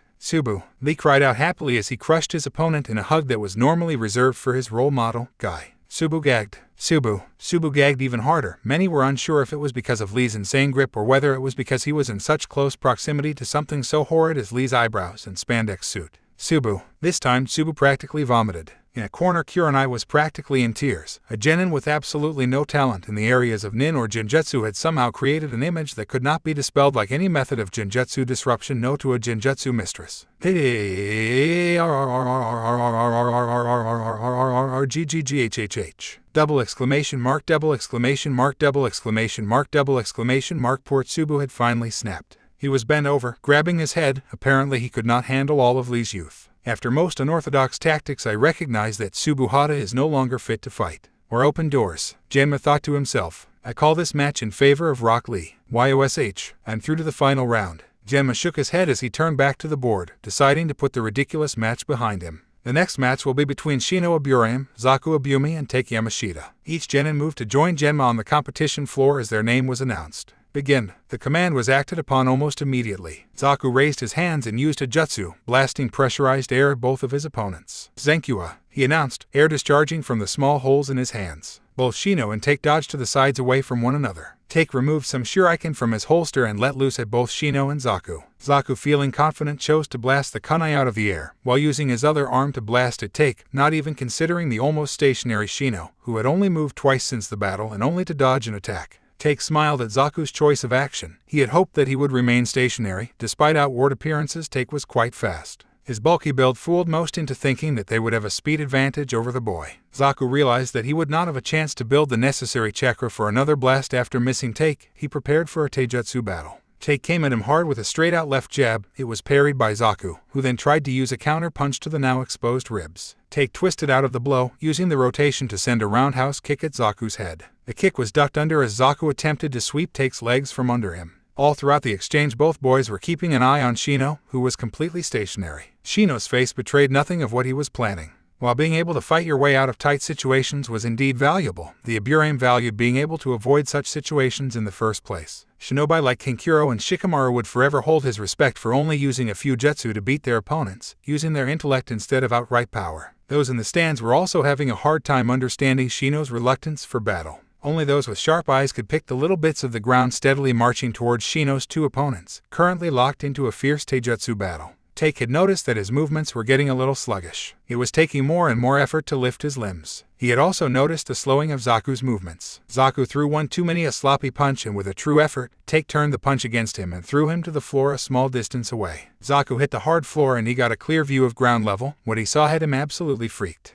There were thousands of small bugs swarming around him and Take. He jumped up, the movement taking far more energy than it should have. You were taking so much notice of me and Take that you failed to notice the growing army of Kikai surrounding you, Shino informed monotonously while he stopped a short way from Zaku. Take was looking around himself. He was an island in a black sea of Kikai bugs. Go, Shino directed the bugs. They swarmed Take first, covering his body, draining the remainder of his chakra in seconds. All the while Take was screaming in agony as some bugs ate more than just his chakra. Zaku held up his hands, one facing Shino, the other facing the swarm of Kikai. You were good, but you can't dodge from here, Zaku said with a fierce grin on his face. He forced chakra through his hands, but nothing happened. He forced more through. His arms started to bulge before being blown off at the elbow joints, apparently where the hole started. Many in the crowd winced at the scene. When you were thrown to the floor, some of my Kikai took the opportunity to creep into those holes in your arms. It appears as that those holes are directly infused to two of your major tenketsu, he informed, not even stopping to check if Zaku was listening. Once they were in there, the chakra had no way to escape. The first time they managed to eat all the chakra you pumped in there, but the second time you pumped chakra in at a rate far higher than they could consume, so with no proper outlet, your chakra created one. The winner is Shino Aburame. Genma, the victory official as Take Sensei came and gave him a chakra pill while the medics tended to Zaku, two picking up the boy on a stretcher, while a third collected the arms that had landed a few meters away. The next match will be between Hinata Hyuga, Ami Tanaka, and Kyoiritsu Tada. Most had not realized that the board was running through name selections again as they were observing the cleanup from the previous match. Kyoiritsu, a boy from Kyusugakure, and Ami both vaulted over the railings. Hinata, being a slightly more conservative person, took the stairs, though having the consideration not to take as long as either Shikamaru or Kankuro. Genma looked between the three combatants, determined that they were ready, and gave the call. Begin. Hinata activated her Byakugan while Ami drew a pair of tonfa that were holstered on her belt. All three regarded each other carefully. Kyoiritsu must not have fully understood the implications of the Byakugan and the Judokan fighting style as he rushed Hinata, evidently thinking that a person that was using taijutsu was less dangerous than a person using weapons. For Hinata, his movements made his intentions painfully obvious. He may as well have been announcing his attacks before he executed them. She only had to wait for him to strike before evading and gripping his arm. Just as she was about to deaden the sensation in the boy's arm, she let go just as a tonfa passed right through the space that her arm originally occupied. Ami wasn't going to allow Kyoiritsu to be taken out of the fight that easily. He would have survived Hinata's strike, but would have been easy pickings for either one of them as the fight progressed. He seemed more interested in attacking Hinata than Ami, so having him in the fight for the moment was beneficial, because the moment Hinata gave Ami her undivided attention was the moment Ami would start losing the battle. Man, this is so awesome, Kyoiritsu said enthusiastically. Once girl, desperately try and get her hands on me, the other valiantly defending me so I can help in whatever way possible. Oh, okay, I think he's slightly touched in the head, Temari said up in the stand. Many just sweat dropped. It's like it's something straight out of Ika, he said in an almost longing voice. This simple sentence had a profound effect. Many of the genin boys in the audience paled, knowing Ami's fierce hate of the book. Hiranai could be seen glaring at Kakashi, who was trying to plead his case of not knowing the boy from a slice of bread. Gaara broke the almost stagnant silence. There is going to be blood soon, mother can sense it. Nobody doubted him. Could we please resume the match? Hinata raced. Kyoiritsu was still slightly distracted by whatever musings were going on in his head. He snapped to attention at the very last second, dodging with only a hair's breadth to spare. She pursues me so vigorously, she must be attracted. Ami was so ... she didn't know what she was, but it wasn't helping her fight. She quickly came to Kyoiritsu's aid, forcing Hinata to go on the defensive, then staggering her attack with the Kyusa boy so Hinata wouldn't have the chance to counter. It's so tempting to just give in, to allow the blue-haired maiden to have her wicked way with me, allow her to catch me and do with me as she pleases, but where would that leave my violet-haired mistress? And methinks it is far more fun to play hard to get. Hinata was blushing at his insinuations. Ami was dumbfounded. This would be so much more interesting if he could actually come out with something better than this garbage. Even the stuff the Cyclops reads is better than this. Anko was growling. Hey, I pretty much stopped reading when Naruto came into my life. Kakashi defended himself. You still read, Kakashi, you always will. That's why you're always going to be a mild pervert in my books. Kurenai responded. Kyoiritsu was deliberately being perverted in hopes of distracting his opponents. Unfortunately, it was getting him nowhere. Sadly, he wasn't intelligent enough to recognize this. Ami was now seriously debating if she should just take the idiot out herself so she wouldn't have to deal with his stupid ramblings and try to take Hinata on her own. Hinata changed tactics. She rushed Ami, careful to dodge several side tonfa strikes from Ami's left hand, then having to dodge a thrust with the short head of the right hand tonfa. Now she tries to remove her competition from my body. Just how far will the blue-haired maiden go? Fortunately, the violet-haired mistress can hold her own. Kyoiritsu continued with his absolutely pointless tactics. Perhaps I should stop their epic battle. I'm sure that I could convince them that there is more than enough for me to go around.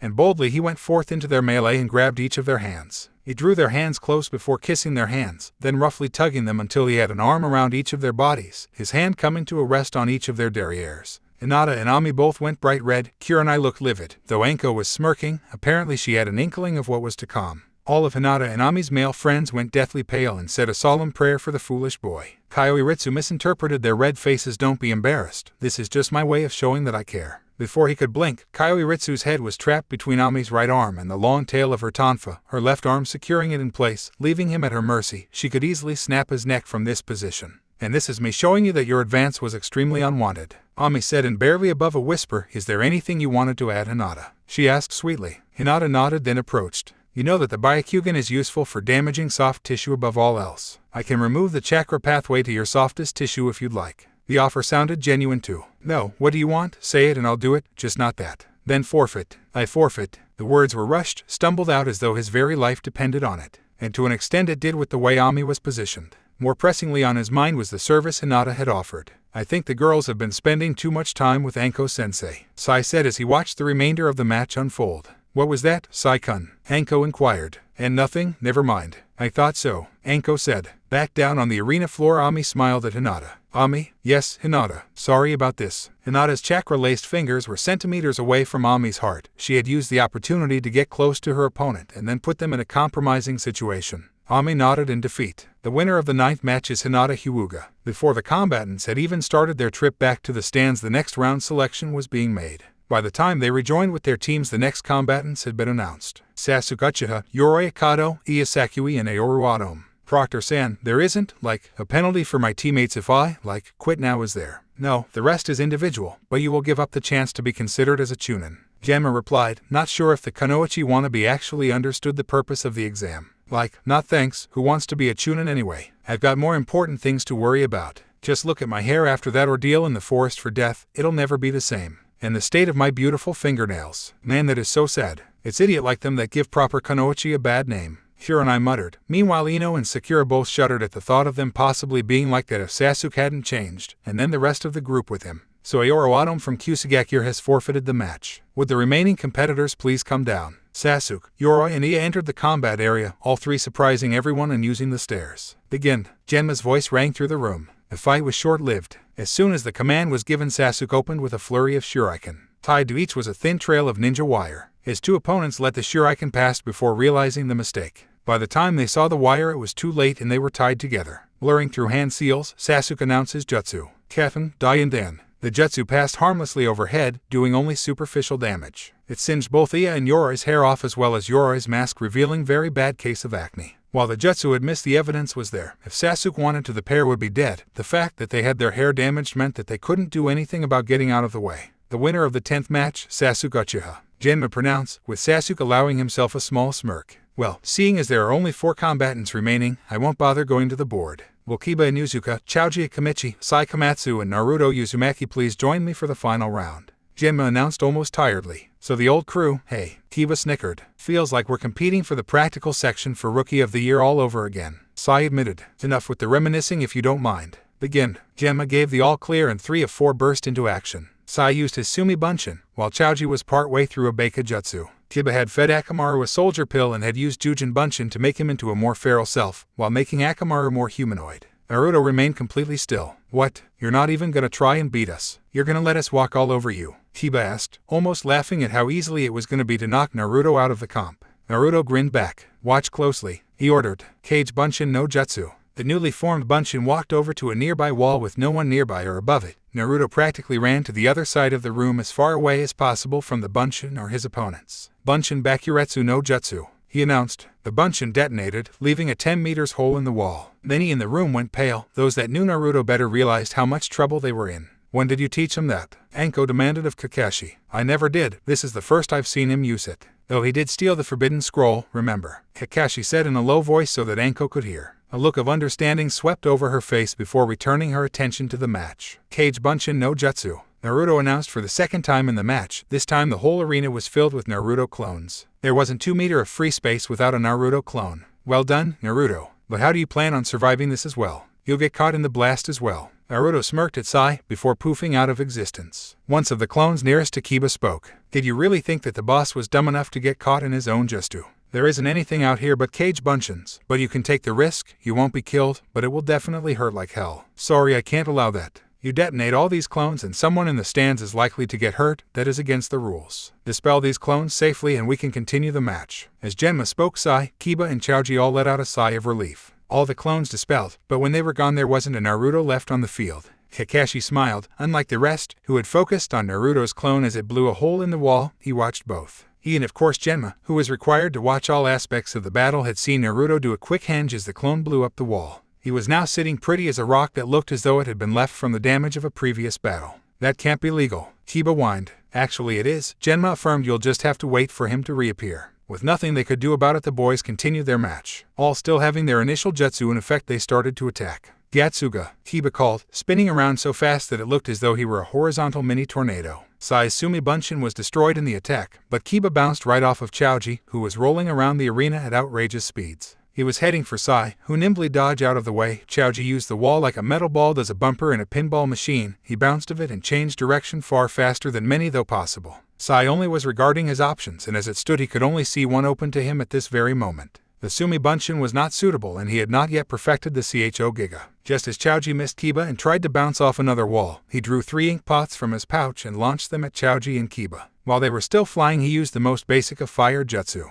Katen and Dam. It was a little-known property of the ink that he used that upon heating it expanded to ridiculous proportions. However, this wasn't the most interesting thing. When the ink cooled down it set rock hard. Kiba and Akamaru were in the middle of dodging and Chaoji was in no state to dodge without the use of a wall, so both were covered by the attack. The ink cooled quickly and it set so hard that both Kiba and Akamaru were completely immobile. Chaoji didn't fare much better, despite his size that had him glued to the wall that he was about to bounce off of. Anko had expected as much. He had used the, "Okay Naruto, you can come out now. The other two can't do anything." Sai called out to Naruto. Little did he know that Naruto was literally right next to him in the form of a rock. Naruto ended the transformation and swiftly detached one of the chakra bracers Hiko had given him. He forced it onto Sai's arm before pumping it with as much chakra as he could, making it far heavier. The weight was too much for Sai and he was dragged to the floor by his arm. Genma observed all 4 combatants. Naruto was the only one capable for free movement, so he called the match. The winner for the final match is Naruto Uzumaki. Will all victors please join me down on the competition floor? Most of the genin moved swiftly, not wanting to keep the proctor waiting, with exception of both Kankuro and Shikamaru.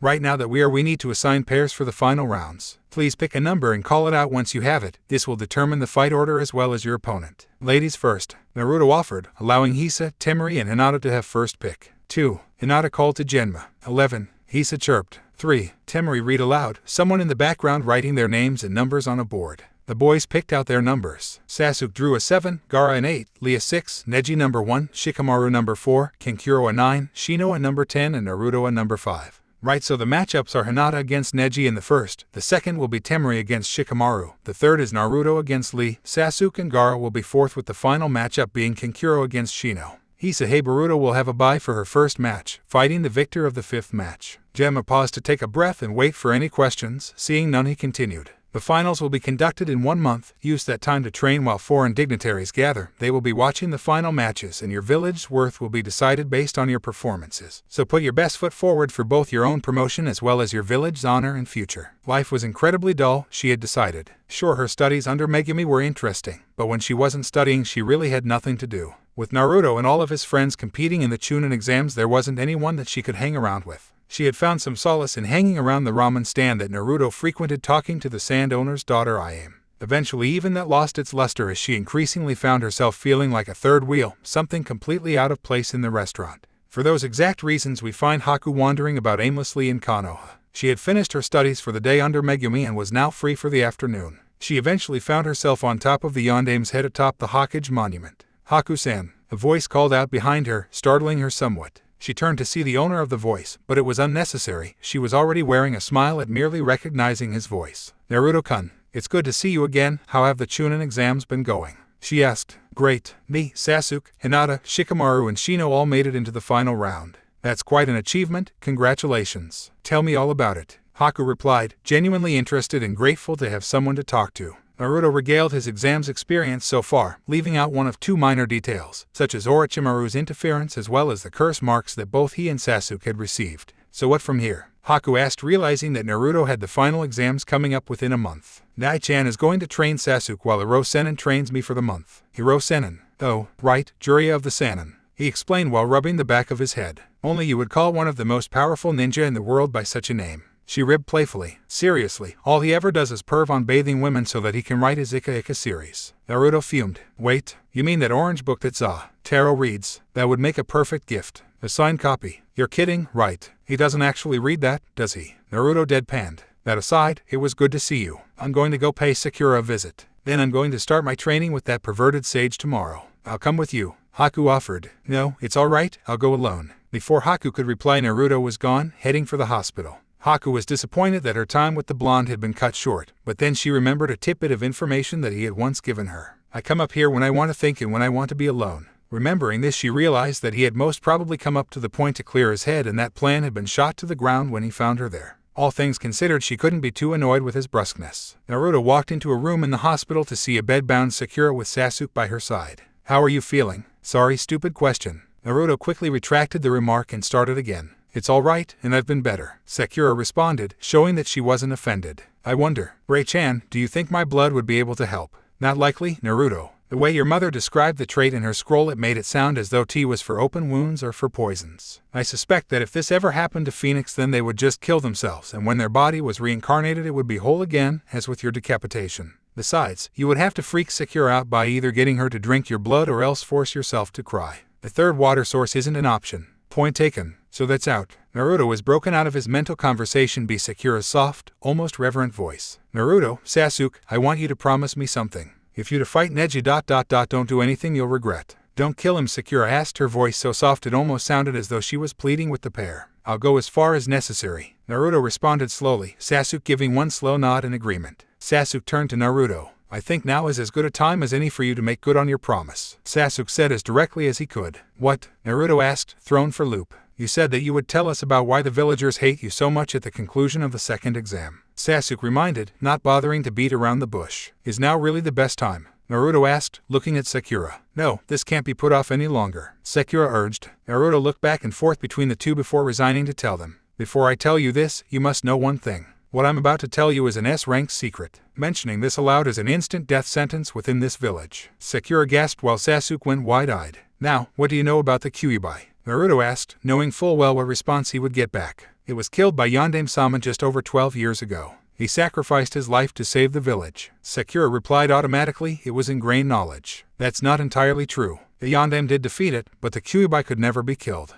Instead he went for the next best option and sealed it within the only thing that could contain it, a newborn baby." Sasuke's eyes narrowed when he heard the conclusion. "You mean to say that the newborn baby was you?" Sasuke asked, though it was not really necessary. "Shikamaru was right," Sakura suddenly announced. "What?" Naruto asked sharply. "When you were away, Shikamaru was thinking out loud and said it was really strange how the villagers treated you. The hate you received was far too great to be a result of all your pranks over the years. Then I guess I'm gonna have to have a word with him," Naruto said grudgingly, preferring to keep the secret between as few people as possible. "So, you guys aren't scared? You don't care that I have a demon sealed within me?" Naruto asked, almost perplexed that they were having a similar reaction to Haku. "Anyone who knows you well enough would be an idiot to call you a demon because you contain one. Besides, if I seal the weapon in my arm, then I don't become the weapon, the same way you don't become a vicious demon if you have one in you," Sasuke assured. "I take offense to that." Rei's voice chimed in Naruto's head, with Naruto chuckling outwardly. "She's not all that bad. In fact, Ray-chan is very nice when you get to know her." The other two were silent for a moment before something clicked for Sakura. "Ray-chan, not your civilian friend," Sakura said with sudden realization.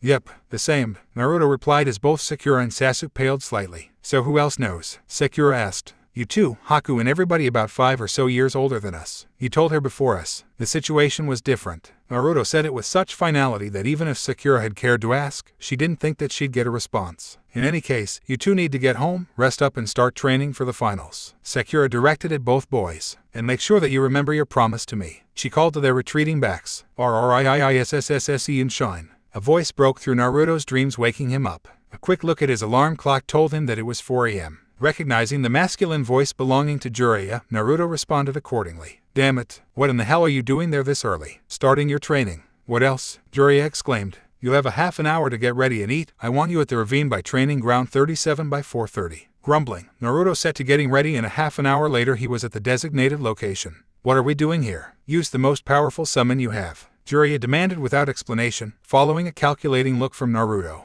Hurry up and get to it. All right already. Kuchio's no jutsu, Naruto replied before complying with the demand. A large phoenix appeared with several black plumes in its crest before Naruto apologized for summoning him without just cause, only to be dismissed a moment later. Right, you're still there. I want you to try using raised chakra, Jiraiya said, finally giving a reason for at least one thing that he said. But I don't. I'm aware you don't like using her chakra, but if the time were to come, you have to know whether it would be possible or not. Naruto-kun, he's right. There may be a time when you will need my chakra to do this. Fine. Naruto seated. Focusing internally for a minute, Naruto started to develop a slight red tinge around him before quickly flashing through seals. Kuchio's no jutsu. For the first time, Naruto had summoned something larger than the phoenix he had summoned with his trip to find Hiko. This phoenix was immense, being at least as tall as Gamabunta the Toad Boss was. The truly spectacular sight was when the phoenix stretched out its wings, the wingspan being as great as the snake boss, Manda, was long. The phoenix was mostly black with a mosaic of gold and red feathers across its body, glimmering in the light and giving the impression of being on fire. So this is the new summoner that Shimi spoke of, Naruto, was it?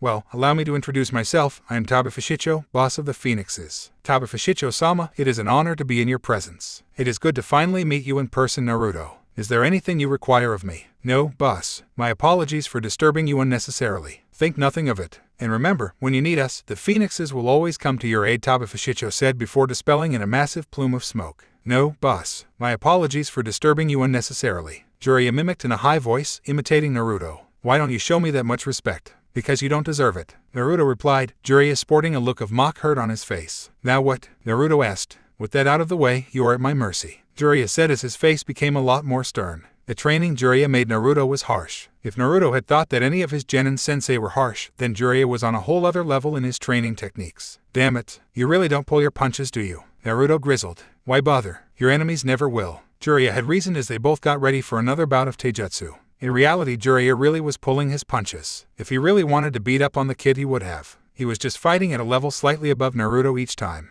What Naruto failed to realize was that Jiraiya was constantly having to raise the level he was fighting at. The improvements were small but rapid. Each morning was the same routine. Jiraiya would work on Naruto's physical capabilities. Naruto often mentioned that he would like to learn a new jutsu, but the sage had refused, telling him that his opponent would not give him time to even get through the hand seals. The first week of training went by without much event, almost boring Naruto to tears with repetition. The only thing that changed regularly was that Naruto was made by Jiraiya to pump chakra into his arm and leg bracers, making them far heavier. It was only until Jiraiya was satisfied with Naruto's improvement with speed, power, and fluidity in his taijutsu that he decided to move on to other areas. The next area that they moved on to was chakra control. The mere memory of those hellish days was enough to make Naruto shiver. Flashback. Naruto had arrived at the usual place to see two people standing there waiting for him. Anko-sensei, what are you doing here? Naruto asked, not entirely sure what to expect. Helping you train. What else, Geki? Naruto really didn't like the way she made the word train hang, nor did he like the lingering smirk on her face when she said the word Senai Jayashu.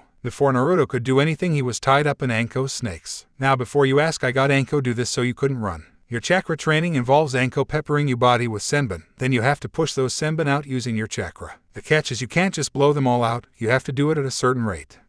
Yep, for example, you can't have any of the senbon fall out before say 5 seconds. This will force you to continuously use chakra in small amount and focus your control. And so it started. The first time Naruto tried, all 3 senbon blasted out of his body with such force that Jiraiya had to use Doryoheki to protect Anko and himself. The second try was marginally better. By the end of the day, Naruto was pushing all of the senbon out at the 20-second mark. He thought he'd get a break when he ran out of chakra or when they ran out of senbon, but he was sorely mistaken, as they came prepared for both possibilities with soldier pill and multiple sealing scrolls with senbon sealed in them. Each day Jiraiya added a new layer to the task. Day 2 required Naruto to push the senbon out of one part of the body, but not from others. Day 3 involved pushing out senbon from different parts of his body at different rates. Days 4 through to 8 were simply a repeat of Day 3. Jiraiya had insisted that he made sure that he got the thing down. Naruto insisted that it was because both Jiraiya and Anko used his pain as a sadistic form of pleasure. Anko insisted that ... Well, Anko didn't deny Naruto's accusation, but she did get a certain gleam in her eye as she threw each senbon. After his last evening of chakra control training, Naruto sat at his usual stall at the Ikaraku's when he happened to look over to another stall to see none other than Yujiro Nai and her student Hisahei Boruto dining as well. Naruto Uzumaki, if I'm not mistaken, she directed at him after noticing his interest. Naruto struggled to find something to say after he realized that he'd been staring. Care to join us? Hisa offered. Thanks, Naruto said, momentarily stunned by the offer. The trio started chatting about nothing in particular until Yujiro told her student to run and grab some drinks for them. Naruto took the break in conversation to ask Yujiro something that had been plaguing his thoughts since he first saw the Kumo Jounin. Yujiro-san, can I ask you a very personal question? Naruto had to be very delicate about how he did this. He sat quietly as Yujiro looked at him cautiously before nodding consent. I have a sort of sense. It doesn't allow me any great insight really. The thing is I can feel different forms of life. When I sit with you I feel something different to normal. Naruto looked as though he was thinking hard about what he was saying, something evident to Yujiro, so she decided to hear him out. It's just different, not bad. Naruto tried to clarify. In truth, I actually only realized this sense a few weeks ago and I'm trying to learn all I can. I was wondering if you knew what it was that makes you feel different to the rest. Yujiro looked at the boy, wondering how to help him, or indeed whether she should. If I told you outright I would be breaking a village secret. The best that I can do is to tell you my title but not what it means. I am what's known as a Jinchuriki. Naruto's eyes widened before he quickly whispered something to Yujiro, one with the power of a Biju sealed within them. Now it was Yujiro's turn to be surprised. How in hell does a Genin know about that off the top of their head? She whispered back dangerously. She had to be cautious. If he really wasn't who he seemed, then she could be in a lot of trouble. The atmosphere of the room had changed drastically. It was enough for the civilians to notice. Naruto figured he had to do something. He made a placating move to calm Yujiro down before jumping up onto his seat and yelling his head off. Oh yeah, well it takes one to know one. Naruto yelled in as childish a voice he could muster. He sat down again, huffing and puffing for show, but Yujiro realized the message in the outburst. Nibai. The single word was all Naruto needed to understand. Kyuubi. Naruto responded. A look of surprise crossed Yujiro's face. What was all that about? Hisa had returned to the table with the drinks. Your sensei called me a stupid blonde. Naruto replied easily, making it look as though lying was second nature to him. Well, if you're stupid enough to ask me such a personal question, then it's a fitting title. Imagine asking a lady her age. What did you need to know for? To see whether I was young enough for you, or whether it was old enough? Yujiro continued with the lie while enjoying the flushed look on Naruto's face as he worked out what she was implying. After the drinks were finished, Yujiro suggested that it was time to retire for the night for all parties involved. They went their separate ways for the evening after Naruto said his goodnights. Hisa and Yujiro saying goodbye to Naruto's already retreating figure, his raised hand in recognition of the farewell. Flashback end. We find Naruto with Jiraiya, training his chakra control again. They had moved to mixed sessions, involving taijutsu and physical training for the first half and chakra control for the second half. Jiraiya had noticed that Naruto's form was off in the sparring, but it was even more evident in the chakra control exercises. Naruto was almost back to square one, blasting the senbon out of his body. That's it. Stop right there. Naruto gave his sensei an empty look before Jiraiya continued. Your head is nowhere near where it needs to be. What the hell is on your mind to lose focus this badly? Naruto remained silent for a moment before answering. Did you know that there are others like me? Naruto asked hollowly. Jiraiya was actually caught off guard by his question. Of course he knew what the boy was referring to, but he didn't ever expect the words to come from his mouth. Yes, I knew, Jiraiya answered heavily. Do you think that we all live the same sort of life? All hated but the general population. Jiraiya was wondering where the boy was going with this conversation but answered anyway. No, I don't think that is the case. Why do you ask? I was wondering what would have happened if Nai-chan and everybody else hadn't provided me with their love and friendship. Would I have become like Gaara? And if there is anybody out there at risk of being like Gaara, I would want to help them, no matter the cost. Naruto said pensively. Good reasons. My advice would be to speak to Yujiro-san about her past. And for now to train. If you aren't strong enough, then good intentions aren't enough. To what is needed is the strength to defend what you hold precious. Naruto looked at Jiraiya as though he was seeing light for the first time. He never knew that the man could provide such good advice. Yes, Jiraiya-sensei. Jiraiya was actually taken aback to hear that again, the first time in nearly 15 years. What's with Jiraiya-sensei? Jiraiya asked. I always said that I show respect to those who deserve it. You have always had my respect, but certain other activities detracted from that. And I really do appreciate you training me like this. It was an answer that surprised Jiraiya, but he had noticed that Naruto seemed to be more focused now, so they returned to their training. While Naruto was training intensely with Jiraiya, his friends were also being pushed to their limits by their own sensei. Sasuke was being pushed to beyond his breaking point by Kakashi. It was a mere miracle that the boy's body simply hadn't shut down after such punishment. Lee was put through one brutal training regimen after another by Guy. While Guy tried not to play favorites and help Neji, the boy turned away help from his sensei. Tenten had yet to even remain within earshot of the boy after his outburst at Sakura through the preliminaries. Shikamaru and Shino were training with their clans, leaving Asuma free to help Kurenai with Hinata's training. Out of all the genin, Hinata seemed to be pushing herself the hardest. It was recognized that next to Sasuke, she had the most dangerous opponent, made all the more deadly by Neji's open hatred of the Hyuga main branch. It was a week till the final day and Hinata was still desperately looking for a way to neutralize Neji's chitin. She had decided to go to the ramen stand that Naruto claimed had the best noodle and broth mixture in the world. This is how Naruto found Hinata when he walked into the stand to find the indigo-haired girl sitting on what happened to be his usual seat. "Hinata, what are you doing here? Taking a break from training for an evening?" Hinata said, some of her frustrations becoming evident in her voice. "Care to share? Or is that a secret strategy for the exams?" Naruto asked, hoping that he could take a load off her mind. "No, it's nothing secret. I'm just starting to question whether or not I can beat Neji." Hinata sighed. "Hinata, you're not the same girl you were all those years ago. You can do this," Naruto tried to assure her. "This has nothing to do with who I am. It's simply an admission that there is a very strong chance that I will lose to Neji. I will try to beat him, but it's as though the gap in our skills is too large for me to make up in a month." Hinata replied. "Hinata, what is your goal in life?" While it was worded as a question, it was meant more as a reminder, as every one of Hinata's friends knew what her goal was: to unite the main and branch houses of the Hyuga clan. Hinata responded, "Neji believes that everything is dictated by fate. You know, he believes that you are fated to lose against him. Prove him wrong. Open his eyes. I know and I want to. It's just I don't think I can. You, out of any of the rookies, have the best chance of doing it. Did you know that?" Naruto told her, making her look at him in disbelief. "But Sasuke and you are so much stro. Every technique has a prerequisite. It was something that Aniki taught me. Jutsu require its signs and chakra, other techniques require timing or precision. You know that Juyu can as well as Neji does. That means that if you can take a requirement away from him, then he can't perform his techniques, even if it's a single technique. Just make sure it isn't something that he can use against you," Naruto said to her, giving her a hard look, urging her not to give up hope with his eyes. Hinata straight ahead, digesting what he had said. Nothing more was said between them as they ate their ramen. They said their goodbyes and parted ways before getting ready for a new day of training.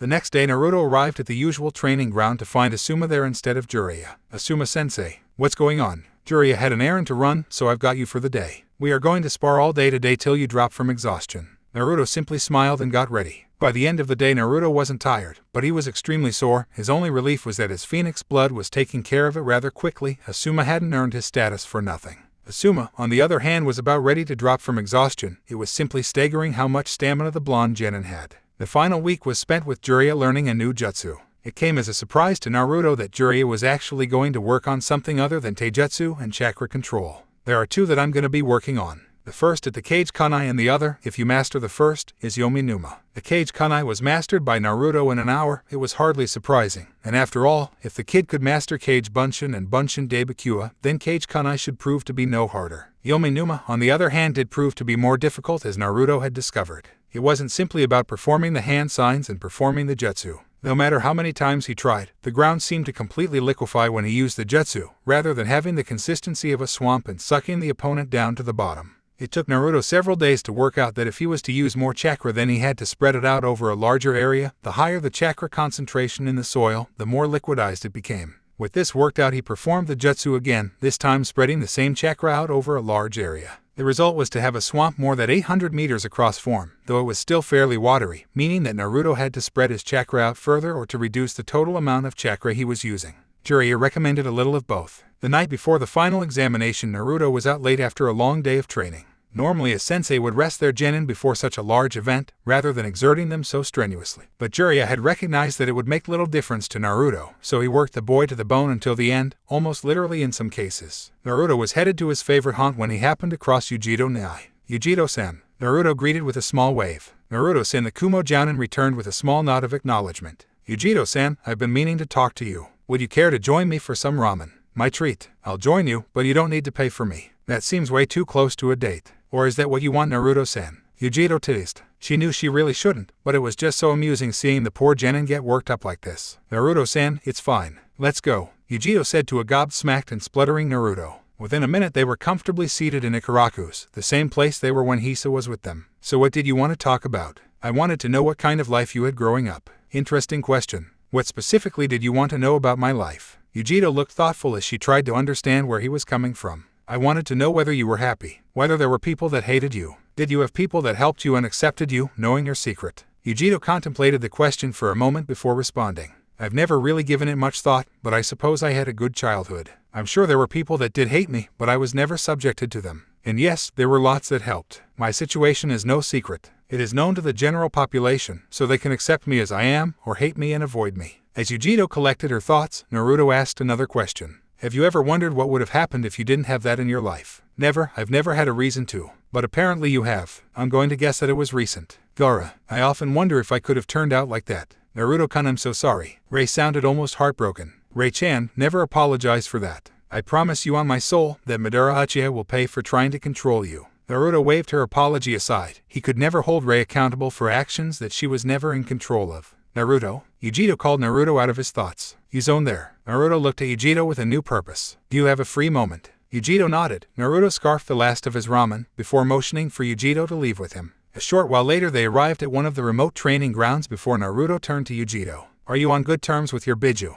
Yujiro almost fell over at the question but managed to simply nod in response. What I'm going to show you stays strictly between us. Naruto waited for her to agree before showing her what he was going to do. Naruto-kun, what are you? Ray never got to finish as Naruto announced his jutsu. Kage Bunshin. For the first time in a very long while, Ray was out in the open. Yujiro-san, this is Ray. Or as most people know her, Kyuubi no Kitsune. It's a pleasure, Yujiro-san. Yujiro actually did fall this time, straight onto her backside. What this boy had done was inconceivable. After an explanation of the mechanics behind the technique, Yujiro was ready to try the technique herself. Kage Bunshin. Before them stood a woman with flowing purple hair, wearing a midnight blue kimono with a sliver cat embroidered just above the hem at the bottom left of the kimono. She was looking directly at Naruto before kneeling on the ground and bowing to him. Naruto-sama, Kyuubi dono, I am eternally grateful. I am forever indebted to you. Must you really stand on ceremony all the time, Shisai? This is too large a gift not to stand on ceremony. I will never be able to repay this. The purple-haired woman countered. Repayment. If you really want to repay me, then friendship would be nice. Friendship, Naruto-sama. I think I can do that. The purple-haired woman replied before looking at her Jinchuriki for confirmation, who simply nodded in agreement.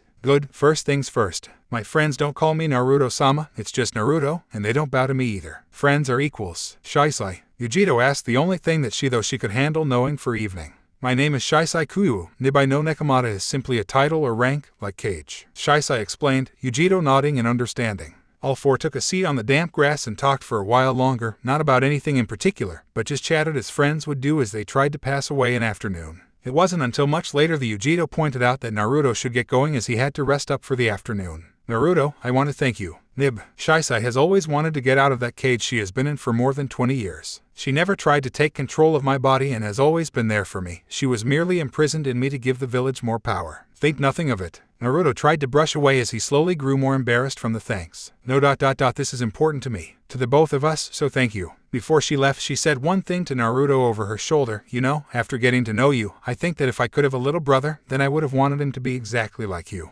Naruto was on the verge of tearing up as she left the training grounds. First an older brother, now an older sister. Naruto said aloud, mostly to himself. And a grandfather too, Naruto-kun. You can't forget Sarutobi. That old man isn't off the hook. Why? Then consider letting him off the hook already. Ray cut him off, exasperated. What if he were to die tomorrow? Could you live the rest of your life hating the fact that you forgave him too late and he never knew? What he did, it was beyond reasoning. Naruto hissed back. No, it wasn't. Ray countered simply. His reasoning was flawed, but he was still trying to do what he thought was best for you in the village. I'm not telling you what to do. But just consider it. Naruto didn't respond immediately. It's getting late and I really should get some rest. It was his way of ending the conversation and providing him a reason to not think about what they had just discussed. It was the day of the final exams. All contestants were standing before a filled-to-capacity Chunin exam stadium. Genma Shiranui was before all the competitors explaining the proceedings to them. Your first match will be a one-on-one with the opponent that was determined at the end of the preliminary round, with exception to Hisa-san, Shino-san and Kenkuro-san of course. The victors will then go on to a round-robin tournament. The person with the most victories at the end of the round-robin will be the winner of the tournament. Genma surveyed the Chunin aspirators before continuing.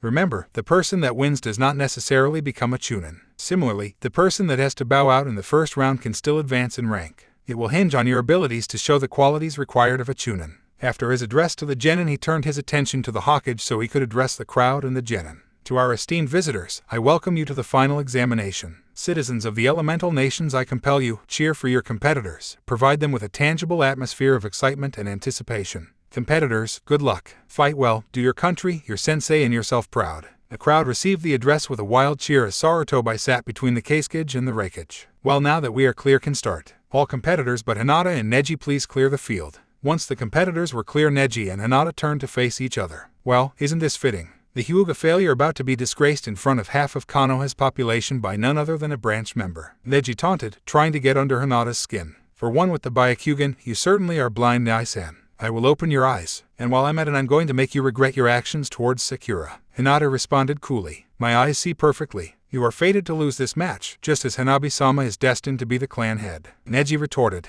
It seemed that the exchange had come to an end as both settled into a Juryuken stance. Begin, Genma roared for the benefit of the crowd. Seeing that both were willing to sit and wait till the other had moved, Neji moved in first. He struck out at Hinata's shoulder only to have her twist her body and strike out at a tenketsu on the offending arm. He parried blow with enough force put Hinata off balance. Hinata was far more nimble than he had expected and rotated with the parry and swept low at his legs, forcing him to jump over. During that brief moment that he was airborne, Hinata sent a hand at Neji's shoulder, hoping to disable his right arm. Neji realized that he was in no position to avoid or parry the strike, meaning that he only had two options left, block or get hit. He caught her left hand with his own left hand. Simultaneously, both Hyuga forced a small amount of chakra into their opponent's arms on the underside of the wrist, causing both the left hand on each person to crumple. A stalemate, Hayashi observed, his younger daughter simply observing the match. She had been instructed to watch Neji very closely, but it seemed that her elder sister was also worthy of consideration. Both combatants had separated from each other, readying them for another bout, both having an impaired use of their left hand. You are holding your own ... for now, Neji said to Hinata. Quit now if you don't want to be totally disgraced. He finished. I won't quit until I've completed what I set out to do. Hinata replied, never losing sight of either her opponent or her goal. This time it was Hinata's turn to rush in and start the offense. As soon as she was within range, Neji changed his stance and started spinning while pushing chakra out all of his tenketsu. Titan, he announced. Hinata saw the trouble she was in and did the only thing that she could to salvage the situation. Titan, she called, matching her cousin's move. Both chakra domes expanded from their creators. They were positioned close enough for part of their opponent's dome to be within their own. The result was for the incompatible chakras to repel from each other in spectacular fashion, blowing both competitors in opposite directions. Due to their position in the field, Hinata was sent flying and bounced off the ground before coming to a stop after rolling across the ground. Neji, on the other hand, was far closer to the wall behind him that Hinata was in before he could even land on the ground. He hit into the stadium wall at full force. Both Hyuga struggled to regain their feet after the recovering from the staggering amount of force that had sent them flying. Neji was a little slower to get to his feet, but it made no difference as he was already rushing in to meet Hinata's advance. Hinata was hoping that she could catch Neji while he was still recovering. She knew that with him so close to the wall he wouldn't risk the same move that had blasted them apart, or he would endure a far more vicious hit than before. Neji's right hand lashed out Hinata's left shoulder, only for her to dodge again. While she was contorted out of her usual stance, Neji aimed for her right leg with the other hand, hoping that she wouldn't be able to move it out of the way in time. However, she surprised him when she rotated around fully and tried to lodge an elbow in his ribs. Neji was forced to cancel his motion and try to dodge. He evaded successfully, but Hinata made a follow-up strike. This time, instead of parrying sideways, he directed her straight down. What he didn't expect was for her to go along with it. Hinata was now in a handstand, switching from hand to hand as she performed rotating helicopter kicks, all of which were avoided by Neji. He got inside her kicks and aimed a low sweep at her supporting hands, but she saw the motion coming. Pumping a bit of chakra into her arms for extra strength, she pushed off the ground and vaulted back onto her feet. As soon as she had rectified her body position, she charged her entire hand with chakra, not to close any tenketsu, but to blast Neji away. Neji saw the move coming and made to match it. Both hands connected to the opponent at the same time, giving a similar result as the dual chitin, the opponents being launched away from each other, though both also managed to maintain their footing this time around. The combatants were panting from exertion. This would likely be the final round. All were expecting one final bout of high-level taijutsu, so when Hinata withdrew 8 shuriken from her pouches and slotted them between the fingers on both hands, a few raised eyebrows in surprise. A pointless move. The chitin will render such a tactic useless, Hayashi surmised. It looks as though Hinata has run out of ideas if she is resorting to such a common tactic. Neji has won the match. You are within my field of divination, Neji announced to Hinata. Seeing that Hinata made no move to change the situation, Neji took it as a sign of resignation. He rushed in, ready to complete his technique. He had played right into Hinata's hand, though he didn't know it yet. Just when Neji was upon her, she loosed the shuriken in her hands. Neji couldn't dodge all of them properly. He did what he saw as his only option, not as though it was going to change anything. Titan, He started his ultimate defensive technique. Again he had played right into Hinata's hand. Hinata swiftly went through 5 hand seals before announcing her jutsu. Ryo Kenshigai no Jutsu. She was concentrating hard. The ground under Neji's feet cracked, making him lose his footing as he was in the middle of his kaiten. Neji's feet sank into the small fissure around him. Suddenly, just as soon as the fissure had appeared, Hinata had closed it with Neji's feet still stuck in it. Neji still had his momentum from his kaiten. Unfortunately for him, his feet could not turn with the rest of his body as it was trapped in the ground as a result of Hinata's jutsu. Then suddenly there was a sickening crack that echoed around the field, followed by a harsh scream of pain. Neji's body had rotated further than what his ankles could bear, so his ankles broke. I will. You can do nothing, Neji, you are beaten. It would be a simple matter to kill you like this. Then why don't you? Neji snarled. My goal today was to open your eyes, not shut them permanently. Hinata replied in a level voice. It would be welcome to escape this life. You could just as easily end your life yourself, but then that would prove that fate doesn't exist, because you chose yourself when and how you would die. Hinata informed. You wish for me to kill myself? Neji replied. The tone he used seemed to imply that he almost seemed willing. No, you said that I was fated to lose this match. I have proved you wrong. Must you mock me still? Neji demanded. Hear me out. What could you say that could possibly say that would interest me? Neji was almost livid at having to be put through this in public. You said that Hanabi was fated to become clan head. You believe that you are fated to bear the seal that you hate so much for the rest of your life. Help me change my fate, help me become clan head, and I will help change yours, and that of any other branch member, including your children. Hinata concluded. What? Neji, for the first time ever, was dumbfounded. I swear on my own life that if I defy what you believe fate has planned for me, then I will change what you believe fate has planned for you and remove the caged bird seal and ban its practice. Hinata gave her oath. Neji looked on in disbelief, not sure if Hinata was sure of what she had just declared. Looking at his cousin, he swore himself an oath. As long as she held true to her words, and indeed her dream, he would support her. He would change what he had become and live his life, no longer blaming fate for something if he could strive to change it. The winner of the first match, Hinata Hyuga, Gemma announced. In recognition of the victory, Hinata bowed to the cage stand before turning to her father and bowing to him. The crowd had been worked up to a frenzied state from the first match alone.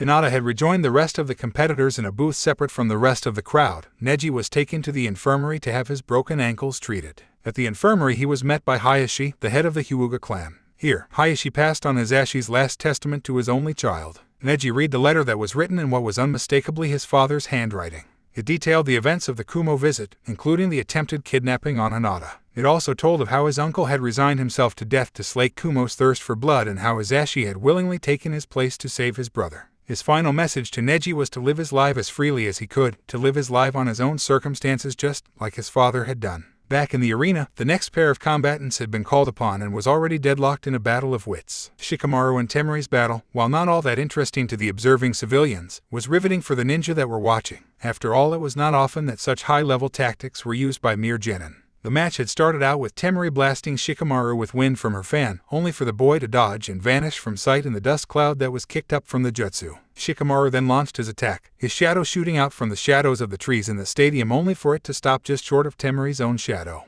Temari marked the distance that the shadow had traveled and aimed to stay out of range while hoping to sever the lazy genin with one of her wind jutsu. Shikamaru did try to use his jacket with a kunai tied to it as an island of shadow to extend his reach, but Temari reacted just in time, leaping back just out of reach. The move had failed and cost Shikamaru his advantage of surprise. Temari had no real idea of where he was till he launched his attack. Temari was so focused on avoiding the shadows that she could see that she neglected the shadows behind her that were slowly growing as the afternoon wore on. Shikamaru, however, had counted on this and was not the kind to leave any possibility unconsidered. All he had to do was keep her distracted while the shadow grew towards her. Then he tried it again. He threw a kunai right at Temari with his cage mane extended along its shadow. She dodged the kunai as well as the shadow that went with it. You've tried that already. I saw you do. She had expected the maneuver once again and had dodged accordingly, but his aim was never for Temari. It was for the shadow of the arena wall behind her. Shikamaru's shadow touched the arena wall shadow and immediately shot out again, all the while Temari was unaware of her own proximity to the shaded area. Captured within the jutsu, she had no choice but to do exactly as Shikamaru did.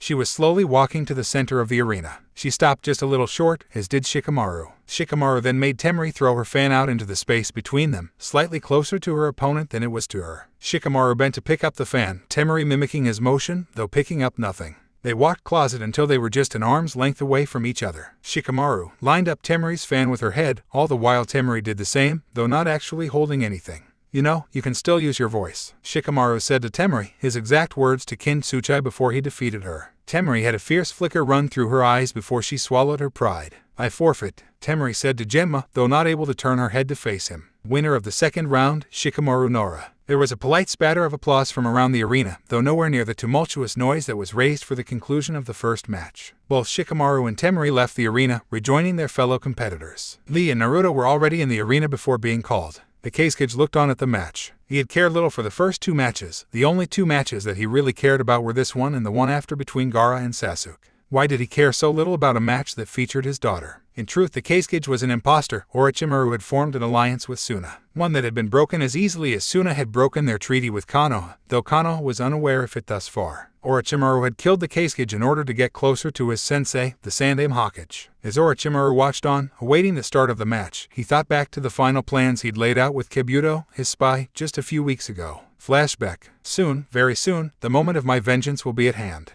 I will make that foolish old man and his village pay for spurning me and choosing Minato Namikaze as Hokage instead of me. Orochimaru said out aloud, barely able to keep the glee out of his voice. My lord, I have just spoken with the Suna Jounin, Baki. Their preparations are complete. San will march on Konoha the night before the final exam and make camp just out of Konoha's surveillance area. Come the morning of the Chunin exams they will complete the rest of the journey. Kabuto reported. Excellent. Everything is proceeding as expected. There was a small pause between the two leaf traders as Kabuto considered how to word his next question. Have you considered a strategy for fighting the Sandaime, Orochimaru-sama? He asked, keeping his voice as respectful as possible. Oh yes, I have quite a surprise for Sarutobi. I dare say it will be just like old times, a happy little reunion. All I need is several sacrifices. Sacrifices. Will the sound genin currently in the exams suffice? They have outlived their usefulness in any case. Dasu and Zaku, yes. Teep Kin, Orochimaru said without hesitating. Kin, Kabuto asked, not sure what his master was thinking. Yes, in the near future, I will have need for as many incubators as possible. Just find another to sacrifice, Orochimaru explained, a vicious smirk playing across his face. As you wish, my lord, Kabuto intoned before leaving in a bow, leaving Orochimaru in the room on his own. Flashback end. Now he would just have to wait and see whether the second he had taken an interest in would shine as well. Down on the arena floor, Genma was shaking his head in dismay at the two competitors. Well, seeing as you're eager, I may as well get going. Genma sighed before going back to his role as referee. Third match, Naruto Uzumaki vs. Rock Lee, begin. The competitors didn't need Genma to yell for them to hear, but the crowd did and it added to the atmosphere. Lee and Naruto were both in their standard taijutsu stances, Naruto waiting for Lee to come at him. He didn't have to wait very long. No sooner had the match begun, Lee had blitzed across the field and was on the offensive. Lee lead out with a basic right punch. Naruto easily spun around this. Lee sent an aerial roundhouse to Naruto's head as Lee avoided an elbow to the ribs. Naruto was forced to cancel his actions and spin the under the kick the opposite way. Naruto recognized that he had a lot to thank Jiraiya for. Just a month ago he could have seen himself out and down for the count. By this point, he would have never been able to dodge any of those hits. There was no two ways about it. Lee was freakishly fast and hit very hard.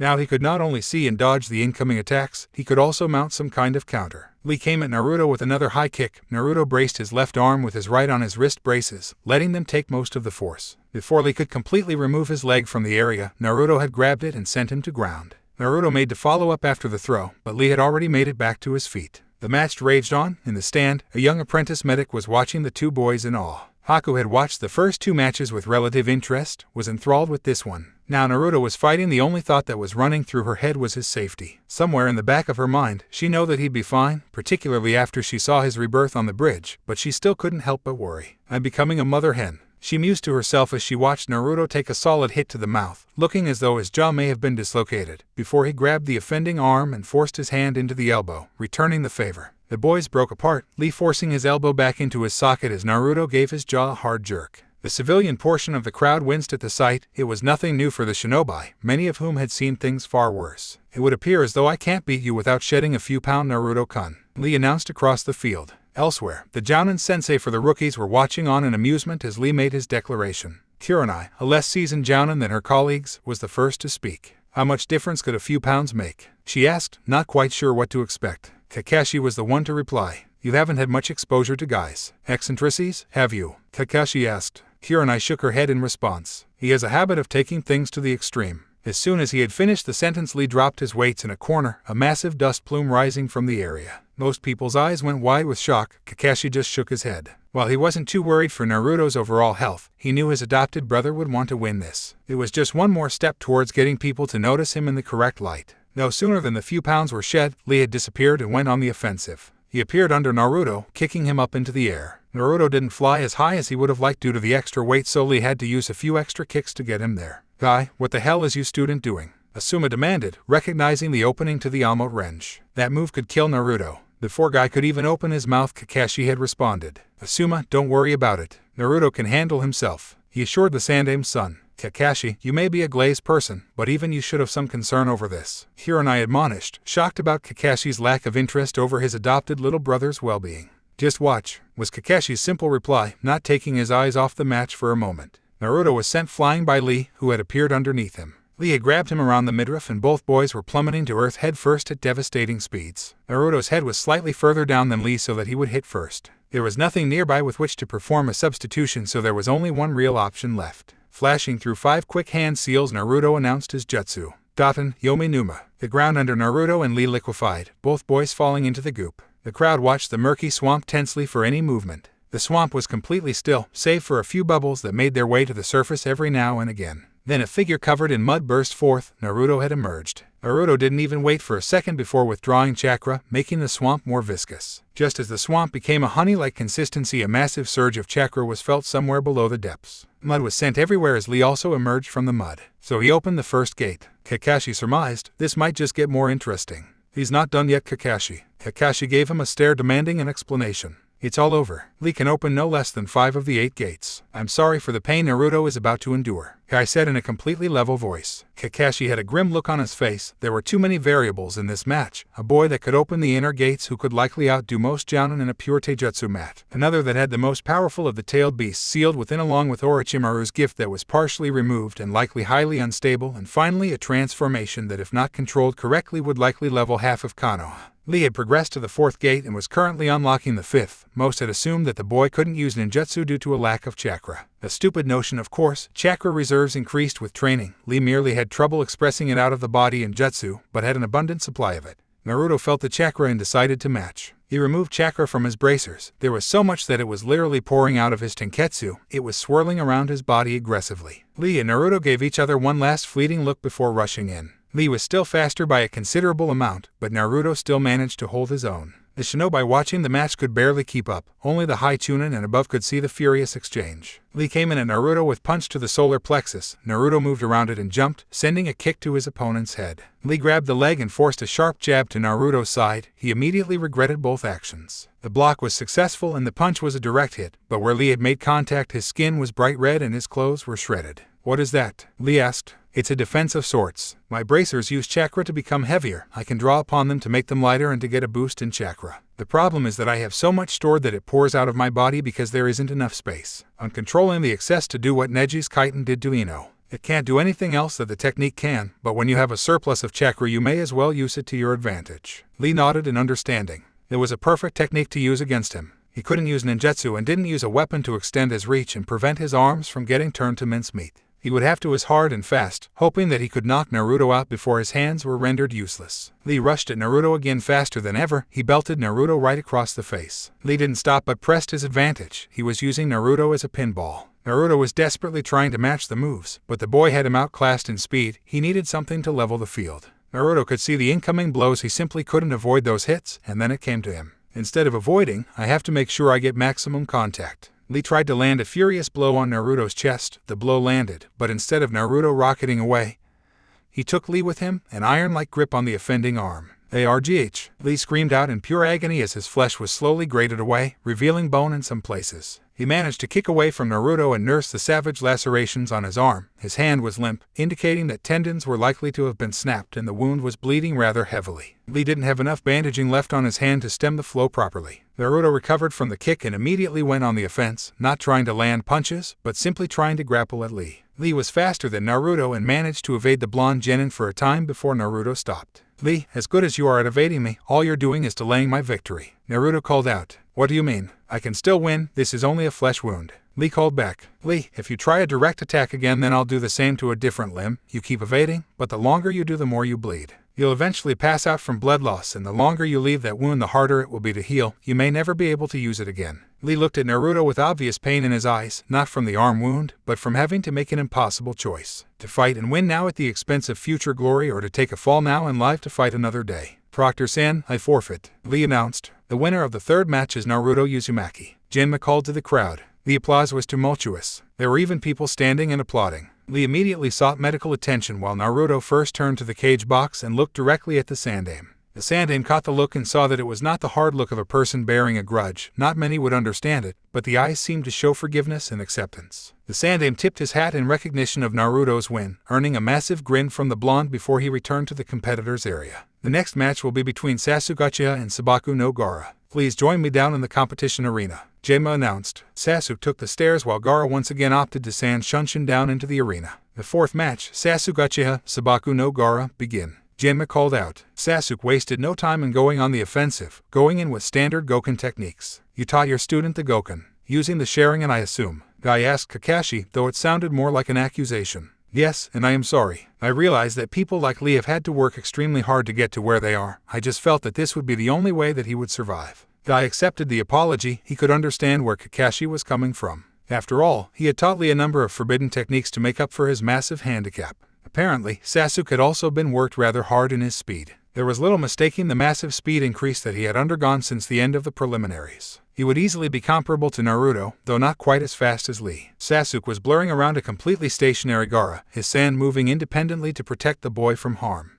He's never getting past the defense. Kankuro snorted up in the stands. It wasn't as obvious to some, but to better eyes it was becoming clear that the sand couldn't keep up with Sasuke's furious assault as the barrage of kick and punches continued. Then it happened. Sasuke's erratic assault broke through the defense and scored a clean kick to Gaara's face. Temari, Kankuro, and Baki were all astonished. More than that, they were terrified. Gaara had never been injured before, so they had no idea how he was going to react. Gaara's face curled into a snarl as he made a sudden snapping motion with his hand, sending sand into spike to skewer Sasuke. Had Sasuke not had his Sharingan active, he might not have dodged the strike. Gaara was relentless with his attack, sending sand at Sasuke at every possible opportunity. Katen, Gakakyu no Jutsu, Sasuke uttered after completing the necessary hand seals for the Grand Fireball technique. When the blaze had calmed down, a great deal of Gaara's sand had crystallized to glass. Before Gaara even had time to make more, Sasuke was upon him again, this time unhindered by the sand that was guarding Gaara. Any sand remaining was not enough to mount a proper defense and simply crumbled under Sasuke's assault. Then, in a move very reminiscent of Lee, Gaara was kicked into the air by Sasuke, who then flipped Gaara in the air and unleashing a devastating chain of combos. Shishi Renden, Sasuke roared.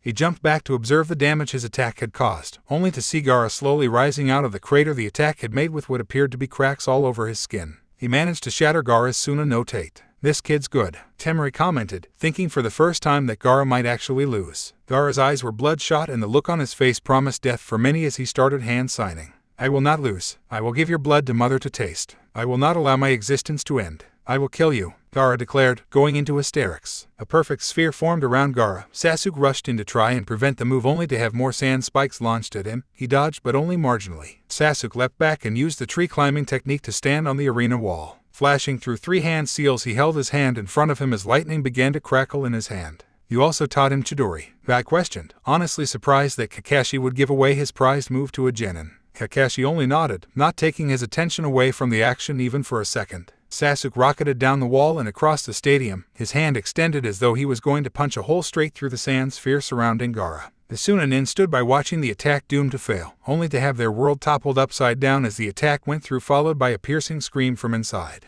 ARGH, is this pain? What is this? Blood. I quote am bleeding. Gaara screamed, a yellow eye visible through the hole that Sasuke had punctured through the sand cocoon. After a subtle motion from the Kasage, feathers began falling from the sky, putting all of the civilians to sleep as well as a great deal of Genin and Chunin. The Jounin had not fallen for such a technique, nor had the better trained Genin and Chunin. Within a second of the Genjutsu, Baki appeared by Gaara, Temari, and Kankuro immediately by his side. Take Gaara, let him finish his transformation, without him we'll be crushed. He ordered his Genin. They gave a sharp nod and whisked their brother away. As they retreated, the arena was flooded with ninja from sand and sound. They immediately began their work and started killing anybody they found in their path. The Konoha Nin were quick to react in defending their comrades. Meanwhile, the Konoha rookies that were battle-ready had all reported to their senseis. Naruto, Sasuke, Shino, take Pakun and go chase after the sand team. The rest of you stay and help defend the arena. Remove all civilians from the area and wake up any Konoha ninja that you happen across. Any and all techniques are permitted on enemy ninja. Kakashi gave his orders and summoned his nin dog Pakun.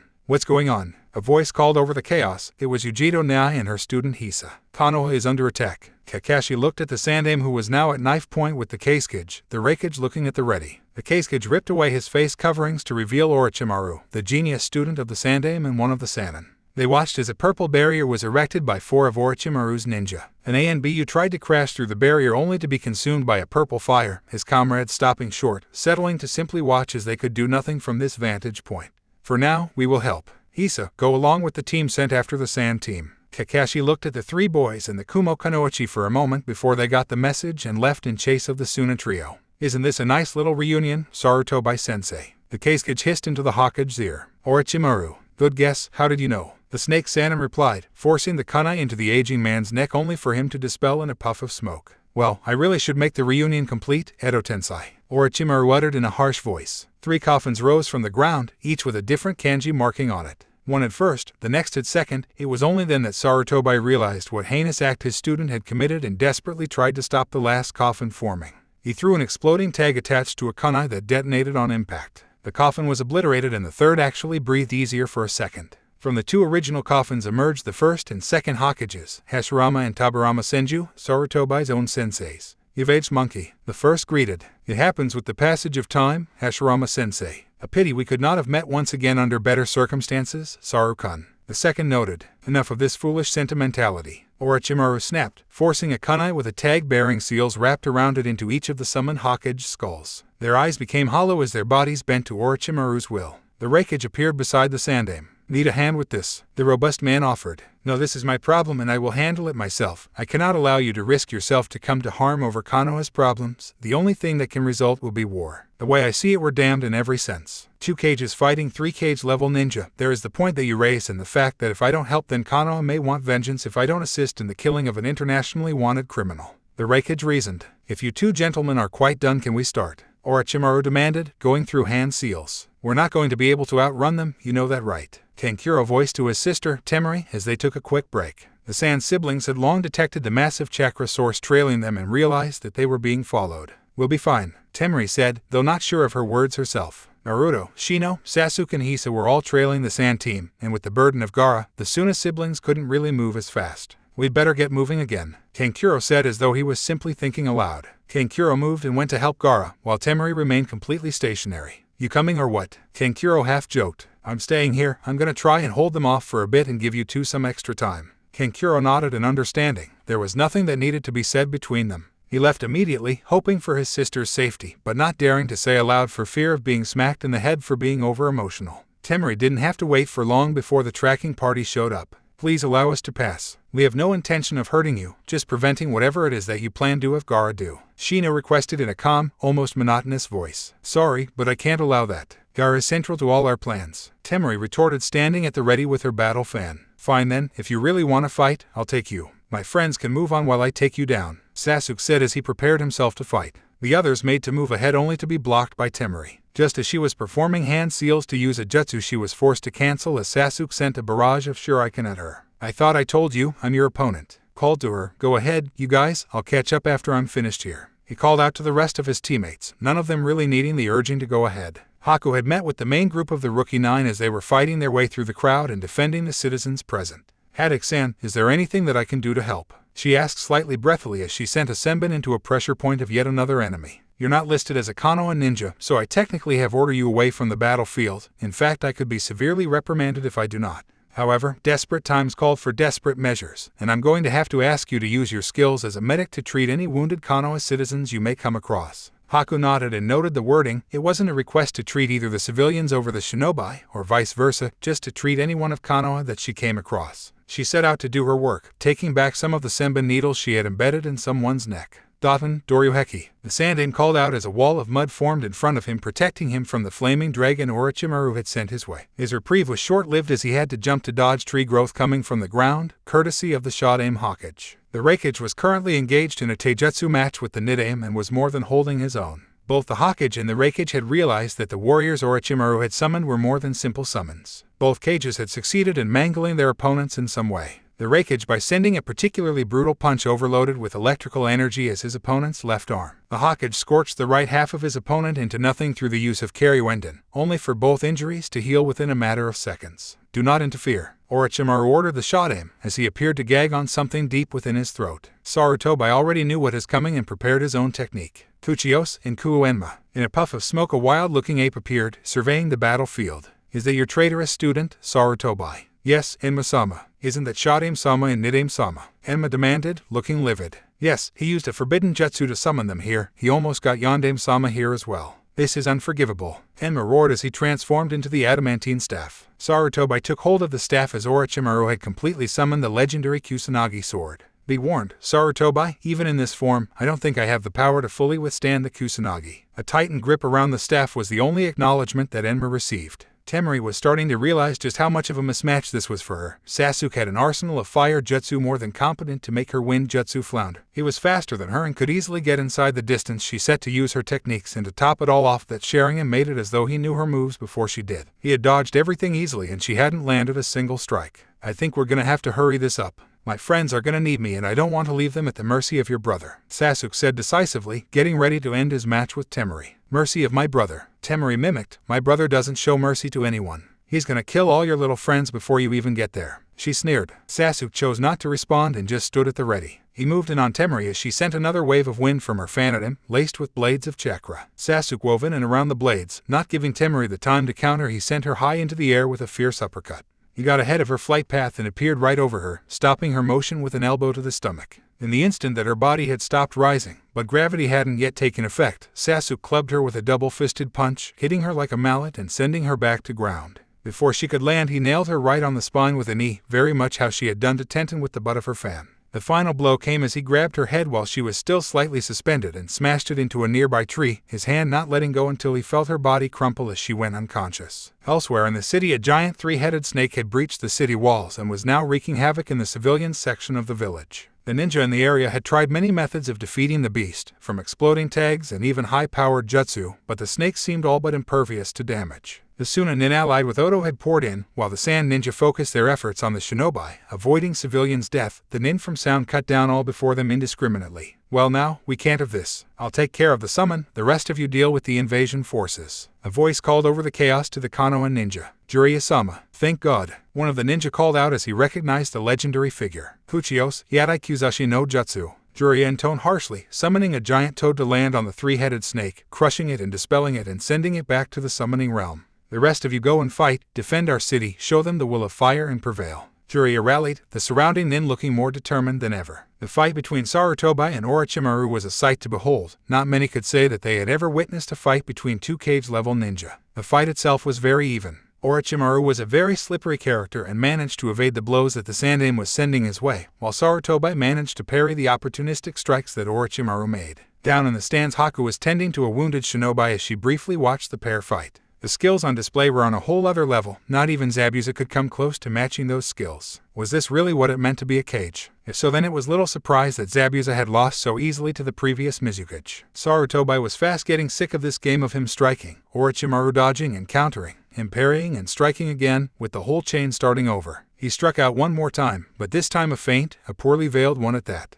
Orochimaru read the feint as Sarutobi had expected and came in for the strike that he had intentionally left himself open for. Just as Orochimaru's blade closed on Sarutobi, the old man made to make another attack with his longer-reaching weapon. It would still force Orochimaru to block in time or else have the staff smash into his head and either kill him or render him unconscious. Orochimaru, made to block the hit, there was no way that he could avoid. Unfortunately for the Snake Sannin, it was another feint, this time far better concealed than the first. With a subtle change in his stance, the Hokage retracted his staff and speared the butt of his staff into his former student's arms. The motion was so swift that it barely gave Orochimaru time to react. The most he could do was lessen the damage about to be done. Nonetheless, the staff still smashed into Orochimaru's hands, breaking the thumb and index finger as well as forcing the sword out of his hands. Orochimaru jumped back out of range as Sarutobi gave chase. All of a sudden, both the Raikage and the Hokage's vision went black. Instantly recognizing his sensei's Genjutsu, the Hokage made his decision. Raikage-sama, I thank you for all your effort, but it really does seem that I must shoulder Konoha's problems on my own. The Hokage addressed his guest for the Chunin exams before addressing his errant student. Orochimaru, you claim to be a master of jutsu, but there is one jutsu you are yet to see, the jutsu that defeated the nine-tailed fox over 13 years ago. Kage Bunshin no Jutsu, Sarutobi called out with a ferocity and determination that he had not possessed before. His two clones ran off and grasped the Shadaime and Nidaime Hokages, holding them still as Sarutobi performed 9 hand seals in quick succession. Shikifuin, the true Sarutobi ran off and grabbed his student-turned-enemy, a true testament to the aging man, being able to do so through a jutsu that rendered eyesight useless. What the hell is this, you old fool? Orochimaru screeched. You summoned 2 warriors that are dead to do your fighting, so I took it to the next level and summoned the death god himself. Shinigami-sama will devour both our souls. The threat you pose to our world ends now, Orochimaru. I only lament that I had not done this earlier. Sarutobi said as Orochimaru watched the Shinigami's form appear before his old sensei. The Shinigami reached through the both Sarutobi clones and grasped what appeared to be the souls of the Shodaime and Nidaime Hokages. As he removed his hand, the layer of dust crumbled away, revealing Dasu and Zaku, the boys originally competing in the Chunin exams. You sacrificed your genin to get to me, those that put their absolute trust in you. You truly are a fiend. I will gladly trade my life to end yours. The Hokage snarled. Just as the Shinigami made to reach through and grab Orochimaru, the Snake Man manipulated the Kusanagi blade from some distance away so that it was poised to pierce Sarutobi. The Raikage had been watching the byplay. He saw the blade rise almost as though it had a will of its own. He saw it move to skewer Sarutobi. There was nothing that the Hokage could do about the situation. The Raikage was racing to catch the blade, but it was moving at incredible speed. The best that the Raikage could do was catch the blade at the hilt just before it struck Sarutobi, but the extra momentum meant that it still managed to pierce the Hokage. Ha, now you will not survive this technique, you foolish old man. Orochimaru taunted. Foolish pupil, I was never intending to survive. This technique requires my very soul because I am taking you with me into the belly of the Shinigami. Sarutobi smiled wearily. The blade in his back had not created a deep cut, but the poison on the blade would be a problem if not treated properly. Nonetheless, it seemed as though it was irrelevant as Sarutobi had resigned himself to death. Orochimaru and Sarutobi struggled for a while longer as Sarutobi tried to keep his strength for the Shinigami to complete its work. It seems that I don't have the strength to seal your soul completely, so I'm going to take that from you which you adore the most, your arms. You will no longer be able to use jutsu anymore. Goodbye, my errant student. Sarutobi said his goodbyes and allowed the jutsu to run its course. Instead of the Shinigami consuming his soul as expected, the Sandaime and Orochimaru both felt an intense burning pain in their arms. Both were left with blackened arms, neither noticing the color as they passed out due to the immense pain of having their arms sealed within the Shinigami. Orochimaru's 4 bodyguard that had erected the barrier quickly grabbed their master and fled the scene. The ANBU rushing in to provide what aid they could before realizing that they would have to send him to the hospital for immediate treatment. Gaara, I'm gonna have to let you go on your own. I'm gonna hang back to give you some more time, Kankuro said to Gaara. If the redhead had heard, he gave no indication and simply moved on. Kankuro was not kept waiting for too long as the remaining 3 humans of the tracking party and Pakken made it to where he was only a few short minutes after Gaara had left. Well, you got this far, but this is the end of the line for you punks. Kankuro greeted. Naruto looked at their opponent before speaking up.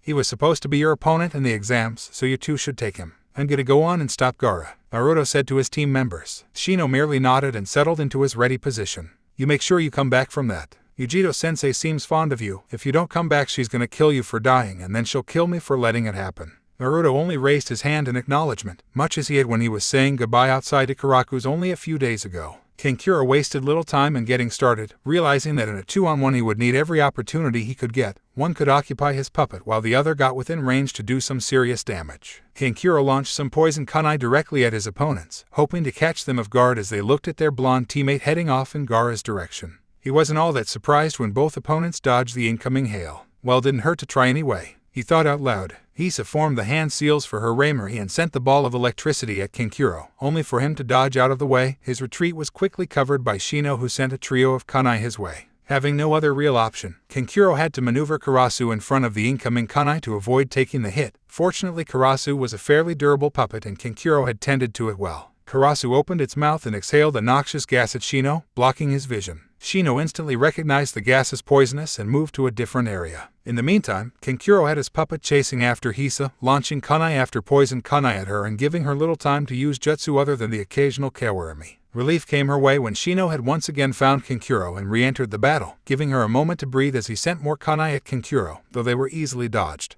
The bug user was getting tired of the game of cat and mouse, so he spread his kikai over the forest. Kankuro used another burst from Karasu to both obscure Shino's vision as well as try and poison him. Imagine Kankuro's surprise when the puppet didn't respond as he expected. Then he noticed that one of his chakra threads wasn't attached to Karasu. Kikai are interesting creatures. The only nourishment that they require is chakra in any form. Shino explained to Kankuro as the boy in the cat suit watched his puppet fall to the ground lifeless without any strings to control it. So distracted by what he had seen, he failed to notice Hisa appear behind him until it was far too late. By then she already had a Raimuri formed and plunged it into the base of his neck. That damage won't be permanent, but it will fry any control he had over his nerves for a good while. Hisa told Shino, who simply nodded. We should catch up to Naruto. He is likely to need our assistance in stopping Gaara. Shino replied, already motioning to move out and catch Naruto. Gaara, stop. You don't have to do this, Naruto called to Gaara, trying to reason with him and hoping to avoid a fight. No.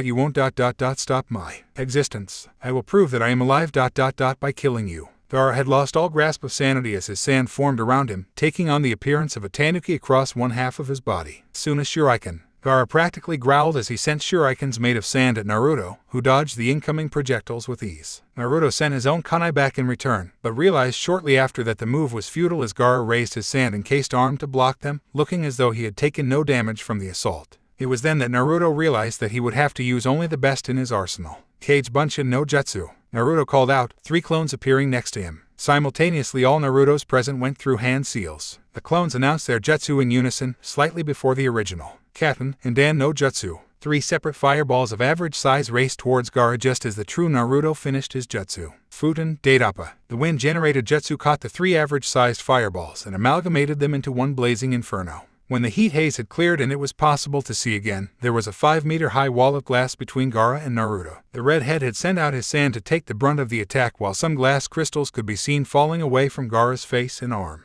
Naruto watched as Gaara sent some of his sand into the ground and create more sand of the deranged boy to use. If he had been watching more closely he would have seen the small granules spread further underground that he would have liked. The ground under Naruto's feet softened as the blonde realized just how far out Gaara was seeking sand. The ground beneath Naruto collapsed, quickly encasing him in a sand cocoon. Sabaku Sausu, Gaara uttered. Intent on crushing the blonde, Naruto viciously started pumping out chakra to prevent himself from being crushed. If he died he'd be reborn and likely be unconscious afterwards, and then he couldn't do a damn thing to stop Gaara, and there was no way that he was letting the blood-crazed boy destroy his home. Then he felt it, that familiar feral urge that he had felt in the forest of death. Naruto didn't even try to resist. He embraced the feeling, allowing his body to expand and harden, his golden scales gleaming in the sun. Naruto's scales were too tough, even the likes of Gaara's crushing sand could not even force a dent in the hard scales. Naruto rushed Gaara, his claws slicing everything that came into contact into ribbons. Gaara managed to dodge the initial slice, but couldn't dodge the follow-up swing that came from the Naruto's thick tail.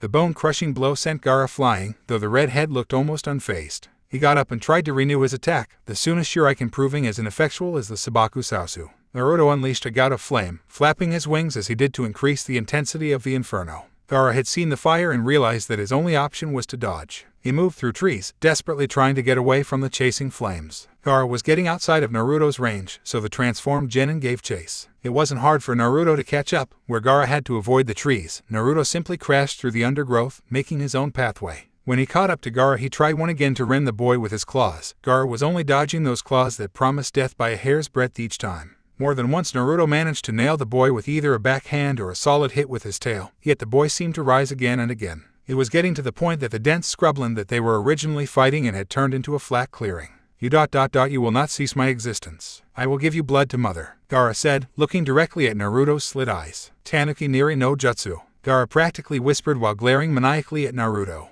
The Suna ninja fell asleep and left the control of his body to the demon sealed within him. I'm free, I'm free, I'm free. The demon nattered as sand continually accumulated around it, causing it to grow in size. The sand demon kept growing until it towered above the trees. Naruto, you have to wake up the boy. It's the only way to get him control over his body again. Rei's voice seemed to ring clearer in Naruto's mind than ever before. Naruto rushed in, slicing at the tanuki's leg and causing it to collapse, only for it to reform a moment later. He tried to turn as much of the sand beast into glass as possible, only to have the tanuki gather more sand by crushing the rocks around them. No matter what Naruto tried, it seemed it was futile as the Shukaku had an answer for everything. Naruto could slowly feel his power ebbing away. The final moments of his transformation came and he reverted back into his usual human form. Daten, Yomi Numa, Naruto cried, hoping that liquefying the ground might slow the demon down. He was right, but his advantage was short-lived as the Shukaku literally began reshaping the earth so that it would have solid ground to stand on. Rei, I'm gonna need some power, Naruto said to his internal companion. Take whatever you need and win,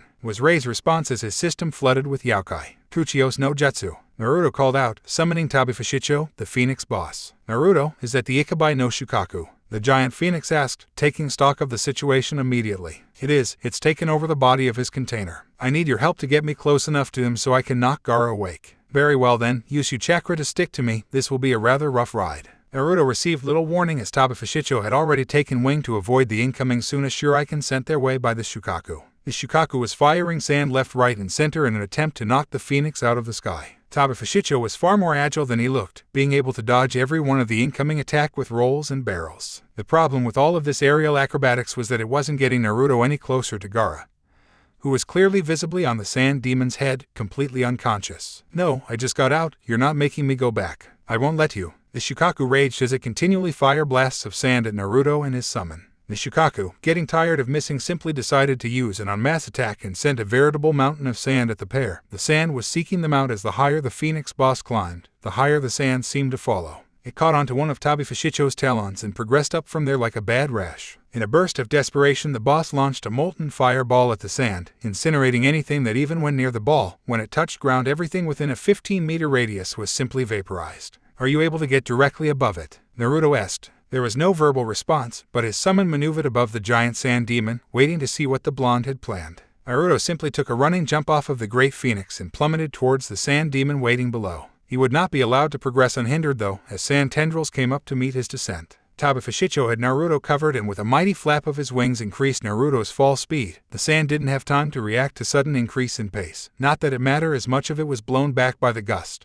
Naruto braced himself for impact as he neared the demon. Fortunately, the sand absorbed most of the impact, and Naruto had a far softer landing than one would have expected. He raced up the sand monolith, desperately trying to reach Gaara's sleeping form. The sand was not making it any easier, grasping at his feet and putting barriers in his way. More than once he had to turn the sand to glass and then crash through it. He had finally made it to Gaara's sleeping form. Without hesitation, Naruto smashed his fist into Gaara's face. The boy woke up stunned. "You're still alive, but the Shukaku should have killed you," Gaara said, feeling true fear for the first time in his life. Before gravity could truly take effect, Naruto grabbed Gaara and sent him hurtling towards the earth. Gaara landed with a crash. Naruto followed not long after, each boy leaving a small indentation in the earth. "You ... who are you?" Gaara asked, truly freaked by this stage. "No, stay away, don't come any closer. I don't want to die." Gaara was truly panicked as he saw Naruto edge closer. "I'm not going to kill you. I just wanted to see that you were okay. I'd hate to have to kill someone like me," Naruto said weakly. "Like you? You mean, is that why you are so strong?" Gaara's eyes widened in realization. "No, my strength comes from my desire to protect. As long as I breathe, I will protect those precious to me, even if it means killing someone I'd rather not have to kill. You are a strange one, use him. ARGH. Mid-sentence, Gaara's eyes rolled into the back of his head, screaming in agony. Temari and Kankuro had managed to overcome their injuries enough to help each other to the scene of the fight. They had seen Naruto summon the giant phoenix. They saw the aerial acrobatics resulting in Naruto landing on the sand demon, and they saw the boy wake up their brother from his slumber. Now they watched in terror as their brother was screaming like a man possessed. Given his situation, something that was entirely possible. A short distance away, Naruto's three teammates were watching on, waiting for the time that they might need to retrieve their friend from the dangerous situation. Naruto watched in horror as he heard the rasping voice of the Shukaku. "No, I will not go back so easily. I will have my freedom, even if it means devouring this boy's soul." The voice rasped. "Ray, what's happening? While it is a conception that demons are evil, we aren't." The Shukaku has had her mind twisted almost beyond recognition. She's now trying to get her freedom by killing that boy's soul and taking permanent residence. Something she would have never done if she had her sanity. Naruto watched helplessly as his friends came down to retrieve him. Naruto didn't want this. Nobody deserved this. A boy about to lose his soul because a normally gentle being was acting like a psychotic killer. Everything just seemed so wrong. He tried to speak out in his grief, but the words seemed to get stuck in his throat. It was as though it was resisting him. Then in a moment of clarity, a part of his mother's letter to him came to mind. Arguably the most powerful ability is our gift of using Galdrar. Naruto stopped trying and something seemed to flow out from him. He felt calm and his voice started to sing of its own accord. The arcane song was beautiful, yet haunting. Gaara's body seemed to tense before it relaxed. His eyes rolled back to their normal position before he fell asleep. Nearby, Sasuke was in immense pain as his curse mark suddenly activated. Just as suddenly as it had activated, it started receding, a foul black mist coming off of the mark on his neck. At some point the boy passed out through the process, though those watching soon realized that the strange mark on his neck had evaporated away with the black mist. Naruto was experiencing a similar event as the final Tamo from his curse mark dissipated. He passed out immediately after the song was complete, leaving his teammates to carry him back to the village. Temari and Kankuro quickly dropped down and picked up Gaara, whisking him away without a look back. Back in the village, the joint sand and sound invasion had been crushed. Without either the summoned snake or Gaara, the main offense was crippled. The invading shinobi soon found that they were no match for higher skills and better teamwork of the Konoha ninja, despite the larger number that they possessed. Many watched as Shino carried Sasuke back into town while Hisa had Naruto slung over her shoulders. They were soon joined by Ibiki, the proctor of the first exam. "What happened to those two?" Ibiki demanded. "We're not entirely sure. We were given a mission to stop the Sand Genin from assisting in the invasion." At the end, Naruto fought Gaara to a standstill after Gaara had turned into the Shukaku. Hisa informed. There was a stunned silence from the crowd before someone was heard muttering, "Not surprising. Takes one to beat one," followed by a murmur of assent. Shut up all of you, Ibiki roared at the crowd. Even now you scorn this boy when you should be hailing him a hero. Get out of my sight. Ibiki was sick and tired of stupid prejudices. Anko Mitarashi was hated for her simple association with Orochimaru, a man she now hated with a burning passion. Take them all to the hospital, they can get treated there, Ibiki ordered before he moved on to perform other duties. In the stands of the Chunin exam finals arena, many of the Rookie 12 were slumped around the stands, exhausted from repelling enemy forces.